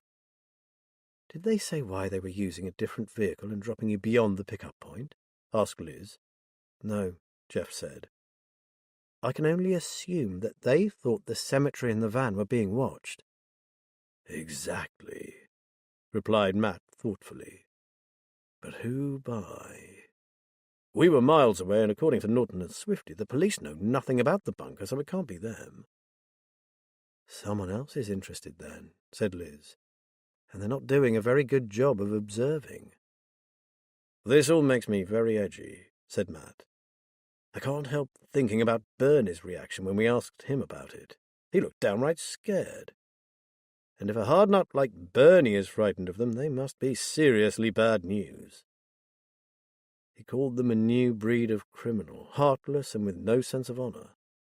If that's the case, and if they were able to identify the problem so easily, in the time it took for our Jeff to swing on a rope and scale a net or two, they've probably sorted it by now, and, like they say, by any means necessary. The others were silent as they considered the implications of this. What I don't understand is why the police aren't all over it, said Joe. Because there is no evidence and one missing habitual runaway doesn't warrant a major inquiry, said Matt. And, he turned to Jeff, if they raided it today, what would they find? A group of do-gooders, an altruistic landowner, and a handful of stalwart volunteers all helping to improve the lives of underprivileged kids. Isn't that right, Jeff? Absolutely, Jeff said, and a bunch of happy, smiling teenagers. If I hadn't known what was behind it, I'd have had nothing but praise for what I found. Matt turned to Joe. Okay, Joe, you said you know who owns this place. Any more you can tell us? Well, Joe said, there's a big house on the far side of Marshdyke called Bruton Manor. In its day it was a magnificent spread with well-kept gardens and a swathe of surrounding land. The Bruton family were filthy rich. They owned huge farms both here and in Warwickshire. In the years up to and during the Second World War, they had a run of bad luck, mainly due to bad investments, and they sold off most of their farms. But they retained all the land around Marshdyke, including a stretch of grazing land along the marsh. That big barn belongs to the Brutons, along with the concrete bunker behind it. It was a World War II relic that old Francis Bruton had converted into a bunker at the time of the Cold War. Are there still Brutons living there now? Asked Liz. Yes, I believe so, although I haven't been that way for a few years. Molly told me to steer well clear of Marshdyke, and I took her advice. Until today. Joe looked apprehensive. I got as far as Baggersby, and now I'm here. He looked directly at Matt. What I will say is that the surviving members of the Bruton family are more likely to have rented that barn and the surrounding land out, rather than set anything up themselves. They are far from altruistic, believe me. They always were a bunch of money grabbers, and I can't see that having changed in the last few years. I know they wouldn't even spare a crust or a drink of water for a homeless person. Matt received this information in silence. So Molly had been in the very place their other inquiry had taken them to. How was it that their two cases were converging like this? The sound of the landline ringing jolted him from his thoughts. Liz answered. Hi, Anna. Yes, have you got something for us? She grabbed a notepad and pen and started scribbling, while her caller continued to speak. Call ended, she turned to the others, her face alight. Anna and old Tilly Pickford have been going through the list of riddles from the book on Chopin. Tilly has worked out 2 of them, and Anna just rang Chris Lamont at the library, and they think they've solved a 3rd. Cool, what are they? Where are they? Which ones were they? David gabbled. Guys, have a thought for Joe. He hasn't the faintest idea what you're talking about. Why don't you explain before we go any further? Meanwhile, I'll contact Charlie Anders and update her on the bunker. I'm beginning to think we're approaching the time when we need the police to take over. Charlie sounded fraught. I hope you're calling to ask for your old job back, because I'm telling you, if I have one more day like today, you can have it. Matt smiled. He remembered days like that, when any career would have seemed preferable to the one he had chosen. She sighed. And now you are going to add to my worries. I can feel it coming. Sorry, Charlie, but, well, yes. He went on to tell her about the bunker and what they suspected was going on. When he told her where it was situated, Charlie sighed. Loudly. Shit, Matt. I'll need a bloody good reason to enter that place without a warrant. It's private property, no crime has been reported, and, funnily enough, the JP doesn't hand out warrants based on Chinese whispers. I know. I'm just making you aware of what we suspect. Then if it boils over into something you can act on, you'll be able to do so immediately. I promised I'd keep you updated, and that's what I'm doing. I'm not asking for a helicopter and an ARV, just that you be aware of the situation. Charlie grunted. I'm sorry, Matt, it's been a crap day. Of course, I trust your judgment completely, but we are stretched to capacity, and I'm telling you now, if all hell breaks out at your bunker, I'll be hard-pressed to find a sodding squad car, let alone a helicopter. So that was that. He had been going to ask for a bit more support than they were getting from Norton, but that obviously wasn't going to happen. Things must have got overwhelming since they'd last spoken with Charlie. Then I won't trouble you further, Charlie. Just one last thing. Can you get DC Norton to ring me ASAP? And you did allocate some uniformed assistance, should he need it. As far as I know, he's never asked anyone for support or made any inquiries of his own regarding our Molly. We are streaks ahead of him, and he's contributing very little, so gee him up for us if you would. Hold on, Matt. There was a long pause, during which he could hear Charlie talking to someone.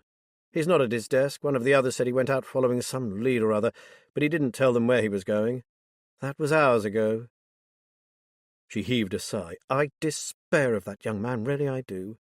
But I'll do what I can, and I'll have a word with Uniform about letting you use Swifty Fleet as a kind of official contact. Thanks, Charlie. And I'm sorry things are so stressful at present.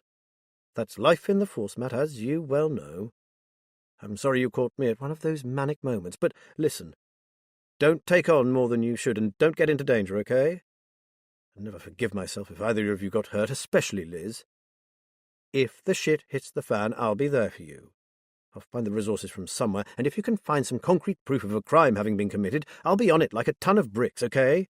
Received and understood, and good luck with all you have on at present. Very slowly, Matt put the receiver back in its cradle. Now what should he do?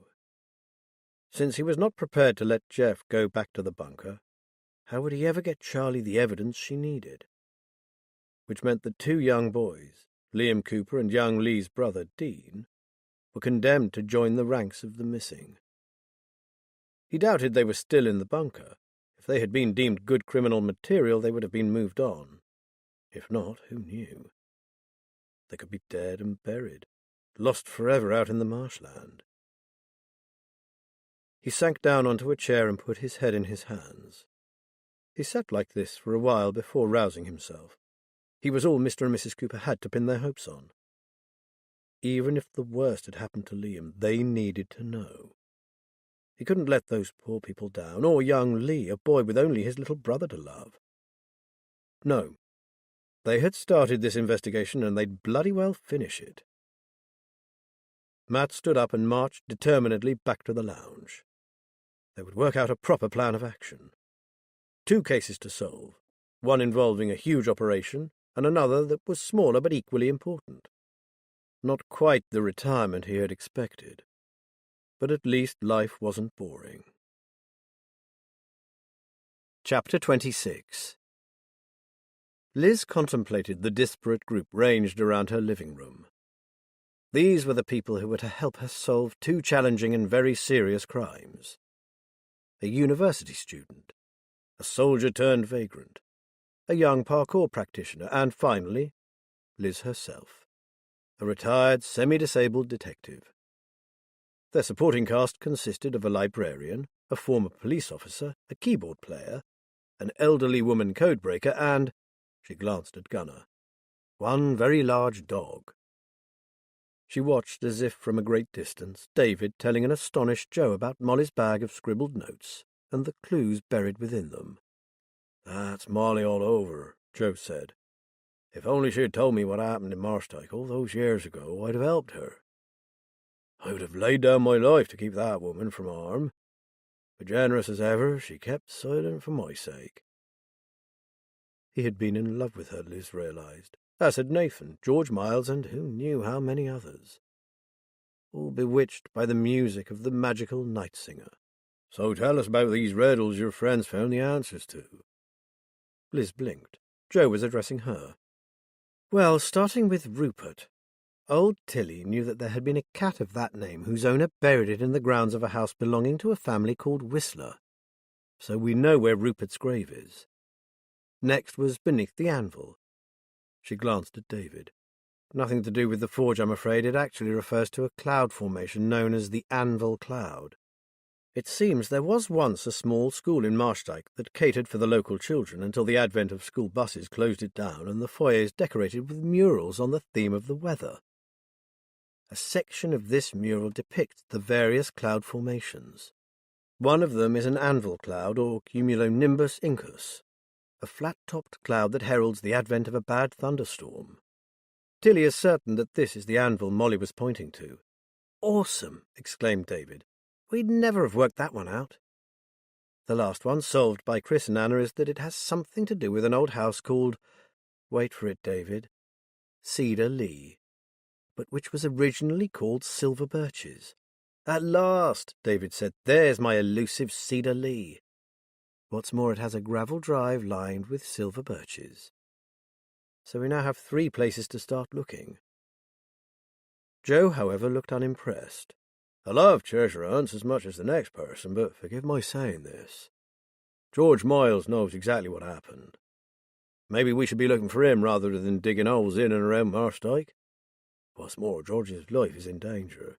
I know this because I too was attacked. I only survived because of my army training, but George was an accountant, for heaven's sake. What chance does he have? He was right, of course. Their excitement over the riddles seemed childish when a man's life was at stake. So, what now? Should they abandon their hunt for those clues? How's it going?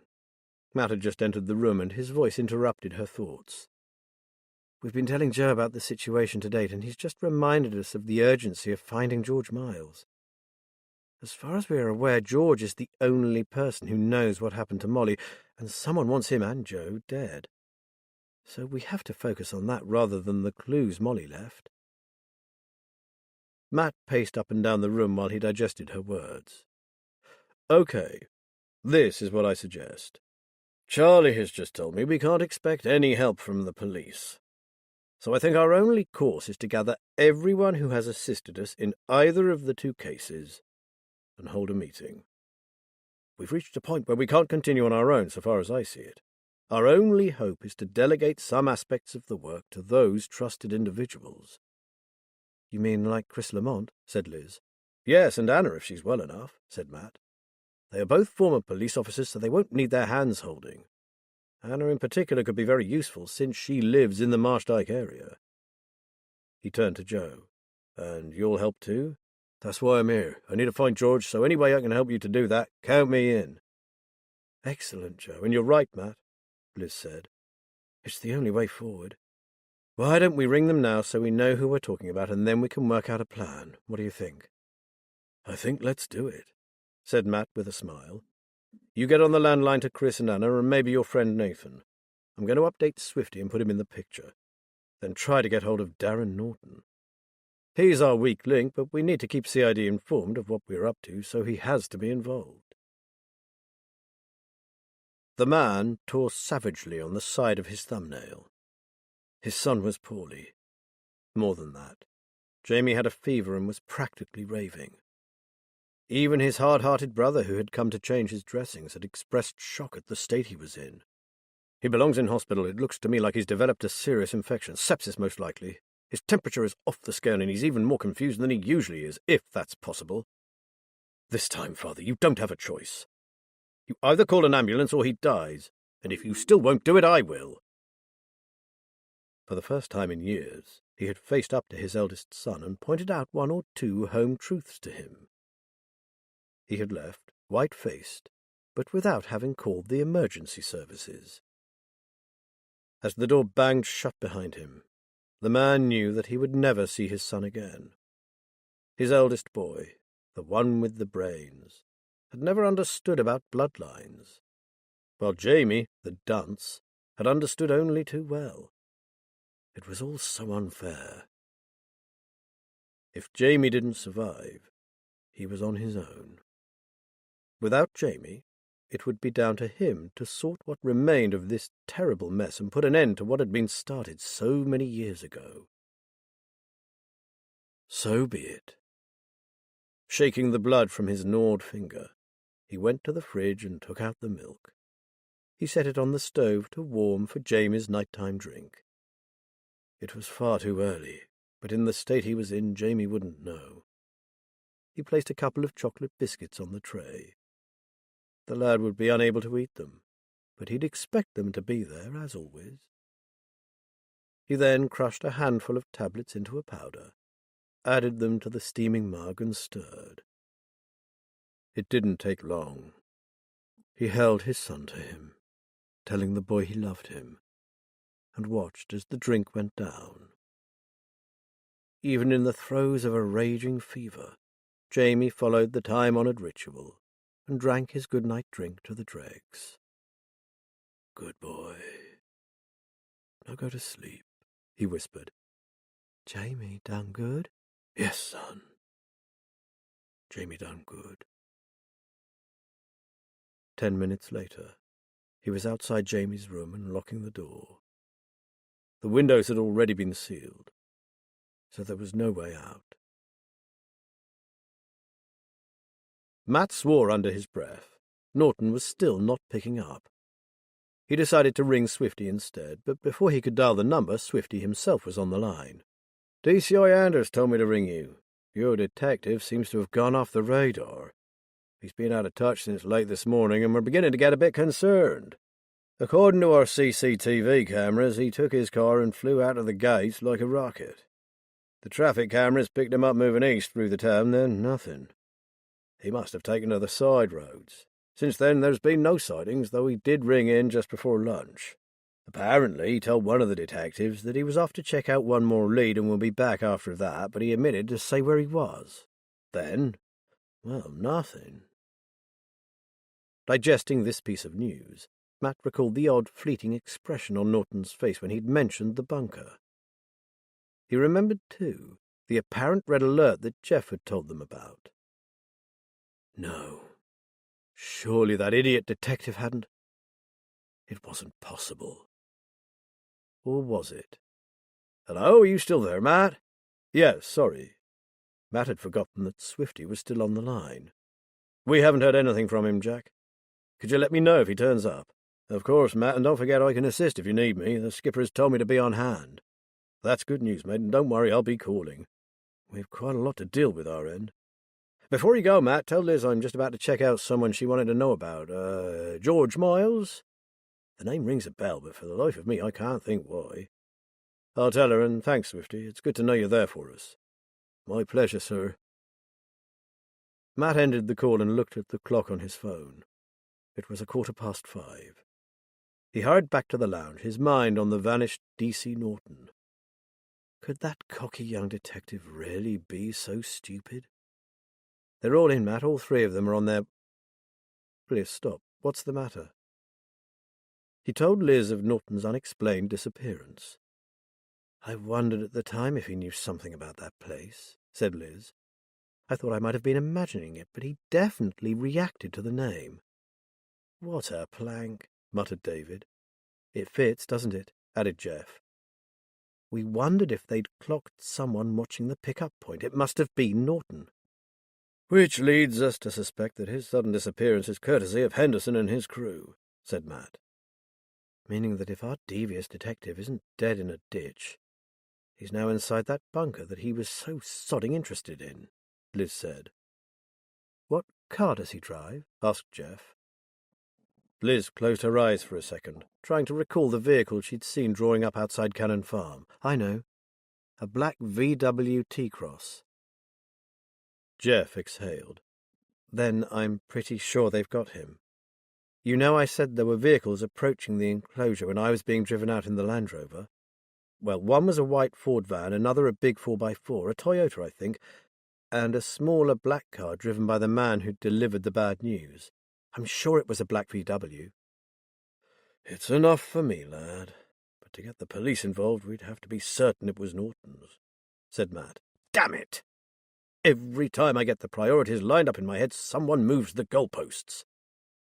Now we have 2 men in danger, George and that idiot Norton. This was not good at all. When are the others arriving? Within the hour, Liz said, just as her phone began to ring. Les, Swifty said. I knew that name meant something to me. He was the guy who found Molly's body. I've got his address right here. Joe almost catapulted out of his chair before sinking back down again. It was George who discovered her. Oh, no. That poor man. Hold on, Swifty. Let me grab a pen. David handed one to her and she wrote it down. Got it. I can't thank you enough, Swifty. That's fantastic. I'd go out there myself, said Swifty, but I'm afraid he might do a runner if he sees a police car. He was in a right state. Oh, and apparently his place is a bugger to find. It doesn't even have a number on it, so best of luck. Liz thanked him and ended the call. Okay, Matt, how do we deal with this? He knows you, doesn't he? Matt said to Joe. I've changed a lot since we last met years ago, but I do know how to reassure him that we're both old friends of Molly's. And I really do want to go, Matt. He's the reason I'm here. Why don't I go too, suggested David, and take Gunner? We know that George is a dog person, so he'll be more likely to trust someone with a dog. And I'm not exactly intimidating, am I? Sounds good to me, said Joe. We'll take the car and park nearby, then walk the dog to George's house. He looked at Matt. Is that okay with you? It was the best they could do, so he agreed. What's the address, Liz? She read it out. It's about half an hour from here, right out in the wilds. Joe smiled. I know that lane. There aren't many houses. In fact, there's only 3 along there. Forget the sat-nav, I've got this. Then get away now and take care, both of you, Matt said. Don't forget you aren't the only people looking for George Miles. You too, Gunner.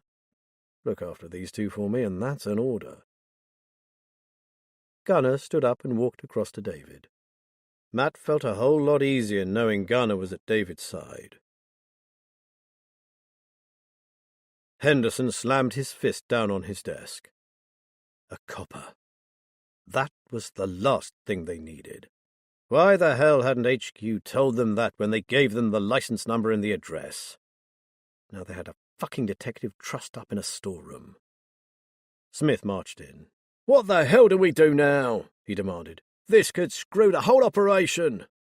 Tell me something I don't know, barked Henderson. One thing is for sure, we don't get paid enough to kill policemen.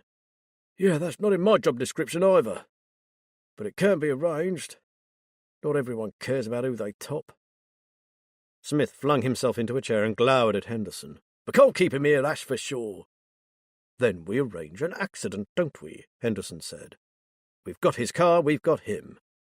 And there are some pretty dangerous marsh lanes out there. Well? Smith shrugged. I suppose that's a possibility, as long as it happens fast. Just the thought of him being here gives me the screamers. And I can't believe he's acting on his own. Any moment now we could have blue lights and sirens coming at us across the sodding fen. I get what you're saying, Smith, but just cool it, would you? There's no point us shouting at each other. This is not our cock-up, it's HQ's. We're agreed on that. But we still need to sort it before we start getting unwelcome attention. Like you said, in a week or 2 this place will be history. We have what we need and we can move on. Meanwhile, we still have the perfect cover. It's just this one little problem, and that can be dealt with. I suppose you're right. And thinking about it, if that detective hadn't been on his own, we'd have had visitors by now. Maybe he was just being nosy, or was following up a lead off his own bat, Smith said. So, what's the plan then? I think we should run it past Gordon. He'll know who the best person is to arrange something like this.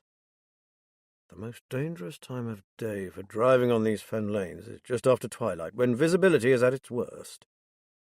That gives us roughly 3.5 hours. And as we can't have it happen right on our doorstep, we need to act fast. Henderson stood up. Come on, let's get this sorted. George Miles sat at the kitchen table and stared again at the message his vet had sent. Was this an honest offer of help, or a trap? Stacked at his elbow were 6 boxes of paracetamol. More than enough to end this miserable existence. He looked down at the dog lying at his feet. He could no more take that dog's life than fly to the moon. But he couldn't abandon him either. Having been abused and then left for dead, Alfie didn't deserve the same thing to happen again. George fondled the spaniel's ears. If only he could ring that number and rid himself of all these years of anguish. But he didn't dare. "There is one other option, old lad," he said. "How do you feel about a long holiday walking the North Yorkshire moors? We could pack a bag and just head off. How does that sound?" Alfie wagged his tail. Alfie always wagged his tail.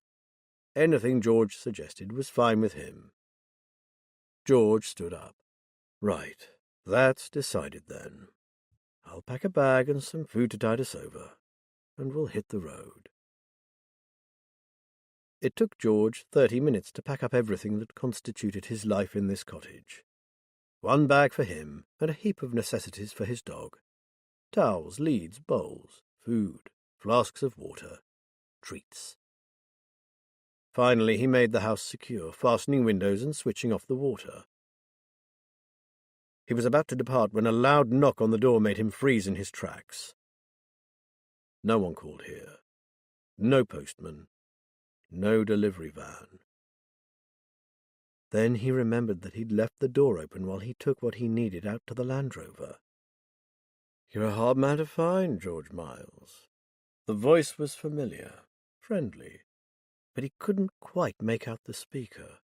Who was standing in the doorway with the light behind him? He approached warily. "Good Lord, what on earth are you doing here, and how did you find me?" "Patience and perseverance, George. Can I come in? This won't take a minute. I can see you're about to go out, but I've got some news for you." Wishing he'd left 10 minutes earlier, George stood aside for his visitor to enter. Chapter 27. "How do you manage to find your way around in this remote place?" said David, as they followed the twists and turns of a nameless lane that seemed to lead nowhere but endless stretches of ploughed fields. "I wasn't going anywhere in particular, so to pass the time I started to try and make a map of the area in my head." Joe gazed across the vista before them. Not a single human figure could be seen. "After a while I came to love it." "How come you took to the road, Joe?" David asked. "And why that bucket of hot coals? Tell me to mind my own business if you think I'm prying." Joe smiled. "Oh, I don't mind you asking. It's just something I never talk about." He glanced at David, who was just then easing the car around a tight bend, frowning in concentration. He liked this young man. "This will probably sound weird, but I did it from a sense of guilt. Someone lost their life, and I felt I was to blame. It happened many years ago, but I probably relive it at some point every day of my life." "Then, please, don't go over it again for my sake. I'm such a nosy arsehole, I ought never to have asked." Joe directed him to take the next right and continue along beside a broad watercourse. "Maybe it's time I did tell someone about it, otherwise I'll never move on. We have plenty of time before we get to George's lair." David turned onto the long, straight drove Joe had indicated. "Well, if you're sure it won't be too painful for you." "After I left the army, I kind of drifted for a bit, doing various assorted jobs. Then I became an outward-bound instructor. I'm a strong swimmer, and my favourite activities were those that involved going out on the water. Canoeing, kayaking, whitewater rafting, the lot. I was probably the most experienced of all the instructors when it came to water sports. On the day it happened, I had 4 Boy Scouts with me, a great bunch. I was using the experience of whitewater rafting to develop life skills like team building and confidence. We were negotiating a very tricky stretch of the river, full of rocks and rapids, when out of the blue one of the boys stood up and just keeled over, off the side of the raft and into the water. I had 3 others to consider, while at the same time getting the fallen boy to safety. So I guided the raft into a shallow, secured it, and took to the water, leaving the others on the raft. It was a nightmare, negotiating pounding rapids in a steep, fast river. I did dive after dive, expecting at any moment to hit my head on a rock or for my energy to give out. I found him, but by the time I managed to get us both out of the water, he was dead. Joe's words caught in his throat for a moment. He was freezing. I did everything I could to revive him, but nothing worked. I ended up just holding him tightly. It was over half an hour before help arrived, and I've never in my life been so bitterly, deadly cold. I cannot imagine what you must have been through, Joe, and thank you for sharing it with me, David said quietly. Anyway, the post-mortem results showed that he'd been dead before he even fell from the raft. He suffered from undiagnosed and untreated sudden death syndrome, an inherited heart condition which nobody knew about because he was adopted. I was exonerated of all blame. But in my eyes, a boy had died in my care, and I couldn't live with that. He stopped talking, drained.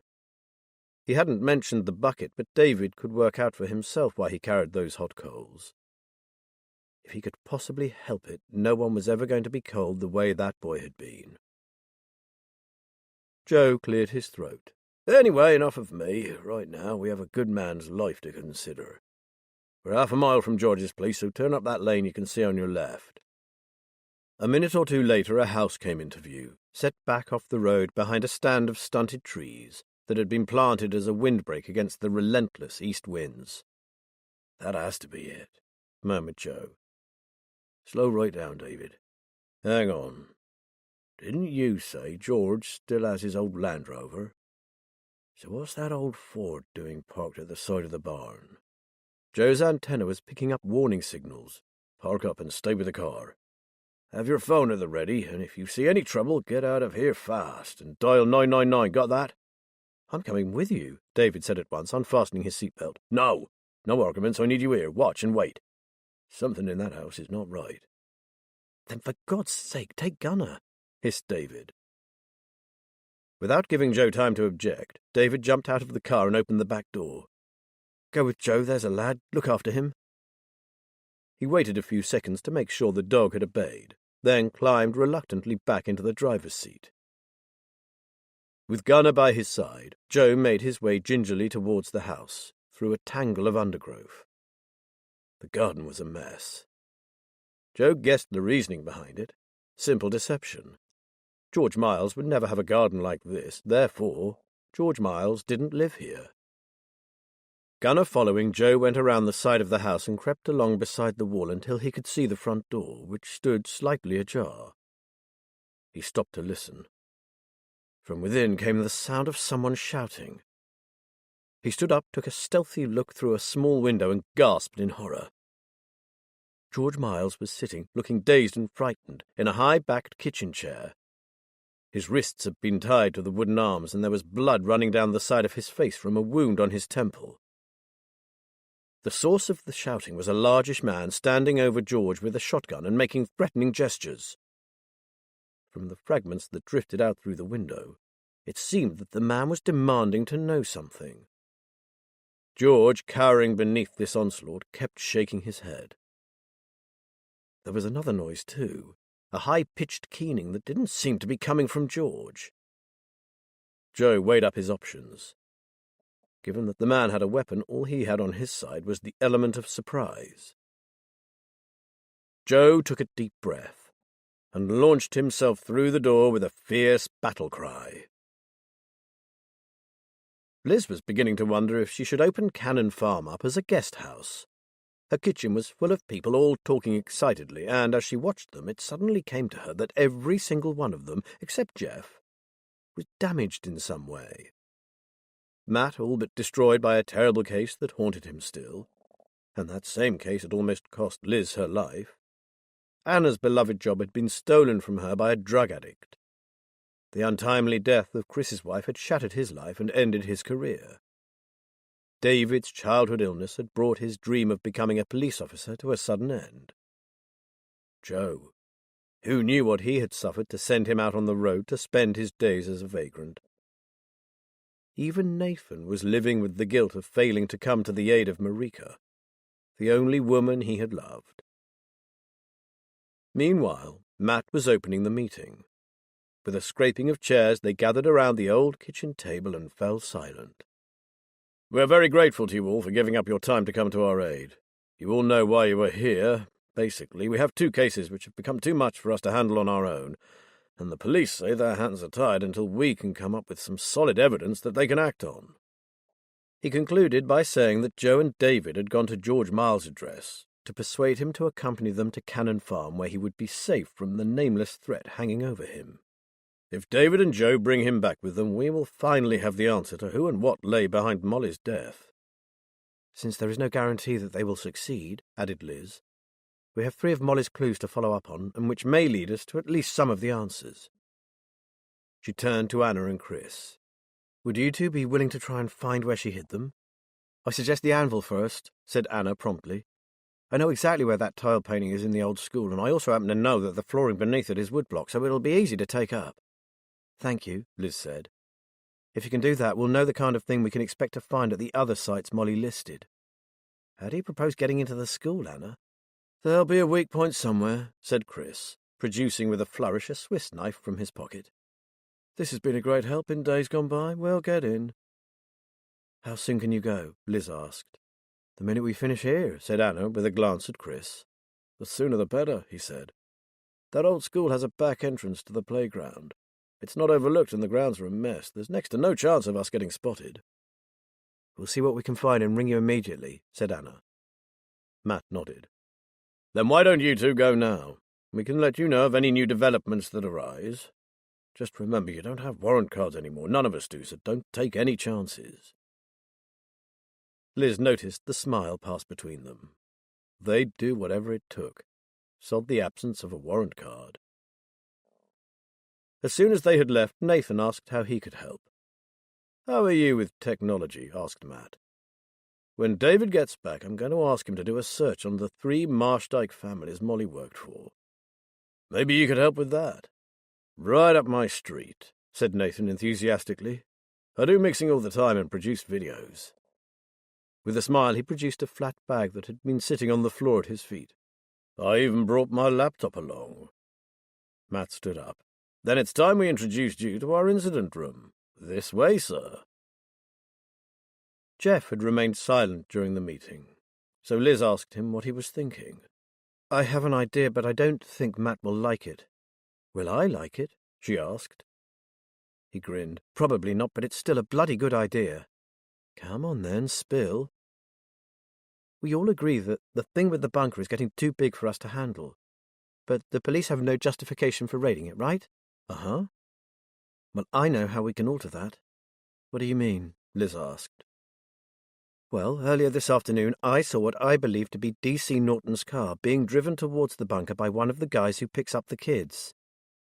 "If it really was Norton's car, we have no proof of that," Liz said. "True," said Jeff. "But Norton is missing. His car is missing. You and Matt both suspect that he knows something about the bunker. And you know Norton's not a team player. I know that something happened out at the bunker at the very time Norton set off for an unknown destination and hasn't been seen or heard of since." His eyes narrowed. "So what's the odds they have him?" "I'm with you, Jeff, but I'm playing devil's advocate here. I suppose you want us to bring in the law, so how are we going to do that? I know what the police will say, that their hands are tied. We've been through that before. It's why we called on the others to help. Now, where is this heading? We don't bring them in. I do."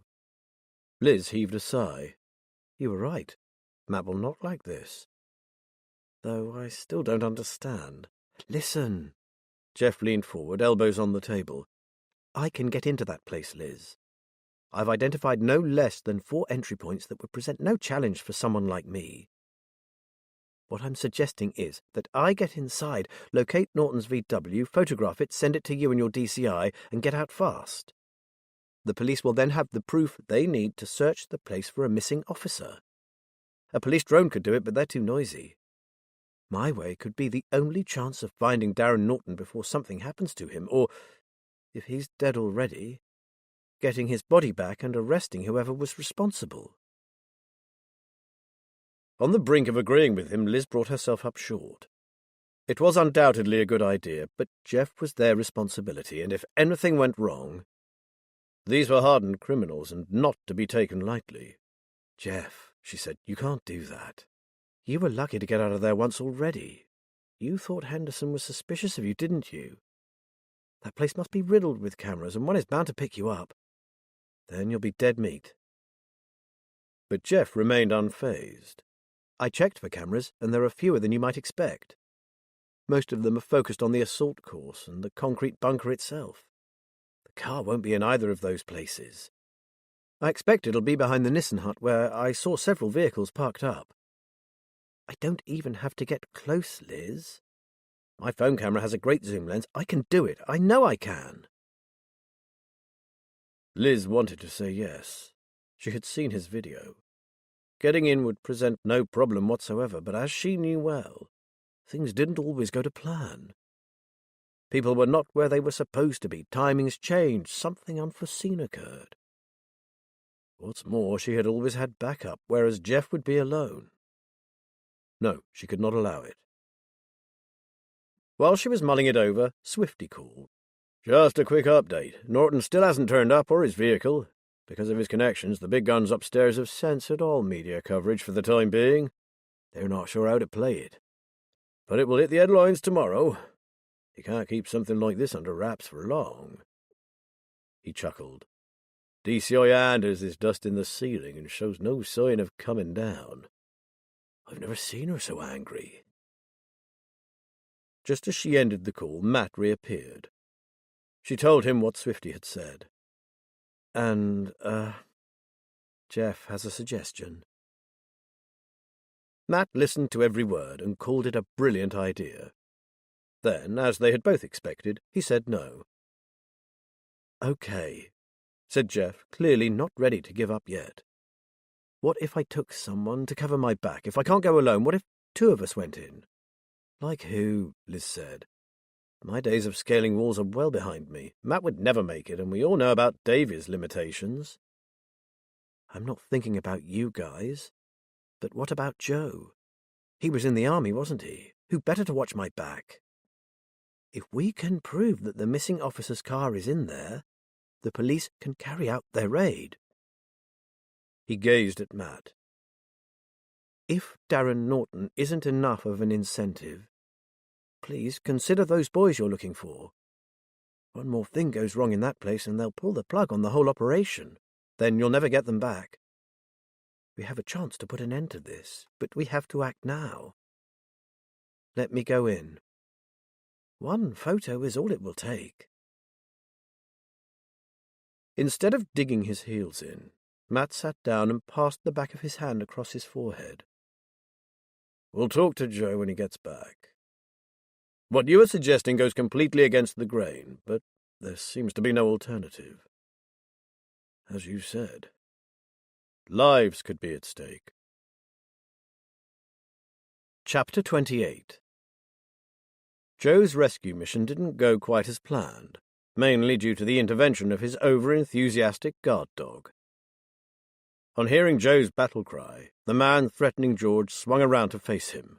Fortunately, the shotgun was a heavy old double barrel, and he was unable to bring it up to a firing position before Joe got to him. Joe had him disarmed when they were both knocked off their feet by a 40-kilo K9 projectile. By the time Joe had got his breath back and was on his feet, the man had staggered out through the door, slamming it on the dog that was hot on his heels. Joe glanced at George, who was white and bleeding profusely, and gave up the chase. Joe untied him and began to clean the wound, while Gunner began scratching furiously at the door to the pantry. "For heaven's sake, Gunner, back off, would you?" Joe dropped the cloth he was using, went to the pantry door and opened it. Out flew a distraught black-and-white spaniel who ran straight to George and stared up at him, whining. "Alfie," George murmured groggily. "It's all right, lad, I'm okay." He reached down and laid a hand on the dog's head. Seeing the violently trembling hand, Joe was pretty sure that George Miles was very much not okay. He knew from the army that blows to the temple were not good. George needed professional care. Joe looked around for a phone, but couldn't see one, and he had never possessed a mobile. "George, mate, if you've got a phone, you need an ambulance." George muttered something unintelligible. Alfie, meanwhile, was whining, and Gunner was endeavouring to escape by digging under the front door, clearly hopeful that his prey might yet be caught. Joe swore. "George, listen. I'm just going to get my friend a ring for an ambulance. I'll be right back." Joe ran to the car and told David to call an ambulance. George was probably suffering from concussion, and he had a deep wound on the side of his head. "Who was the guy in the car, Joe?" asked David as he pulled his phone from his pocket. "He went off like a bat out of hell." "Fuck knows. George must have known him, though, or he wouldn't have let him in. Oh, and can you put the Incredible Hulk back in the car? I've a feeling my so-called guard dog might have bust one of my ribs." He turned to go, and then stopped. "And ring Cannon Farm. They need to know what's happened. I'll stay with George until the ambulance turns up. I just hope they can find us." Back inside, Joe found George slumped sideways in the chair. The hand resting on the dog's head was now still. "George, come on, mate, you can't go to sleep on me. You have to tell me who the hell that was. Who was that guy who hurt you?" He closed his eyes for a moment, willing George to come round. "Think of Molly, George." George gave a sound somewhere between a groan and a whimper, and his head fell forward. Joe was gripped with a terrible panic. "Oh, please, no, not again, please. I couldn't bear it if someone else died on my watch." Just as despair threatened to overwhelm him, he suddenly experienced an odd sense of calm. It was as if someone had placed a reassuring hand on his shoulder. It would be all right. George would not die. Joe took a deep breath. He raced up the stairs to the bedroom and returned carrying a duvet, which he wrapped around George, telling him that Molly was with him, asking him to give them a name so that her death could be avenged. "It's up to you now, George Miles. Only you can give Molly the rest she deserves." For one fleeting moment, Joe was certain there were 3 of them in that little kitchen, and he wasn't counting Alfie. Chris smiled with satisfaction as the old sash window slid up. He put his trusty knife back in his pocket and whispered, "I'll go in and undo the back door." "It's all right, I can get through here," said Anna. Inside she got her bearings and led the way to the main foyer.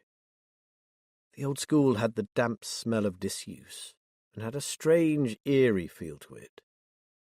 You could almost hear the echo of children's voices along the empty corridors. Both Chris and Anna still had their pocket maglights, standard issue for all police officers. It was still early, but some of the windows had been boarded up, and the place was dark. "Here we are," said Anna, her voice hushed. "The weather pictures." She ran the beam of her torch across them. "And this is the one we're looking for." She had alighted on a painting about 2 feet square that depicted a strange, flat-topped cloud formation called Cumulonimbus Incus. This was the anvil cloud, the bringer of storms. They shone their torch beams onto the floor below and swept them across the worn wooden block flooring. Chris knelt down and felt around, searching for a loose one. Finding what he was looking for, he took his knife out and began to prise it away. It was tightly wedged, and dig as he might, he couldn't lift it. "Shit, it feels like the underfloor is solid." He stood up and closed the penknife. "This will never budge, and I'm sure it's been in place since the floor was laid." "What now?" Anna said. "Gran can't think of anywhere else that has an anvil. This is so disappointing." As she spoke, her torchlight wavered across the floor. Chris absently followed it with his eyes until something caught his attention. "Hang on, look there." He shone his own light onto the skirting board joining the floor with the wall. Over the years, some of the plaster had crumbled, leaving a gap between it and the wall. It looked like something had been wedged there. Chris opened his knife and dug out a piece of cardboard. It was discoloured with age, but the writing, an elegant cursive, was perfectly legible. A single name. Fiona McEwen. That it, but that tells us nothing. Anna sounded quite indignant. Oh, don't be so sure, Chris said. Let's get out of this place and call Matt and Liz. You never know, this name could be the key to the whole investigation. I suppose since we're so close to home we could call in and ask Gran if she remembers this person, said Anna, still less than optimistic. She knows people in this village going back generations. Chris stood up with a shiver. I'll be glad to get out of here. It's too spooky for me. Anna laughed. Yeah, great wuss. Since they were at home, Anna thought they might as well have a cup of tea. Chris sat with the old lady, willing her to remember who this Fiona McEwen might be. That piece of cardboard couldn't have been stuck there so close to the anvil by anyone but Molly. It had to be connected to whatever had frightened her so badly. She had gone to extraordinary lengths to reveal her secret, which surely must have been terrible indeed. Ah, that'll be the one. Tilly beamed at him. Fiona Mac, they called her. Lovely girl, the colour of shiny copper. Who was she? Asked Anna, mugs in hand. Private secretary, so she called herself. We all thought she were a bit more than that, if you catch my drift. Who did she work for, Gran? Asked Anna, placing a mug of tea in front of Tilly. Edward Bruton's eldest son, Reginald, one of them bigwigs in the village. Like to call himself a company director, as I recall. There was a disdainful edge to her voice. But what he was director of, no one could say. Money-grabbing lot, them Brutons was. Chris and Anna looked at each other. Bruton again. The name kept cropping up during the investigation. What happened to her, Gran? Asked Anna. Well, one night she upped and left, nor a word to a soul. Tilly shook her head. There were a right old to-do about it. Reginald was beside himself, and of course there was all these rumours about him and her flying about the place.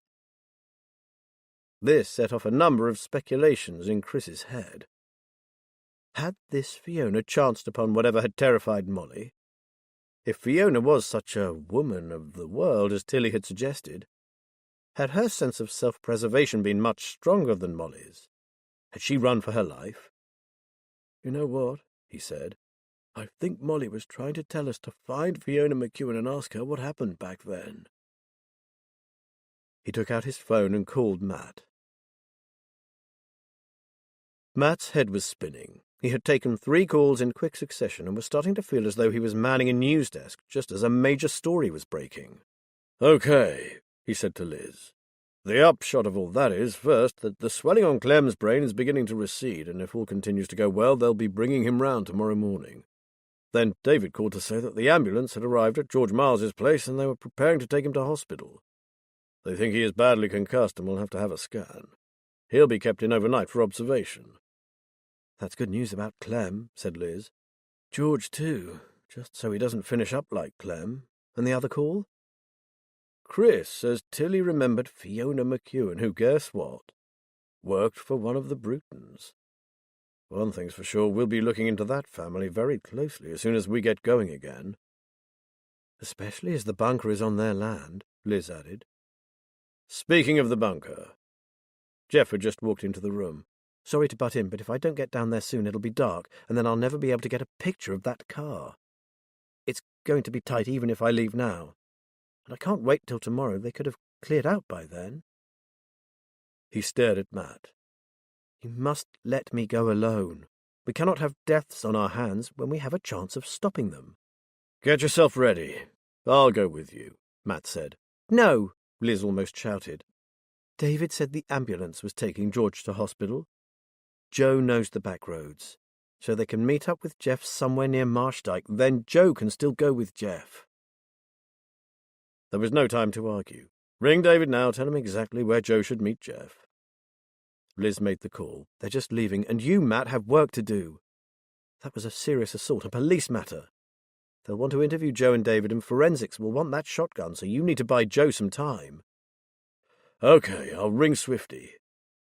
Matt turned to Jeff. Go, and for God's sake, keep yourself safe.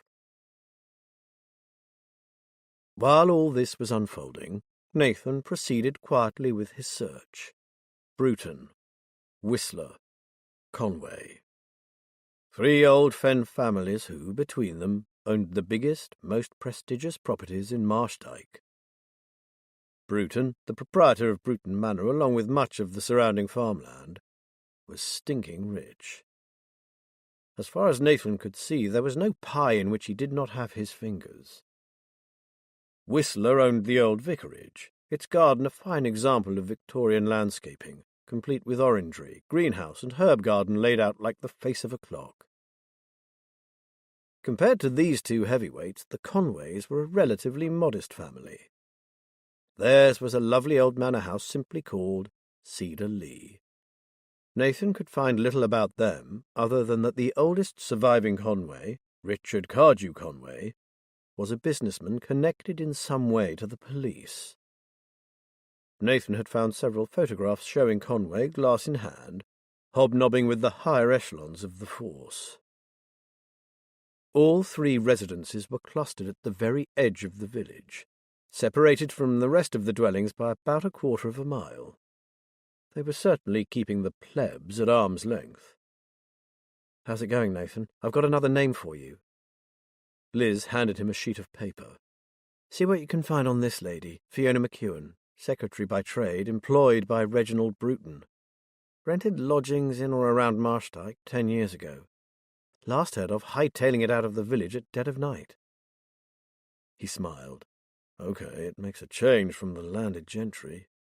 I'm doing my best, but I think David would do a whole lot better. He's well tied up, I'm afraid. He's taking Joe out to the bunker so he can provide backup for Jeff. He's coming in again. Nathan glanced up at her and saw how terrified she was. He gave her a reassuring smile. Try not to worry, Liz. I'm sure they'll be all right. I had a look at that video of Jeff and I was blown away. I've never seen anything like it. If anyone can carry it off, it's him. I know, but, well, I've been in any number of dangerous situations in my time, and I've seen how the most carefully planned operations can go tits up in the blink of an eye. I won't be happy until I see them walk back in through that door. I know what you mean, Nathan said, and he meant it. Nathan was no stranger to anxiety. Half an hour later, he burst into the adjoining room. I think you need to have a word with your police contact. Fiona McEwen was registered as a missing person 10 years ago. Jeff and Joe were about to penetrate enemy territory. Jeff had already worked out the best way to get in, and the spot from which Joe could keep a lookout for any unexpected developments. Joe's warning signal would be a low whistle, like the call of a marsh nightbird. One whistle for take care, twice for get the hell out of there. They left David with the cars in a small lay-by around 5 minutes' walk from the bunker. From the top of the higher climbing frames on the assault course, Jeff had seen a row of trees running along one side of the compound.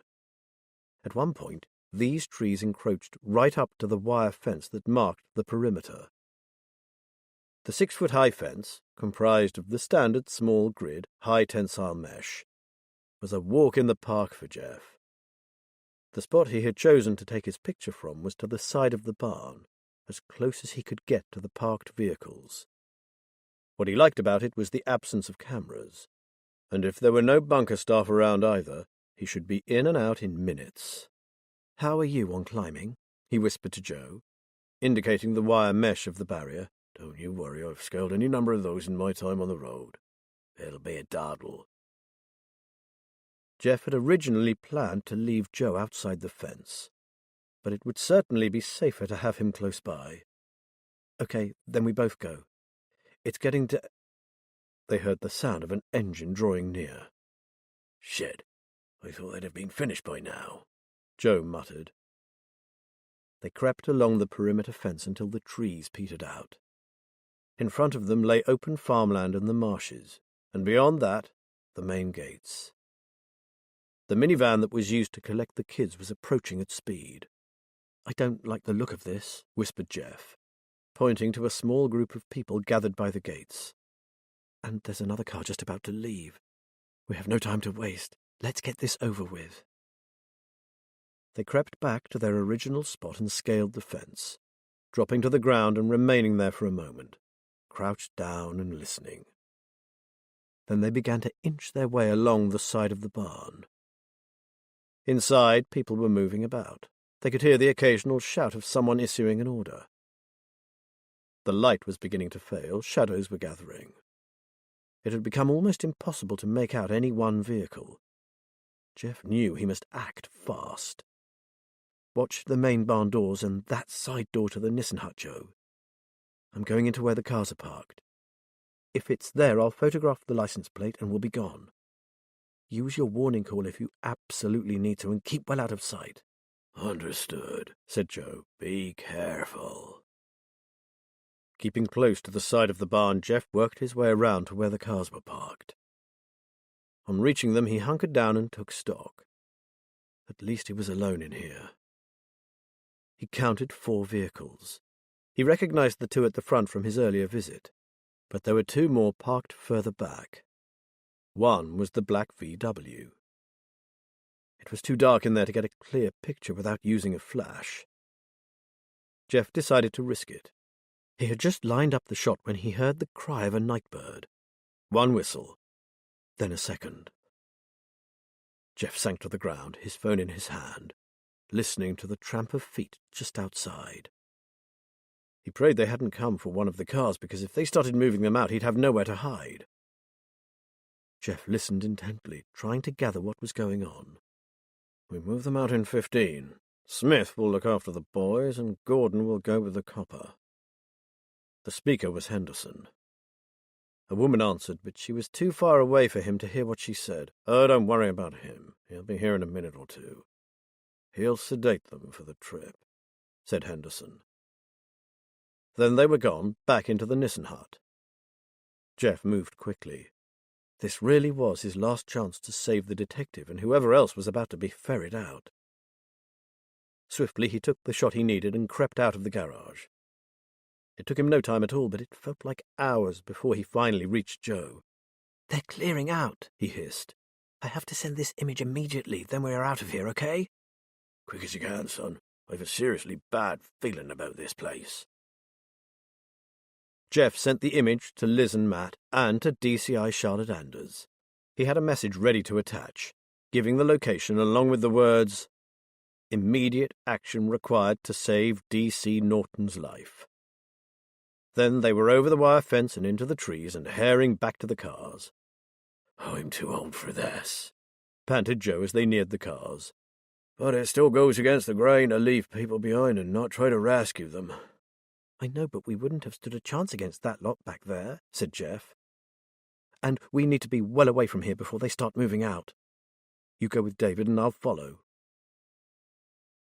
The heavens were in their favor that night, for as the 2 cars drove away, clouds began to roll across the marsh, obscuring the rising moon. They had done what they could. Now it was down to the police. He only hoped they would be in time. Chapter 29. "They've done it," called out Matt. "They're on the way home, and what's more, Charlie has acted. There are several units heading towards Marshdyke right now." "Yay!" Liz punched the air. Thank goodness the DCI had so much faith in Matt. Any other senior officer would still have been weighing up the pros and cons. Even now it would be tight. But Charlie's prompt action gave them a good chance of succeeding. "If this works, Liz," Matt was saying, "that's the end of our involvement with the bunker. I just need to know that Darren Norton and those teenagers are safe, and then we'll have done with it." "Thanks to Jeff and Joe," added Liz with feeling, and hugged Matt tightly. "Thank you for taking a chance with Jeff. I know you hate to put anyone in danger, but he was right about the bigger picture, and he's probably saved several lives, including that idiot detective." I'm a stubborn old git, aren't I? I suppose I didn't want the responsibility of sending a lovely kid like him into a potentially life-threatening situation. But you did the right thing in the end, said Liz. Now we can give all our attention to the other murky goings-on in Marshdyke. Yes, he said, and I'm starting to believe they're very murky indeed. My worry now is that they really are still going on. Someone has attempted to kill both Clem and George, Joe too, only he was too canny for them. Anyone who was close to Molly is still in danger. Are you saying that 10 years on, it's still ongoing? It could be, Matt said. Whatever it was, they're right now getting rid of people who know about it. They wouldn't be doing that if it was all in the past. 10 years isn't much in the context of a long-term activity. Think of the drugs trade. I think the biggest discovery so far is that card with the name on it. We need to find the other clues as quickly as possible, and if, like Fiona McEwen, they all turn out to be names of missing people, then you're right. It is murky. So let's hold an early morning meeting and decide how we are to search for the rest of Molly's clues. And just think, we have a bigger team now than we had when we were back in the CID. Liz laughed. We do. And 2 police dogs to boot. 2? 2 dogs? Well, David and Jeff could hardly leave George's spaniel alone in an empty house, could they? Liz assumed an innocent expression. And Gunnar has a new best friend. Matt rolled his eyes. Saints preserve us. We're turning into an animal sanctuary. I could think of worse things to be. And it's only short-term in Alfie's case. Alfie's case? Matt eyed her suspiciously. And what about Gunnar? He's a bit different, isn't he? I mean, he doesn't trust many people, but he does trust us, especially David. Until we know what kind of recovery Clem is going to make, I guess he's, a more long-term house guest. When you say long-term... Dear me, look at the time. Liz interposed quickly. Poor Nathan is still at the computer. I'd better take him a coffee and see if he can come back tomorrow. Want a drink, Matt? I certainly do, he said. A large one. Liz went to the kitchen and was busy making the drinks when Matt's mobile rang. He walked in, having put the call on loudspeaker. Yes, Swifty, I understand. They can come to the station to give their statement tomorrow. It's just that every spare officer is legging it around the marshes tonight, so there's a good chance there'd be no one available to take their statement, Jack Swift said. Any news yet, Swifty? Asked Matt tentatively. No. It sounds like bedlam over the radio, but I can let you know when I hear something. Could be late, though. Doesn't matter, Matt said. I doubt we'll be able to sleep in any case. Not until we know whether you've got DC Norton back safely and those kids. Jack promised to let them know and ended the call. It was going to be a long night. Evenings in Marshdyke were usually undisturbed and uneventful. However, on this particular evening the lights came on, curtains were pulled back, doors were opened, and the inhabitants peered into the gloom, wondering what had happened to disrupt their peaceful repose. Neighbour called to neighbour, all anxious to know the reason for the sudden onslaught of police cars, blue lights, and screaming sirens. "There's something out on the marsh," called one man. "They're heading out that way." "It must be really serious," yelled another. "They're coming from all directions." "Oh, my goodness, maybe it's a terrible accident," said a frightened woman. "It could be a plane crash." "Maybe we should check online, see what the news says." Suggestions were batted backwards and forwards, through windows and over fences. But no one chose to go to the marsh to see for themselves. That they would find out soon enough seemed to be the consensus, and as long as it didn't affect them, it was best left to the police to sort out. In Marshdyke, it was always best to turn a blind eye. This attitude wasn't universal, however. 3 Marshdyke families were very concerned indeed. One in particular fastened all the locks, doused the lights, kept the curtains tightly closed, and prayed that no one would come knocking on their door. "Hi, Matt, I thought I should ring you myself to let you know the outcome." Charlie Anders was obviously still wired. Jack Fleet will fill you in on the details, but thanks to you, we have our detective back, and 3 teenage boys, including your missing runaway Liam Cooper and that lad Dean. Matt closed his eyes for a moment, uncharacteristically moved. Are they all right? Not hurt, are they? Not physically. They'd all been given a sedative and will be taking them to hospital for observation, but the FMO is confident that whatever they were given wasn't too heavy. Psychologically, who knows? And the men who were running this show? Good and bad news. We have 5 men and a woman in the custody suite right now, but 2 got away. Unfortunately, we believe one of those to have been the ringleader. Charlie sniffed. Getting proof of what they were up to isn't going to be easy, but at least we have them for abducting a police officer and unlawful imprisonment of those boys. Have the parents been notified, Charlie? Asked Matt, smiling at the thought of the Coopers' amazed faces. I thought that where the Cooper family and Dean's brother are concerned, you might like to be the bearer of good tidings. It's late, so a friendly voice rather than a policeman knocking on their doors might be kinder, don't you think? He was grateful. He had carried the burden of responsibility for young Liam for a long time. I'll ring them immediately, Charlie, and thank you for acting so promptly.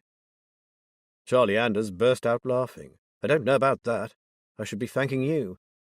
I think you and your team may well have made it possible for us to shut down an operation that could prove far bigger than we are even vaguely aware of yet. For once, Matt was heartily glad that they could now bow out gracefully, leaving the mountain of paperwork to someone else. He thanked her again and ended the call. He paused at the door and gathered himself. For a long time, he had been certain that they would never see Liam again, and now he was about to tell his parents that their son was safe. This was all thanks to Jeff, and his conviction that the car he had seen belonged to D.C. Darren Norton, and for obtaining proof of it so that the police could act. Matt remained standing with his hand on the door handle. Charlie had thanked him, but what had transpired that evening had been nothing to do with him. It could have gone a very different way if he had remained adamant that Jeff should not take that risk. While Matt was talking to Liam's parents, Liz took a call from an exuberant Jack Fleet. She put the call on speaker and they all listened to Swifty's description of the high-speed chase along the fen lanes, and the resulting apprehension of 4 vehicles. They didn't give up easily either. Some of our officers are pretty sure that a couple of the guys they eventually took down were ex-army. One had to be tasered before they could cuff him. Just 2 vehicles made it away, and the pursuit driver said he saw 3 young adults in one of them, 2 boys and a girl, and he said they looked terrified. Apart from failing to nail the boss man, it was not saving those kids that really upset everyone.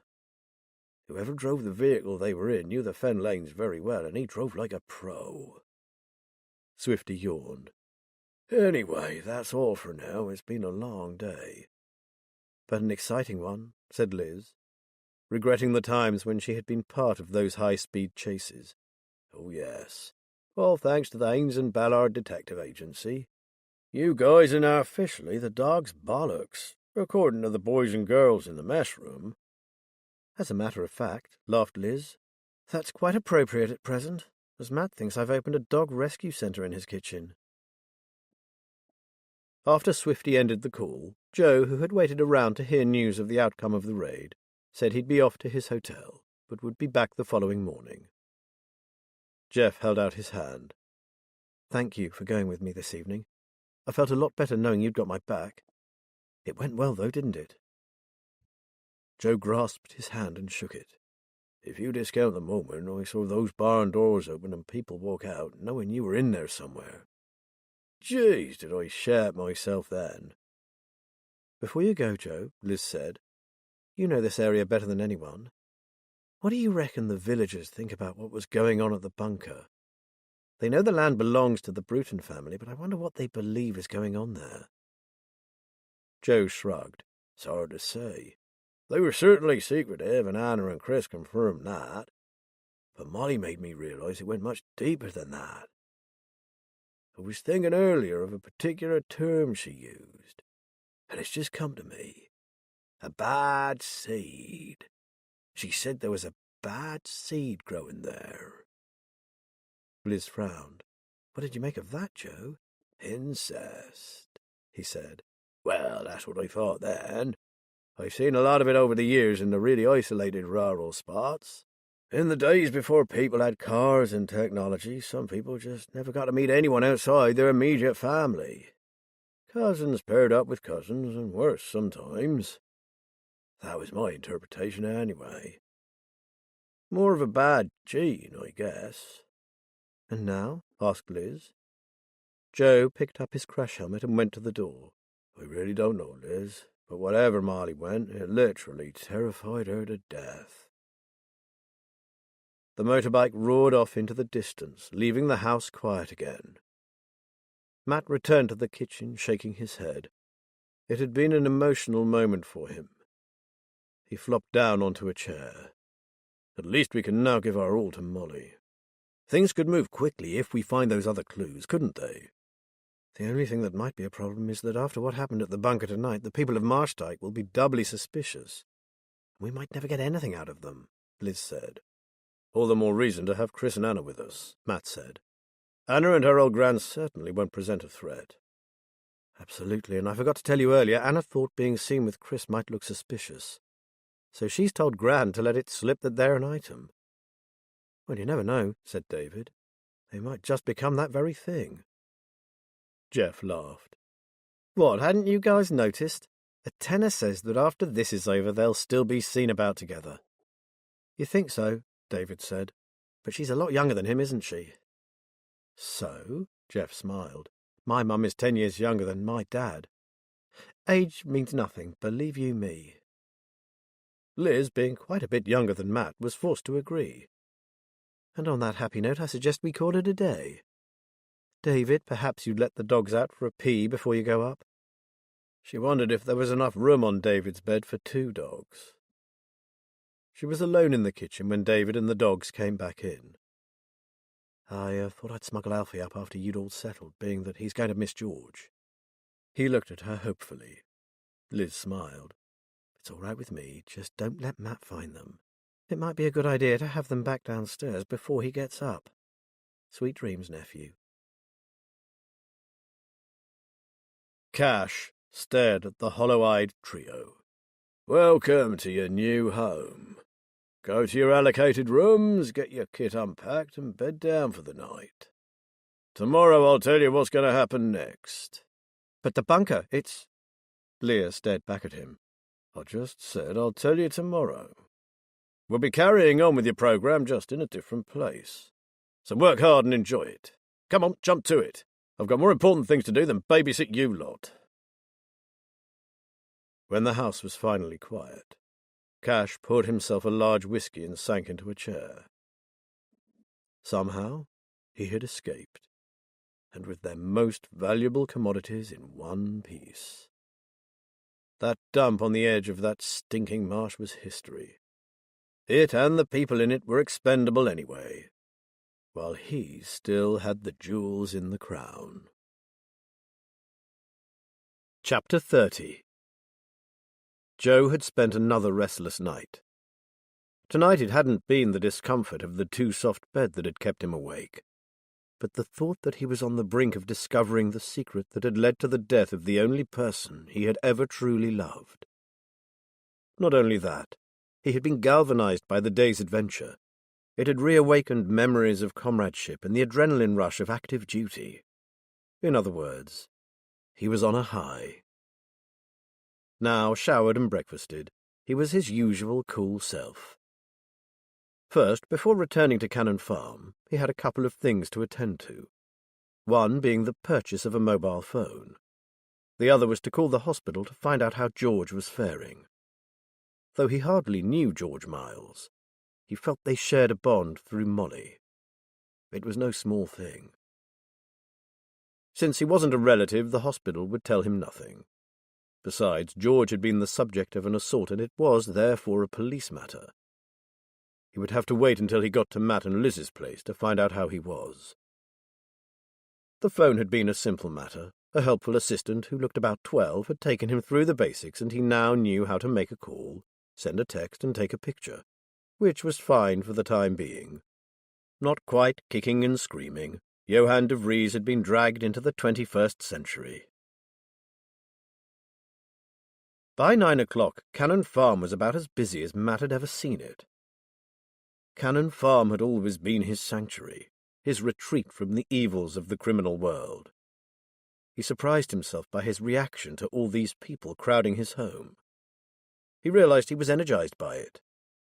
It felt like the old days, the good ones.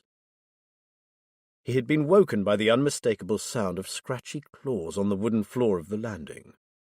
It seemed David was taking his job of nanny very seriously, to the extent of smuggling his 2 orphan charges up to his room for the night. On any other day Matt might have been annoyed by this, but this morning he was only glad not to have been woken in the early hours by the howling of a couple of lonely dogs. David's secret was safe with him, for now anyway. He thanked everyone now gathered in the incident room and outlined what needed to be done. "Anna, do you think you could gain access to the Whistler property and locate Rupert's grave?" "We've already worked out where it is with Grant's help, so yes, I'm certain I can find it." "Chris, would you go with Anna, please? And I hope you can come up with a plausible excuse for tramping through someone else's garden before someone tells you to bugger off." "We've been thinking about that," said Chris. "We had an idea we'd be landed with that little assignment. We considered a lost dog, or Have You Seen My Cat, but we've settled for something rather more subtle." "And that is?" "Bribery." "And that's subtle?" "Probably not, but it is usually effective," said Chris dryly. "Anna knows the lad who gardens for the Whistlers, and the poor little sod isn't exactly well paid.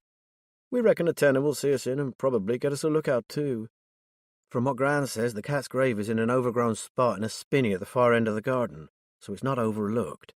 And it's not far from a rear gate that leads to where young Ted takes all the grass cuttings." Anna smiled. "He's a good kid and he won't rat on us. He hates Charles Whistler, but work is hard to come by in the rural areas and his family is on the bread line."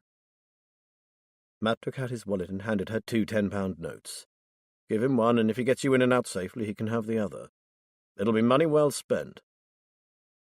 Now he turned to David. "Would you work with Nathan on the computer searches, please? We know so little about the 3 Marshdyke families Molly worked for. Try and concentrate on the period 10 years ago when Molly first discovered the information that got her killed. That okay with you, Nathan?" "I'll be glad of David's help," said Nathan. "I was way out of my depth yesterday." "Don't put yourself down," Matt said. "You discovered that Fiona McEwen was a missing person, and that was damned important." Next, Joe.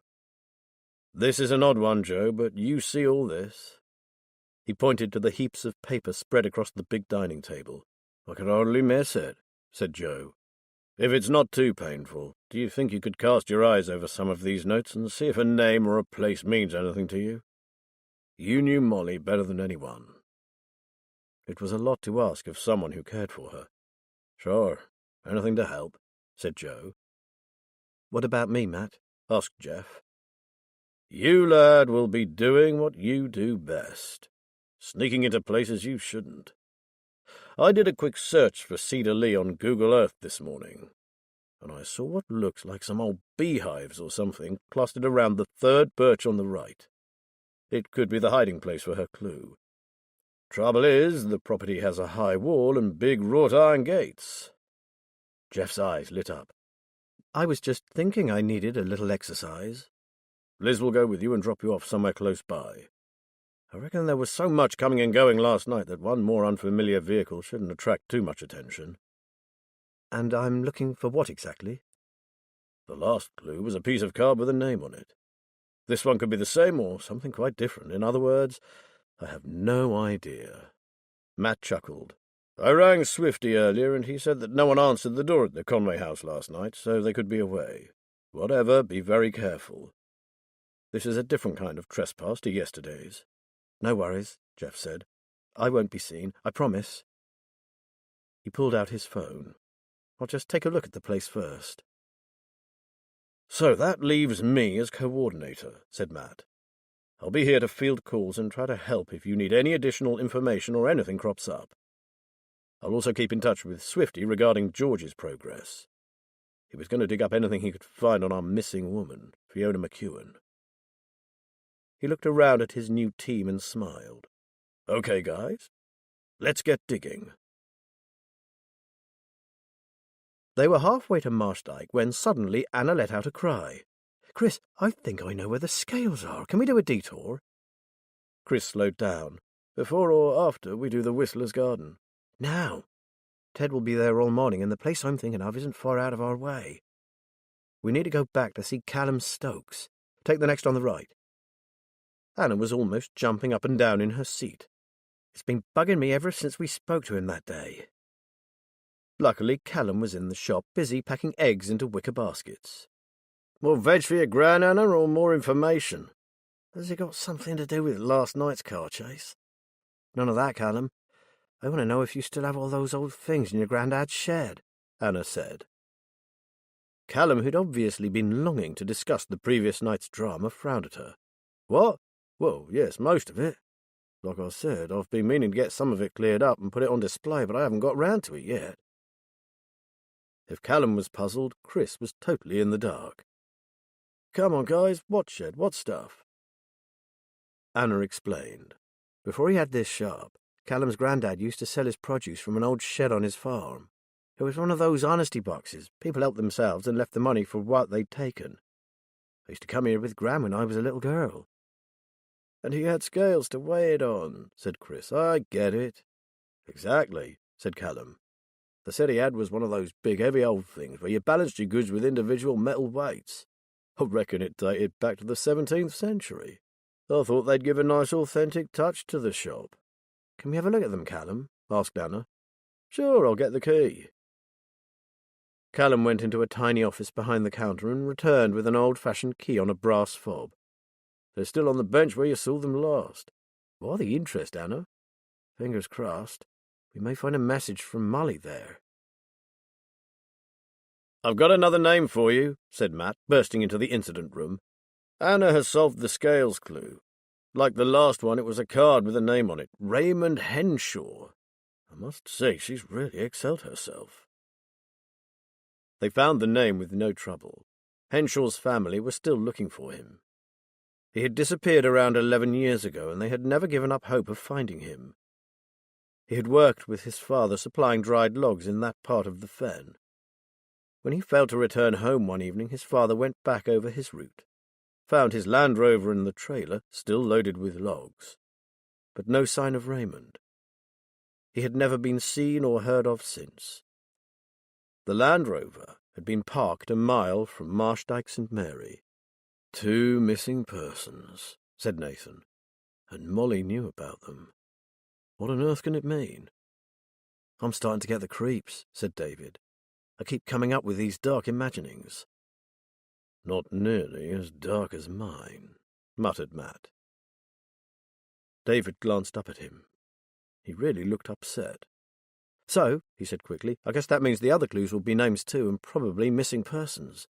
I still can't understand why this could have so traumatized Molly that she didn't dare talk about it even to her closest friends." "You have to remember that Molly had suffered terribly at the hands of 2 men, both of whom she trusted," said Nathan. "She was just beginning to pull herself out of it when she made the discovery.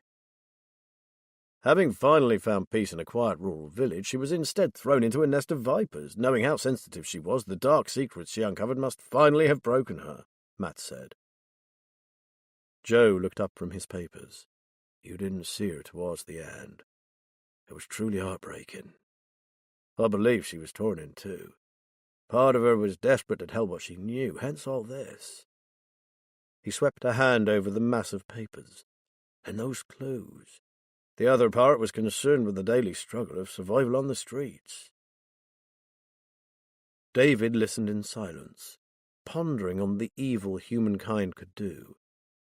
He was beginning to wonder about his choice of career.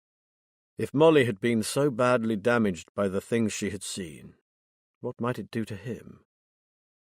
He recalled the last case he had helped his aunt and Matt with, during which 2 young lives had been destroyed. He supposed it came down to a question of justice.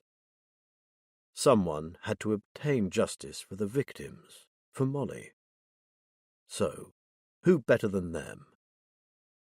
He turned back to his screen. Armed with a ready excuse for their presence, Liz parked up and sat in the car. She and Jeff were to be journalists, collecting the residents' impressions of the previous night's drama. On the passenger seat beside her were arrayed the tools of her supposed trade: mobile phone, electronic notepad, and an old-fashioned clipboard. Jeff, meanwhile, was in his element. He paused beneath the trees and took stock of the wall enclosing Cedar Lee. The gate would have been the easiest way in, but it was in full view of the road. So instead he chose a secluded spot not far from the silver birch trees inside the wall that he had to reach. Having scaled the wall with ease, he now made his way through a line of rhododendrons to one side of the drive. He approached the trees. Had Molly meant the third tree from the gates, or the third tree from the house? The house was quiet, showing no signs of life, which wasn't to say that someone wasn't watching him from one of the windows. He had to work fast. Luckily, the whole garden was planted over with shrubs and trees, and there was plenty of cover. Matt had been right about the beehives. They were clustered on a grassy patch around the third tree from the end of the drive, and, to Jeff's relief, were long disused. Apparently he'd got here just in time, as two had been dismantled and were stacked ready for removal. Cautiously he approached the tree. As far as he could tell, the clue had to be hidden in or around the nearest hive. Glancing behind him to make sure he hadn't been seen, he examined the hive. Where was Molly most likely to have concealed her piece of cardboard? The hive was a typical old-fashioned beehive with a gabled roof and 3 box-like wooden sections that could be pulled out with the honeycombs attached. Deciding to work from the top down, he removed the already crumbling roof. By the time he got to the bottom shelf, he was beginning to think he'd never find it. Then he struck lucky. Between the 2 warped pieces of wood of the last shelf was a small plastic envelope with a piece of card inside. Jeff didn't stop to read it. He pushed it into his pocket and, with a last look around, slipped back into the bushes. A few minutes later, he was in the passenger seat of Liz's car, presenting her with his trophy. "You found it. Brilliant." Liz gave him a quick hug.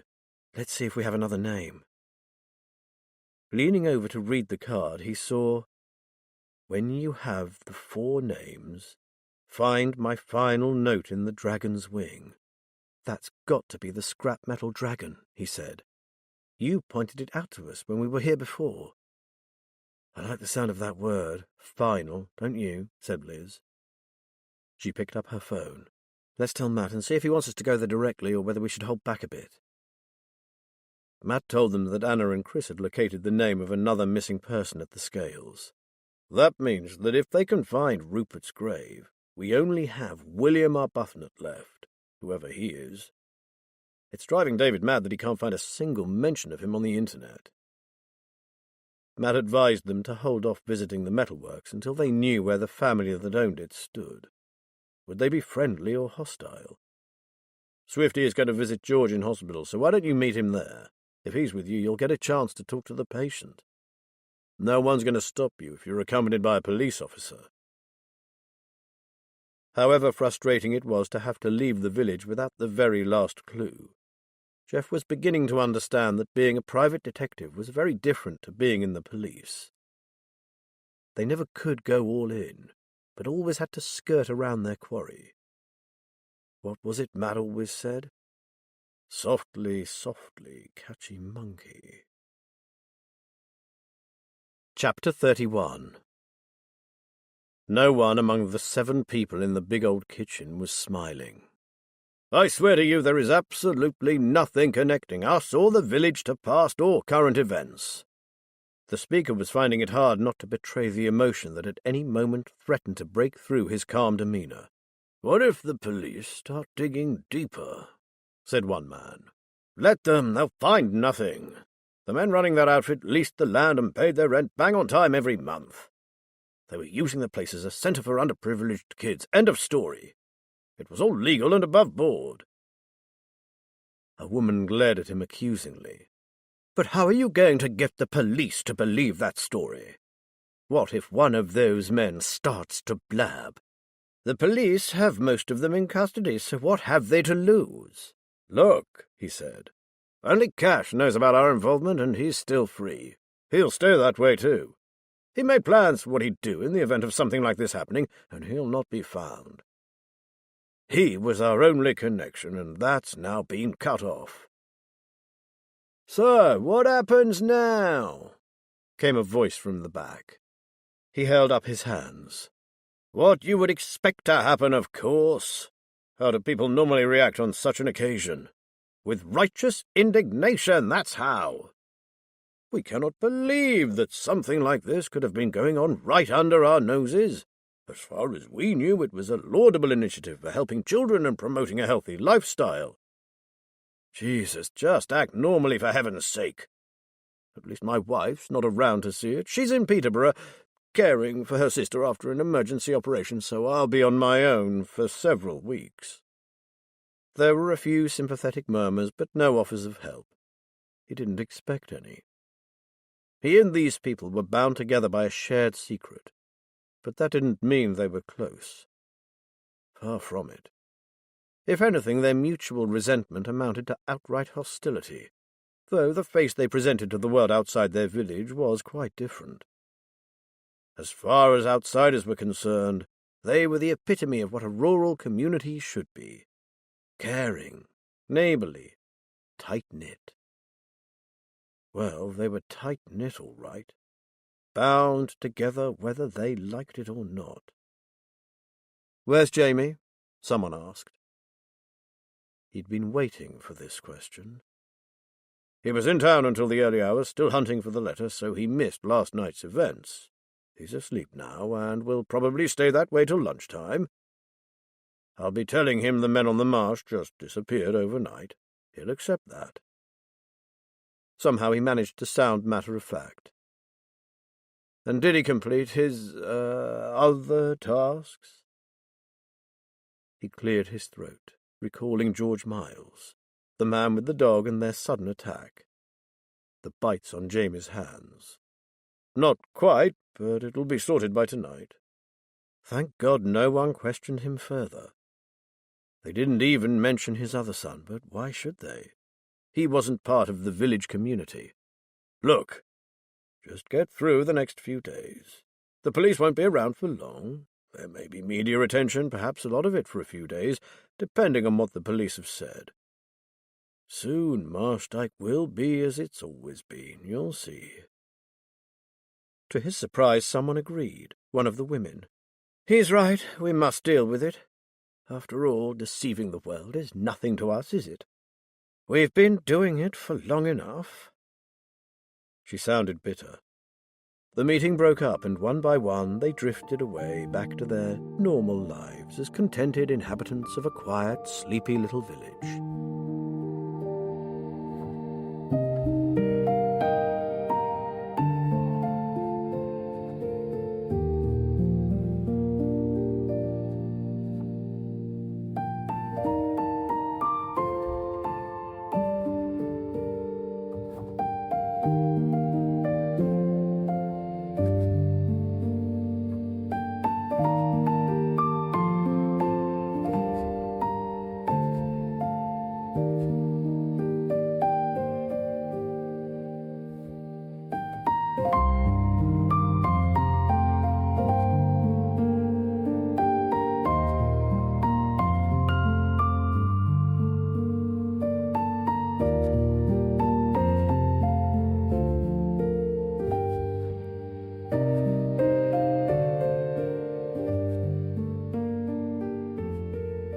Young Ted Poole was up a ladder, trimming one of the privet hedges when Chris and Anna arrived.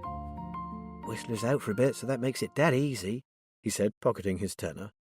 "I'll let you in the back gate and show you where to look. Up here, I'll be able to see when he gets back, and I'll keep an eye open in case he comes into the garden. In any case, he never goes down to the spinney. No reason to.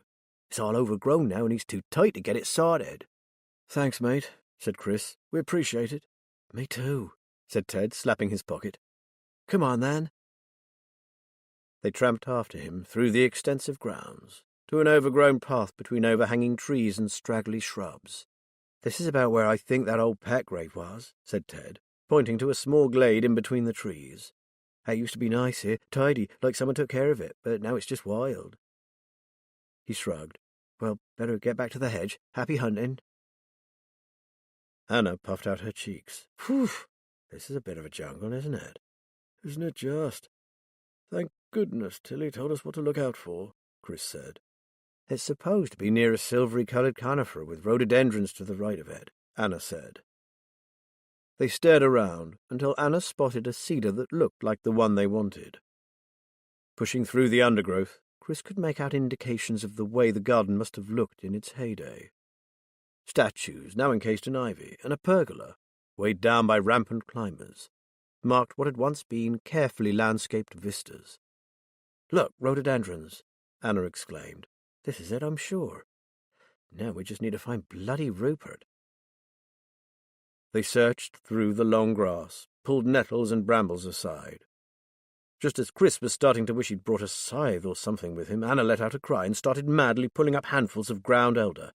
It's here, look, a little stone vase like you see in cemeteries. Heads together, they cleared away all the overgrowth to reveal a flat grey stone, a paving slab with the vase crudely cemented on the top and with a small plaque on the side. Rest in peace, darling Rupert. Chris felt slightly embarrassed at being so elated by the discovery of a dead cat. Then he saw the look on Anna's face and smiled. Now we need to find the card. Come on, Chris, it's not in the vase, so do you think you can get this slab up? Still smiling, he hunkered down and heaved. The result was a couple of broken nails and a pain in his back. Bloody thing stuck fast. He raised a finger. But never fear. With great foresight, he had brought along several garden tools, including a short-handled spade with which he levered up the slab. It's there, Anna cried, in a plastic bag. Chris held the stone up for her. We've done it. Anna stared at the bag in her hand. Shall I open it? Go on then, let's see if we have the final name, Chris said, as excited as her. Anna took out the card. Shannon Brown. Oh my God, Shannon! You know who this is? We were friends. Shannon was Callum's girlfriend. I can't believe this. Anna gazed, open-mouthed, at the piece of card. She worked for the Conway family at Cedar Lee, but what she really wanted was to join the police like me. Chris put his arm around her. I'm so sorry, Anna, but what happened? Where did she go? Anna shook her head. We let her down. We thought at the time that something was wrong, but... Oh. Tears were forming in her eyes. Come on, Anna, Chris said. Let's get out of here in case Whistler comes home. We'll talk in the car. Hastily he pulled the brambles and weeds back over the grave, took her by the arm and led her back to the gate. In the drama of their discovery he had nearly forgotten Ted and his second tenor. Leaving Anna to go ahead to the car, Chris went back to find him. Ted accepted the money gratefully. The pay here is crap. Now Mum can get the nippers something nice. Taking note of the lad's threadbare sweatshirt, Chris took out his wallet. Give that to your mum by all means, but treat yourself to something with this. He pushed a rolled-up £20 note into the kid's hand. And thanks for your help. Back in the car, Anna had recovered. Sorry about that, but it was such a shock.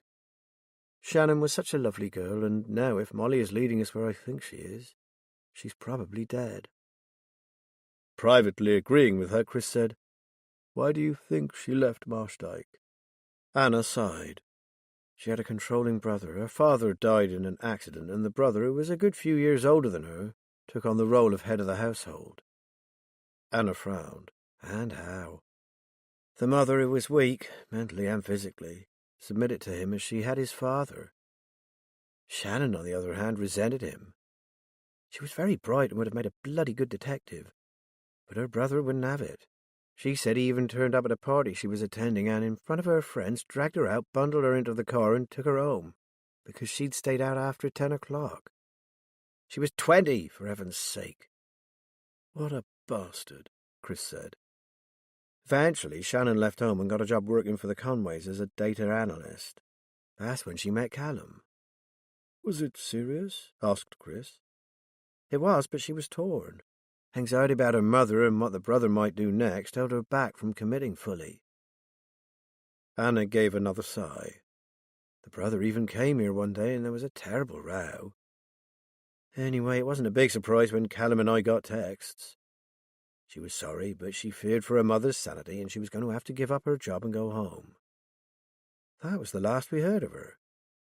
Did either of you try to get in touch with her? Oh, yes. We called and sent messages, but she never answered. The silly thing was she'd never given us her home address. All we knew was that it was somewhere in the Fenfleet area. And her surname was Brown. Well, you can imagine how many of those there are in a town the size of Fenfleet. As she spoke, Anna was staring straight ahead through the windscreen. After a while, Callum told me that since she obviously didn't want to be found, we should respect her wish and stop looking for her. This was at the time when I had to give up policing, and the illness that resulted from the attack gave me little time for anything else. I should have thought like a copper instead of sitting back and letting Shannon disappear from our lives. I mean, the fact that she sent a text instead of speaking to us should have alerted me. Shannon didn't do that sort of thing. Well then, Chris said, think of this clue as a message from her. She's giving you a chance to put things right. Anna reached out her hand and squeezed his shoulder. You're good for me, Chris Lamont. Chris had a feeling he was smiling like some crazy idiot, he was so pleased. She thought he was good for her, and her touch had given him goosebumps. Maybe something good might come of this odd murder hunt. As soon as Anna called him with the name of Shannon Brown, Matt was roused to action. David did a search and found nothing on her at all, not even a brief news report after she went missing. So Matt rang Swifty. Can you get a check on a Miss Shannon Brown, please, Jack? She is thought to have lived in or around Fenfleet, would probably be around 40 years of age now, and was last heard of 10 years back.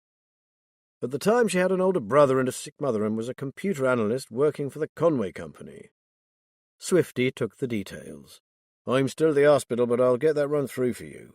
By the way, the DCI asked me to let you know that DC Norton is recovering well and would like to talk to you when you have the time. So would she, but as you can imagine, she's run ragged at present.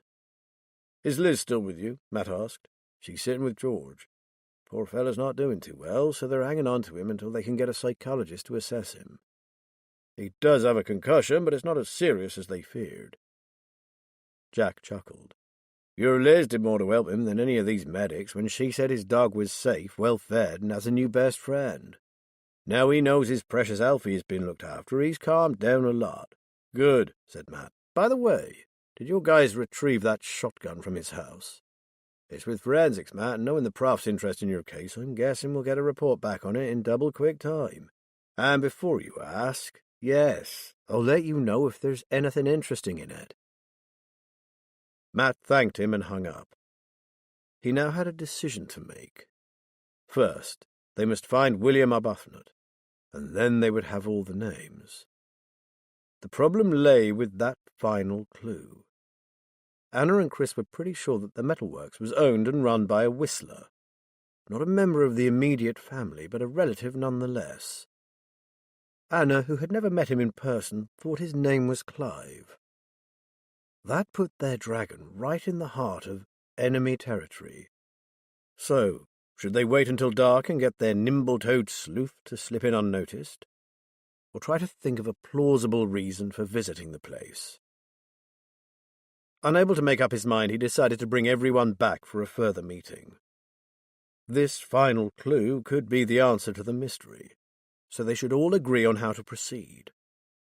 After all, Molly's life and fate were deeply personal in some way to every one of them. On their way back to Cannon Farm, Liz stopped off at a shop in Fenfleet and bought sandwiches, crisps, and some snack bars. Liz, being Liz, couldn't possibly have everyone going without lunch. Matt and David made the tea and coffee and handed out cold drinks, and when everyone had helped themselves to the snacks, they went into the incident room. Liz wondered how long it had been since this elegant dining room had hosted so many guests.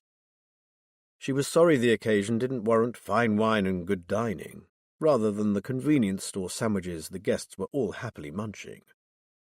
But this was no occasion for laughter and small talk. They had arrived at the cusp of this mystery, and the tension was palpable.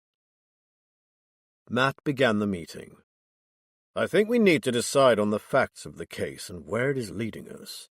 By that I mean, what do we think Molly was trying to tell us about what happened in Marshdyke 10 years ago, and resulted in her death?" added Joe. "Exactly," said Matt.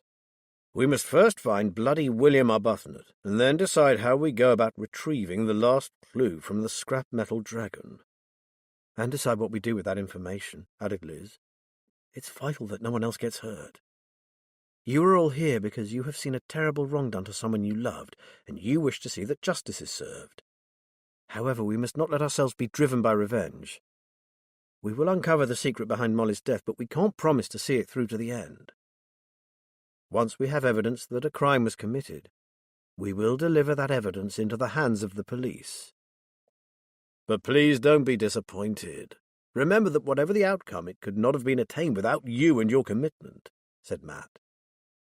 "Right, before we all burst into tears, let's draw up that list of facts," Liz said. Matt went to the whiteboard and pointed to the photograph of Marika Monaghan. "There, Molly. Here is the story as we have it. The life of a beautiful and talented musician spirals out of control following 2 catastrophic affairs. Trying to get back on track, she takes up a job teaching 3 young pupils in Marshdyke St. Mary.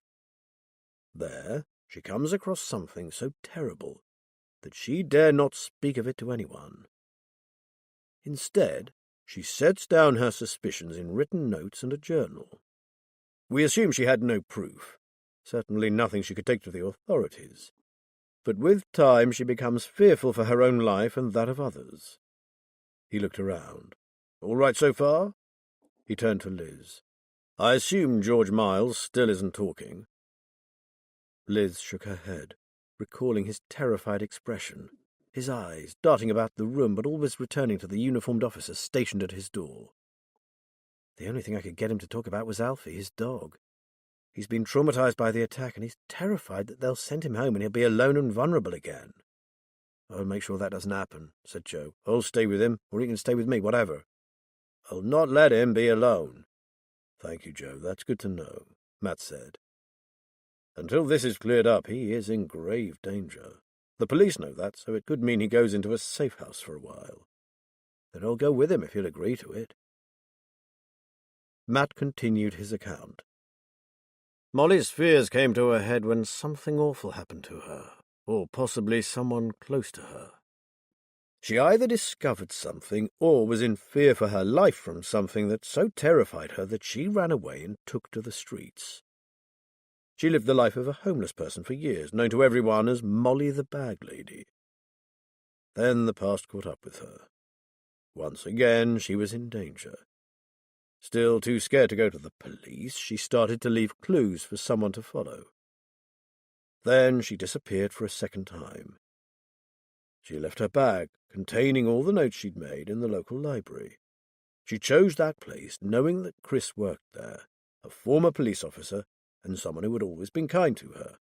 We used to joke about never being able to take the copper out of someone who'd once been in the police. She said it amused her to see the way I watched the borrowers, like I was sizing them up for possible criminal intentions," Chris said. "She also made sure to point out her favourite book, A Study of Chopin," said David. "She knew you'd be curious about why it seemed so important to her. If only that arsehole hadn't nicked the sleeping bag she'd given to poor old Clem. The letter she'd hidden inside it might have given us the whole story." "Oh, I don't know. I think we aren't doing too badly without that," said Matt. "Just think, we now have 3 names and possibly the final clue, once we work out how to get at it. I reckon that's pretty impressive." Somebody's mobile rang, and there was a general hasty patting of pockets until Anna told them it was her gran calling. She listened, the smile she habitually wore for old Tilly growing wider by the second. By the time it was ended, her expression was positively jubilant. "You're never going to believe this. Tilly has just found William Arbuthnot." Everyone stared at her, their mouths agape.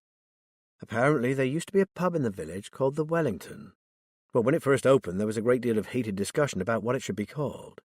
The Conways, who she thinks had put money into it, wanted to name it after one of their distant forebears. But the richest family in the village, the Brutons, insisted on the Wellington. The Wellington it was, but the Conways' relative was called, wait for it, William Arbuthnot. According to Tilly, the Conway family had already had a sign painted with that name on it, and that sign still exists. Where? The others chorused. 2 of the Conway daughters have horses, which they stable near the house. The old sign is hung in the tack room, and unless they've thrown it out, Tilly thinks it'll still be there. More breaking and entering? Asked Jeff, who seemed to have warmed to his new profession of cat burglar. That might not be necessary in this case, said Anna. My next-door neighbour's daughter is horse-mad. She spends all her free time there, mucking out the horses and grooming them in exchange for the occasional ride. She'll know if the inn sign is still there. Pity we have to wait until school's finished for the day, said David. You've forgotten it's the school holidays, mate, said Chris. Duh. Anna, meanwhile, was back on her phone. Better than that, I already have her number. Harriet does the occasional job for me and Gran every now and then. I'll text her now. Liz held up her hand. Hang on a minute. Are you sure you can trust her? Absolutely, Anna said. She's a lovely kid and very good to Gran. Well, in that case, Liz said, maybe she can go now. You could ask her to see if there's anywhere around it where a small piece of card could be hidden. Anna made the call. She was going there tomorrow in any case, but she says she can easily go today. And if what we were looking for is, in her words, a tatty old picture of an ugly old bloke in weird clothes, then the sign is still there. Nearer, ever nearer, thought Liz excitedly. As long as no one else is there, and there usually isn't, she'll have a look for that card and ring me if she finds it. So you're off the hook this time, Jeff. What a pity, he said with a grin. Mind you, my father would never forgive me if I got myself arrested. So, while we wait for Harriet to call, I suggest we discuss how we're to get to that dragon, Matt said. How about a good old diversion, said Nathan. We used to do that if something went wrong at a gig. Suppose Jeff and I go. No one there knows us, and I make a big fuss about selecting the right wrought iron gates for my garden. I can ask if my son could take a look at the dragon, as he's keen to see how it was put together. And if they say no, asked Matt, then I'll say what a pity, because they'll be losing out on a big sale. I'm sure that'll make them think again. It might work, said Matt, and it would account for Jeff's close examination of the dragon. Anyone else got any ideas? If not, we'll go with Nathan's suggestion. None of the others could think of a better strategy. I'll prepare my story, said Nathan. Maybe I could take a photo of your wooden gates, Matt. If I have the measurements, it'll make us look like serious buyers. Jeff offered to look at the website. Everything depended on how well Molly had concealed the message, and how long it took Jeff to find it. It had been there for a decade, and Liz feared that it might have fallen out or been thrown away as litter. Their biggest advantage lay in the fact that no one knew Nathan. Jeff had only been there once when they visited the Target sisters, so he too was pretty safe. I guess all we can do now is wait, said David. Hell, I hate waiting. We can also do as Matt suggested, said Joe, and share our ideas of what we think happened and who might be behind it. No one spoke. Anyone? Who wants to go first? Chapter 32. Leah felt as if she had been thrust into an entirely new world. She had never been in the countryside before. To her surprise, she found it suited her perfectly. At first, the absence of buildings in which to shelter had made her uneasy, as did the quiet, the lack of people. Then she found she could breathe. She felt free. She took to walking alone in the garden, taking in her surroundings and all the new things she was discovering. Soft ground, the rich smell of mouldering leaves instead of the bitter stench of dirt and diesel. The house itself was old, full of creaks and interesting corners. Her room was sparsely furnished but comfortable. She was well aware that this was only an interlude. They had been selected for something, and soon they would be called upon to use their special skills. Meanwhile, what was that? A rabbit had just hopped out from behind the shrubs and was nibbling contentedly on the grass. Leah had never seen anything like this before. A new type of creature. They too were a new breed, and they would go far. Cash had planned to take a day or two to relax before moving on to the next stage. Now he was here, he realized this was no longer necessary. Why wait? Everything was in place, and he was keen to get well away from that stinking bunker. That idiot detective had chosen the perfect moment to intervene. The fool had provided him with the perfect pretext for ridding himself of the dross. Henderson and all those other gullible fools. Meanwhile, he had his special ones. The three he had had his eye on since the supposed boot camp was first established. He had been part of a big organization then, a ruthless conglomerate that had its eye on the long-term future of their criminal enterprise. They would pick young delinquents from the streets and use them mainly for drug trafficking, something like a wider network of county lines. While he scoured the provinces for possible recruits, he began to conceive of a much bigger venture. Bigger but more streamlined. This would consist of himself, a few highly skilled employees, and a trio of young misfits with remarkable talents. Leah, Carl, and Bruno. A very profitable future lay ahead for Cash.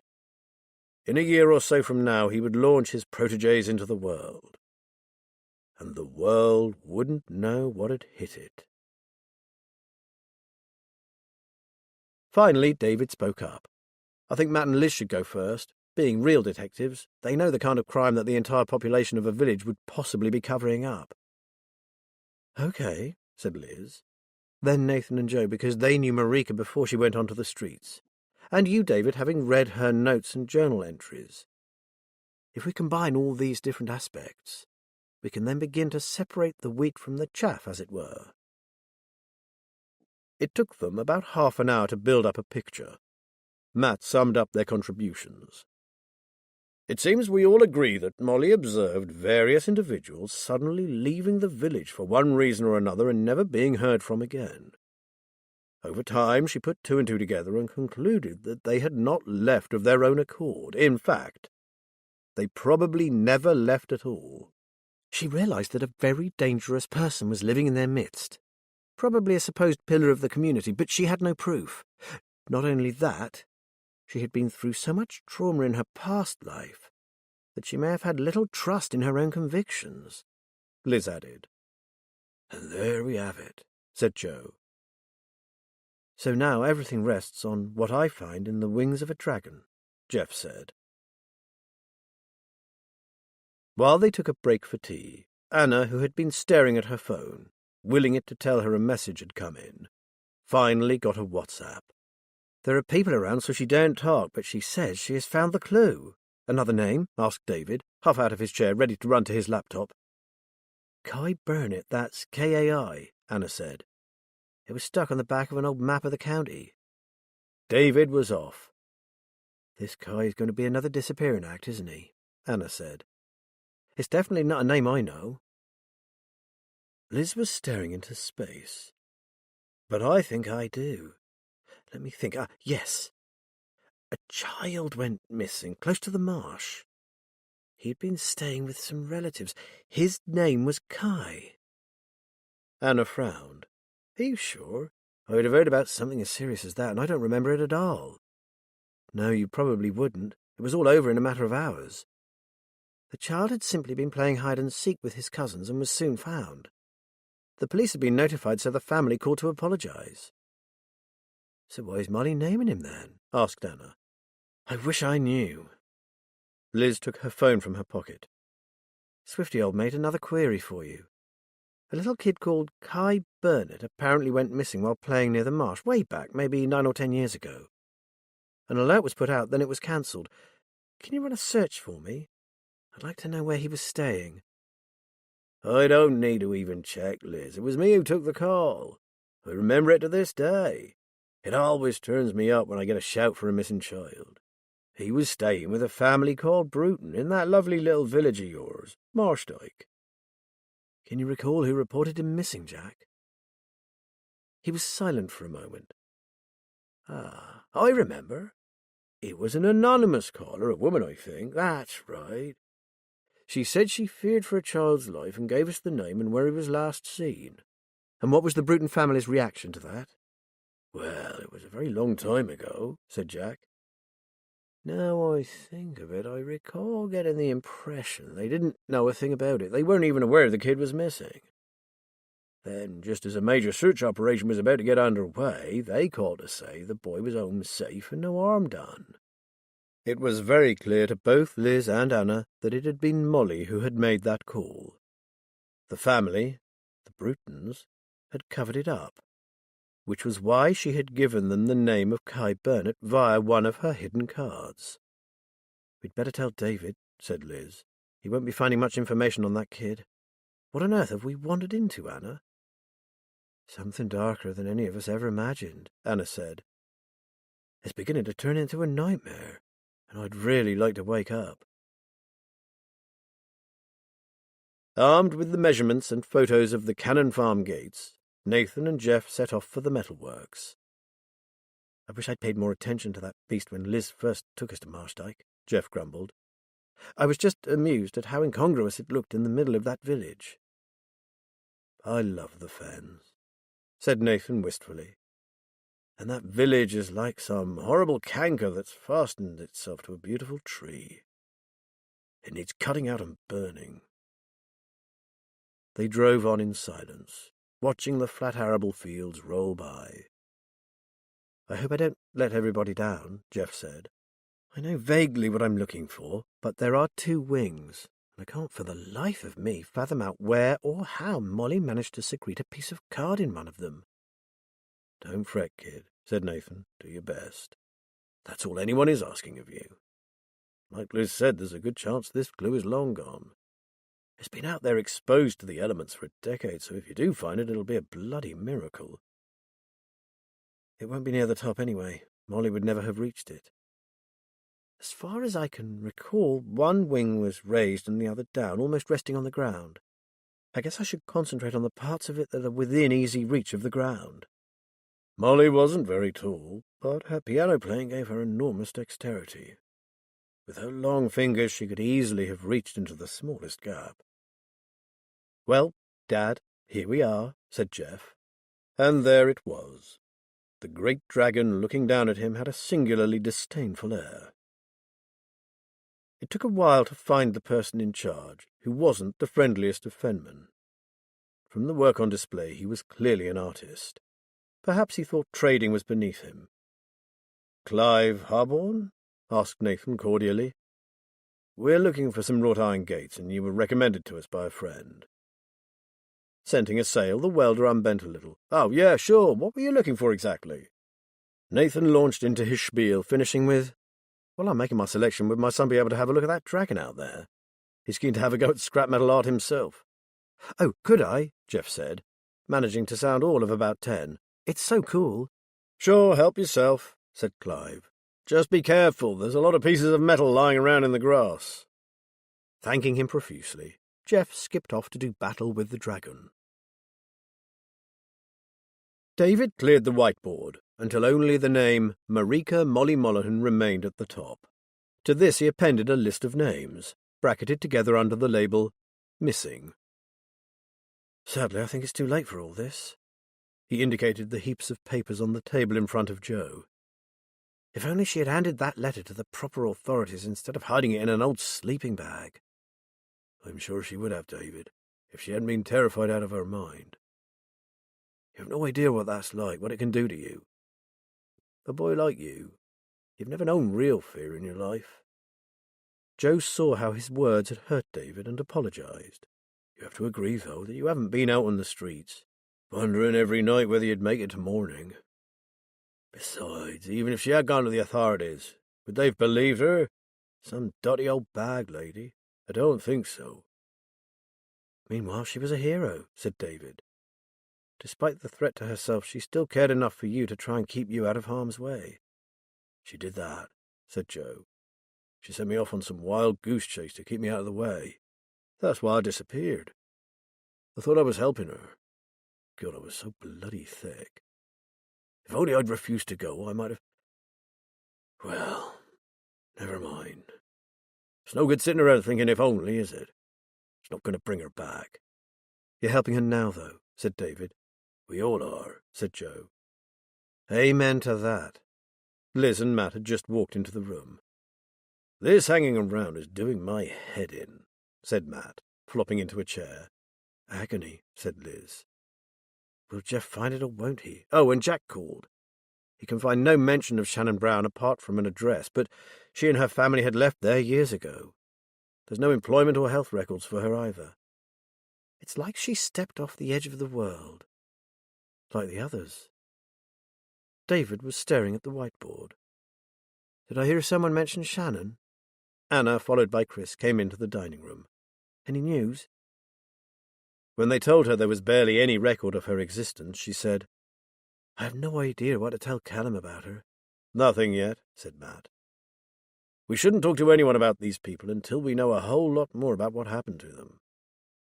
I hate to say it, but it's very much a case of trust no one. Jeff stared up at the beast. Where to start? He'd have to go about it systematically, while making it appear that he was simply fascinated by the sculpture and how it was put together.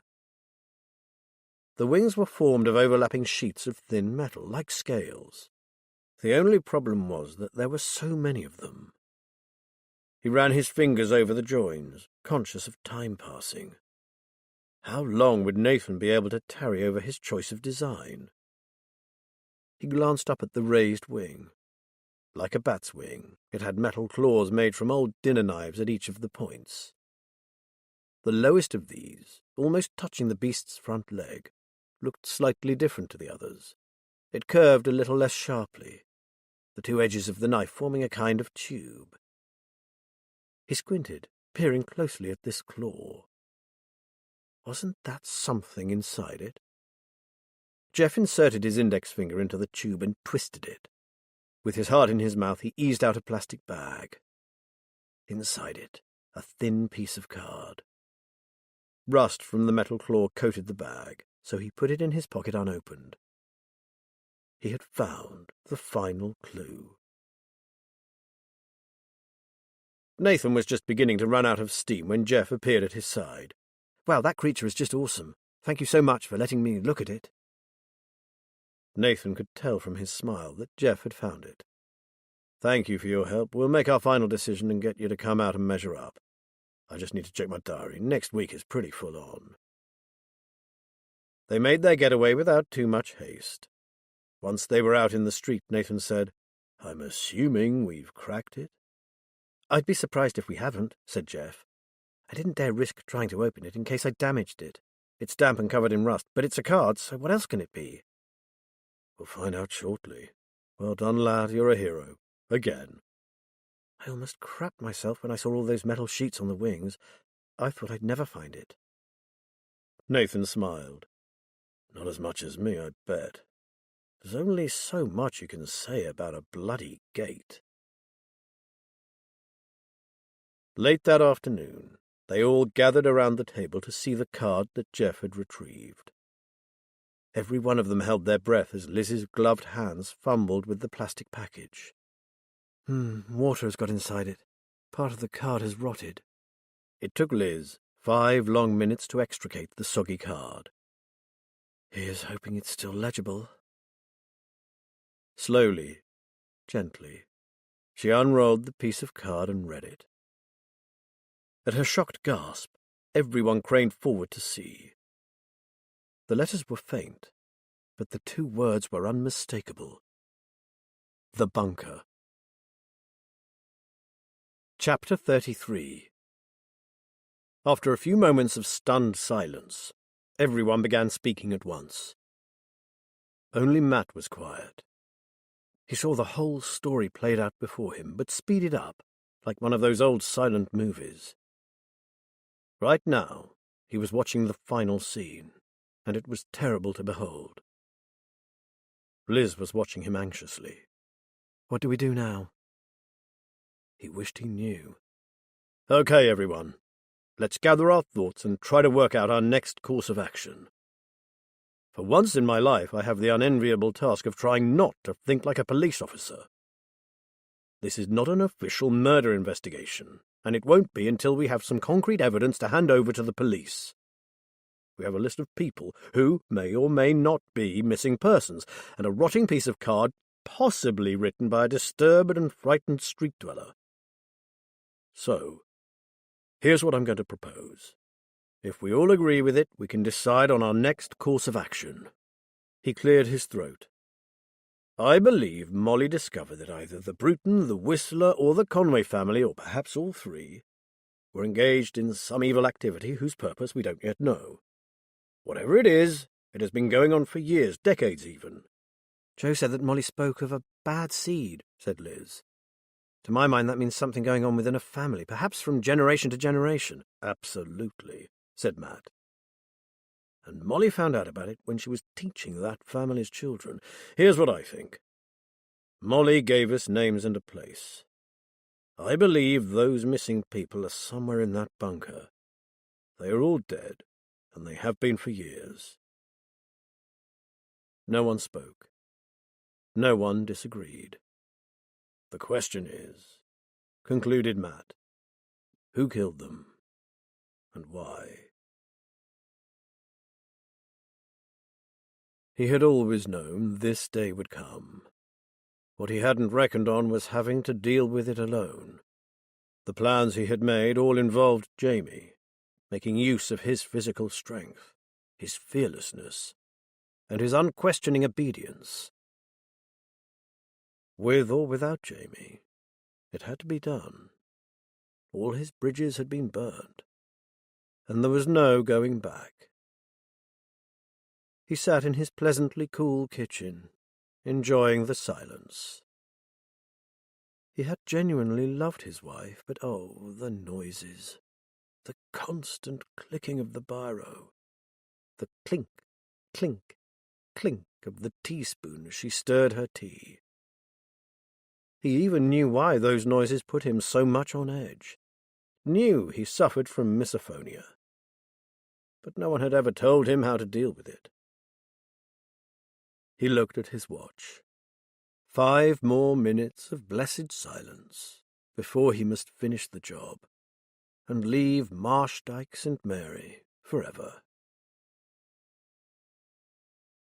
Liz looked up at the whiteboard with its list of names. What the hell were they to do next? Matt was right not to hand the investigation over to the police. Liz had known of officers who had worked for 2 solid years to solve what was apparently a watertight case, only to find their felon walk free because a small piece of evidence could not be produced. They must not allow that to happen here. So far, their entire case rested on supposition and conjectures that Charlie Anders could do nothing with. Meanwhile, their team was looking to them for guidance.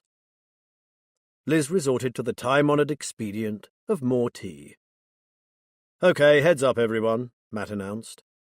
Fact 1. Liz suppressed a smile. Matt the policeman was coming to the fore. The so-called adventure park, along with the barn and the bunker, is already the focus of an ongoing police investigation, so before we do anything else, we have to find out how far they have got. Liz picked up her phone. What would they do without Swifty? She put her phone on loudspeaker and made the call. Our lads and lasses went through that place from top to bottom, he said. Whoever was running it made a damn good job of clearing up. They left nothing useful behind, no paperwork, no technology, nothing but a load of rubbish. The sockos have been out there, but it's one of those messy sites where you finish up with a skip full of trace evidence that is totally useless. So far they've dealt with an office, a dormitory and a small room, kind of a cell in that bunker thing. So what's the state of play there now, Swifty? Liz asked. They'll be pulled out shortly if they haven't gone already. I reckon that by this evening it'll be down to one crew stuck in a car full of Maggie D's. Matt nodded. Just what he wanted to hear. That's the way it goes these days, I suppose. You mentioned a little room like a cell. What's the story with that? Oh, that, Swifty said. As you know, the place was a kind of boot camp like the ones you see on TV. According to the guys in custody, the final step in their training was a verbal test. You know, the sort of thing. You've been captured by the enemy, so what do? The room was used for that. I see, Liz said. Sounds like your guys are happy that they found everything there is to find out there. That right? Oh, yes, said Jack. It was pretty well empty. They hadn't even locked up. Our people got precious little in the way of evidence, so now they are widening the search. They're certain it's not a local organisation. They just picked the most isolated spot they could find that was suitable for their needs. It really looked the part, too, especially with that old bunker on it. Liz ended the call and turned to Matt. Just as we expected. Yes. By this evening that area will be all but deserted. We need to do some research. He turned to David. You checked out bunkers, didn't you? Joe said that one of the Brutons had his old Second World War bunker converted into a usable nuclear fallout shelter during the Cold War.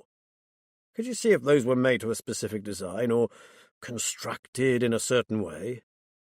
I don't think they were, Matt, David said. All the spec I saw concerned the thickness of the walls and the best materials to use for maximum protection and so on. The design depended on the depth and the number of people to be accommodated. Some had plant rooms, generators, and cold storage rooms. It was quite an eye-opener, I must say. Excuse me, Chris said. Are we assuming that because the bunker is owned by the Bruton family and stands on their land, that they are most likely responsible for the disappearances Molly noted? They're obviously in it up to their necks, Matt said.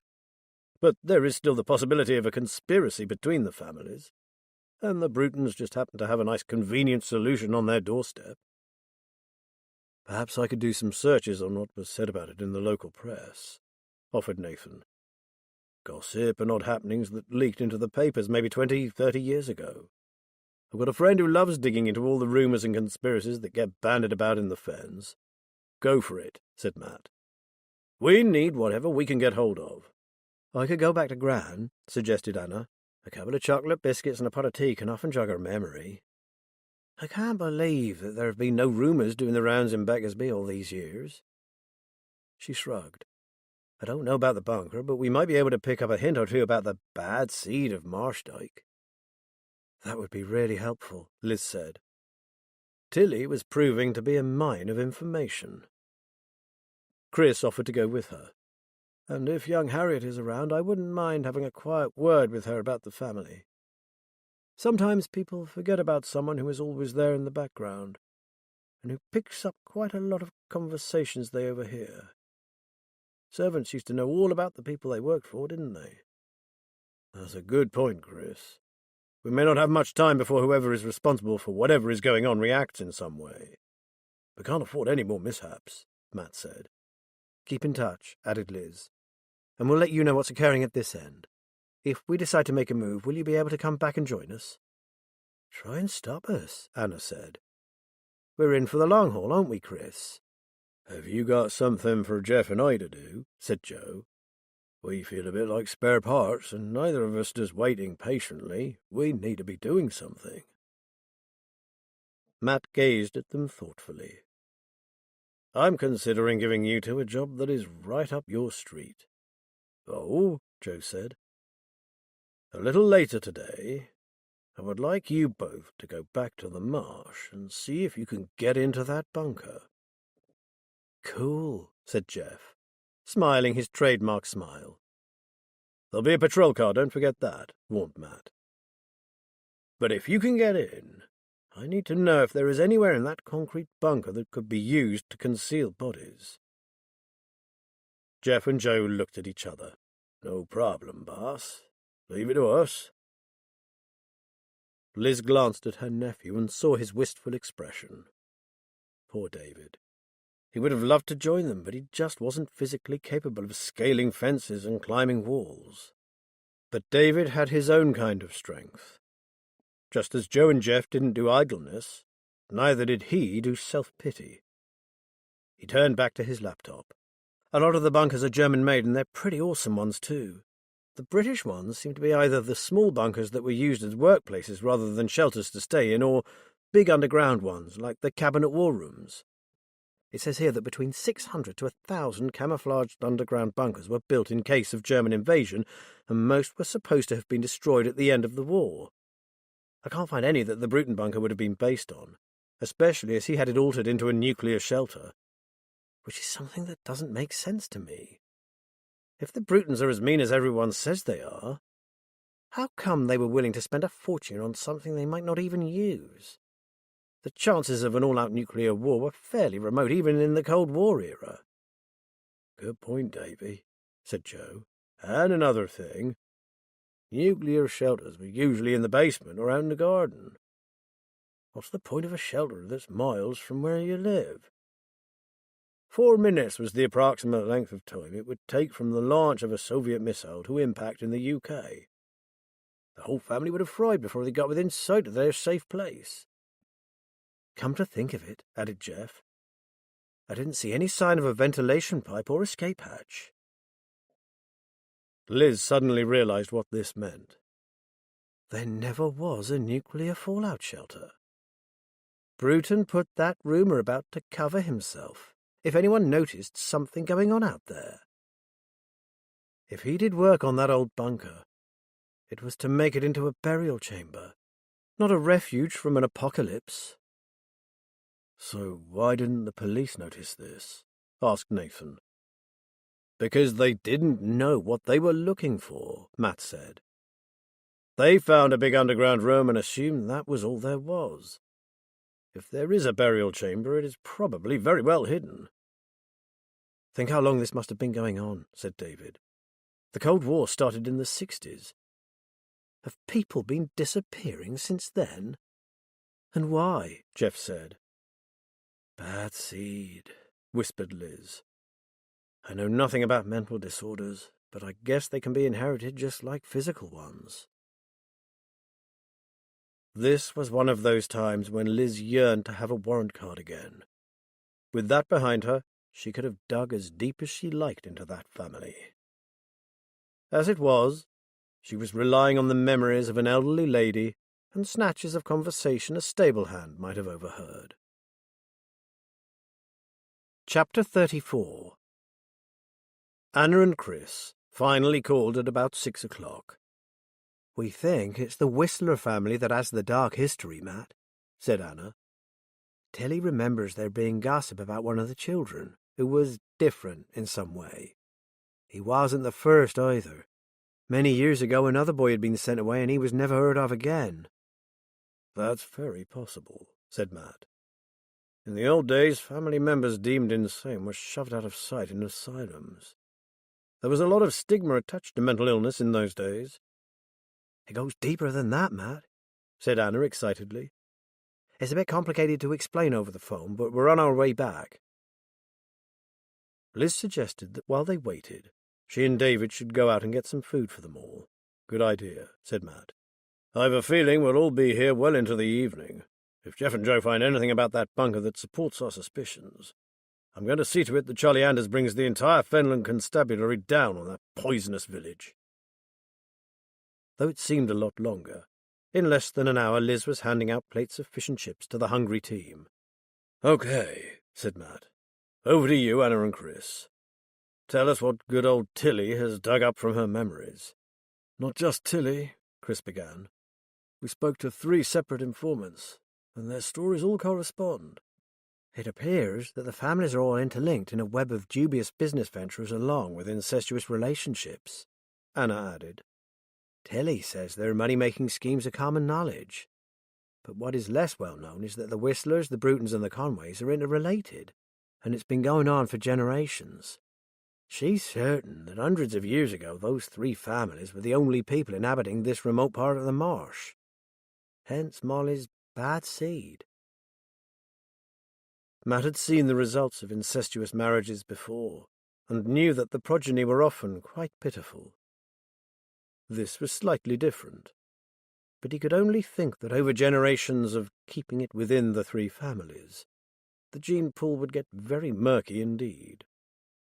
"We were lucky," said Chris, "because when we arrived at Anna's, young Harriet had just got back from the stables and was outside her cottage chatting to Ted, Whistler's gardener. Thanks to the tip he'd been given when we went there to dig for Rupert, he was more than willing to dish the dirt on his employers." "The bottom line is," said Anna, "besides what my gran told us, both Harriet and Ted have overheard some vitriolic remarks on the part of all three families. On the surface, the Brutons, Whistlers, and Conways might be all sweetness and light, but underneath they positively hate each other. Putting two and two together, I'd say the present generation is suffering for the sins of their forebears." "Meaning they've inherited some seriously bad genes," said Nathan, "which they'd love to rid themselves of but can't." "It certainly appears that way," said Chris. "Worse than that, we've come to the conclusion that there is a dangerously sick individual in one of those families whom they're all protecting, and this is the person Molly found out about. We have no idea who it might be, but from the odds and ends picked up by Harriet, it would seem that the surviving family members will do anything to prevent word of this person's existence spreading beyond the village." Matt put down his fork. "In light of what you've told us, I think it's almost time to step back and hand this over to the police." Seeing their disappointed expressions, he said, "But before I do that, I suggest the lot of us go out to Marshdyke this evening and wait for Jeff and Joe to come back from their visit to the bunker. I think we all deserve to know what they find there. Then, depending on what they discover, I'll make the call." No matter how much they might wish to see this through to the end, the case had now gone way beyond the remit of a group of civilians. They would perform this last service for Molly, and then stand down. "We've done everything Molly asked of us," Matt said. "And when it's finally over, I hope she'll finally have some peace." Jeff and Joe decided not to wait for nightfall. They needed the light, and this time there would be no villains to avoid, just a couple of bored coppers in a police car. Jeff ducked under a strip of cordoning tape. "Look at that, the door's not even locked." "And the crew in the car are more interested in watching the big barn and the assault course than this heap of concrete," added Joe. As described, the room resembled a cell, windowless, with a single door. There was a trestle table and a few chairs, and an electric cable feeding 2 or 3 power sockets. "Well, this isn't right, is it?" grunted Joe. "No, it certainly isn't," Jeff said. "The interior is half the size of the exterior. So what's in between?" They checked every inch of the walls and floor, but they were flat, the concrete smooth. "Maybe the outside has more to offer," said Joe. Jeff slipped out first and called softly to Joe that the coast was clear. They crept to the rear of the bunker where they would not be seen from the police car. As far as Jeff was concerned, the sooner this place disappeared beneath the encroaching vegetation, the better. Before long it would be part of the landscape, as if the bunker had never existed. But not quite. Despite the lush overgrowth, there was still a sinister atmosphere hovering about this lump of concrete. "It looks all wrong, doesn't it?" said Joe, staring at the edifice. "Even allowing for thick walls, this is big enough to accommodate at least 2 more rooms. Since there's no access from the inside, I guess we'll have to try the outside." They spent the next 15 minutes crawling around on their knees, ripping up the overgrowth. Slowly they made their way around the walls, searching for patches of more recent vegetation that might conceal a hidden entrance. Jeff was beginning to think they'd never find it when Joe gave a quiet laugh. "Oh, very neat. Here, look at this." Kneeling beside him, Jeff saw a rigid panel slotted into the bunker wall, roughly 3 meters by 2, made from plaited willow twigs intertwined with artificial ivy and covered over with branches from an elder. "Ta-da! We have an entrance," Joe said. Beneath the panel was a thick wooden door, and, incongruous in the weathered wood, A good old Yale lock. Joe laughed softly. They must have placed a lot of faith in their camouflage panel. A child could pick this. But can an ex-soldier? Asked Jeff with a grin. Throwing him a disdainful look, Joe took a small, flexible pick from his pocket, and in the blink of an eye the door stood open. I'll go first, he said. I can't leap off buildings like you, but I do have a little more knowledge of booby traps. The passage they entered smelled of nothing but damp earth. Their torch beams, bouncing off bare walls, lit up what they thought was a dead end, but which led them into what looked like an office. It had evidently housed a considerable amount of computer hardware. The equipment had gone, but the connections, along with the wires and leads, still lay on the floor. Closer inspection revealed horizontal ventilation shafts, and a door that led to an alcove with a small generator. Joe roamed around like a hound trying to pick up a scent. All moderately new, he muttered. I'm surprised they had so much of it if all they were doing was recruiting young criminals. Anyway, it doesn't help us find our buried victims. He took a last look around. Okay, Jeff, back outside. I'm afraid we'll have to start digging again. Still mindful of the police crew, they felt their way around the rest of the bunker. This time it was Jeff who made the discovery. "Is that a drain cover?" he said, as they both stared down at the heavy metal hatch. Not like any I've ever seen, said Joe. "I could be wrong, but isn't this over the extra space that we can't account for?" Jeff said. Joe merely raised an eyebrow. Jeff knelt and ran his hand over the cold iron. "How on earth are we supposed to lift it? I can't feel anything to get a hold of." Joe was on his knees beside him. There are 2 flanges, one on each side. I'd say a couple of tie irons or crowbars would lever that up. He squinted at it. It's certainly not been put there recently, so it has nothing to do with our criminal gang. This is it, Jeff. We found what Matt asked us to. I think we should go back, don't you? Taking care not to be seen, Joe and Jeff retraced their footsteps to the perimeter wire and climbed back over. As soon as they were on the other side, Jeff rang Matt. "There is something there, Matt. We'll be with you in 5 minutes." Their 3 cars were parked on an area of hard standing on the edge of a farmer's field on the outskirts of Marshdyke Village that was used for tractors and farm vehicles to turn. In a nice piece of irony, it was probably Bruton land. Matt had chosen this spot for the view. From here it was possible to see across the fields and the marsh all the way to the wash.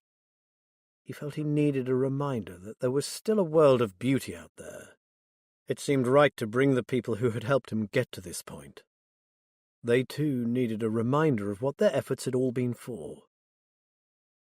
Looking out across the miles of fenland, Matt prepared himself to ring Charlie Anders. They had come such a long way to reach this point that it was not easy to relinquish the reins.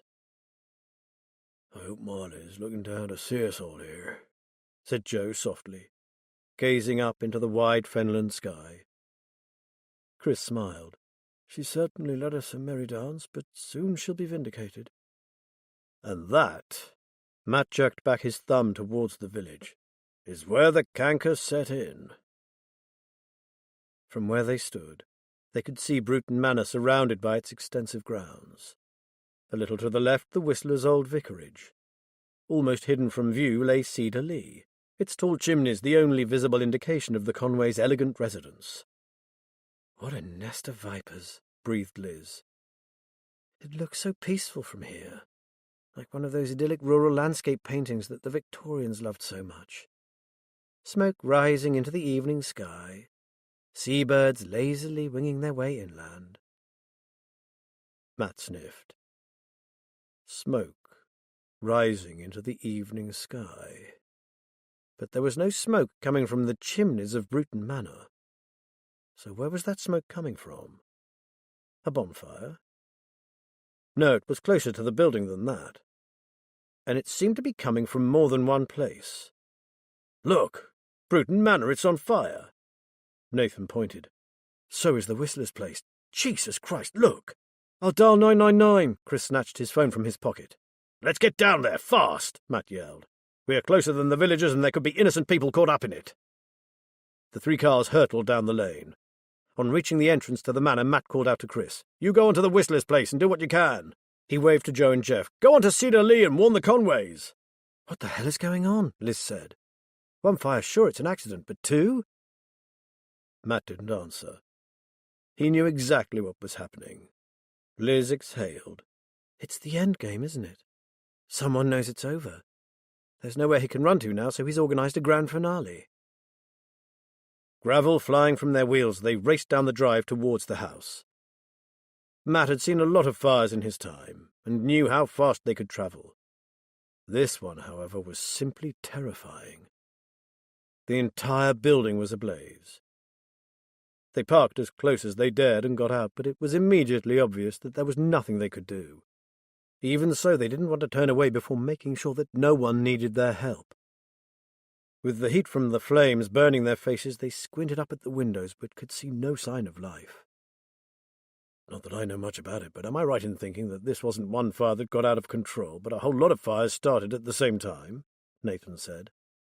Whoever did this, said Matt, taking a few steps back as the heat intensified, was certainly leaving nothing to chance. Come on, let's get out of here and find the others. Maybe the Whistler place isn't as bad, and I don't see any smoke coming from the Conways' place. Hopefully Jeff and Joe have managed to raise the alarm there. As they drove away, Matt heard the distant sound of sirens. It was far too late to save Bruton Manor, but the fire service might be able to keep the neighbouring properties from catching alight. For a moment he had forgotten how evil these people were. Whatever they had done, surely they didn't deserve a fate as terrible as this. He put his foot down. Chris was relieved to see Matt's car in the lane outside the old vicarage. He was worried about Anna. She insisted on helping him, but he was very aware that she wasn't healthy and might do herself harm. "We're pretty sure the place is empty," he called out. "Or as much of it as we could get to. We've been yelling our heads off, but no one has answered." "The fire is spreading," added Anna breathlessly, "but so far it's confined to the left-hand side of the house and the outbuildings. We shut as many doors as we could find before we had to get out." "Thank God you did," said Liz. "We could hear the fire service on our way, so they'll be here soon." "Any news from Joe and Jeff?" asked Matt. "No," said Chris. "Maybe we should head down there now and see how they're doing." "You and Anna go ahead," Matt said, "and take David and Nathan with you. What with all the drama, I completely forgot to contact Charlie Anders, and I really must do that now. What I have to tell her could turn out to be far, far bigger than this." He gestured toward the burning house. The 3 of them piled into Chris's car and headed back along the lane towards Cedar Lee. "Look, smoke," said Nathan. "I thought they might have got away with it, but it looks like they haven't after all." Though Cedar Lee was a more modest property than the other 2 houses, it was still a fine example of classic British architecture. Chris experienced a pang of regret that something so irreplaceable was about to be lost. Taking care to leave the way clear for the emergency vehicles, Jeff parked up and the 4 of them hurried towards the house. "Why aren't the villagers here?" panted Anna, struggling to keep pace with the men. "Something like this usually brings people flocking from miles around to see what's going on." She was right. Chris looked over to where the village lay, dark and silent. Where were all the do-gooders, the rubberneckers, the men striding forward to take charge? Jeff and Joe appeared at the open front door. "Where the hell's the fire brigade?" Joe called out. "We heard the sirens. They should be here by now. They could save this place if they only got a move on." "Shall I go back to the entrance and try to flag down a passing car?" offered Nathan.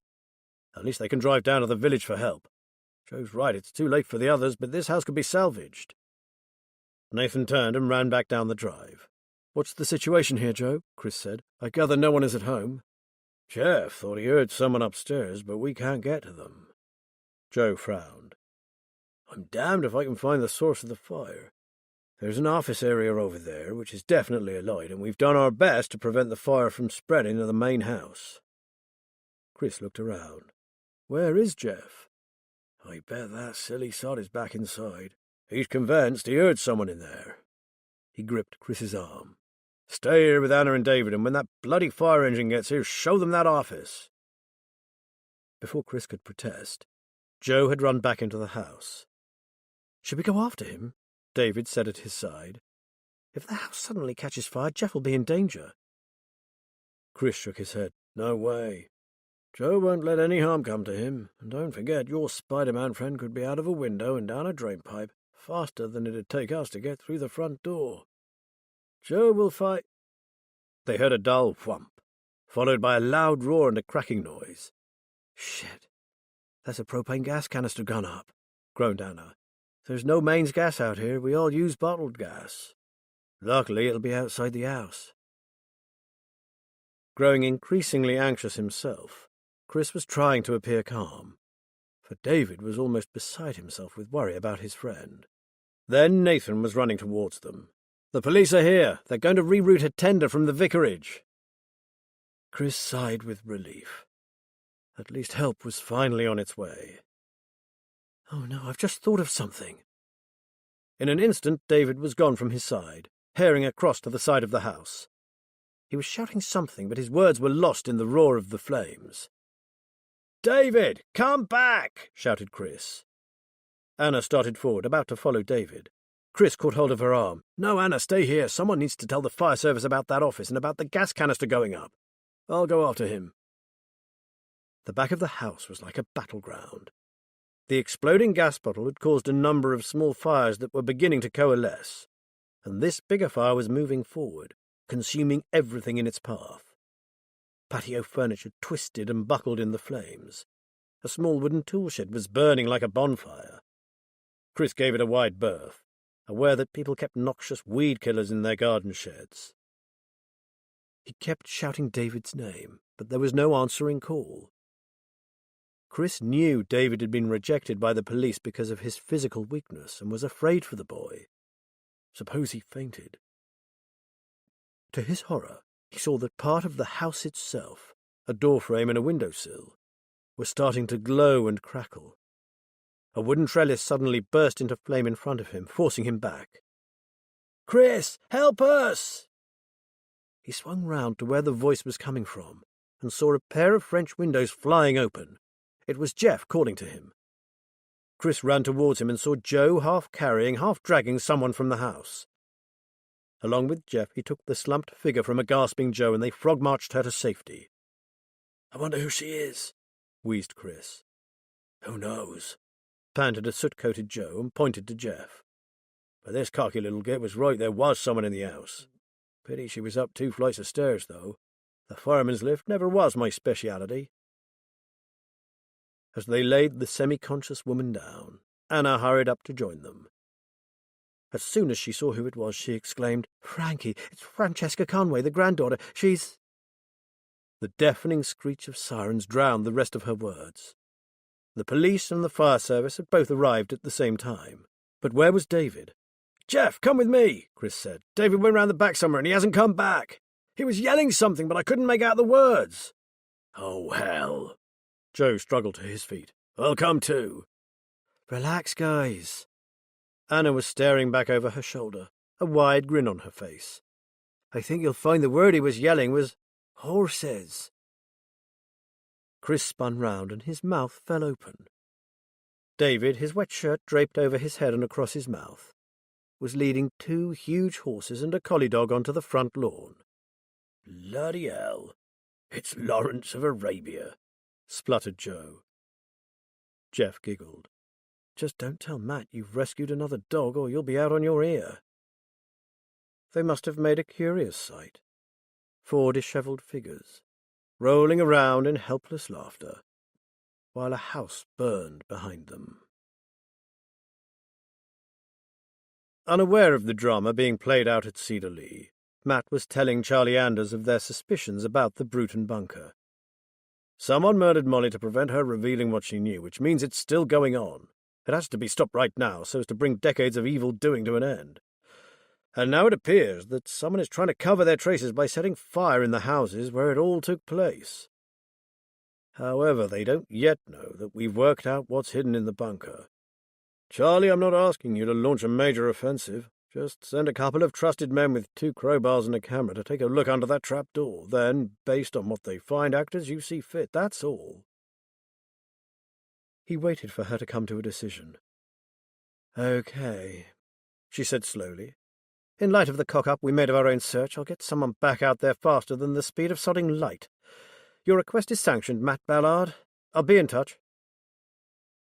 Matt stared at his phone, only dimly aware of the commotion in the background, the familiar two-tone note of sirens, the flashing blue lights. Liz squeezed his hand. "I know, darling. We're almost there. But right now our little band of amateur sleuths is out at those burning houses. We'd better make sure they're all safe." Matt shook his head to clear it. "You're right. We'd better go on foot. It looks like a disaster movie over there." As they were about to set off, he paused for a moment and turned his gaze on her. Have we finally succeeded, Liz? Have we done enough, do you think? "More than enough," she said. "There are a lot of unanswered questions, but Charlie will fill in the blanks as they go on." She looked out to the circle of flashing lights where the smoke pooled. Where are all the people? Why are these houses empty? And why did the village not turn out in force to help, or at least Gorp? He had no answer. Had the 3 families simply cut and run? Or was there something darker at work here? I don't know about the 3 families, but I do have a theory about the villagers. I reckon that after years of being dictated to, they saw the smoke and flames and thought, at last, burn in hell. What about the Brutons, Whistlers and Conways? What's happened to them? As you said, Liz, that's for the police to sort out. Haynes and Ballard hereby announces case closed. Epilogue 22:35 p.m. The Bunker, Marshdyke, St. Mary. Present, D.S. Bryn Owen and P.C. Jack Swifty Fleet. Neither man spoke as their torch beams fell on the trapdoor. Black smoke continued to billow from the 3 gutted buildings. Caught by the sea winds, it swept across the fields like the dying traces of some terrible battle. Neither Bryn nor Jack wanted to be here, but they had been especially chosen by the DCI as her most trustworthy officers. Furthermore, they were loyal friends of Matt Ballard. They knew all that, but they still didn't want to be there. "Okay, Swifty," said Bryn, grasping one of the 2 crowbars. "Let's get it over with. It's going to be bad, so we don't want to be prolonging the agony." Together, they slid their crowbars under the iron cover and heaved. It came up more easily than they expected, sending them both staggering backwards. They shifted the heavy door to one side and shone their torches into the cavity beneath. "Steps," said Jack, pointing his torch beam into the black hole. "Leading to what, I wonder?" "Well, there's only one way to find out. Will you go first, or shall I?" Bryn bowed. "Age before beauty." But you're the higher-ranking officer." But for once, the banter fell flat. "Okay," Bryn said. "Got the lights." Jack produced 2 handheld halogen lights and switched them on. Bryn went ahead, with Jack following a few steps behind. The stairs were concrete, deep and wide enough to take their policemen's boots. They descended in silence. "There's a door at the bottom," Bryn said, his voice tight and a little shaky. He stepped down onto a small landing. "No lock, just a handle." He looked back at Jack. "Ready? As I'll ever be." Jack placed a hand on his shoulder. "Let's see what our Molly got killed for." It took Bryn a few moments to understand what he was seeing. Instead of the charnel house he had been expecting, they had entered a smallish square storeroom, clean and tidy and basically empty, except for a couple of heavy-duty plastic boxes and several piles of what looked like large sacks of potting compost, or possibly builder's material. There was a trapdoor in the middle of the floor with a brass handle to lift it by. "That's lime in those sacks," said Jack flatly. Bryn surveyed the labels. "Yeah, it is." Jack cleared his throat. "Isn't that what they used to use in, graves? Mass graves, that is, to help speed up decomposition?" "I read an article about the plague once," added Bryn. "It said they used it to mask the smell and kill off bacteria to stop the disease spreading." "That right," Jack said. They knew they were delaying the inevitable, but neither of them wanted to lift that hatch. "DSO in!" They both jumped. They heard the heavy tread of footsteps slowly descending. "It's all right, dear hearts. It's not a boggart or a will-o'-the-wisp. Just a nosy pathologist." Professor Rory Wilkinson stepped into the room and beamed at them. "Or in your case, your fairy godmother, come to save you from an unpleasant task. A little bird told me that this could be something that's more up my alley than yours, so here I am, cherubs." Bryn could not remember ever being so happy to see someone, especially a pathologist. Rory took stock. "There is considerable debate over lime and its effectiveness. What's more, this lot," he pointed to the sacks, "is hydrated lime. Tests show that it actually delays decay and in some cases even preserves tissue. Imagine." He looked at the trapdoor, then back to his audience. "Are we of the same opinion here, gentlemen? Some unpleasant individual brought bodies down here, popped them down there." He jerked a thumb at the trapdoor, chucked a load of lime over them, and trundled off home for tea. Bryn and Jack nodded. "Well, we'd better check out our hypothesis." Rory grasped the brass handle and pulled. Less than a mile from the noise and mayhem at Bruton Manor, the men and women called out to the bunker worked in almost total silence. Professor Wilkinson, who was leading the team, had been obliged to send out a request for specialist help. People were needed here who had experience in the identification of multiple corpses buried in mass graves, usually in the aftermath of a war. He estimated that there were more than 9 bodies in that cellar, in various stages of decomposition, that would all have to be retrieved. The trap, when raised, revealed a chute like the funnel on a combine harvester. As he had suspected, the bodies had been slid down the chute and a sack of lime tipped in after them. With the aid of a camera, he examined the cellar and concluded that it should have had a watercourse passing through it. Thus the cellar would have flooded when the tide came in and drained as it receded. Rory could see no such drain here. Having spent an hour or so in the storeroom, Rory trudged back up the steps and out into the night for a few moments of fresh air. The discovery of a crumpled, bedraggled, dead woman had brought them here, to this point. Molly, the bag lady, had led them here. He looked up into the blackness. "Dear lady, your work is almost done. Now you can leave it to science. Forensics will tell us who was responsible. Now you can rest." Yes. There was evidence aplenty, and he still had the handkerchief that had ended Molly's life. To the untrained eye, the houses were nothing but charred ruins, yet he knew there would be evidence left in little pockets that had escaped the flames. There always was. He stood up and stretched.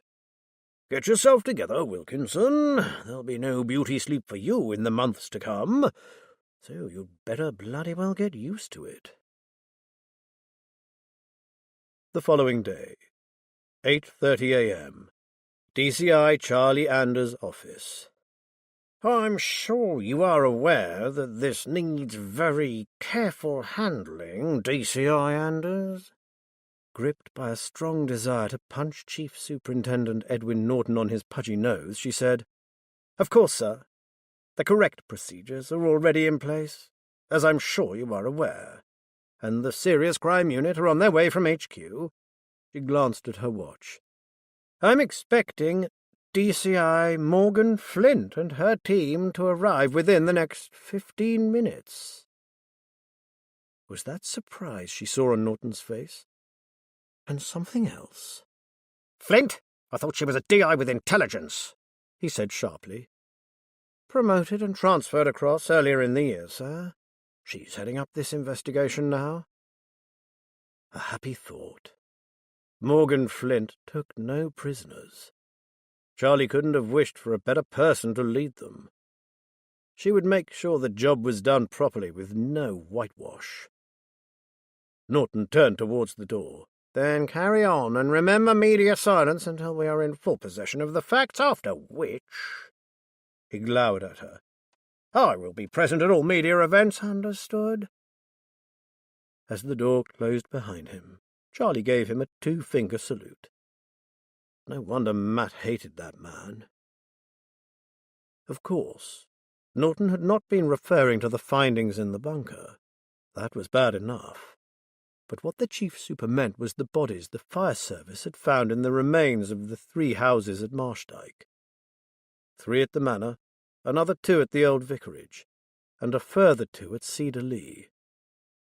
The Brutons, the Whistlers, and the Conways were no more. With the exception of a lone survivor rescued by 2 of Matt's helpers, and who was being guarded like the crown jewels until she was well enough to talk to them. It seemed there were a few other family members who had been absent at the time of the fires and were now missing. Maybe they had fled. But Charlie couldn't be sure that more bodies would not turn up at a later date. That bloody detective agency of Matt Ballard's. All this because of a dogged search for a missing tearaway, and their conviction that a dead vagrant and a bag of waste paper was worthy of an investigation.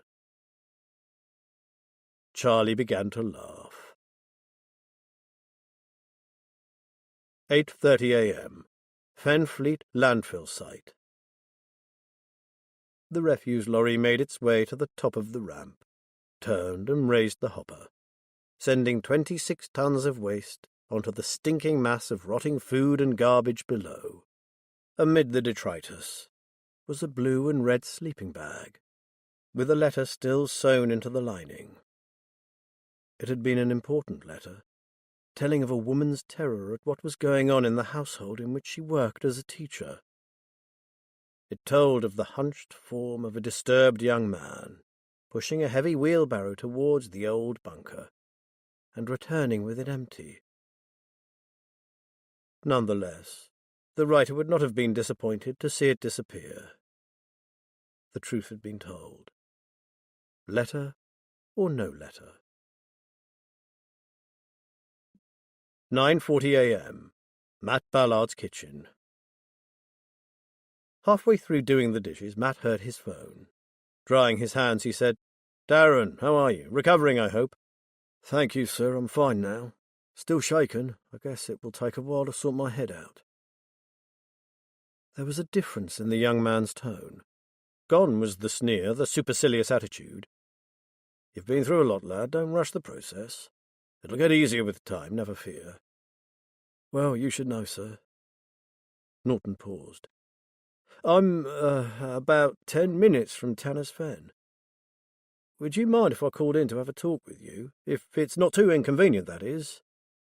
There are some things I need to say, and— Oh, well, I'll get the coffee on. Come right over," Matt said. The man who walked through the door was a far cry from the Darren Norton who'd so annoyed him in the early days of the case. Rather than facing him with a room full of people, Matt had decided to talk to him privately. They now sat in the garden, each with a cup of coffee, while Matt waited for Norton to begin. After a silence that was beginning to grow uncomfortable, Norton suddenly burst out with, "I'm so sorry. Not to put too fine a point on it, I acted like a real arsehole."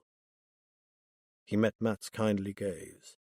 I'm just hoping that I haven't done so much damage that there's no way back. I do want to be a detective, a good one, and I know I can do it, but I'm afraid it might be too late. He lowered his voice. And there are other factors that might see me pushed out of the force. That's why I need to talk to you. Matt suddenly realized that this was no ordinary apology for bad behavior, or a last-ditch attempt to save his job. He sat forward. I'm listening. Ever since I was a little kid, my grandfather has always been presented to me as a role model, the person I must emulate if I want to get ahead. And who was I, just a kid, to dispute that? He was high up in the police force, rich, well-connected and powerful. Norton looked down at his feet. And like a mug, I bought it all. Matt knew not to interrupt. Those men at the bunker were going to kill me, Matt. If it hadn't been for you and your friends, I wouldn't be sitting here now. It was you who saved me, not my grandfather. More than that, it was him who put me there in the first place.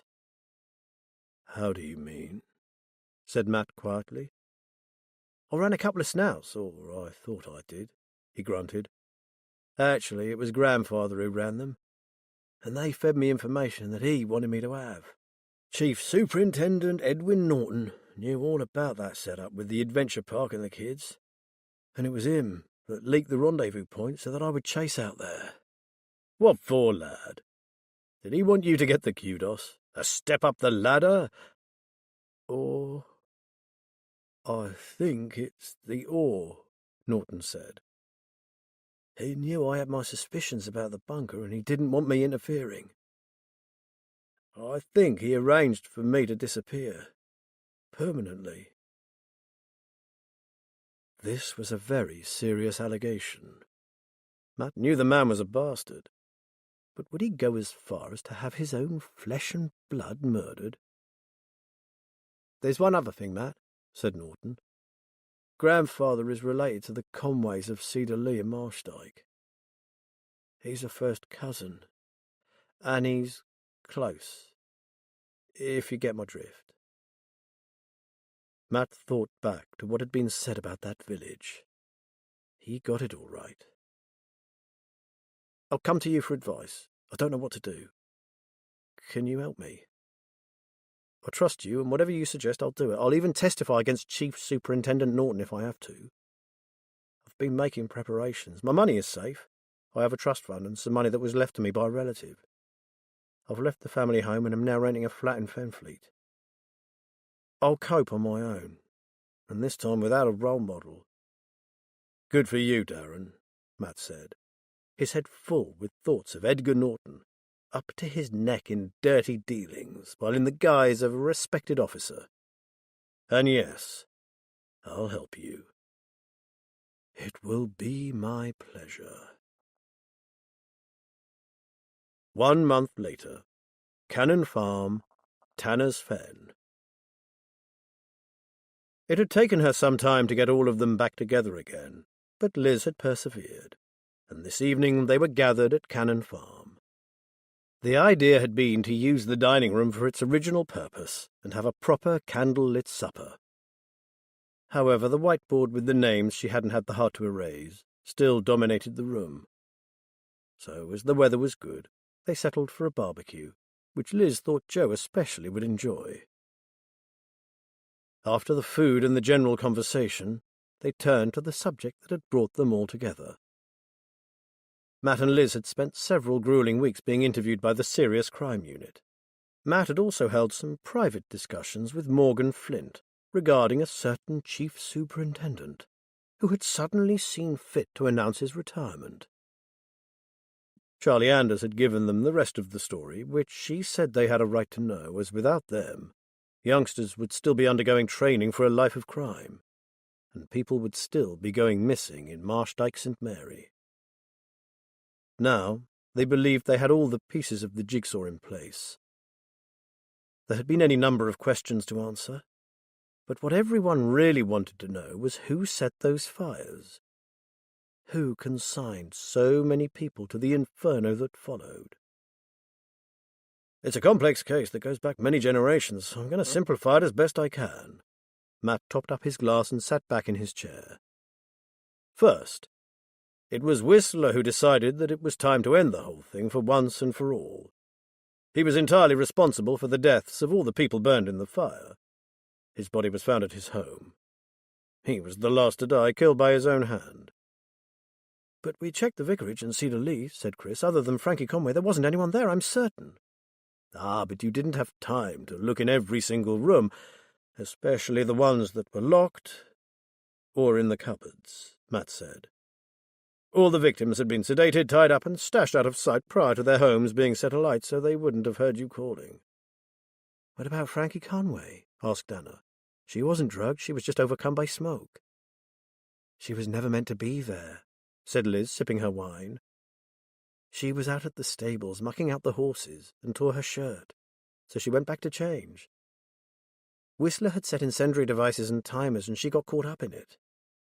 Thank God you stuck to your guns about hearing someone, Jeff, or she'd be another fatality. It was Joe that got her down all those stairs. I know I couldn't have done it, Jeff said. Joe grinned. My back hasn't been the same since.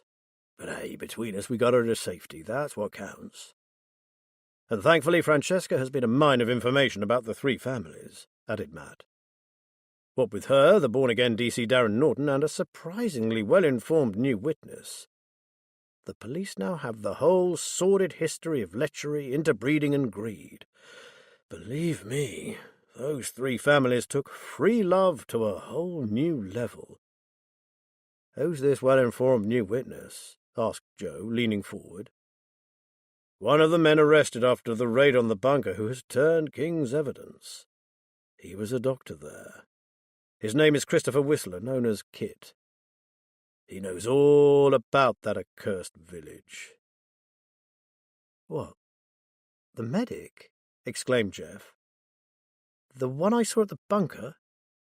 He's a Whistler? And a qualified doctor. He's Whistler's eldest son. He had a brother called Jamie, a badly damaged child. Matt looked around at the amazed faces. I said it was complex, and it is. This entire horrific outcome is the result of decades of immorality and corruption involving the three families.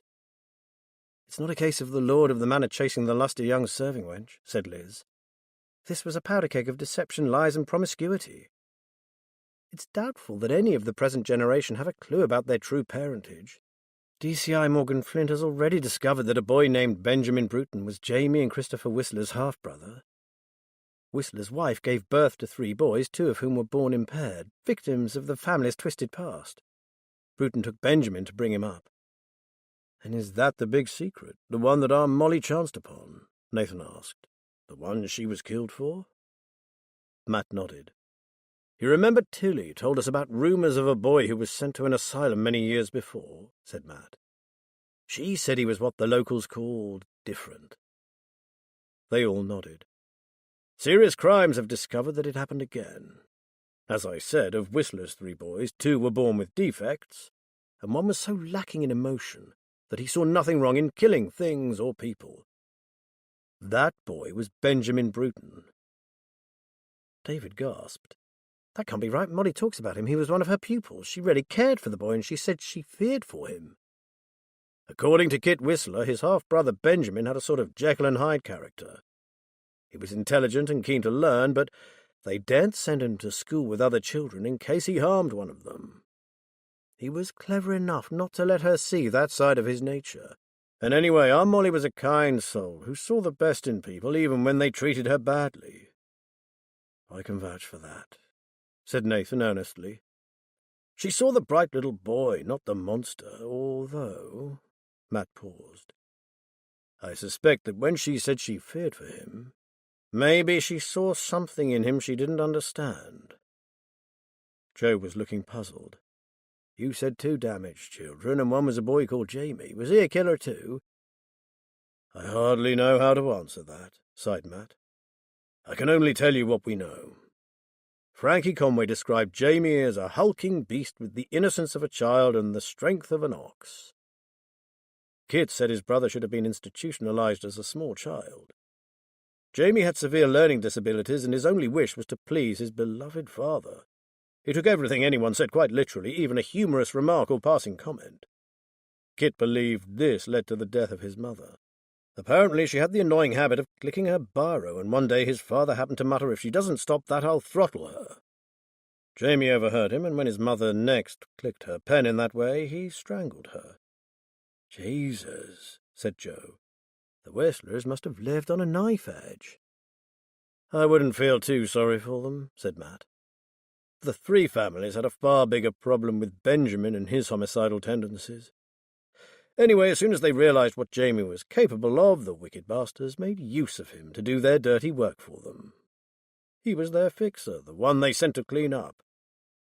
He killed Benjamin because his father told him that his half-brother deserved to die." "And he disposed of him down the chute at the bunker?" asked Jeff, looking rather pale. "Yes, he did. With his strength, he was easily able to carry a body and take it to the bunker in a wheelbarrow." Matt grimaced. "However, the rot had set in years before Jamie and Benjamin were born. People had died during what Kit suspects to have been various acts of depravity. Bruton had the idea of converting his bunker as a handy repository for their bodies." "One last thing," said Liz. "Rory Wilkinson reported finding another body in a room in the old vicarage that had somehow escaped the flames. It was Jamie Whistler. He had been killed a day or so before the others, and would probably have died anyway from sepsis after having been bitten by a dog." David sighed. "They sent him to kill Clem, didn't they?" He reached down and fondled the dog that lay at his feet, the dog that seemed to have found a home at Cannon Farm. His original owner, Clem, had been discharged from hospital and was now living in a nice little flat in a warden-controlled block in Fenfleet, where pets were not allowed. Gunnar visited often, but unless the no-pets order was lifted, Cannon Farm was where he would stay. Alfie was safely home with a much-recovered George and 2 new rescue dogs from the Pulteney Marsh Dog Sanctuary, where he now worked full-time. Matt noticed Nathan's glance at Joe. Matt knew what the next question would be, so he forestalled him. And yes, it was Jamie they sent to kill Molly. The handkerchief in her mouth had belonged to Whistler, and Jamie was in the habit of carrying it about with him when he went hunting. So much wickedness. Liz sounded close to tears. "But it's finally over. Forever," said Chris. "They've cleared the sites of the fires, and there are hoardings going up in Marshdyke." Anna smiled. "I'm told it's going to be a housing estate, a big one. I never thought I'd be pleased to see one of those going up in the village, but it will bring new life to the place, and a future for those who have lived under the shadow of those 3 evil families for so long." "What about the bunker?" asked Jeff. Joe grinned at him. "The bulldozers moved in a few days ago. We'll be doing no more scaling of fences, my friend, at least not in that place. It's gone. The bunker no longer exists." This news lightened the atmosphere considerably. Liz handed around more food, and Matt refilled glasses. When he got to Joe, he took a key from his pocket. "I've been meaning to give this to you. I found it in the cuff of your jacket when I searched your bag after it was found in the ditch. I guessed it might be important." Joe's eyes widened. "Look at that. My reminder that I once had a home. It was the front door key to the cottage where I was born. The cottage is long gone, but I kept the key as a lucky charm when I was travelling." He swallowed. "Thank you, Matt. I appreciate you keeping it for me."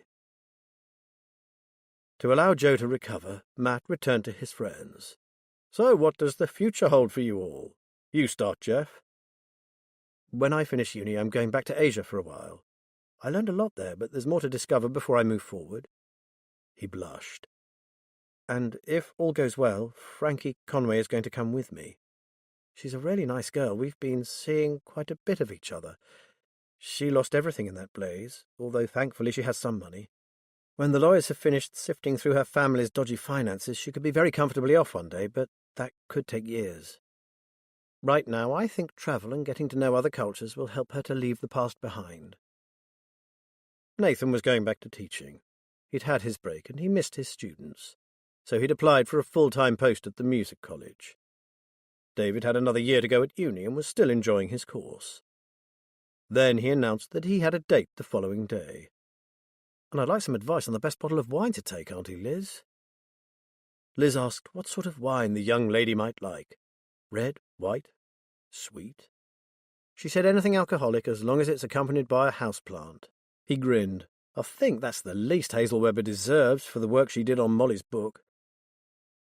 Joe said that he was on the road again, but this time by motorbike. His friend had made him a gift of the Enfield. Joe said he intended to keep in touch with George, but since he was happily occupied with his dogs, he himself would keep moving for a while longer until he felt the need to settle. He wanted somewhere with enough space for his old army buddy Derek, who might need help as he got older. And who better to offer it than one of his brothers in arms?